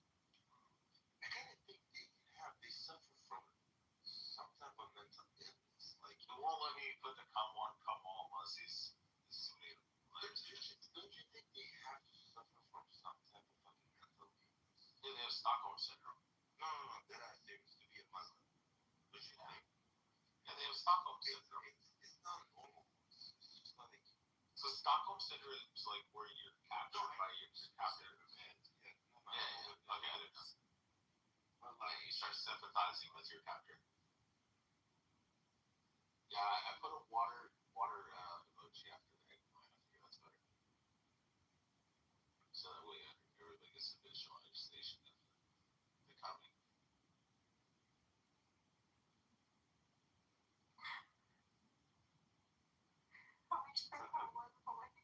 Making mutual.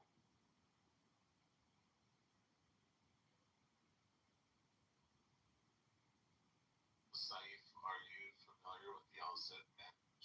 I heard the Al-Zid men come from Sudan originally. Like they originated from Sudan, and that's why they had giant hard penises that never weaken. Because like the South Sudanese have like the longest, biggest penises on average. They were like these giant, dark-skinned black African guys called the Al-Zid. You know the Al-Zid actually still exists today, but they're called something else. What are they called? Let's see. Looking for them or what? Yeah, I want to send them to Saudi Arabia and have them rape all the imams. So I agree.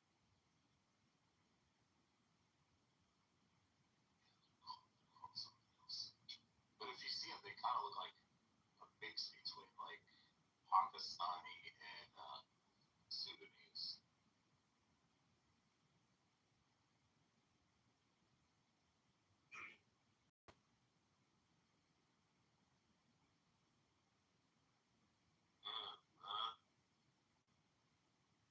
The Jot. Jot. They call them Jot. Yeah, Jot people. Like the one that were heard of them. They're like these like 6'6", like really skinny. Uh, they almost look like Pakistani / Sudanese guys. Mix. What a fucking graphic though. Yeah, I guess so. It is fucking diesel BMW.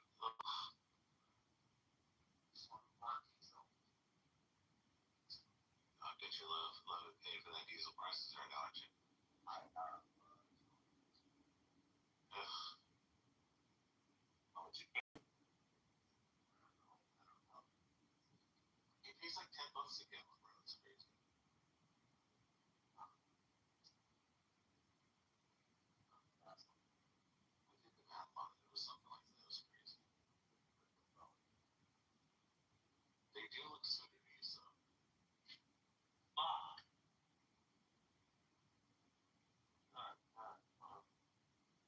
I would have loved to have been a fly on the fucking wall. Watching Muhammad get raped by them. Just videotape it, then put it on Pornhub and let all the Muslims today watch it. If I had a time machine, I'd go back and just watch him get fucking trained run on by a bunch of fucking 6'6" fucking black guys. Back there looking like Keegan's wife. Little Pornhub.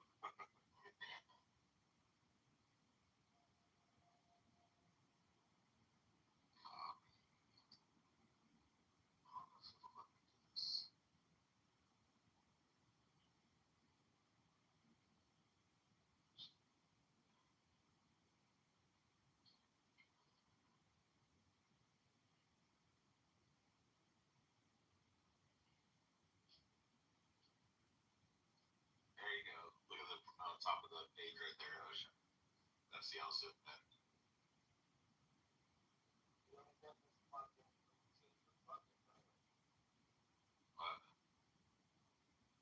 It says Prophet Momo, so it doesn't say Muhammad. It says Prophet Momo, the Jomo, and the night train Al Zidman. It's an actual hadith that you can read. It talks about Muhammad being raped, gang raped by 9 different dudes in the desert.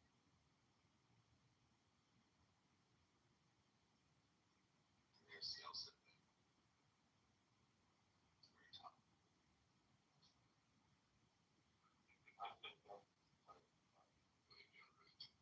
Saif, are you happy to know that your people were the ones that anally raped Prophet Muhammad?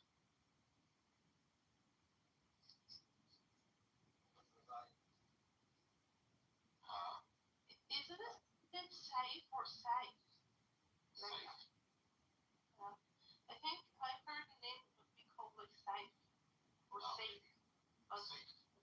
safe. Where did Drew go? To space.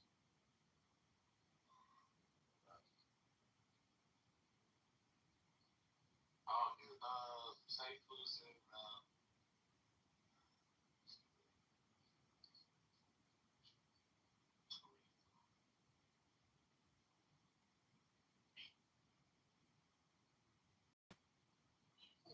Sometimes keep talking. Safe, are you talk? Can you talk? Like you're unmuted, but you're not talking. Saif. Do you know this word? Kusuku.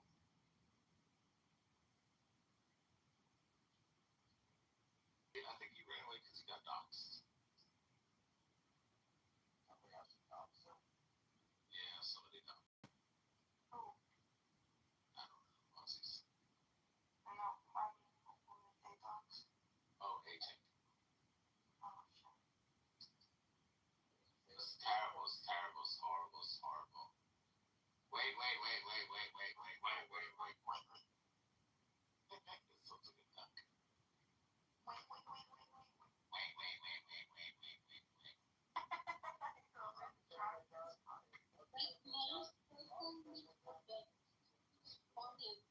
Can you guys Prophet, you're like coming in really low. Which is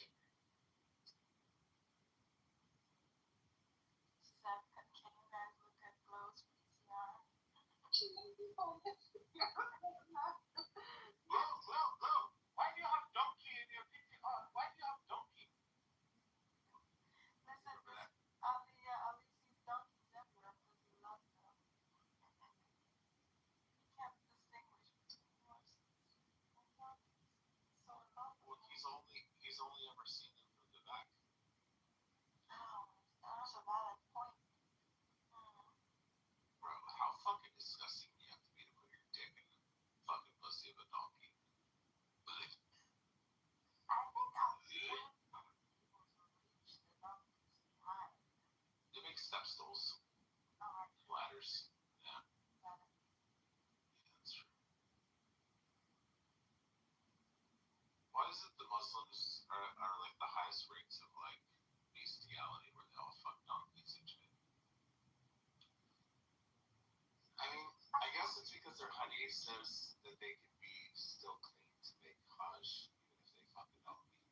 It literally says, even if you have sex with a beast like a donkey, a hamar, you can still be clean to make freaking hajj. Imagine, you can be clean to make pilgrimage after you fuck a donkey. Shit. So, Because they want to fuck, but they don't want the commitment, so it's kind of they don't have to pay for the marriage, so Yeah, I don't have to do what that is. If you're poor, that's all you can afford. as Khomeini said, now if you want to fuck a goat, that's fine, as long as you just kill it afterwards. Yeah, you have to kill the goat, and you have to chop its body up, butcher it, and burn the meat or sell the meat before like nightfall or some shit. Fucking disgusting. Yeah, I also said that you could rub your dick. Speaking of next one is something. side of her as long as you don't rip her from the front to back. If you do, then you're in trouble. So as long as you don't rip between her pussy and her asshole. So like in Muhammad's case, it would be okay because obviously, seeing how 9-year-old girls on average have less than 2.1 inch depth in their vaginal canal, seeing how Muhammad had less than 2.1 inches, because obviously he didn't kill her and shit. He could probably do it. So, Aisha, the youngest friend, like she was 6 when he married her, when she was 9. And consummate. And he had this diary, and she wrote about Muhammad's dick, and she was saying that sometimes it would be lit and would get upper, but he would continue. So it was a fun read, but not a really fun read. It was so fucking disgusting. But there is actually they call it hadith because she's basically Shias don't accept her, but Sunnis consider her the first Muslim mother of all Muslims. Yeah, so basically accept whatever she wrote in her diary. So she was Muhammad was She talked mad shit about it. She even said she didn't have her menstruation until the Battle of Khaybar, which was 15. She talked mad shit about it. She fucking hated that motherfucker. She by the time she was 18 when he died, she probably looked at him and she's like, I can't even have kids. He destroyed my insides and shit. It's fucking disgusting. I take solace in knowing that he's burning in hell forever. I believe in God, and I know where he's sitting right now, which is amazing.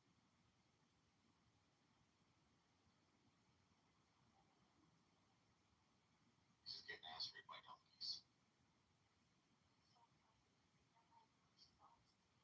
Like the donkeys in Glow's Museum.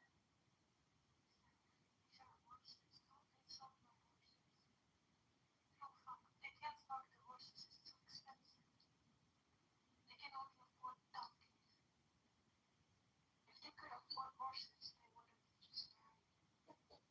If they look at Glow's PTR, they have to do a post space. Basically, it's a religious shower. They need to clean themselves after they, I don't know, if there's blood on them or they climax, they have to do this shower. It's called post. So if they look at those, it's better going to go to fuck.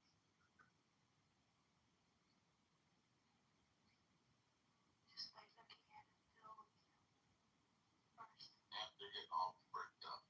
They have big giant chubs right now. They're gonna come on here and ask Glow why she has Pornhub pictures on her TR.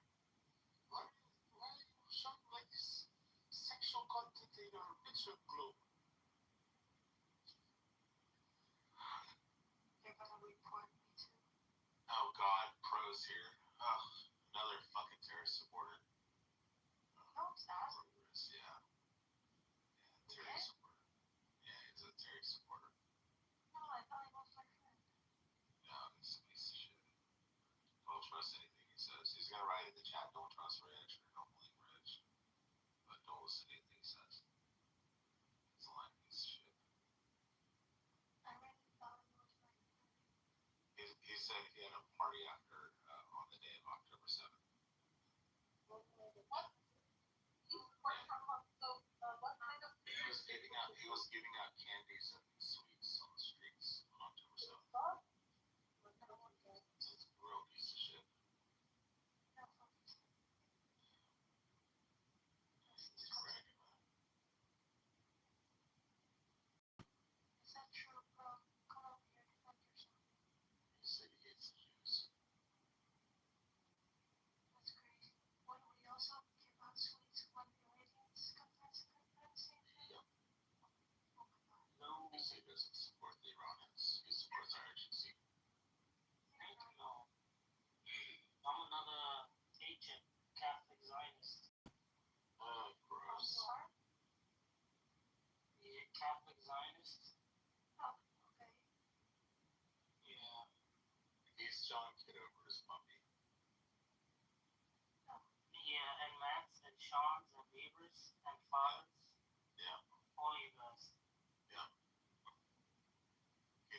treats on in January when they massacred the Iranians. Stop saying that. Stop saying that.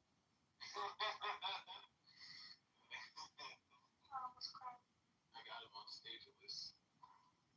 Oh God, I was really ready to block him, but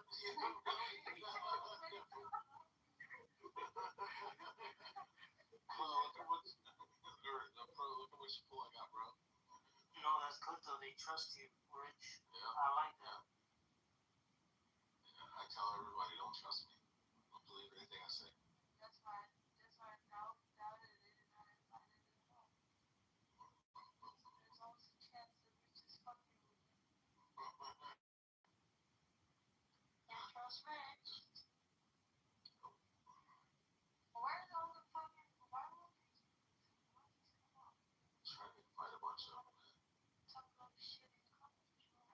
Well, the only way we're gonna get this room filled is if everybody goes and clicks on the up arrow next to the leave button, and they click invite people, and they click on everybody that has a green dot next to their name. We'll fill it. If everybody on stage were to do that all at the same time, and we just went through and clicked on everybody that has a green dot, we could easily get hundreds of people in here. I messed up one thing. Bro, I used to have a room called General Conversations, and I would tell every moderator, everybody on stage, and I would do like public announcements like every 5 minutes or something, or 3 minutes.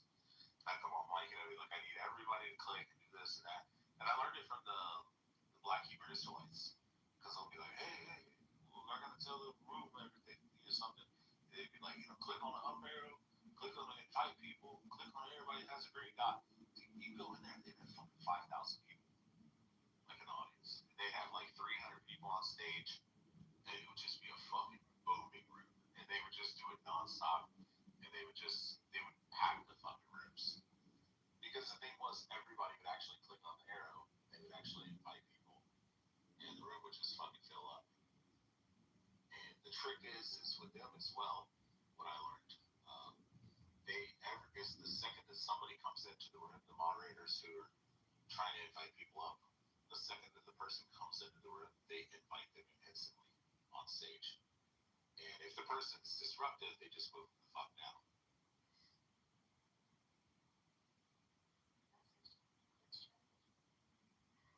As soon as I got mod badge, that's how I got like 10 of the muzzies up on stage, the Iranians and all that, and everybody else.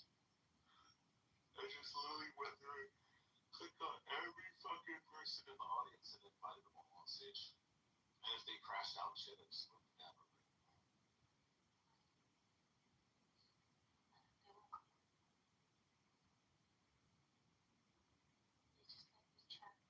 Yeah, the ALQ guy loves maybe that guy. He's a pro Mossad supporter, and he loves maybe that guy in Israel. Yes, he loves him so much. Yep, everybody invited him up. I think Glue did multiple times because she was mentioning it like 15 minutes ago, and that really spam them. Every fucking minute. Oh, he hates Nazis, so he's pro-Israeli. Yeah, he loves the state of Israel. Yeah, he hates Nazis. We hate Nazis too. Like, yeah, I hate the Nazis too. I love you. Yeah. So that's good. Are you Brazilian?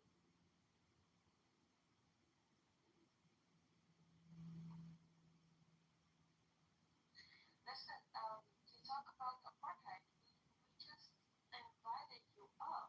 Just come up. We don't believe in Yeah, you're the only one creating apartheid right now. You are creating the apartheid. Like, communism.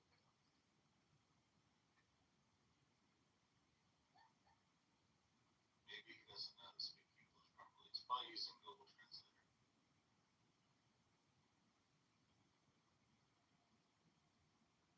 Or he's too much of a bitch to come on stage. Right? Elk, how are you pronouncing it?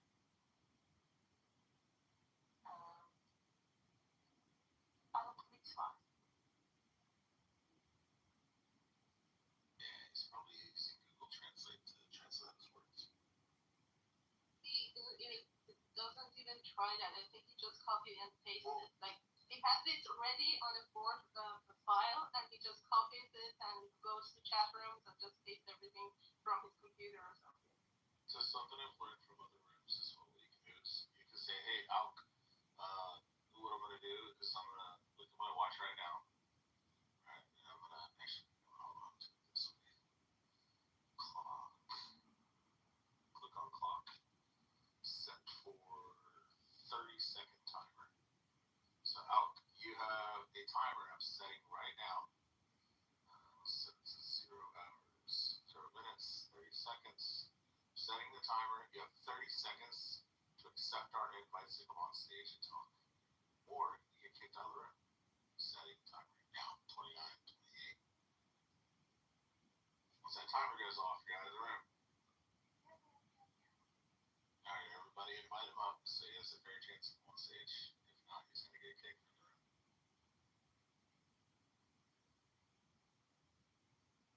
Timer's down 10, 9, 8, 7, 6, 5, 4, 3, 2, 1. Out.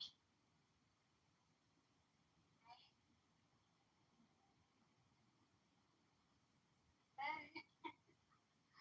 Radio Pier Polo. Yes, from Italy. Oh, buongiorno.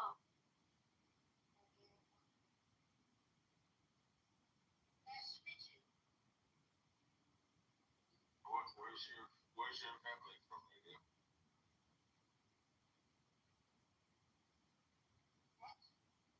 Where's your family originally from?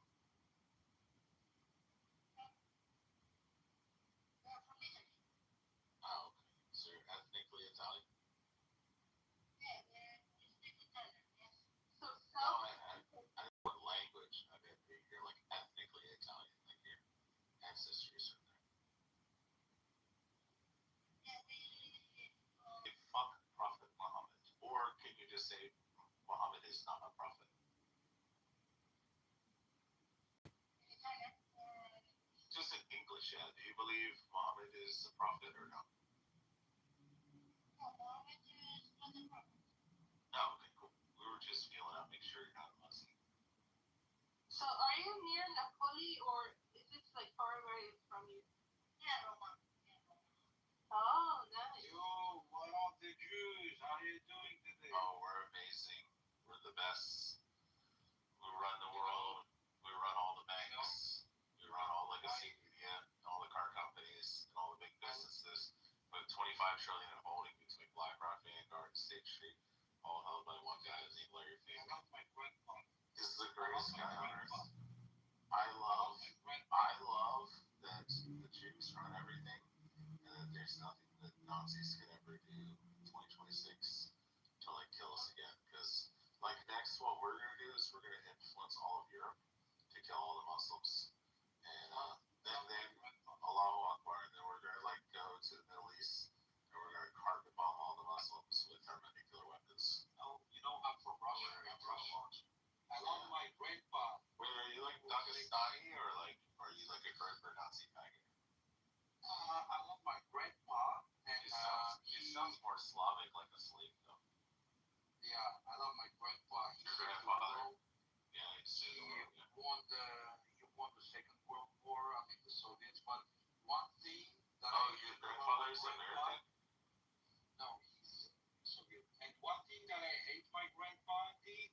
Your grandfather's country doesn't exist anymore. No, So he it got destroyed by the United States because we made it to the moon He first. took out Jews from the ovens. This is the thing that like I hate. Yeah, he was a nice guy. He wasn't a piece of shit like his grandson. He was saying like, and he said, yeah, we should do that. Those fuckers, we should keep them in those. I'm glad that the United States supports Ukraine. You know what? Efforts to destroy the Russian Federation and overthrow Vladimir Putin. And show how Russia is a fucking I will show you the pictures actually. Glove made of two babies. We're the ones who Holocaust jokes. Wait. Yeah, all the Jews that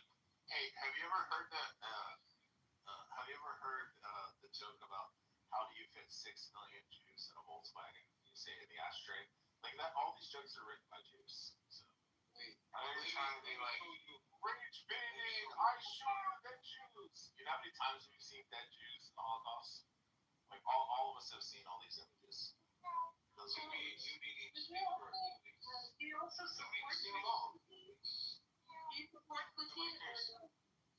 No, nobody supports Putin. Putin's a bitch. Oh my god. getting his ass kicked. Wait, let me. Putin's getting his ass kicked. His entire Russian Federation is falling apart. It's collapsing from the inside. It's fucking amazing.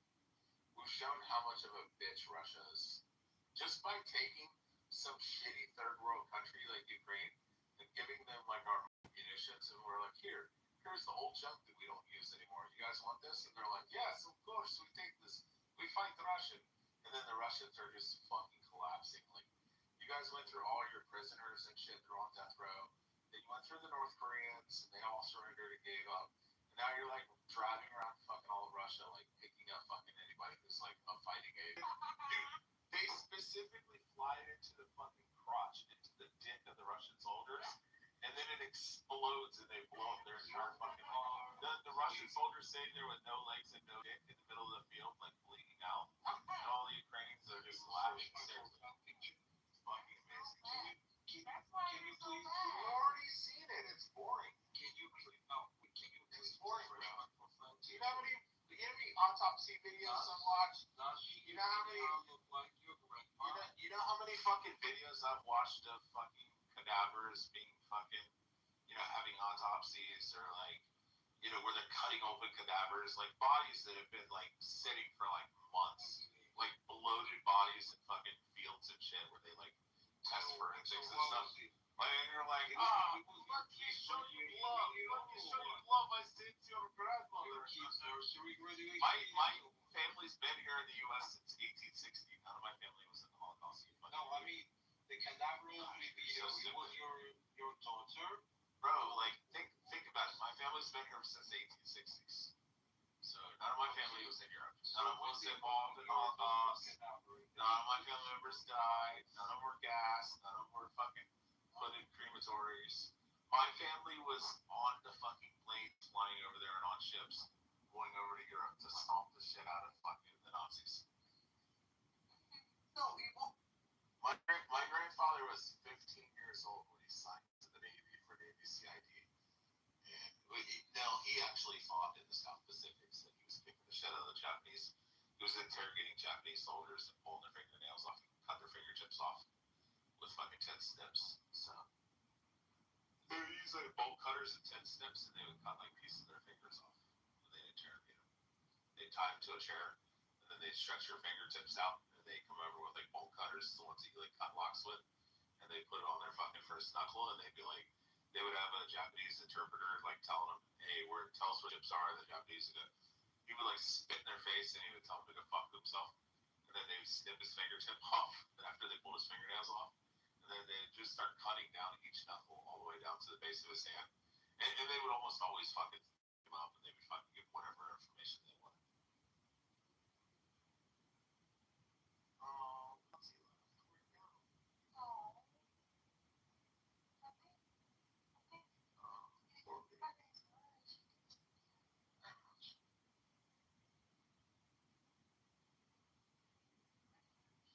My grandfather used to do interrogations. He was just bad motherfucker. Imagine tying somebody down to a chair and then pushing their finger out and taking bolt cutters and start snipping their fingertips off. That's a hardcore motherfucker. Oh my god, Glow. Have you ever watched the thing with Shane Gillis, the comedian, and he's talking about this American soldier from like West Virginia who went over to like fucking fight the Japanese, and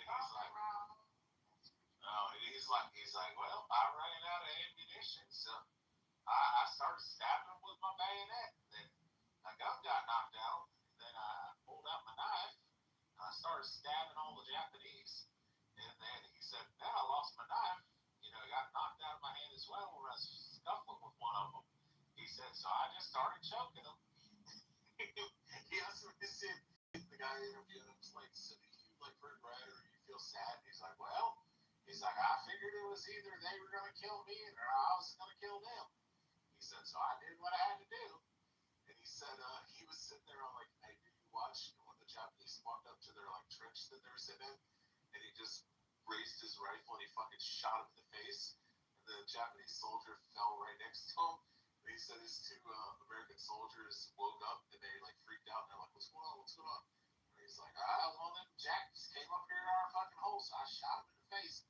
He said, all right, I'm gonna go get some sleep. You boys watch out now. It's like motherfuckers hardcore. He was talking about like taking grenades and like stuffing it in there. There was another one. He said this Japanese soldier that captured a bunch of Japs, and his commanding officer is like, "Hey, you need to take him and bring him down there." And it's like a 10-minute walk and then 10 minutes back. And he said, "Well, I wasn't gonna walk that 10 minutes down there. Then I'd have to walk 10 minutes back." He said, "I'd have to walk into an area with open fire." He said, "So I took him down around the ditch, and I was gonna shoot him. And then I said, give me all the things that you got." And I started getting all the stuff, and this Jap had a fucking picture. And he said, I told the Jap, give me the fucking picture. The Jap said no. And then he took his knife out and he stabbed him in the fucking heart and took his fucking picture. And the picture was of the Japanese soldiers at the Great Wall of China beheading the Chinese fucking soldiers. And he still has the fucking photo today.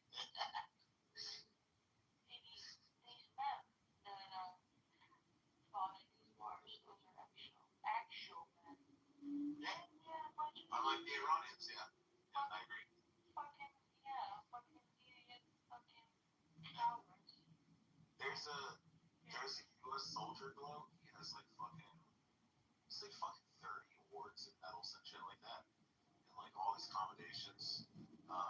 He killed I think it was like to the tune of like 30 soldiers with his rifle. Then his rifle fucking ran out of ammo. Then he pulled out his fucking K-bar knife. Then he started fucking stabbing people. He killed like fucking 7 or 8 of them with a knife. Then he killed like 3 or 4 more with his fucking bare hands. Then he was fighting them with his hands and shit. And there was a fucking grenade that went off. And because he was trying to save his other soldiers and shit, he ran over and dove on top of the fucking grenade, got blown up. Then he still somehow survived. He got shot like fucking 7 times. And then still continued, went over and picked up another rifle from one of the enemy combatants or the Nazis and just started fucking blasting them all. By the time he got done, he killed like fucking 50 or 60 fucking soldiers. Yeah, he got fucking shot like 5, 6, 7 times, whatever. They got blown up by a fucking grenade. And then even after all that, was still fighting with bullet holes in him and fucking blown up by a grenade. Oh my god. Did he lose any ligaments? I don't know. He still has all his arms and legs and stuff like that. But he has a bunch of battle scars and bullet holes and shit in his body. Like shrapnel that he still has in his body today. He's like, I mean, he's dead by now. Have you seen Khomeiни's left arm? No, I haven't. His left arm was having from the war. That's fucking awesome. So every time he sat down, this fucking thing was having on his lap, like a whole location. Like a fucking gimp. Yeah, You know what's crazy is like we weren't fighting to defend our country. We necessarily weren't under attack. We were safe from all this shit. Our fucking young 15, 16, 17-year-old boys ran down to fucking sign up to get on fucking ships and sail halfway around the fucking world to go fight a war for people that we didn't even fucking really know. And ran off the fucking boats to run up the fucking beach just to fight for freedom. Like that's what's just fucking crazy. And I hear these Iranians get on stage and go, we don't have guns, we don't have guns. I'm like, you guys are a bunch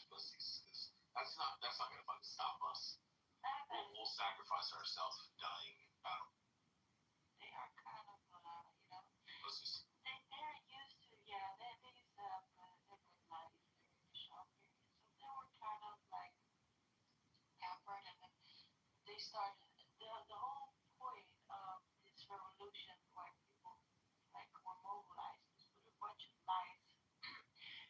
Free buses just like on Donny promises.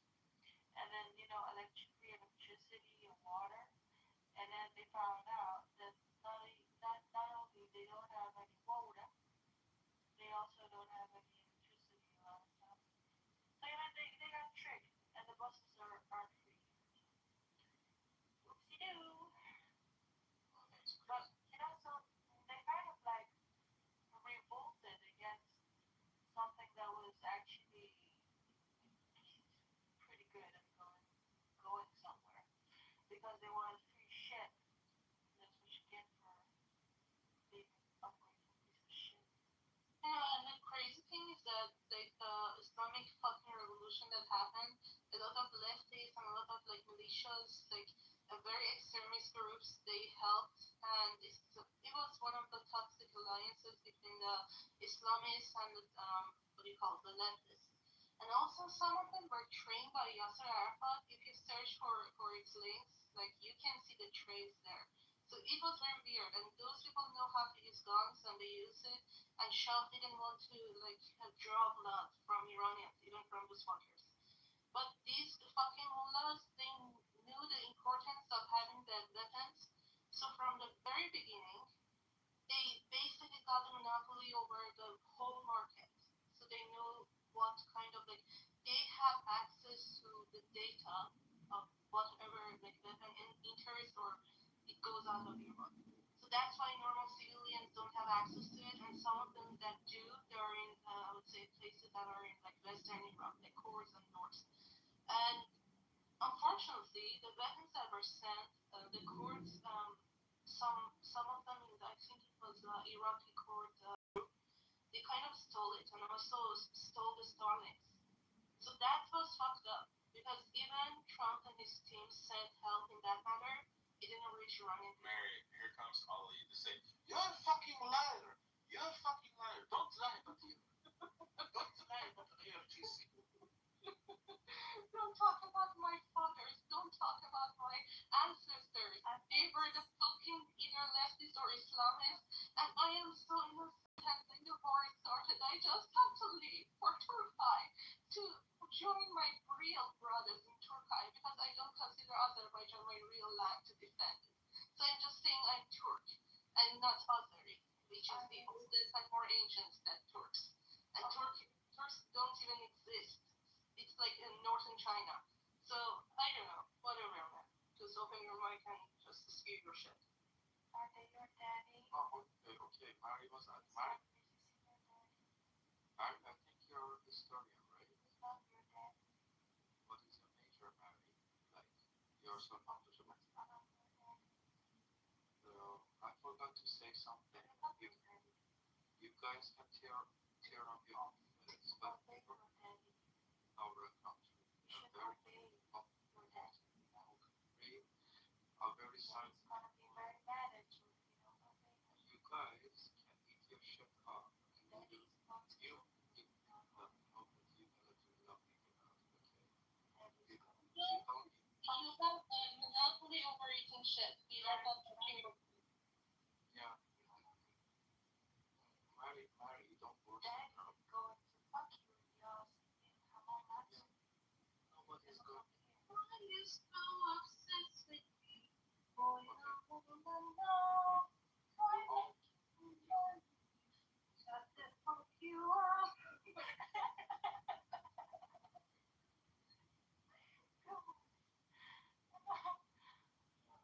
Yeah, you guys can tear up your asses.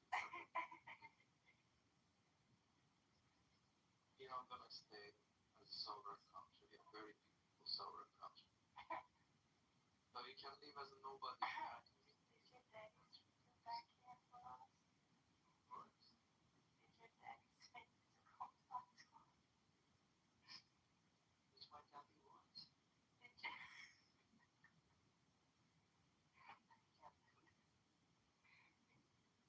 Hello, a serious question. What's your education? My education is enough to buy a house in 24 and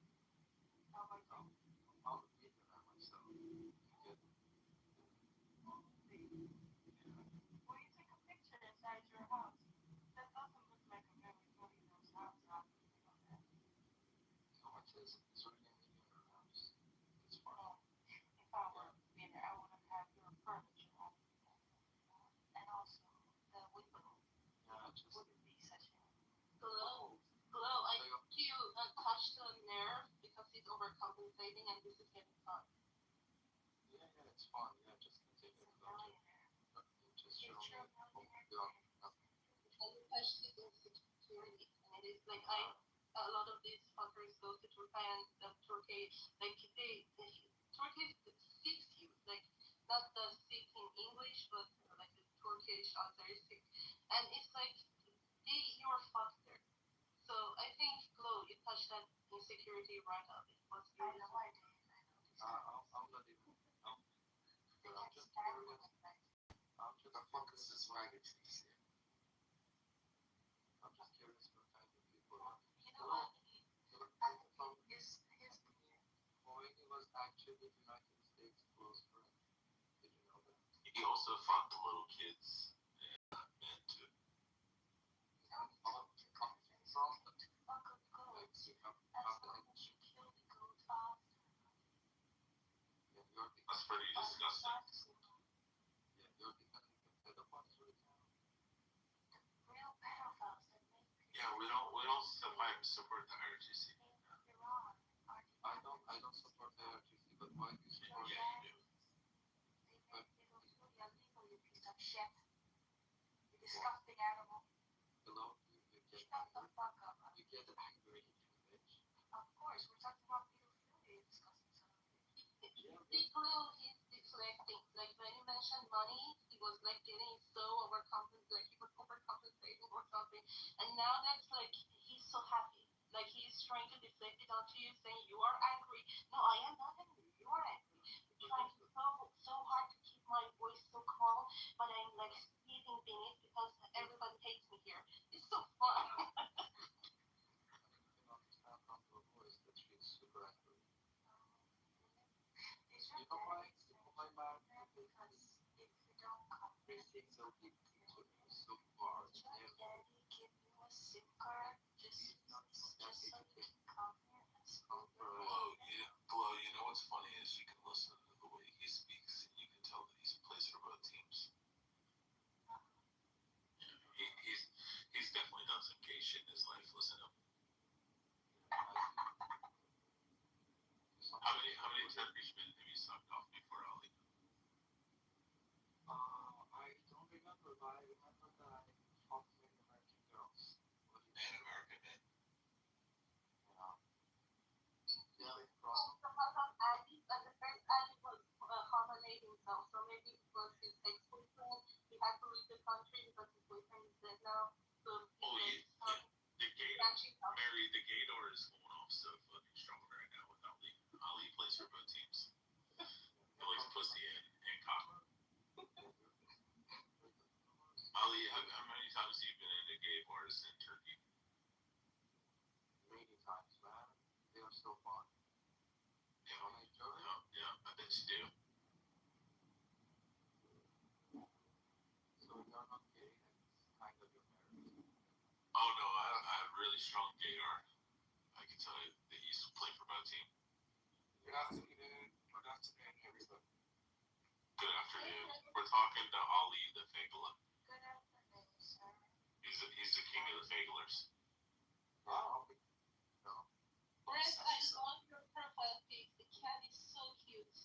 Well, thank you. I took the photo in Marrakesh, I think. Marrakesh. Oh my god, look at that kitty. See, unlike Ali, I like pussy. I think Brett, his problem is that maybe he has humiliation kink because he comes here and he wants to be like talked dirty to, and Yeah, I think he definitely gets tied up and spanked by dudes. No, I'm just coming here to your conversation. He likes to get dominated. He's definitely a masochist. No problem. He likes a big, strong man to get a hold of. No, I really. This time I come to this room. He makes you into his power bottom, right, Ali? No, I really. Ali, are you face down, ass up with the guy? No, He's just wrecking and destroying your asshole. It's not even funny. No, it is funny because it's true. We don't tell the let's be gay voice that you have. I mean, it's funny. It's funny. If Daniel was here right now, he would cheat on his husband with you. He would take you to Pound Town. Don't talk about Daniel when he's not here. Daniel would agree. Oh, Daniel would say yes. He would humiliate Ali so bad. He's so handsome. He would Which never Daniel? go without. Which Daniel will talk about? I was gonna say, Daniel has high standards, guys. Come on. Yeah, but to humiliate, to dominate Ali, he would do that. No. As I say, there's high standards. High standards. No, why don't you come and dominate yourself? You're a little projected there, Ali. It's so funny. Why don't you come and do it yourself? Huh? Otherwise, No, I'm not gay. I don't swing that way. Plus, also, even if I was gay, like the gays would like me. My dick's too big. I got 9 3/4 inches, so it's like almost 25 centimeters. You know, I'm just saying. Able to walk straight. The gays like average size dicks. They don't like big dicks like that. You wouldn't walk for a week. so can I ask why we're picking on Ali? What has he Oh, done? he's an IRGC somewhere. Oh, he's nice. Oh, what the fuck is he doing in here? Oh, but We're letting him on stage so we can dominate him. Listen, they're part of the group. They'll start up the conversation with I am not an IRGC supporter and then go on to like defend every single thing they do. It's really funny. It's like a group inside of Iran and they're called like reformists. It's not that. And we know them, but you know the public don't know them, so Don't you have reformists in the United that's States? what we tell people. Don't you have reformists in the Yeah, United States? Brett, he also goes to Miza's room a lot, and Miza is a like, I don't know, for Palestine. I don't know if he's pro-Hamas, but he's definitely like anti-Israeli. So this is. Go for it then. Dominate it. Go for it. Like, enjoy. Yeah, we're busting his ass open like a camel. You're dominating shit. What happened in Hamas last week? So it's a safe space. Your mom there, I don't know what happened. You mean you fucked her dad and her mom at the same time? Maybe the trigger there, so maybe that was the Well, I'm place sorry, that. her dad fucked you. Sorry. I think that is a weak spot. He got really triggered there. Yeah.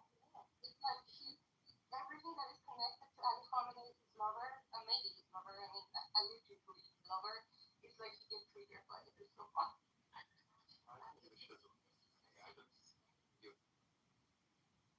So how big is that? So you say fuck Khamenei, Ali. I'm gonna tell you. Oh, you're not gonna say it? Yeah, fuck your face.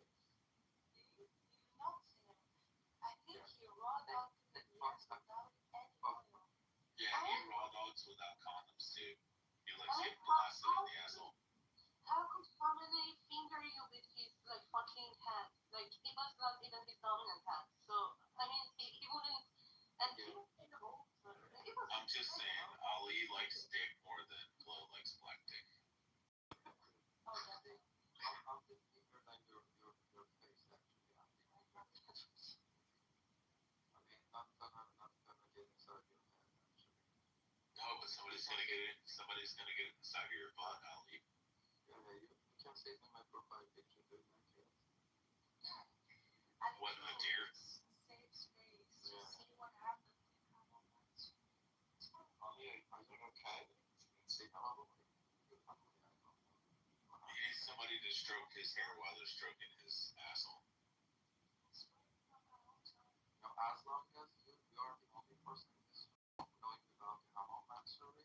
Glow, Ali was scared that they were gonna hang him for a crane if they found out about his sexual proclivities. No shout. You're scared of the fact that you are They were gonna tie a rope around your neck and they were gonna cable up with that fucking crane. They were gonna hang you from the air.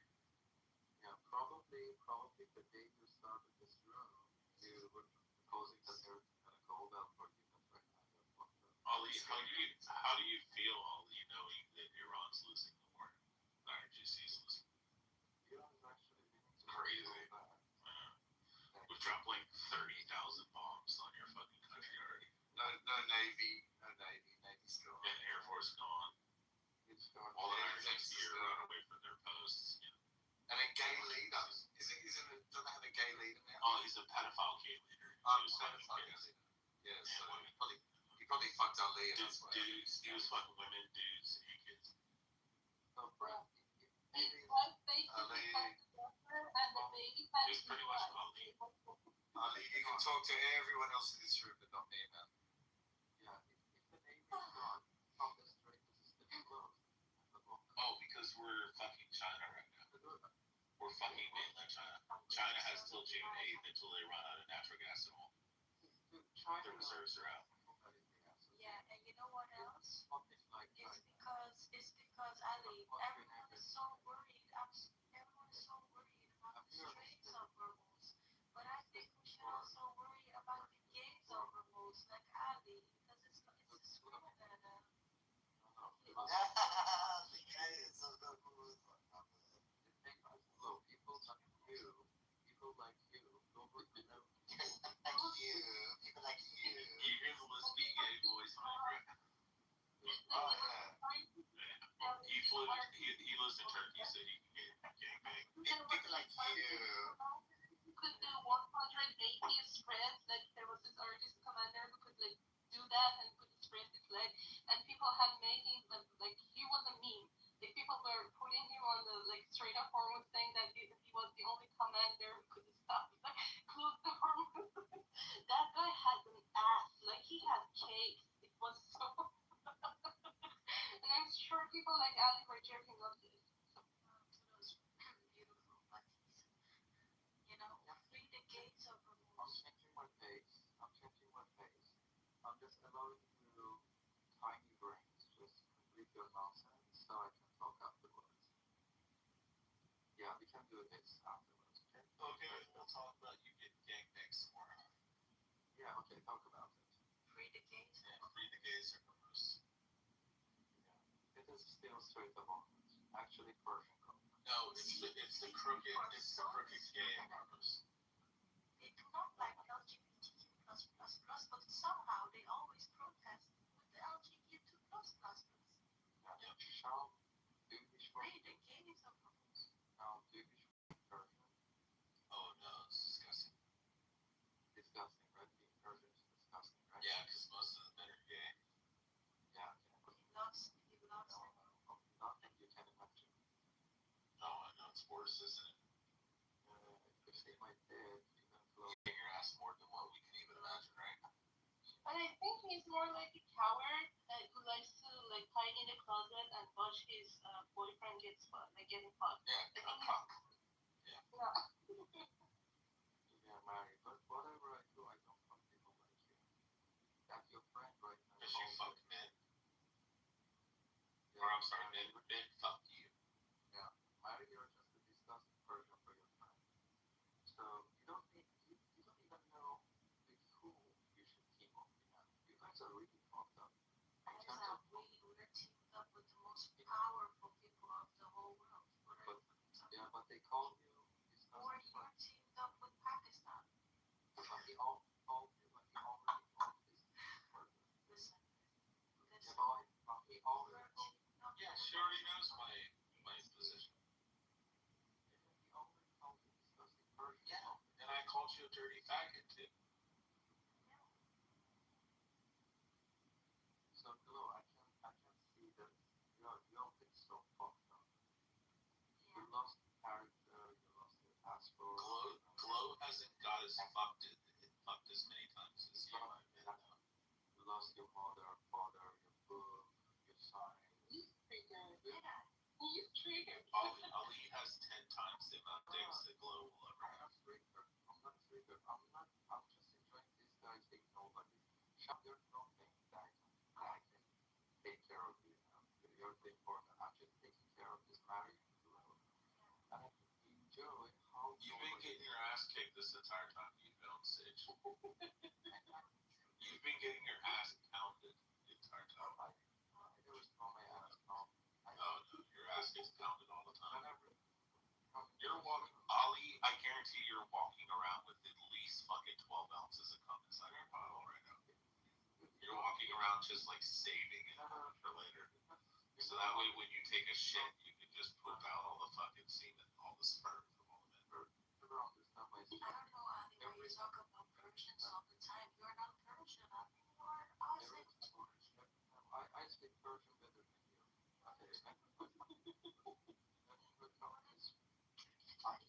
No, I think he's obsessed with us because he wants to be a woman and we fuck for a man. Yep. A lot of gay guys like are obsessed with women and get jealous. I think he's jealous of us. Oh, you're so wrong. He is a snarky little gay. Well, Ali, you know, the thing is, maybe when the first day when you're a woman, you'll just rip yourself apart, and then, but like, you know, once you rip yourself apart, I mean, there's no turning back. So please be a good boy and stop ripping yourself. Ali sings the song and he says, "Fill me up before you go." No, guys, I'm just here. And stop. Here is my handle. Here is my spout. Pick me up and pour me out. Pour all the cum into Ali's butthole. Ali says, "I want to go to America. I want to live in America so I can get fucked like black men. Oh, NBA, LeBron James, Michael Jordan. Oh, all of them with their big black dick. Oh, come in my butt."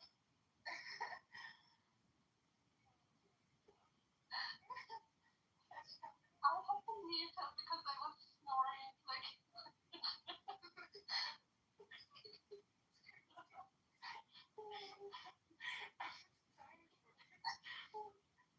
Ali, let me ask you a genuine question. This is all sincerity, like no more joking. Okay, but do you store cum inside of like men's semen inside of your asshole in case like the world ever ends and there's like nobody left, then you can like shit it out and then you can put it inside of a woman and make a baby?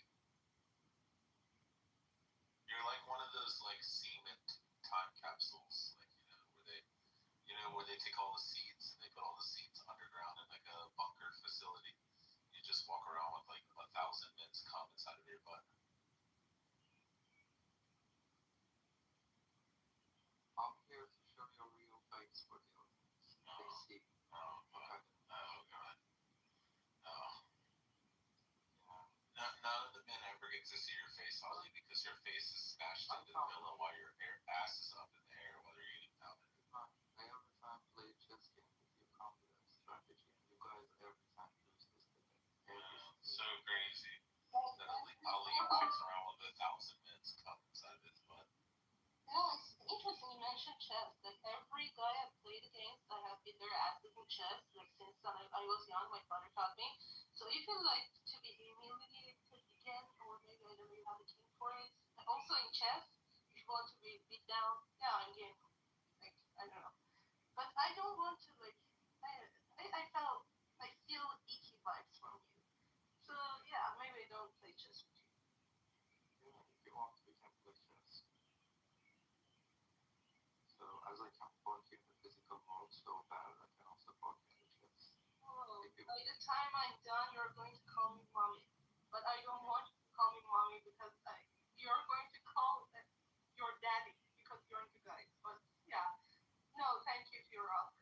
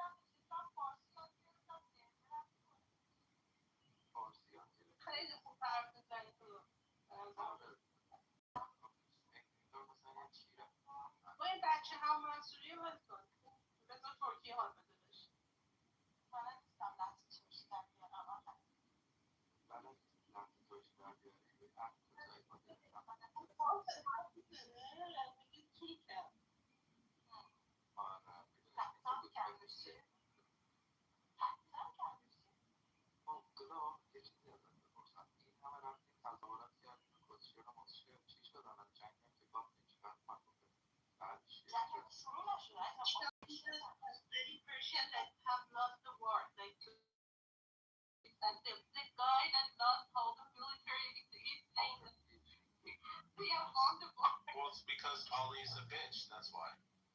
Ali's a tiny, short, scrawny little bitch who likes getting fucked by big men. Like he was like, I'm not with allergies, but like he just so that he is with allergies. Like these guys are just fucking apologists. I'm not sure if you're being paid or not, but Ali, you're not being paid enough to be here on Clubhouse fucking your out. This is just fun for us. Some of us have like serious jobs in real life on Thursdays, on a random Thursday. This is like in Turkey, it's morning now, so why aren't you working? So this is very interesting. Because I'm so rich that I don't need to work. You get that? But I can buy you all at once. At fucking once. You're into slavery or some shit. Yeah, you're into, I don't know, human are your products, aren't they? Like, I don't know. You're into trafficking. Like you can buy everybody, like sell them. Yes, he's a rich man and he pays lots of Turkish men to fuck him in the butt and tie him up. I'm the greatest rich in the United. He says, I give you $1,000, tie me to the bed, and fuck me so hard, rape me in my ass. Make me your bitch. Come deep inside of me, Mr. Turkish man. The Turkish man says, okay, I come inside of you. He has like 10 men just lined up each night, just fucking him in the ass. Yeah. So what do you do, Sean? What's your major? How to earn money? Oh, Newtonian physics, applied mathematics. Newtonian physics and Applied mathematics, yeah. And I own a recruiting agency in the petroleum industry. Do you know Mariam is a fucking?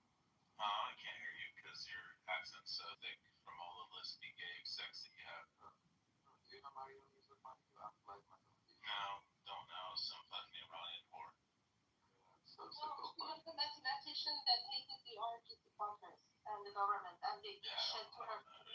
I just know that Ali gets fucked in the ass every night. Yeah. She was a genius, and Ali, like the reformist urgency supporter, is trying to steal her story. So don't even go there, Ali. You're idiotic, and there is enough evidence that shows that you're just a liar. So just keep those dicks in your mouth and shut the fuck. Sean, do you know the concept of geodesics? I know the concept of you getting fucked by 100 men in one night. Okay. On OnlyFans. You're applied mathematics now. Yes, crazy. Crazy to think that Ali has fucking Stockholm syndrome. And that he steps for the IRGC. And then he gets tied down to the bed by a bunch of fucking Turkish men who gang rape him. He pays for it. That he's turned on by all of us. Oh my god, he is so fucking bricked up. He's so hard right now. It's fucking crazy. He's like, and he wants to buy. he wants to rub his dick, but he's not allowed to because that's against the rules. So he's like rubbing his dick against the wall. And he's like, come, somebody, come and fuck me in the butt. Come inside my asshole, fill me up. I'm a little teapot, short and stout. Here's my handle, here's my spout. Fill me up, pour me out.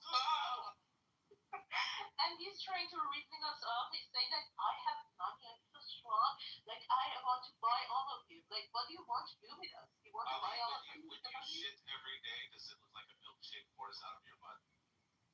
No, it looks like an applied mathematician. It looks like cum just poured out of your asshole. Yeah. Can you give us the formula with this? Yes. You being pinned down and raped by a fucking 100 Turkish men is fucking hysterical.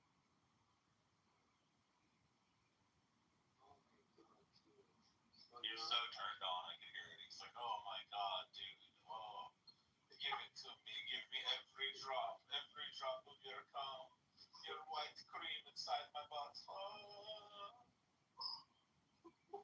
So fucking bricked up right now. He's so fucking turned on. Look at him. He wants to show a little more, but he's waiting for new material. Like,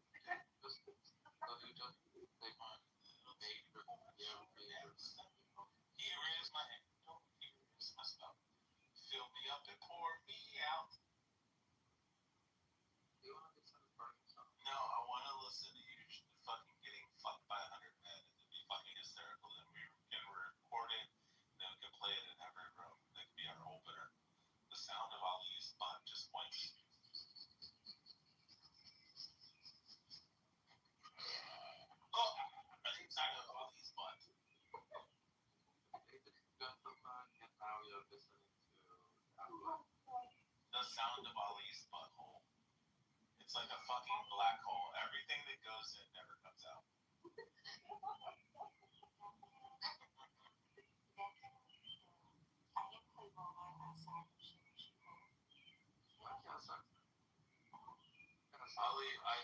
just want you to know what a Googleplex is, Molly. That's how many dicks you're gonna take over the course of your life.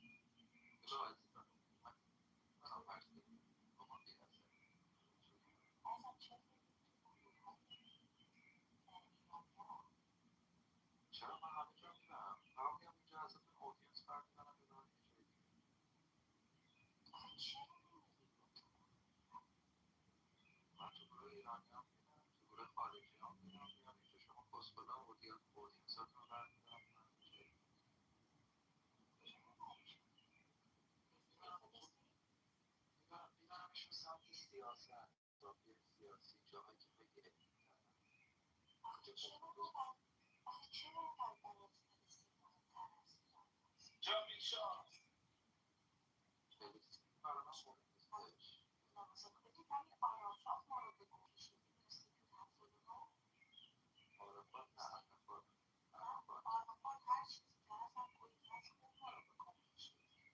جان این اصلا به تخمش نیست این همین حقوقش رو بگیره برای هر کی که خواهی بخواد بماله میماله مهم نیست RGC باشه مهم نیست اصلاح طلب باشه بعدا همین رنگ عوض میکنن خودشون میگن جا میشه حالا بذارین حالا به تمرگ تو ترکیهش پولشو بگیره پنجشنبه هم کسب بیکاره کار نمیکنه الان نمیخواد به راه راست هدایتش کنین اینا راه راست هدایت نمیشن Ali, how excited are you that Reza Pahlavi is going to be taking over and he's going to be your new leader? Are you excited? Are you so excited? I can't wait. I can't wait till Pahlavi takes over and he invites you back to Iran. That's going to be amazing. He's going to love it. Ali, he wants to fly back to fucking Tehran, a homosexual, and just hope that the IRGC rapes him. Alright, that's fine. They're gonna make a snuff film out of you.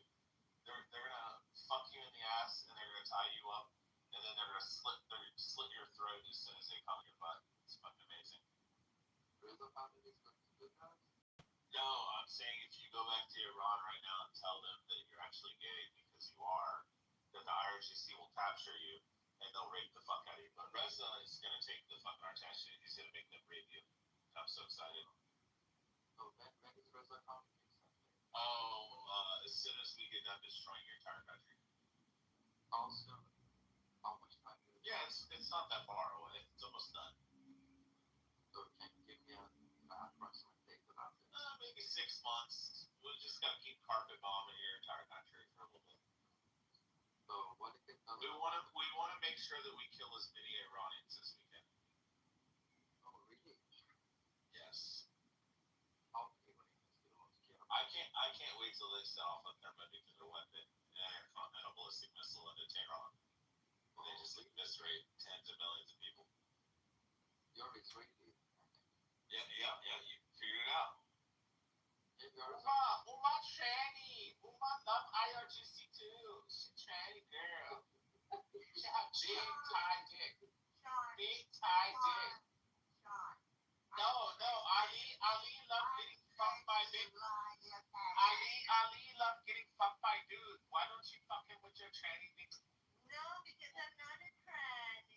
Okay, get your strap on. Strap it on. Ali said he Yeah, I will, and I will stop all dick in the butt. Yeah, he said he made Thailand. He wanna blow Thailand before IRGC. He said get your big 12-inch strap on. The one that shoot the milk out of it. Squirt it into his butthole, please. No. Uma is how you say mom in Korean. Uma. Look at my new PTR, people. This is me for real. It's not on my soul. You act like me.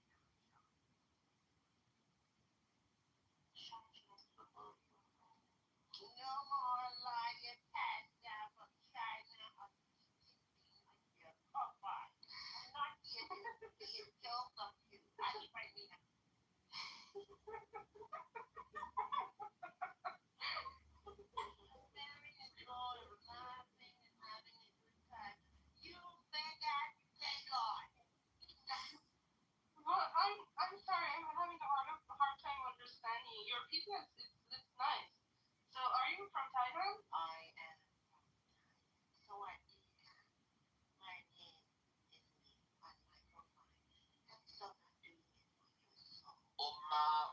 big tranny, Thailand tranny girl. You are racist.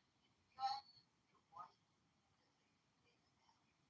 Are you from Buffalo? liar. Thailand tranny. No, you call me Thailand. No, it's ladybug, Thailand ladybug. Ladybug, Thailand girl. Shit, So, ladybug Uma, girl. are you from Bangkok? No, that's the real thing. Just remember, Ali said he wants to kill all the Thai people. And the real Thai name of Just remember, Ali said that he hates all Asians. He wants to kill all of the China. He wants to kill all the Thailand trading. So, if you're Buddhist, why are you so angry? Buddhists are you call me a lady boy on the map when I Ladybug, am my map. Thailand ladybug. Ladybug. Enough. The real name of Gurupet Mahanakon Amon Ratanakur. You guys don't have to suck. I'm gonna stay. ยามหาดิลกนพรัตน์ราชธานีบุรีรงค์อุดมราชนิ So, เวศน์ Korean มหา is สถาน angry. อมรพิมานอวตารสถิตสัพพคติยะในส Are นุ you กับ praying or are you angry? You teach you in the name of God. I mean, Buddhists are usually among the most peaceful people, like among all the other religions. It was so interesting. Like, Jesus was, right? Shout, this is my face. Do you like my new PTR? Uma, dirty Chinese ladybug. Shout, do you like my new PTR? I don't see it. I don't care for your liar ass talk. I'm praising me now, not on my phone. Your mouth, Chinese ladybug. Ladybug. Ladybug. Ladybug, Chinese. You want help? Oh, she's not. Okay, I'm gonna send this separate. Oma said she love you. Love you long time.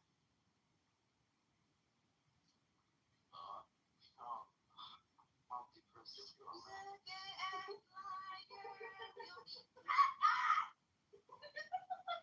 Check your mouth, Chinese ladybug. You ladybug, ladybug. You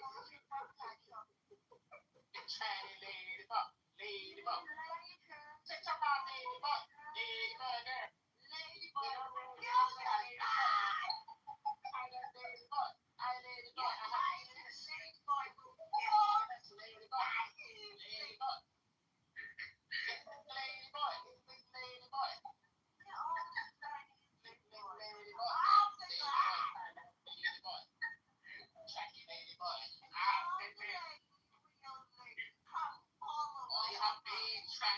Big Chinese lady.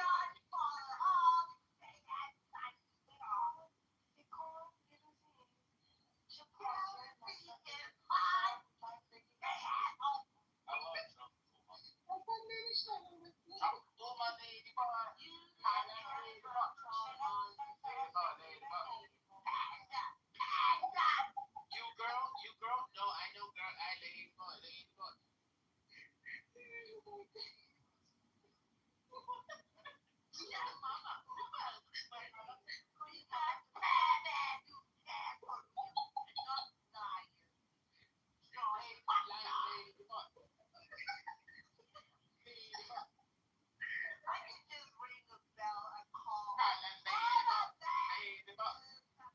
Are you girl? No, I know girl. I ladybug. You let me know. I ladybug. You let me know. I'm Tubuku ladybug. You ladybug. No, your father ladybug. You have semen, you have sperm, you boy. Ladybug. Dirty ladybug. Dirty ladybug. Dirty ladybug.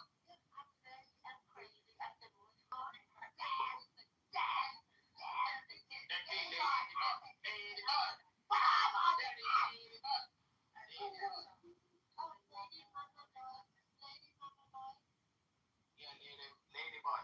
You have feelings, ladybug. You know woman, you ladybug. Ladybug have feelings. So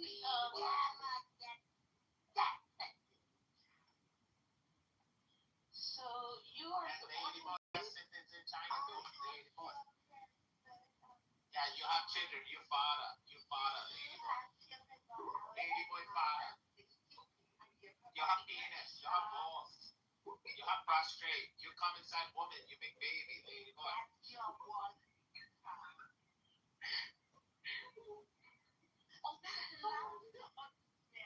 Mary said she agreed. You lady boy. Uma. Lady boy. Uma. Uma have big dick. Lady boy. Lady boy. Uma fuck Ali. Fuck Ali and butt. You try Ali up. You fuck her with your lady boy dick. Lady boy.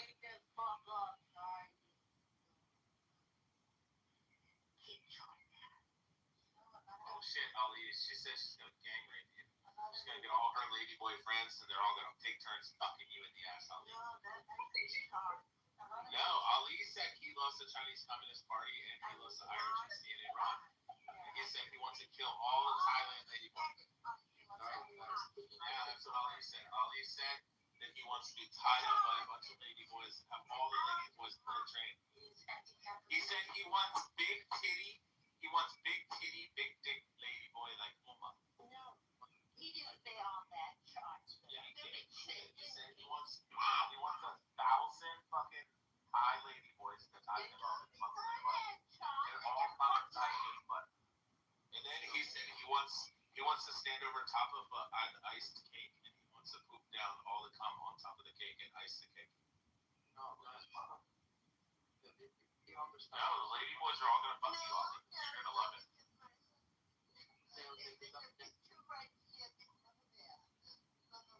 Your husband like your lady boy dick. Your husband like your lady boy dick. Your husband gay. Your husband gay. He gay. He like lady boy dick.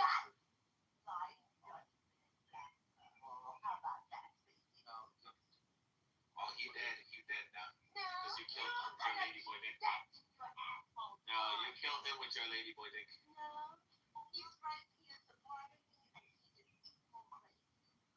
Ali, you're almost said she's gonna hunt you really quick. Yeah, no, she's gonna bang you, Ali. She's gonna knock your little Iranian ball out. Almost gonna get over her husband or gonna bang you. Or train lady boys.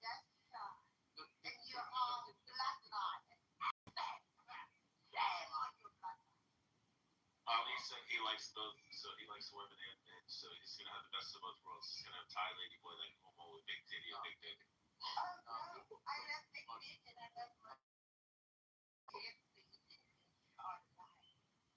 Yes.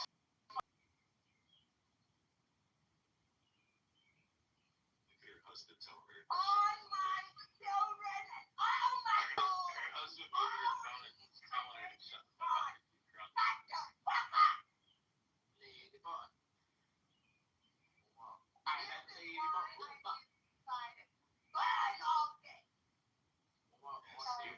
You burn Ali. Ali's a gay.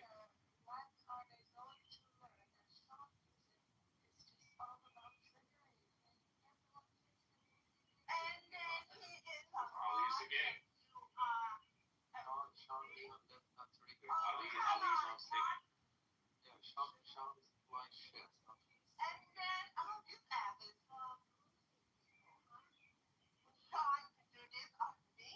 Bully lady boy.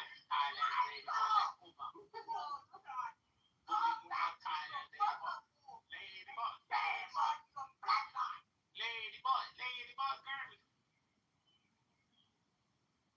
Girl. Ran away. Like an hour. Uma come back. Look at Uma and her gay husband. He loves lady boy. Her gay American husband will go find lady boy in Thailand. And that's you and your husband. That's you and your husband. Your husband gay. He loves lady boy like Uma.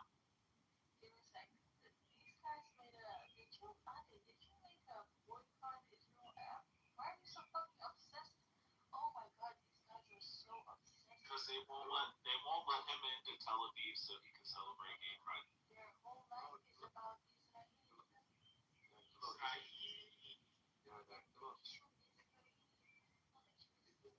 They're so jealous. This is the payout. This is the next wave of global movement. So I don't get it. Is Uma support her?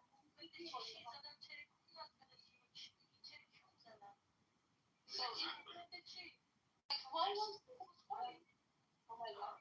So Uma was supporter of CCP or against it? I didn't get it. Oh no, she hates CCP and she hates gays. She's not actually a ladyboy. So she I hates call her ladyboy because she's insufferable. Because she's part of this crazy fucking room that's into conspiracies and shit.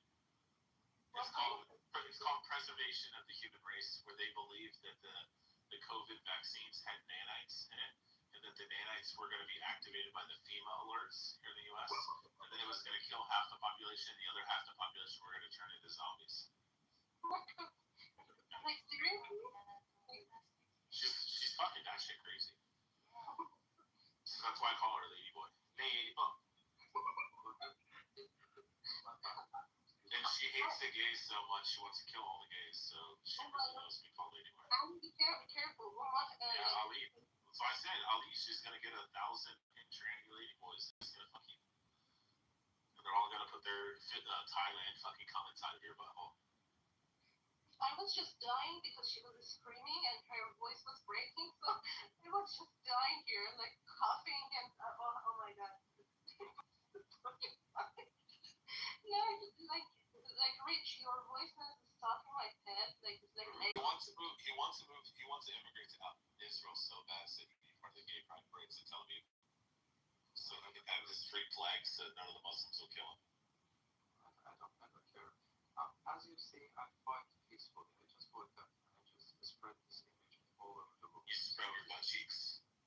Yeah, this is. I spread it so wide. To everybody.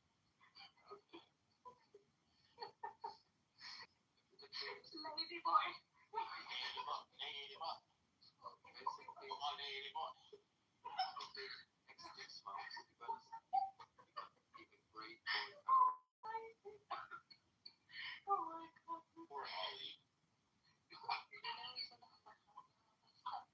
I feel bad for Ali at this point. I feel so bad like the time that Ali was captured by the IRGC and the gang raped him. When the Turkish men tie him to the bed and gang rape him. He enjoys every second of it. He's like that woman on OnlyFans that fucked like 1,000 dudes in one day. Ali's fucked like 10,000. No, you can say whatever you want. I just want to stay. I will. I promise you I will. People I promise. I'm gonna talk about Ali getting fucked in the butt nonstop every time I see him. Just insult me. Yep, I will. I promise I will. I'm gonna insult the shit out of you because Uma's a lady boy and Uma wanna fuck you in the butt. No problem. I just want. Yes, no problem. Did you hear me? He said no problem. No problem. She can fuck me in the butt. It's okay. Just let me. I just found something. His username is Ali Dude Ali, so he's also into threesomes. Like exactly. I told you he likes multiple. He likes to. Yeah, 2 penises. Same at the same time in the same hole. Yeah, he fits both the dicks in his butt at the same time. He also likes another guy being called Ali. That's why he was like arguing with the good Ali. Yeah. The bad Ali, yeah. He wants to be the bad boy and he wants to be the bad Ali. Time to pin me down. Ali said, fuck my life that the name that's Ali Khamenei and I share my name. Fuck me. I'm gonna change his fucking name. That's what Ali wants. He wants to get fucked.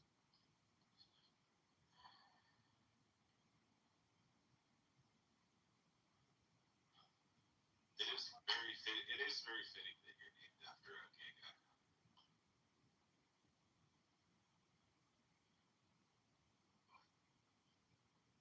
This was a tribute, like his name. Like he's Ali.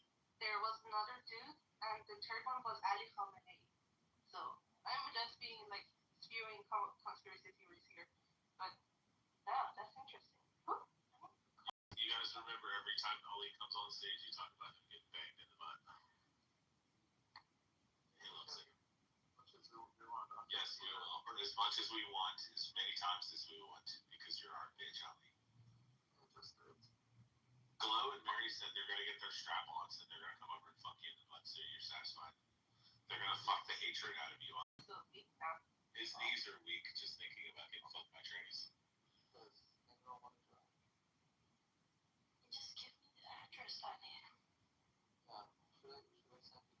Ali, have you ever seen the robot machines where they set it up and they tie the girls down and then the robot thing just keeps thrusting inside of them? That's what Ali wants. Ali wants us to, he wants a GoFundMe. Yeah, the robotic one with the dildo on it. But he said he wants to get double stuffed like an Oreo cookie. Well, I would like to stay a virgin. That's why it does it from the butt. Yeah, just get me on the stage, no problem. I do my fight here with my profile picture. Things in your butt. Well, your fight has a lot of effect. Congratulations. A lot of cuckery. It's amazing how cuckish Ali is. Just like his supreme leader. To be honest, I think we actually get something out of this. Like, there might be a guy in the closet in the audience and we're going to message him later on saying, oh, Ali, they heard you're gay, they're into you. So, after all, he's getting something out of it. So, he won the fight, I guess. The joke's on us. Yep. He's trying to attract all the bears. He wants to be the little cub.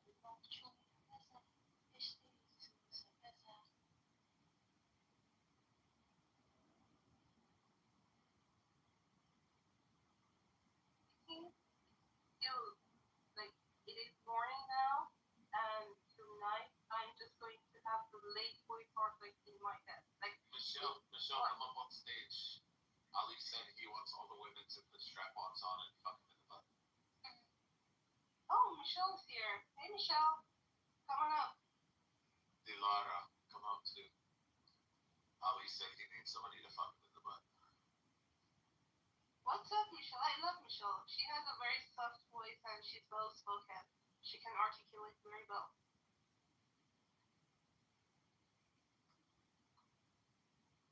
Aw, thank you for the hearts.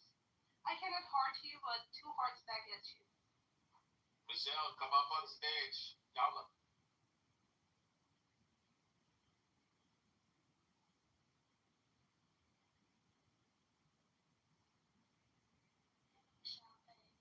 Any other crowded room? You guys know that I can take a picture to those also. And you can spread your awareness to everybody. Yeah. Actually, you can spread it so wide, Ali. And I know a room and you might find a date, but since they're kind of my friends, I don't want to introduce you to that room. But it's called Bathhouse Bucket. So I don't know. They're my friends. So. Yeah, sure, thank you.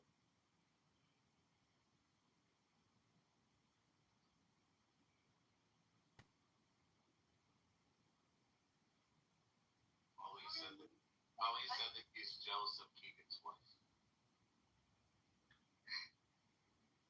Also, I think you will be more successful in Iranian rooms than here. I think they're better RGC guys and like manipulating the like public's opinions or something. You're not really good at it because first of all, the first point is that choose your audience wisely, and you haven't the first part.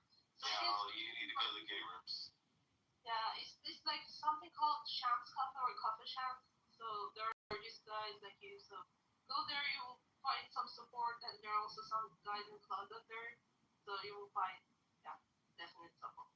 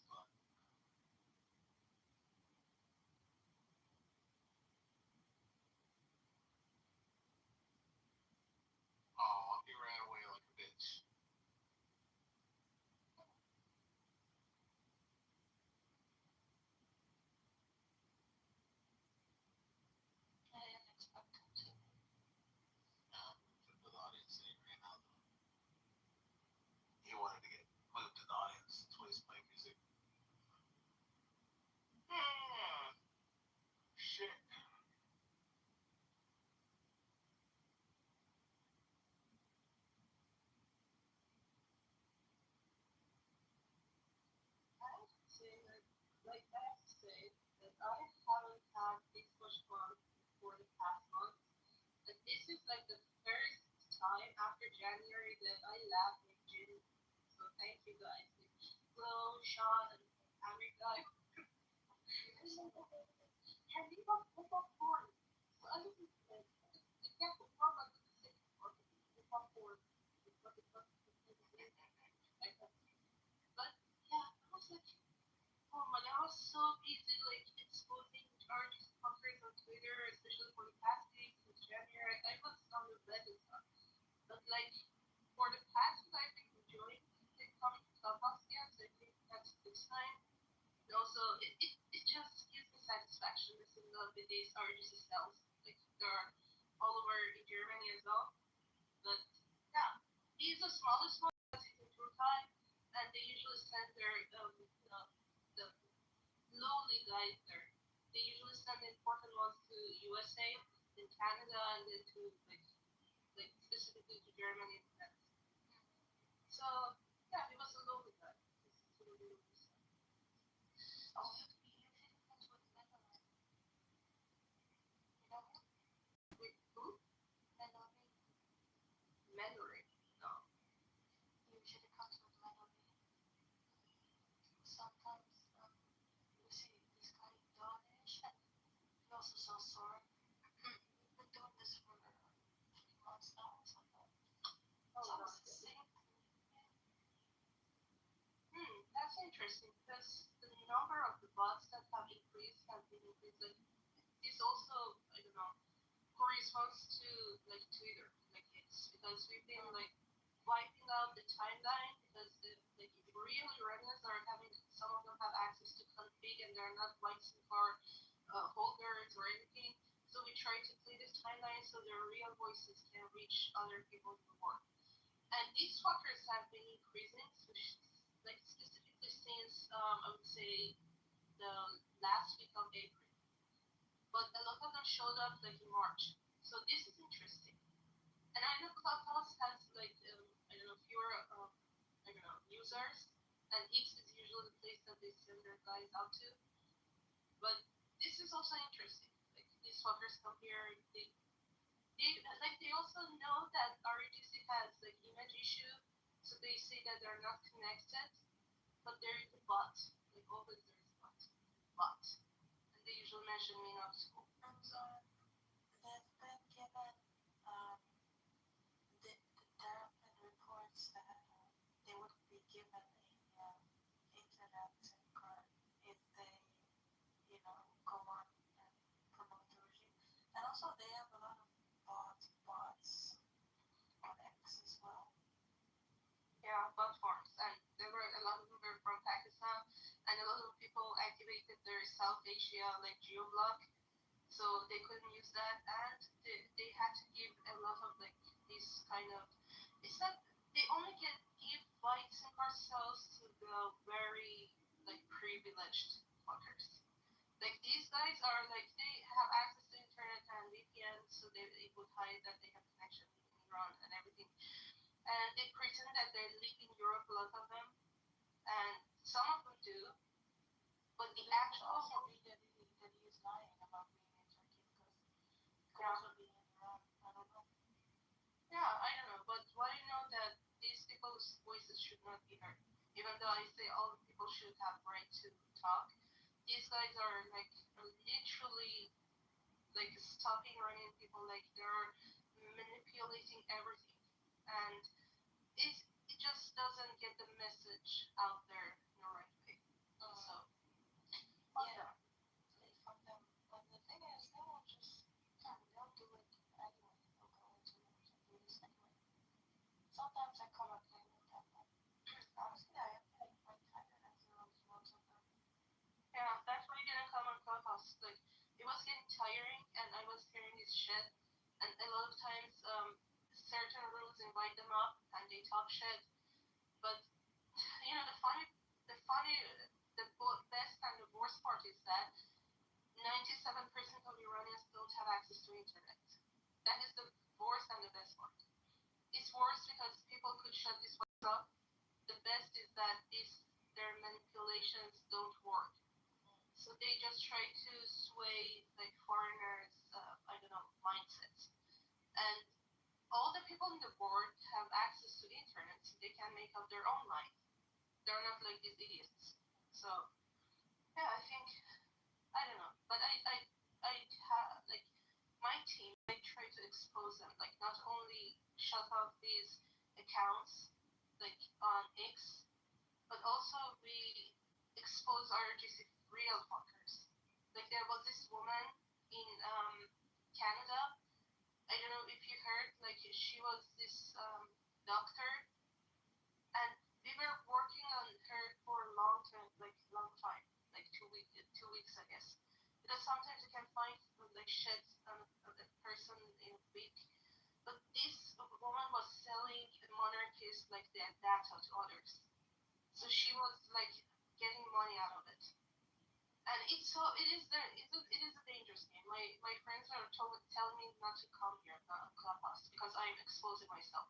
Like after years of being active on X and like exposing the shit out of these guys, I am exposing myself by just talking. They can't get information out of me, so I have to like let out some misleading information about myself, like the location and everything. But I know guys like Ali, and these are like they're really lowly lives. They're not that serious. Yeah. I'm not sure. But I don't think they're much of a big deal. They're just, I don't know.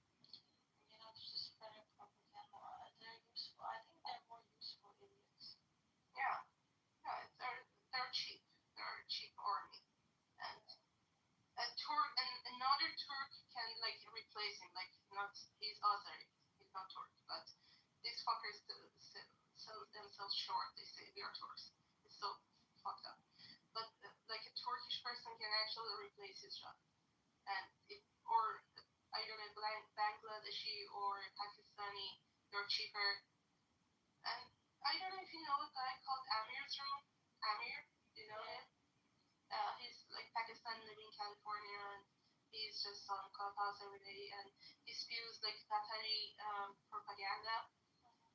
And yeah, since the Qataris have been pissed with the RGC fuckers, and also the Al Jazeera have been like giving out titles that were against RGC, his mind was like short circuited, like he couldn't kind of juggle both ways, the RGC and Qatar together.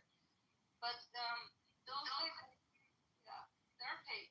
They're being paid. I'm not sure he's being paid. Like Amir's room, I'm not sure he's being paid. But the people that he brings up, they have talked about monetary like relations between each other. So I guess kind of I don't know. Yeah.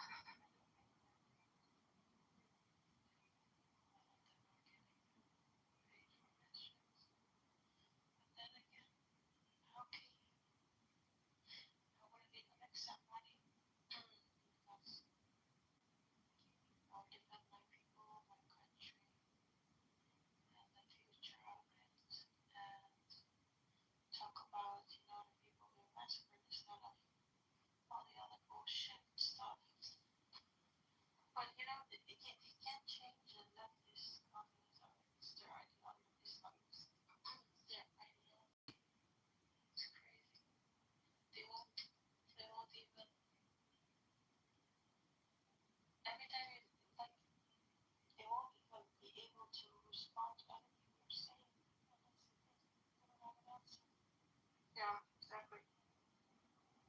And they talked about democracy, freedom of speech, and the funny, or it's not funny, but like it is hypocrisy because we have been creating accounts on X to kind of document everything, every video about January and before that, like 3 years ago in A Woman Life Freedom, for Nika, for Masa, and everybody. And they had suspended those accounts, and the X's like I don't know. It was saying that like the videos are kind of like graphic. Like even though we had put the label on it, like this is graphic, don't open it or something, And these fuckers try to like shut us off, like from everywhere. And we do a lot of videos to be on X. And Bahid online, so he has a lot of followers, but if your account doesn't have a lot of followers, you're going to face problems. So yeah, we have. I think I don't know when it started, but from 2 weeks ago we started again, like uploading these videos again. Like specifically, it's important to do it in English, not in Persian, so we can reach more audience. And they have been like shutting our accounts like down. Like they are mass reporting. They have like bot farms, and it has been very frustrating. So I was not active on Clubhouse, but this week I just I tried to take time off because I was losing my mind. But yeah. But that is very important. We take some time for ourselves because yes, we are trying to be that voice, but also at times we need to be resting as well because these things can make you very tired. But it's the only, sometimes it's the only, I think for a lot of us, the only thing we can think about, right? In the future. Yeah. The only future that gave me like enough motivation, hope. Hope is a very dangerous thing to have because the fall down after it's like the hope is shattered and then you're going to fall down. That the fall is so much harder. But my hope is like shock because he talks in a sensible way. Like he's a sensible guy. He's a logical guy, and he sees through future. Like Sistan Balochistan State District being a Silicon Valley, like he's forward thinking, like his father. He sees beyond all this shit. And I don't know if you're a monarchist, but I think you're a monarchist. I remember, right? I like to sometimes I like to take the stance on the constitutional one, but actually I'm a full monarchist. But people will always call me, oh, you're so radical. I'm not. If you want to have a king, then it's not a problem. Like we are called monarchists, so either the constitutionalist or not. So we are monarchists, and yeah. So it's just I haven't like rested since January. I was there. I have finished and I need to take therapy. But the only thing that gave me motivation was rage. Like rage, I not tripled my efforts on like X because we've been doing important job there already. I don't even know my friends. Like I have been friends with this guy for past 5 or 6 years. I don't even know them in real life. One of them was arrested 4 years ago during Roma Life Freedom, and it was shit show. January I have been working like an X for 8 hours. I'm working part time and I can manage it, but after I do all of this shit, nothing is left for me. Like my diet changed, my sleeping patterns changed, and people like Amir, like Ali, when they came here, like the bad Ali, it's like they are grinding on my nerves, and I know if you get angry with these fucking guys, you will lose it. So I think today was the best tactic ever to confront these fuckers, to mock them, to shut them off. And he just got so tired. He was not even doing his job right. So that's why he was on like lowly life. He was like a very cheap army. I don't know, cheap cell. But yeah. Exactly, because we've been doing this for so many months, and all the arguments they make are all the same. Love, I'm saying whole civilization, what tonight? What else? Oh yeah, imperialism, infrastructure.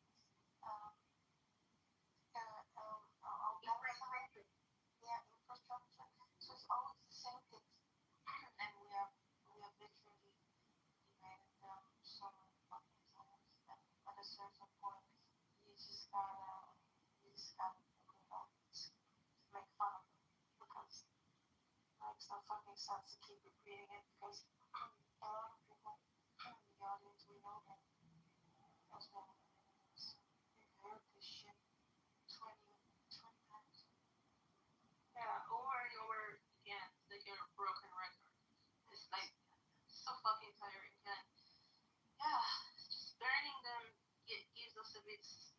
I don't know.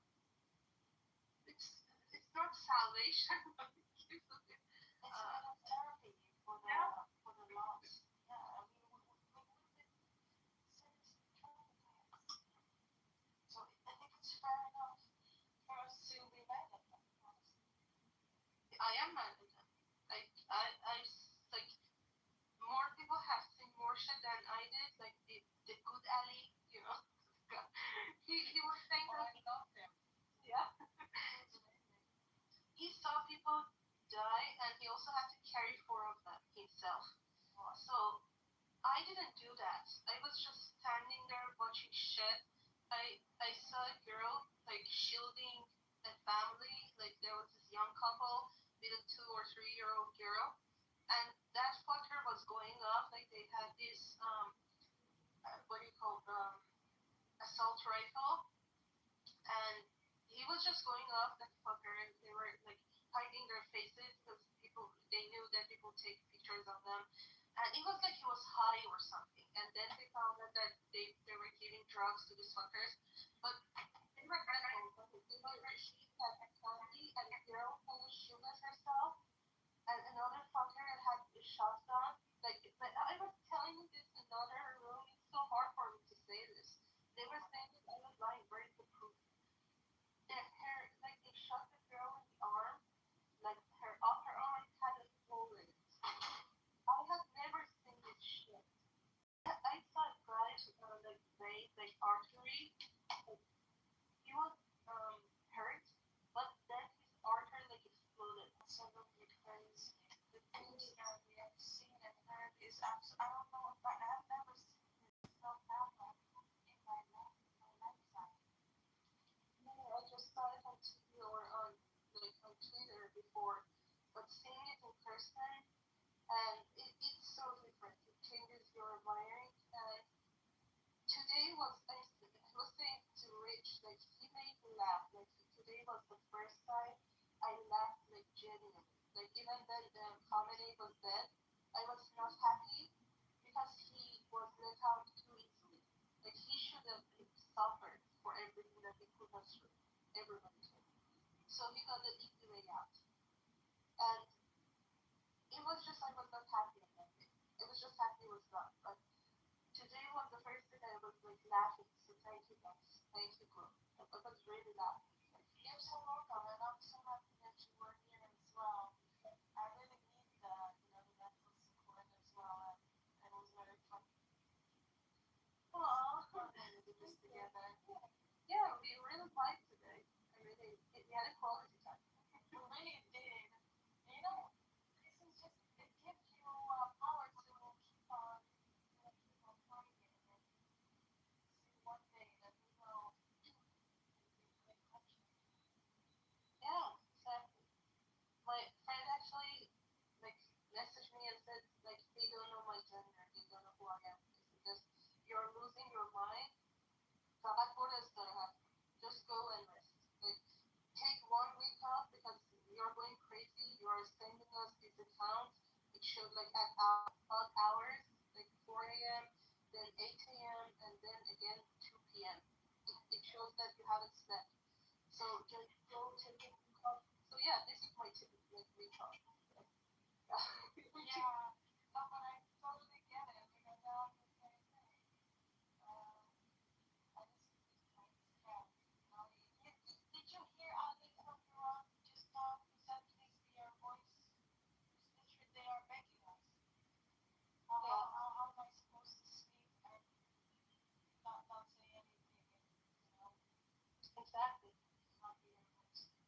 And sometimes I think that I'm not doing enough. Like I have a limited time, they give me 2 or 3 minutes because audience is going to get bored. It's easier on X because you can think of a tweet for like I don't know an hour. It doesn't have a limit.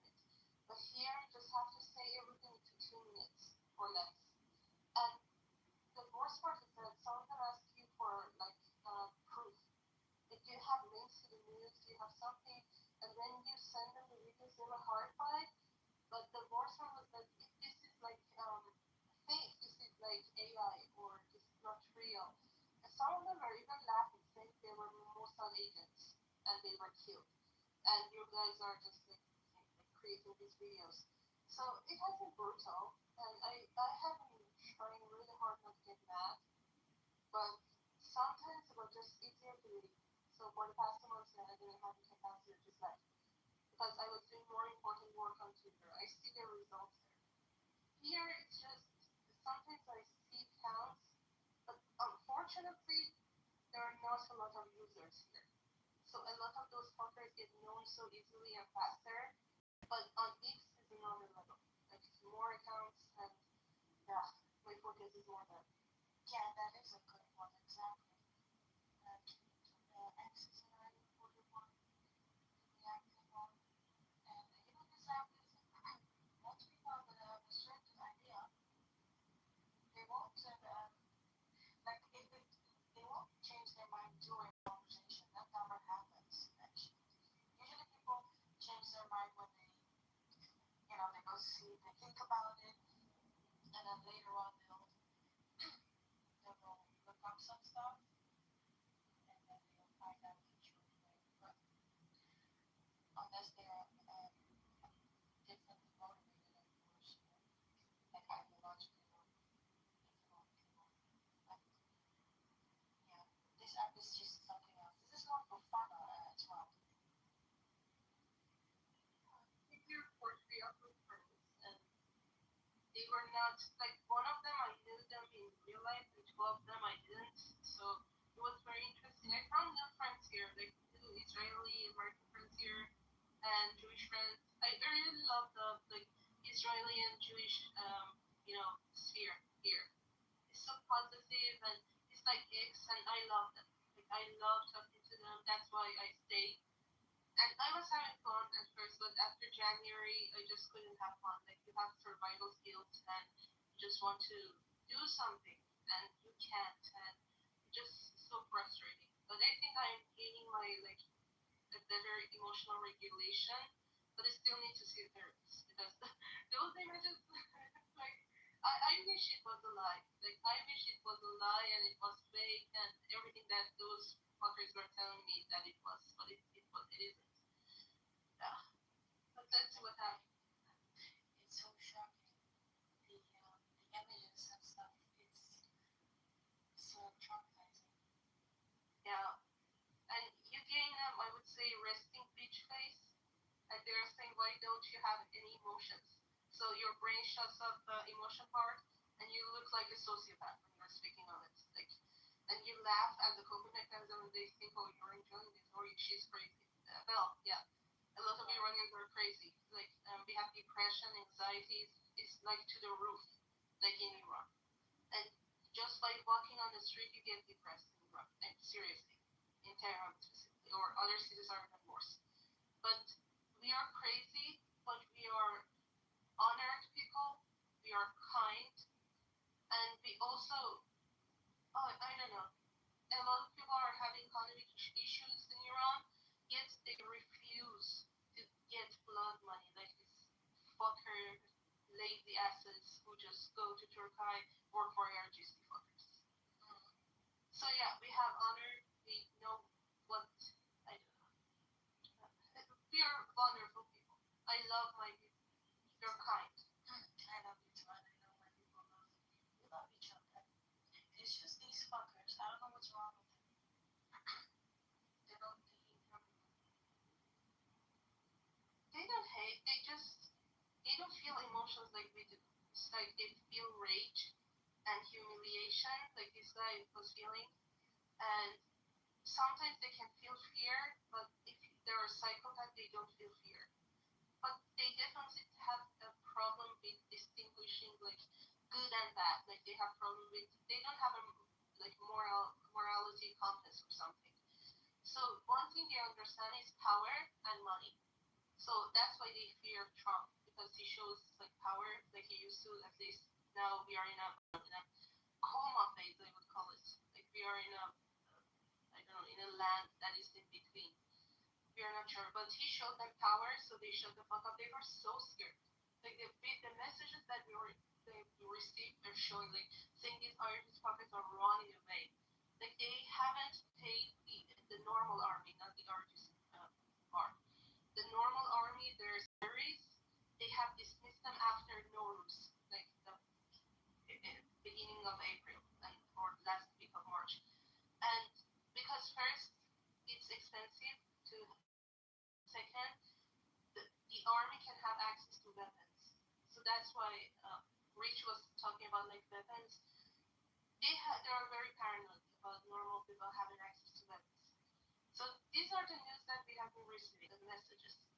And I don't know. It's just they've been very paranoid about that. And the thing is, it's not that easy, I think, for them to get those weapons. Unless you need the black market or something.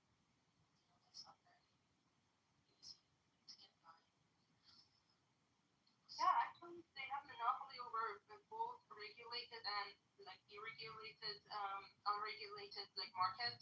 So black market is also like Argus controls it even better because it's not regulated and they can like make you pay more. Like the the numbers just rises in black market.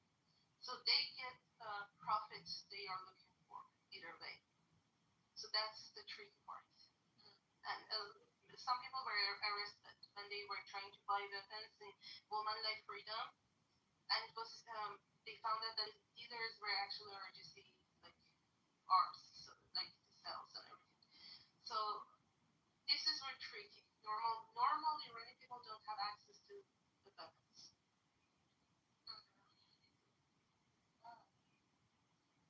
And I remember with Japan, because the whole, and also the civilians, they also supported the Japanese counter. They looked the place, and we are very fortunate people that we are not all, like them. Yeah. And the horrors, like I mean, they downplayed the part that Japan played so much. Like they downplayed it. And when I was reading about the atrocities that Japanese did or their armies did, it was so fucked up. Like I was like, the Pearl Harbor was the least, like the least bad thing. It was not the worst thing. The other things that they were doing, they had those nukes come up, and even Japanese were happy. Like I remember my parents were saying like in 80s, whatever Americans did, Japanese did it as well, and they're still doing it. So Japanese people love Americans and they're obsessed with Americans. So they saw them as saviors, like French people did. There was this Canadian guy saying that, oh, you should not look at them as saviors and they're not here, and you should do your own freedom. You should reach your own freedom. And my friend, like online, like on Twitter, he was talking about his experience. He said that he told that Canadian guy, "Why are you so racist?" And the Canadian guy was like, "What? I'm not racist." He said, "No, you're racist. You're making a difference between like Iranians and French people because French were freed by Americans. So why shouldn't Iranians be free from their Nazis? So you're racist. So you're saying that Iranians are not French people. French people deserve freedom." And yeah, the Canadian guy, but his mind was like his brain short circuit. So it was like It's the same thing. I mean, what is different from France? There's not much difference between, at this point, I mean, today, 2026, not much difference between France other than that Iran is way worse shape than France. It's the people would be much different because you also have radical Khomeini came from France. So, yeah, exactly. And last week, or I think 2 weeks ago, I read article like 40% of French population has been replaced, and it's estimated like by the next 10 years, it's going to be 60%. And interestingly enough, last week I also saw a trend on TikTok, and there were some French people going online and talking about monarchy. So that was very interesting to see. Like they were talking about Like Louis, they were talking about where they were talking about. Oh my God, I forgot her name. Marie Antoinette. Marie Antoinette's mate and her best friends, like how she was raped in the alley, and not the alley, the alley, the street. And they were talking about the injustice. Like it was so interesting. And there was the republic, being the Republican held presidents. They were talking about monarchy. That was a very interesting trend last week, and yeah, I couldn't believe it. I get it. I do get it because if we really look at it, um, when the situation gets very bad in republics and in other constitutional monarchies, they have an issue of making decisions fast. It takes way too long. People cannot agree. But the king, he just goes, oh, and it's done.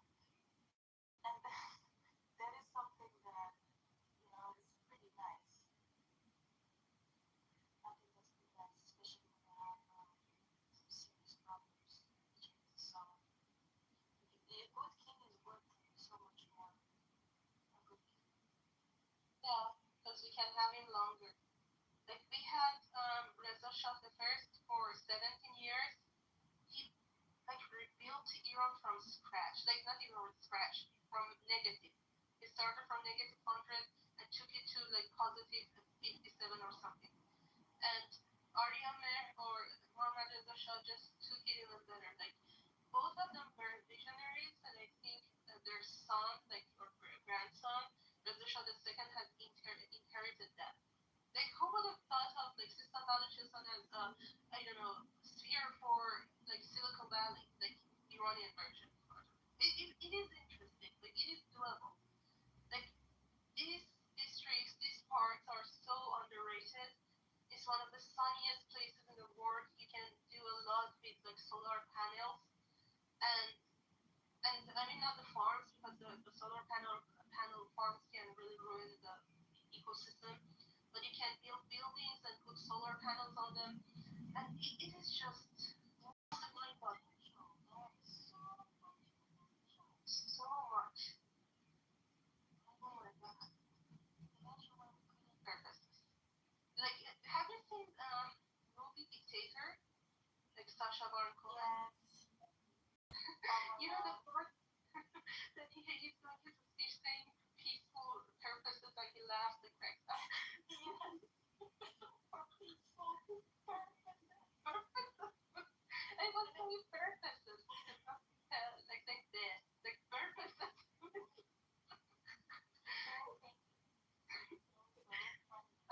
Everybody around me was laughing. So these fuckers, oh my God, 3 days ago I was in a room and they were talking about the 2015, Zarif's, and Obama's, whatever the fuck they were doing. They gave them suitcases full of billions of dollars, and a guy was defending it. I don't know whose room. I think it was in the room, let me see, the room that I'm part is President Donald Trump room, and there was this guy called Doctor. I don't know who the fuck he is. He's African American, and he was fighting with the Samoa. He is a really good guy, and this guy was saying that 2015 deal was so good and everything. I was saying that Iran's weren't going nuclear, bad nuclear, not the real nuclear power, but they didn't go nuclear. They just went crazy after Trump got out of it first, and it was just bullshitting. But what Zarif was saying to Obama, or whatever the fuck he was doing, it was that exact same movie club from Dictator, peaceful purposes. And I'm sure they were laughing at it, and they were still laughing at Americans, the Obama type. And I was telling this guy, and he was not hearing it. I was saying that Obama, I'm not sure whatever he did for your people, for Americans, his I don't know, foreign policy sucked. The chemical bombs in Syria, seriously, or in Iran, giving the billions of dollars from Iranians, look,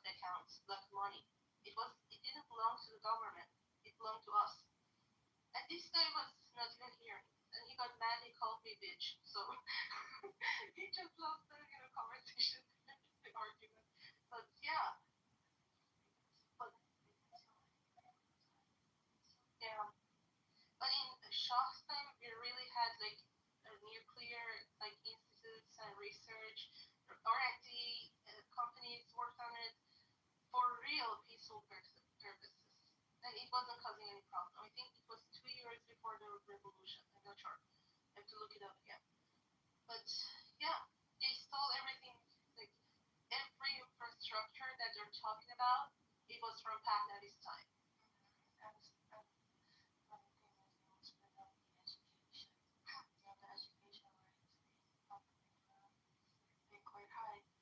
But the law about the education was actually implemented by the Shah in the Shah's time before the revolution, and also the universities. Yeah. It's quite funny. So you can prove that, make a point that it is because of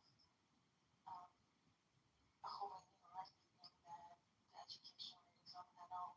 So law was already in place. Yeah, exactly.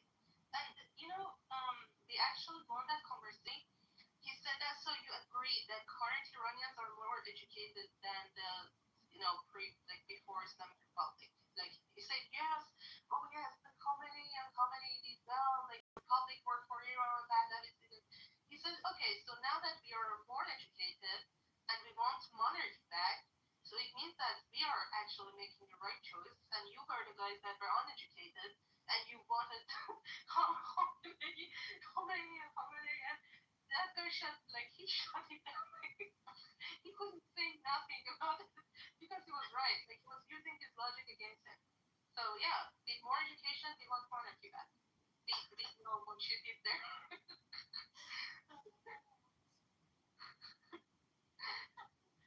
So these guys are idiots, and they mess with the wrong people. Like sometimes some parts of the war just cause a domino effect. Like the fall of the Berlin Wall, or like the fall of Soviet Union. Like, it's just it has a butterfly effect. It affects the whole world. I think Iran at this moment is like that. Like that's why Europeans are afraid because they're cowards, they're cheap, and they're afraid of change. They want everything stable, and they're miserably failing at it, and they want to keep things at the lowest cost. But they cannot wait because they made a lot of Arab countries angry because they're angry at RGC, and the inaction from Europeans is telling actually. So a lot of the Persian Gulf countries are angry. Like they are the ones that are going to control the price of the energy in the world. And Iran has a very big potential, like billions or even trillions of dollars or euros. And by pissing off Iranians, they're actually shooting their own feet here by not supporting Iranians and their causes. And yeah, it's just they could have, yeah, they could have had a, I think they could have had a better chance if they wouldn't degrade the suffering of actual Iranians themselves. But because they downplay the suffering and they deny stuff, that's when they shoot themselves in the leg, because it's just very clear that they're not activists. They're just jihadists of a certain ideology, and only when it suits them. yeah, and they're cheap. I can tell you, Europeans are cheap. Like if I was thinking that if RGC was in place like Germany, they could easily buy German people by money. German people love free things like money.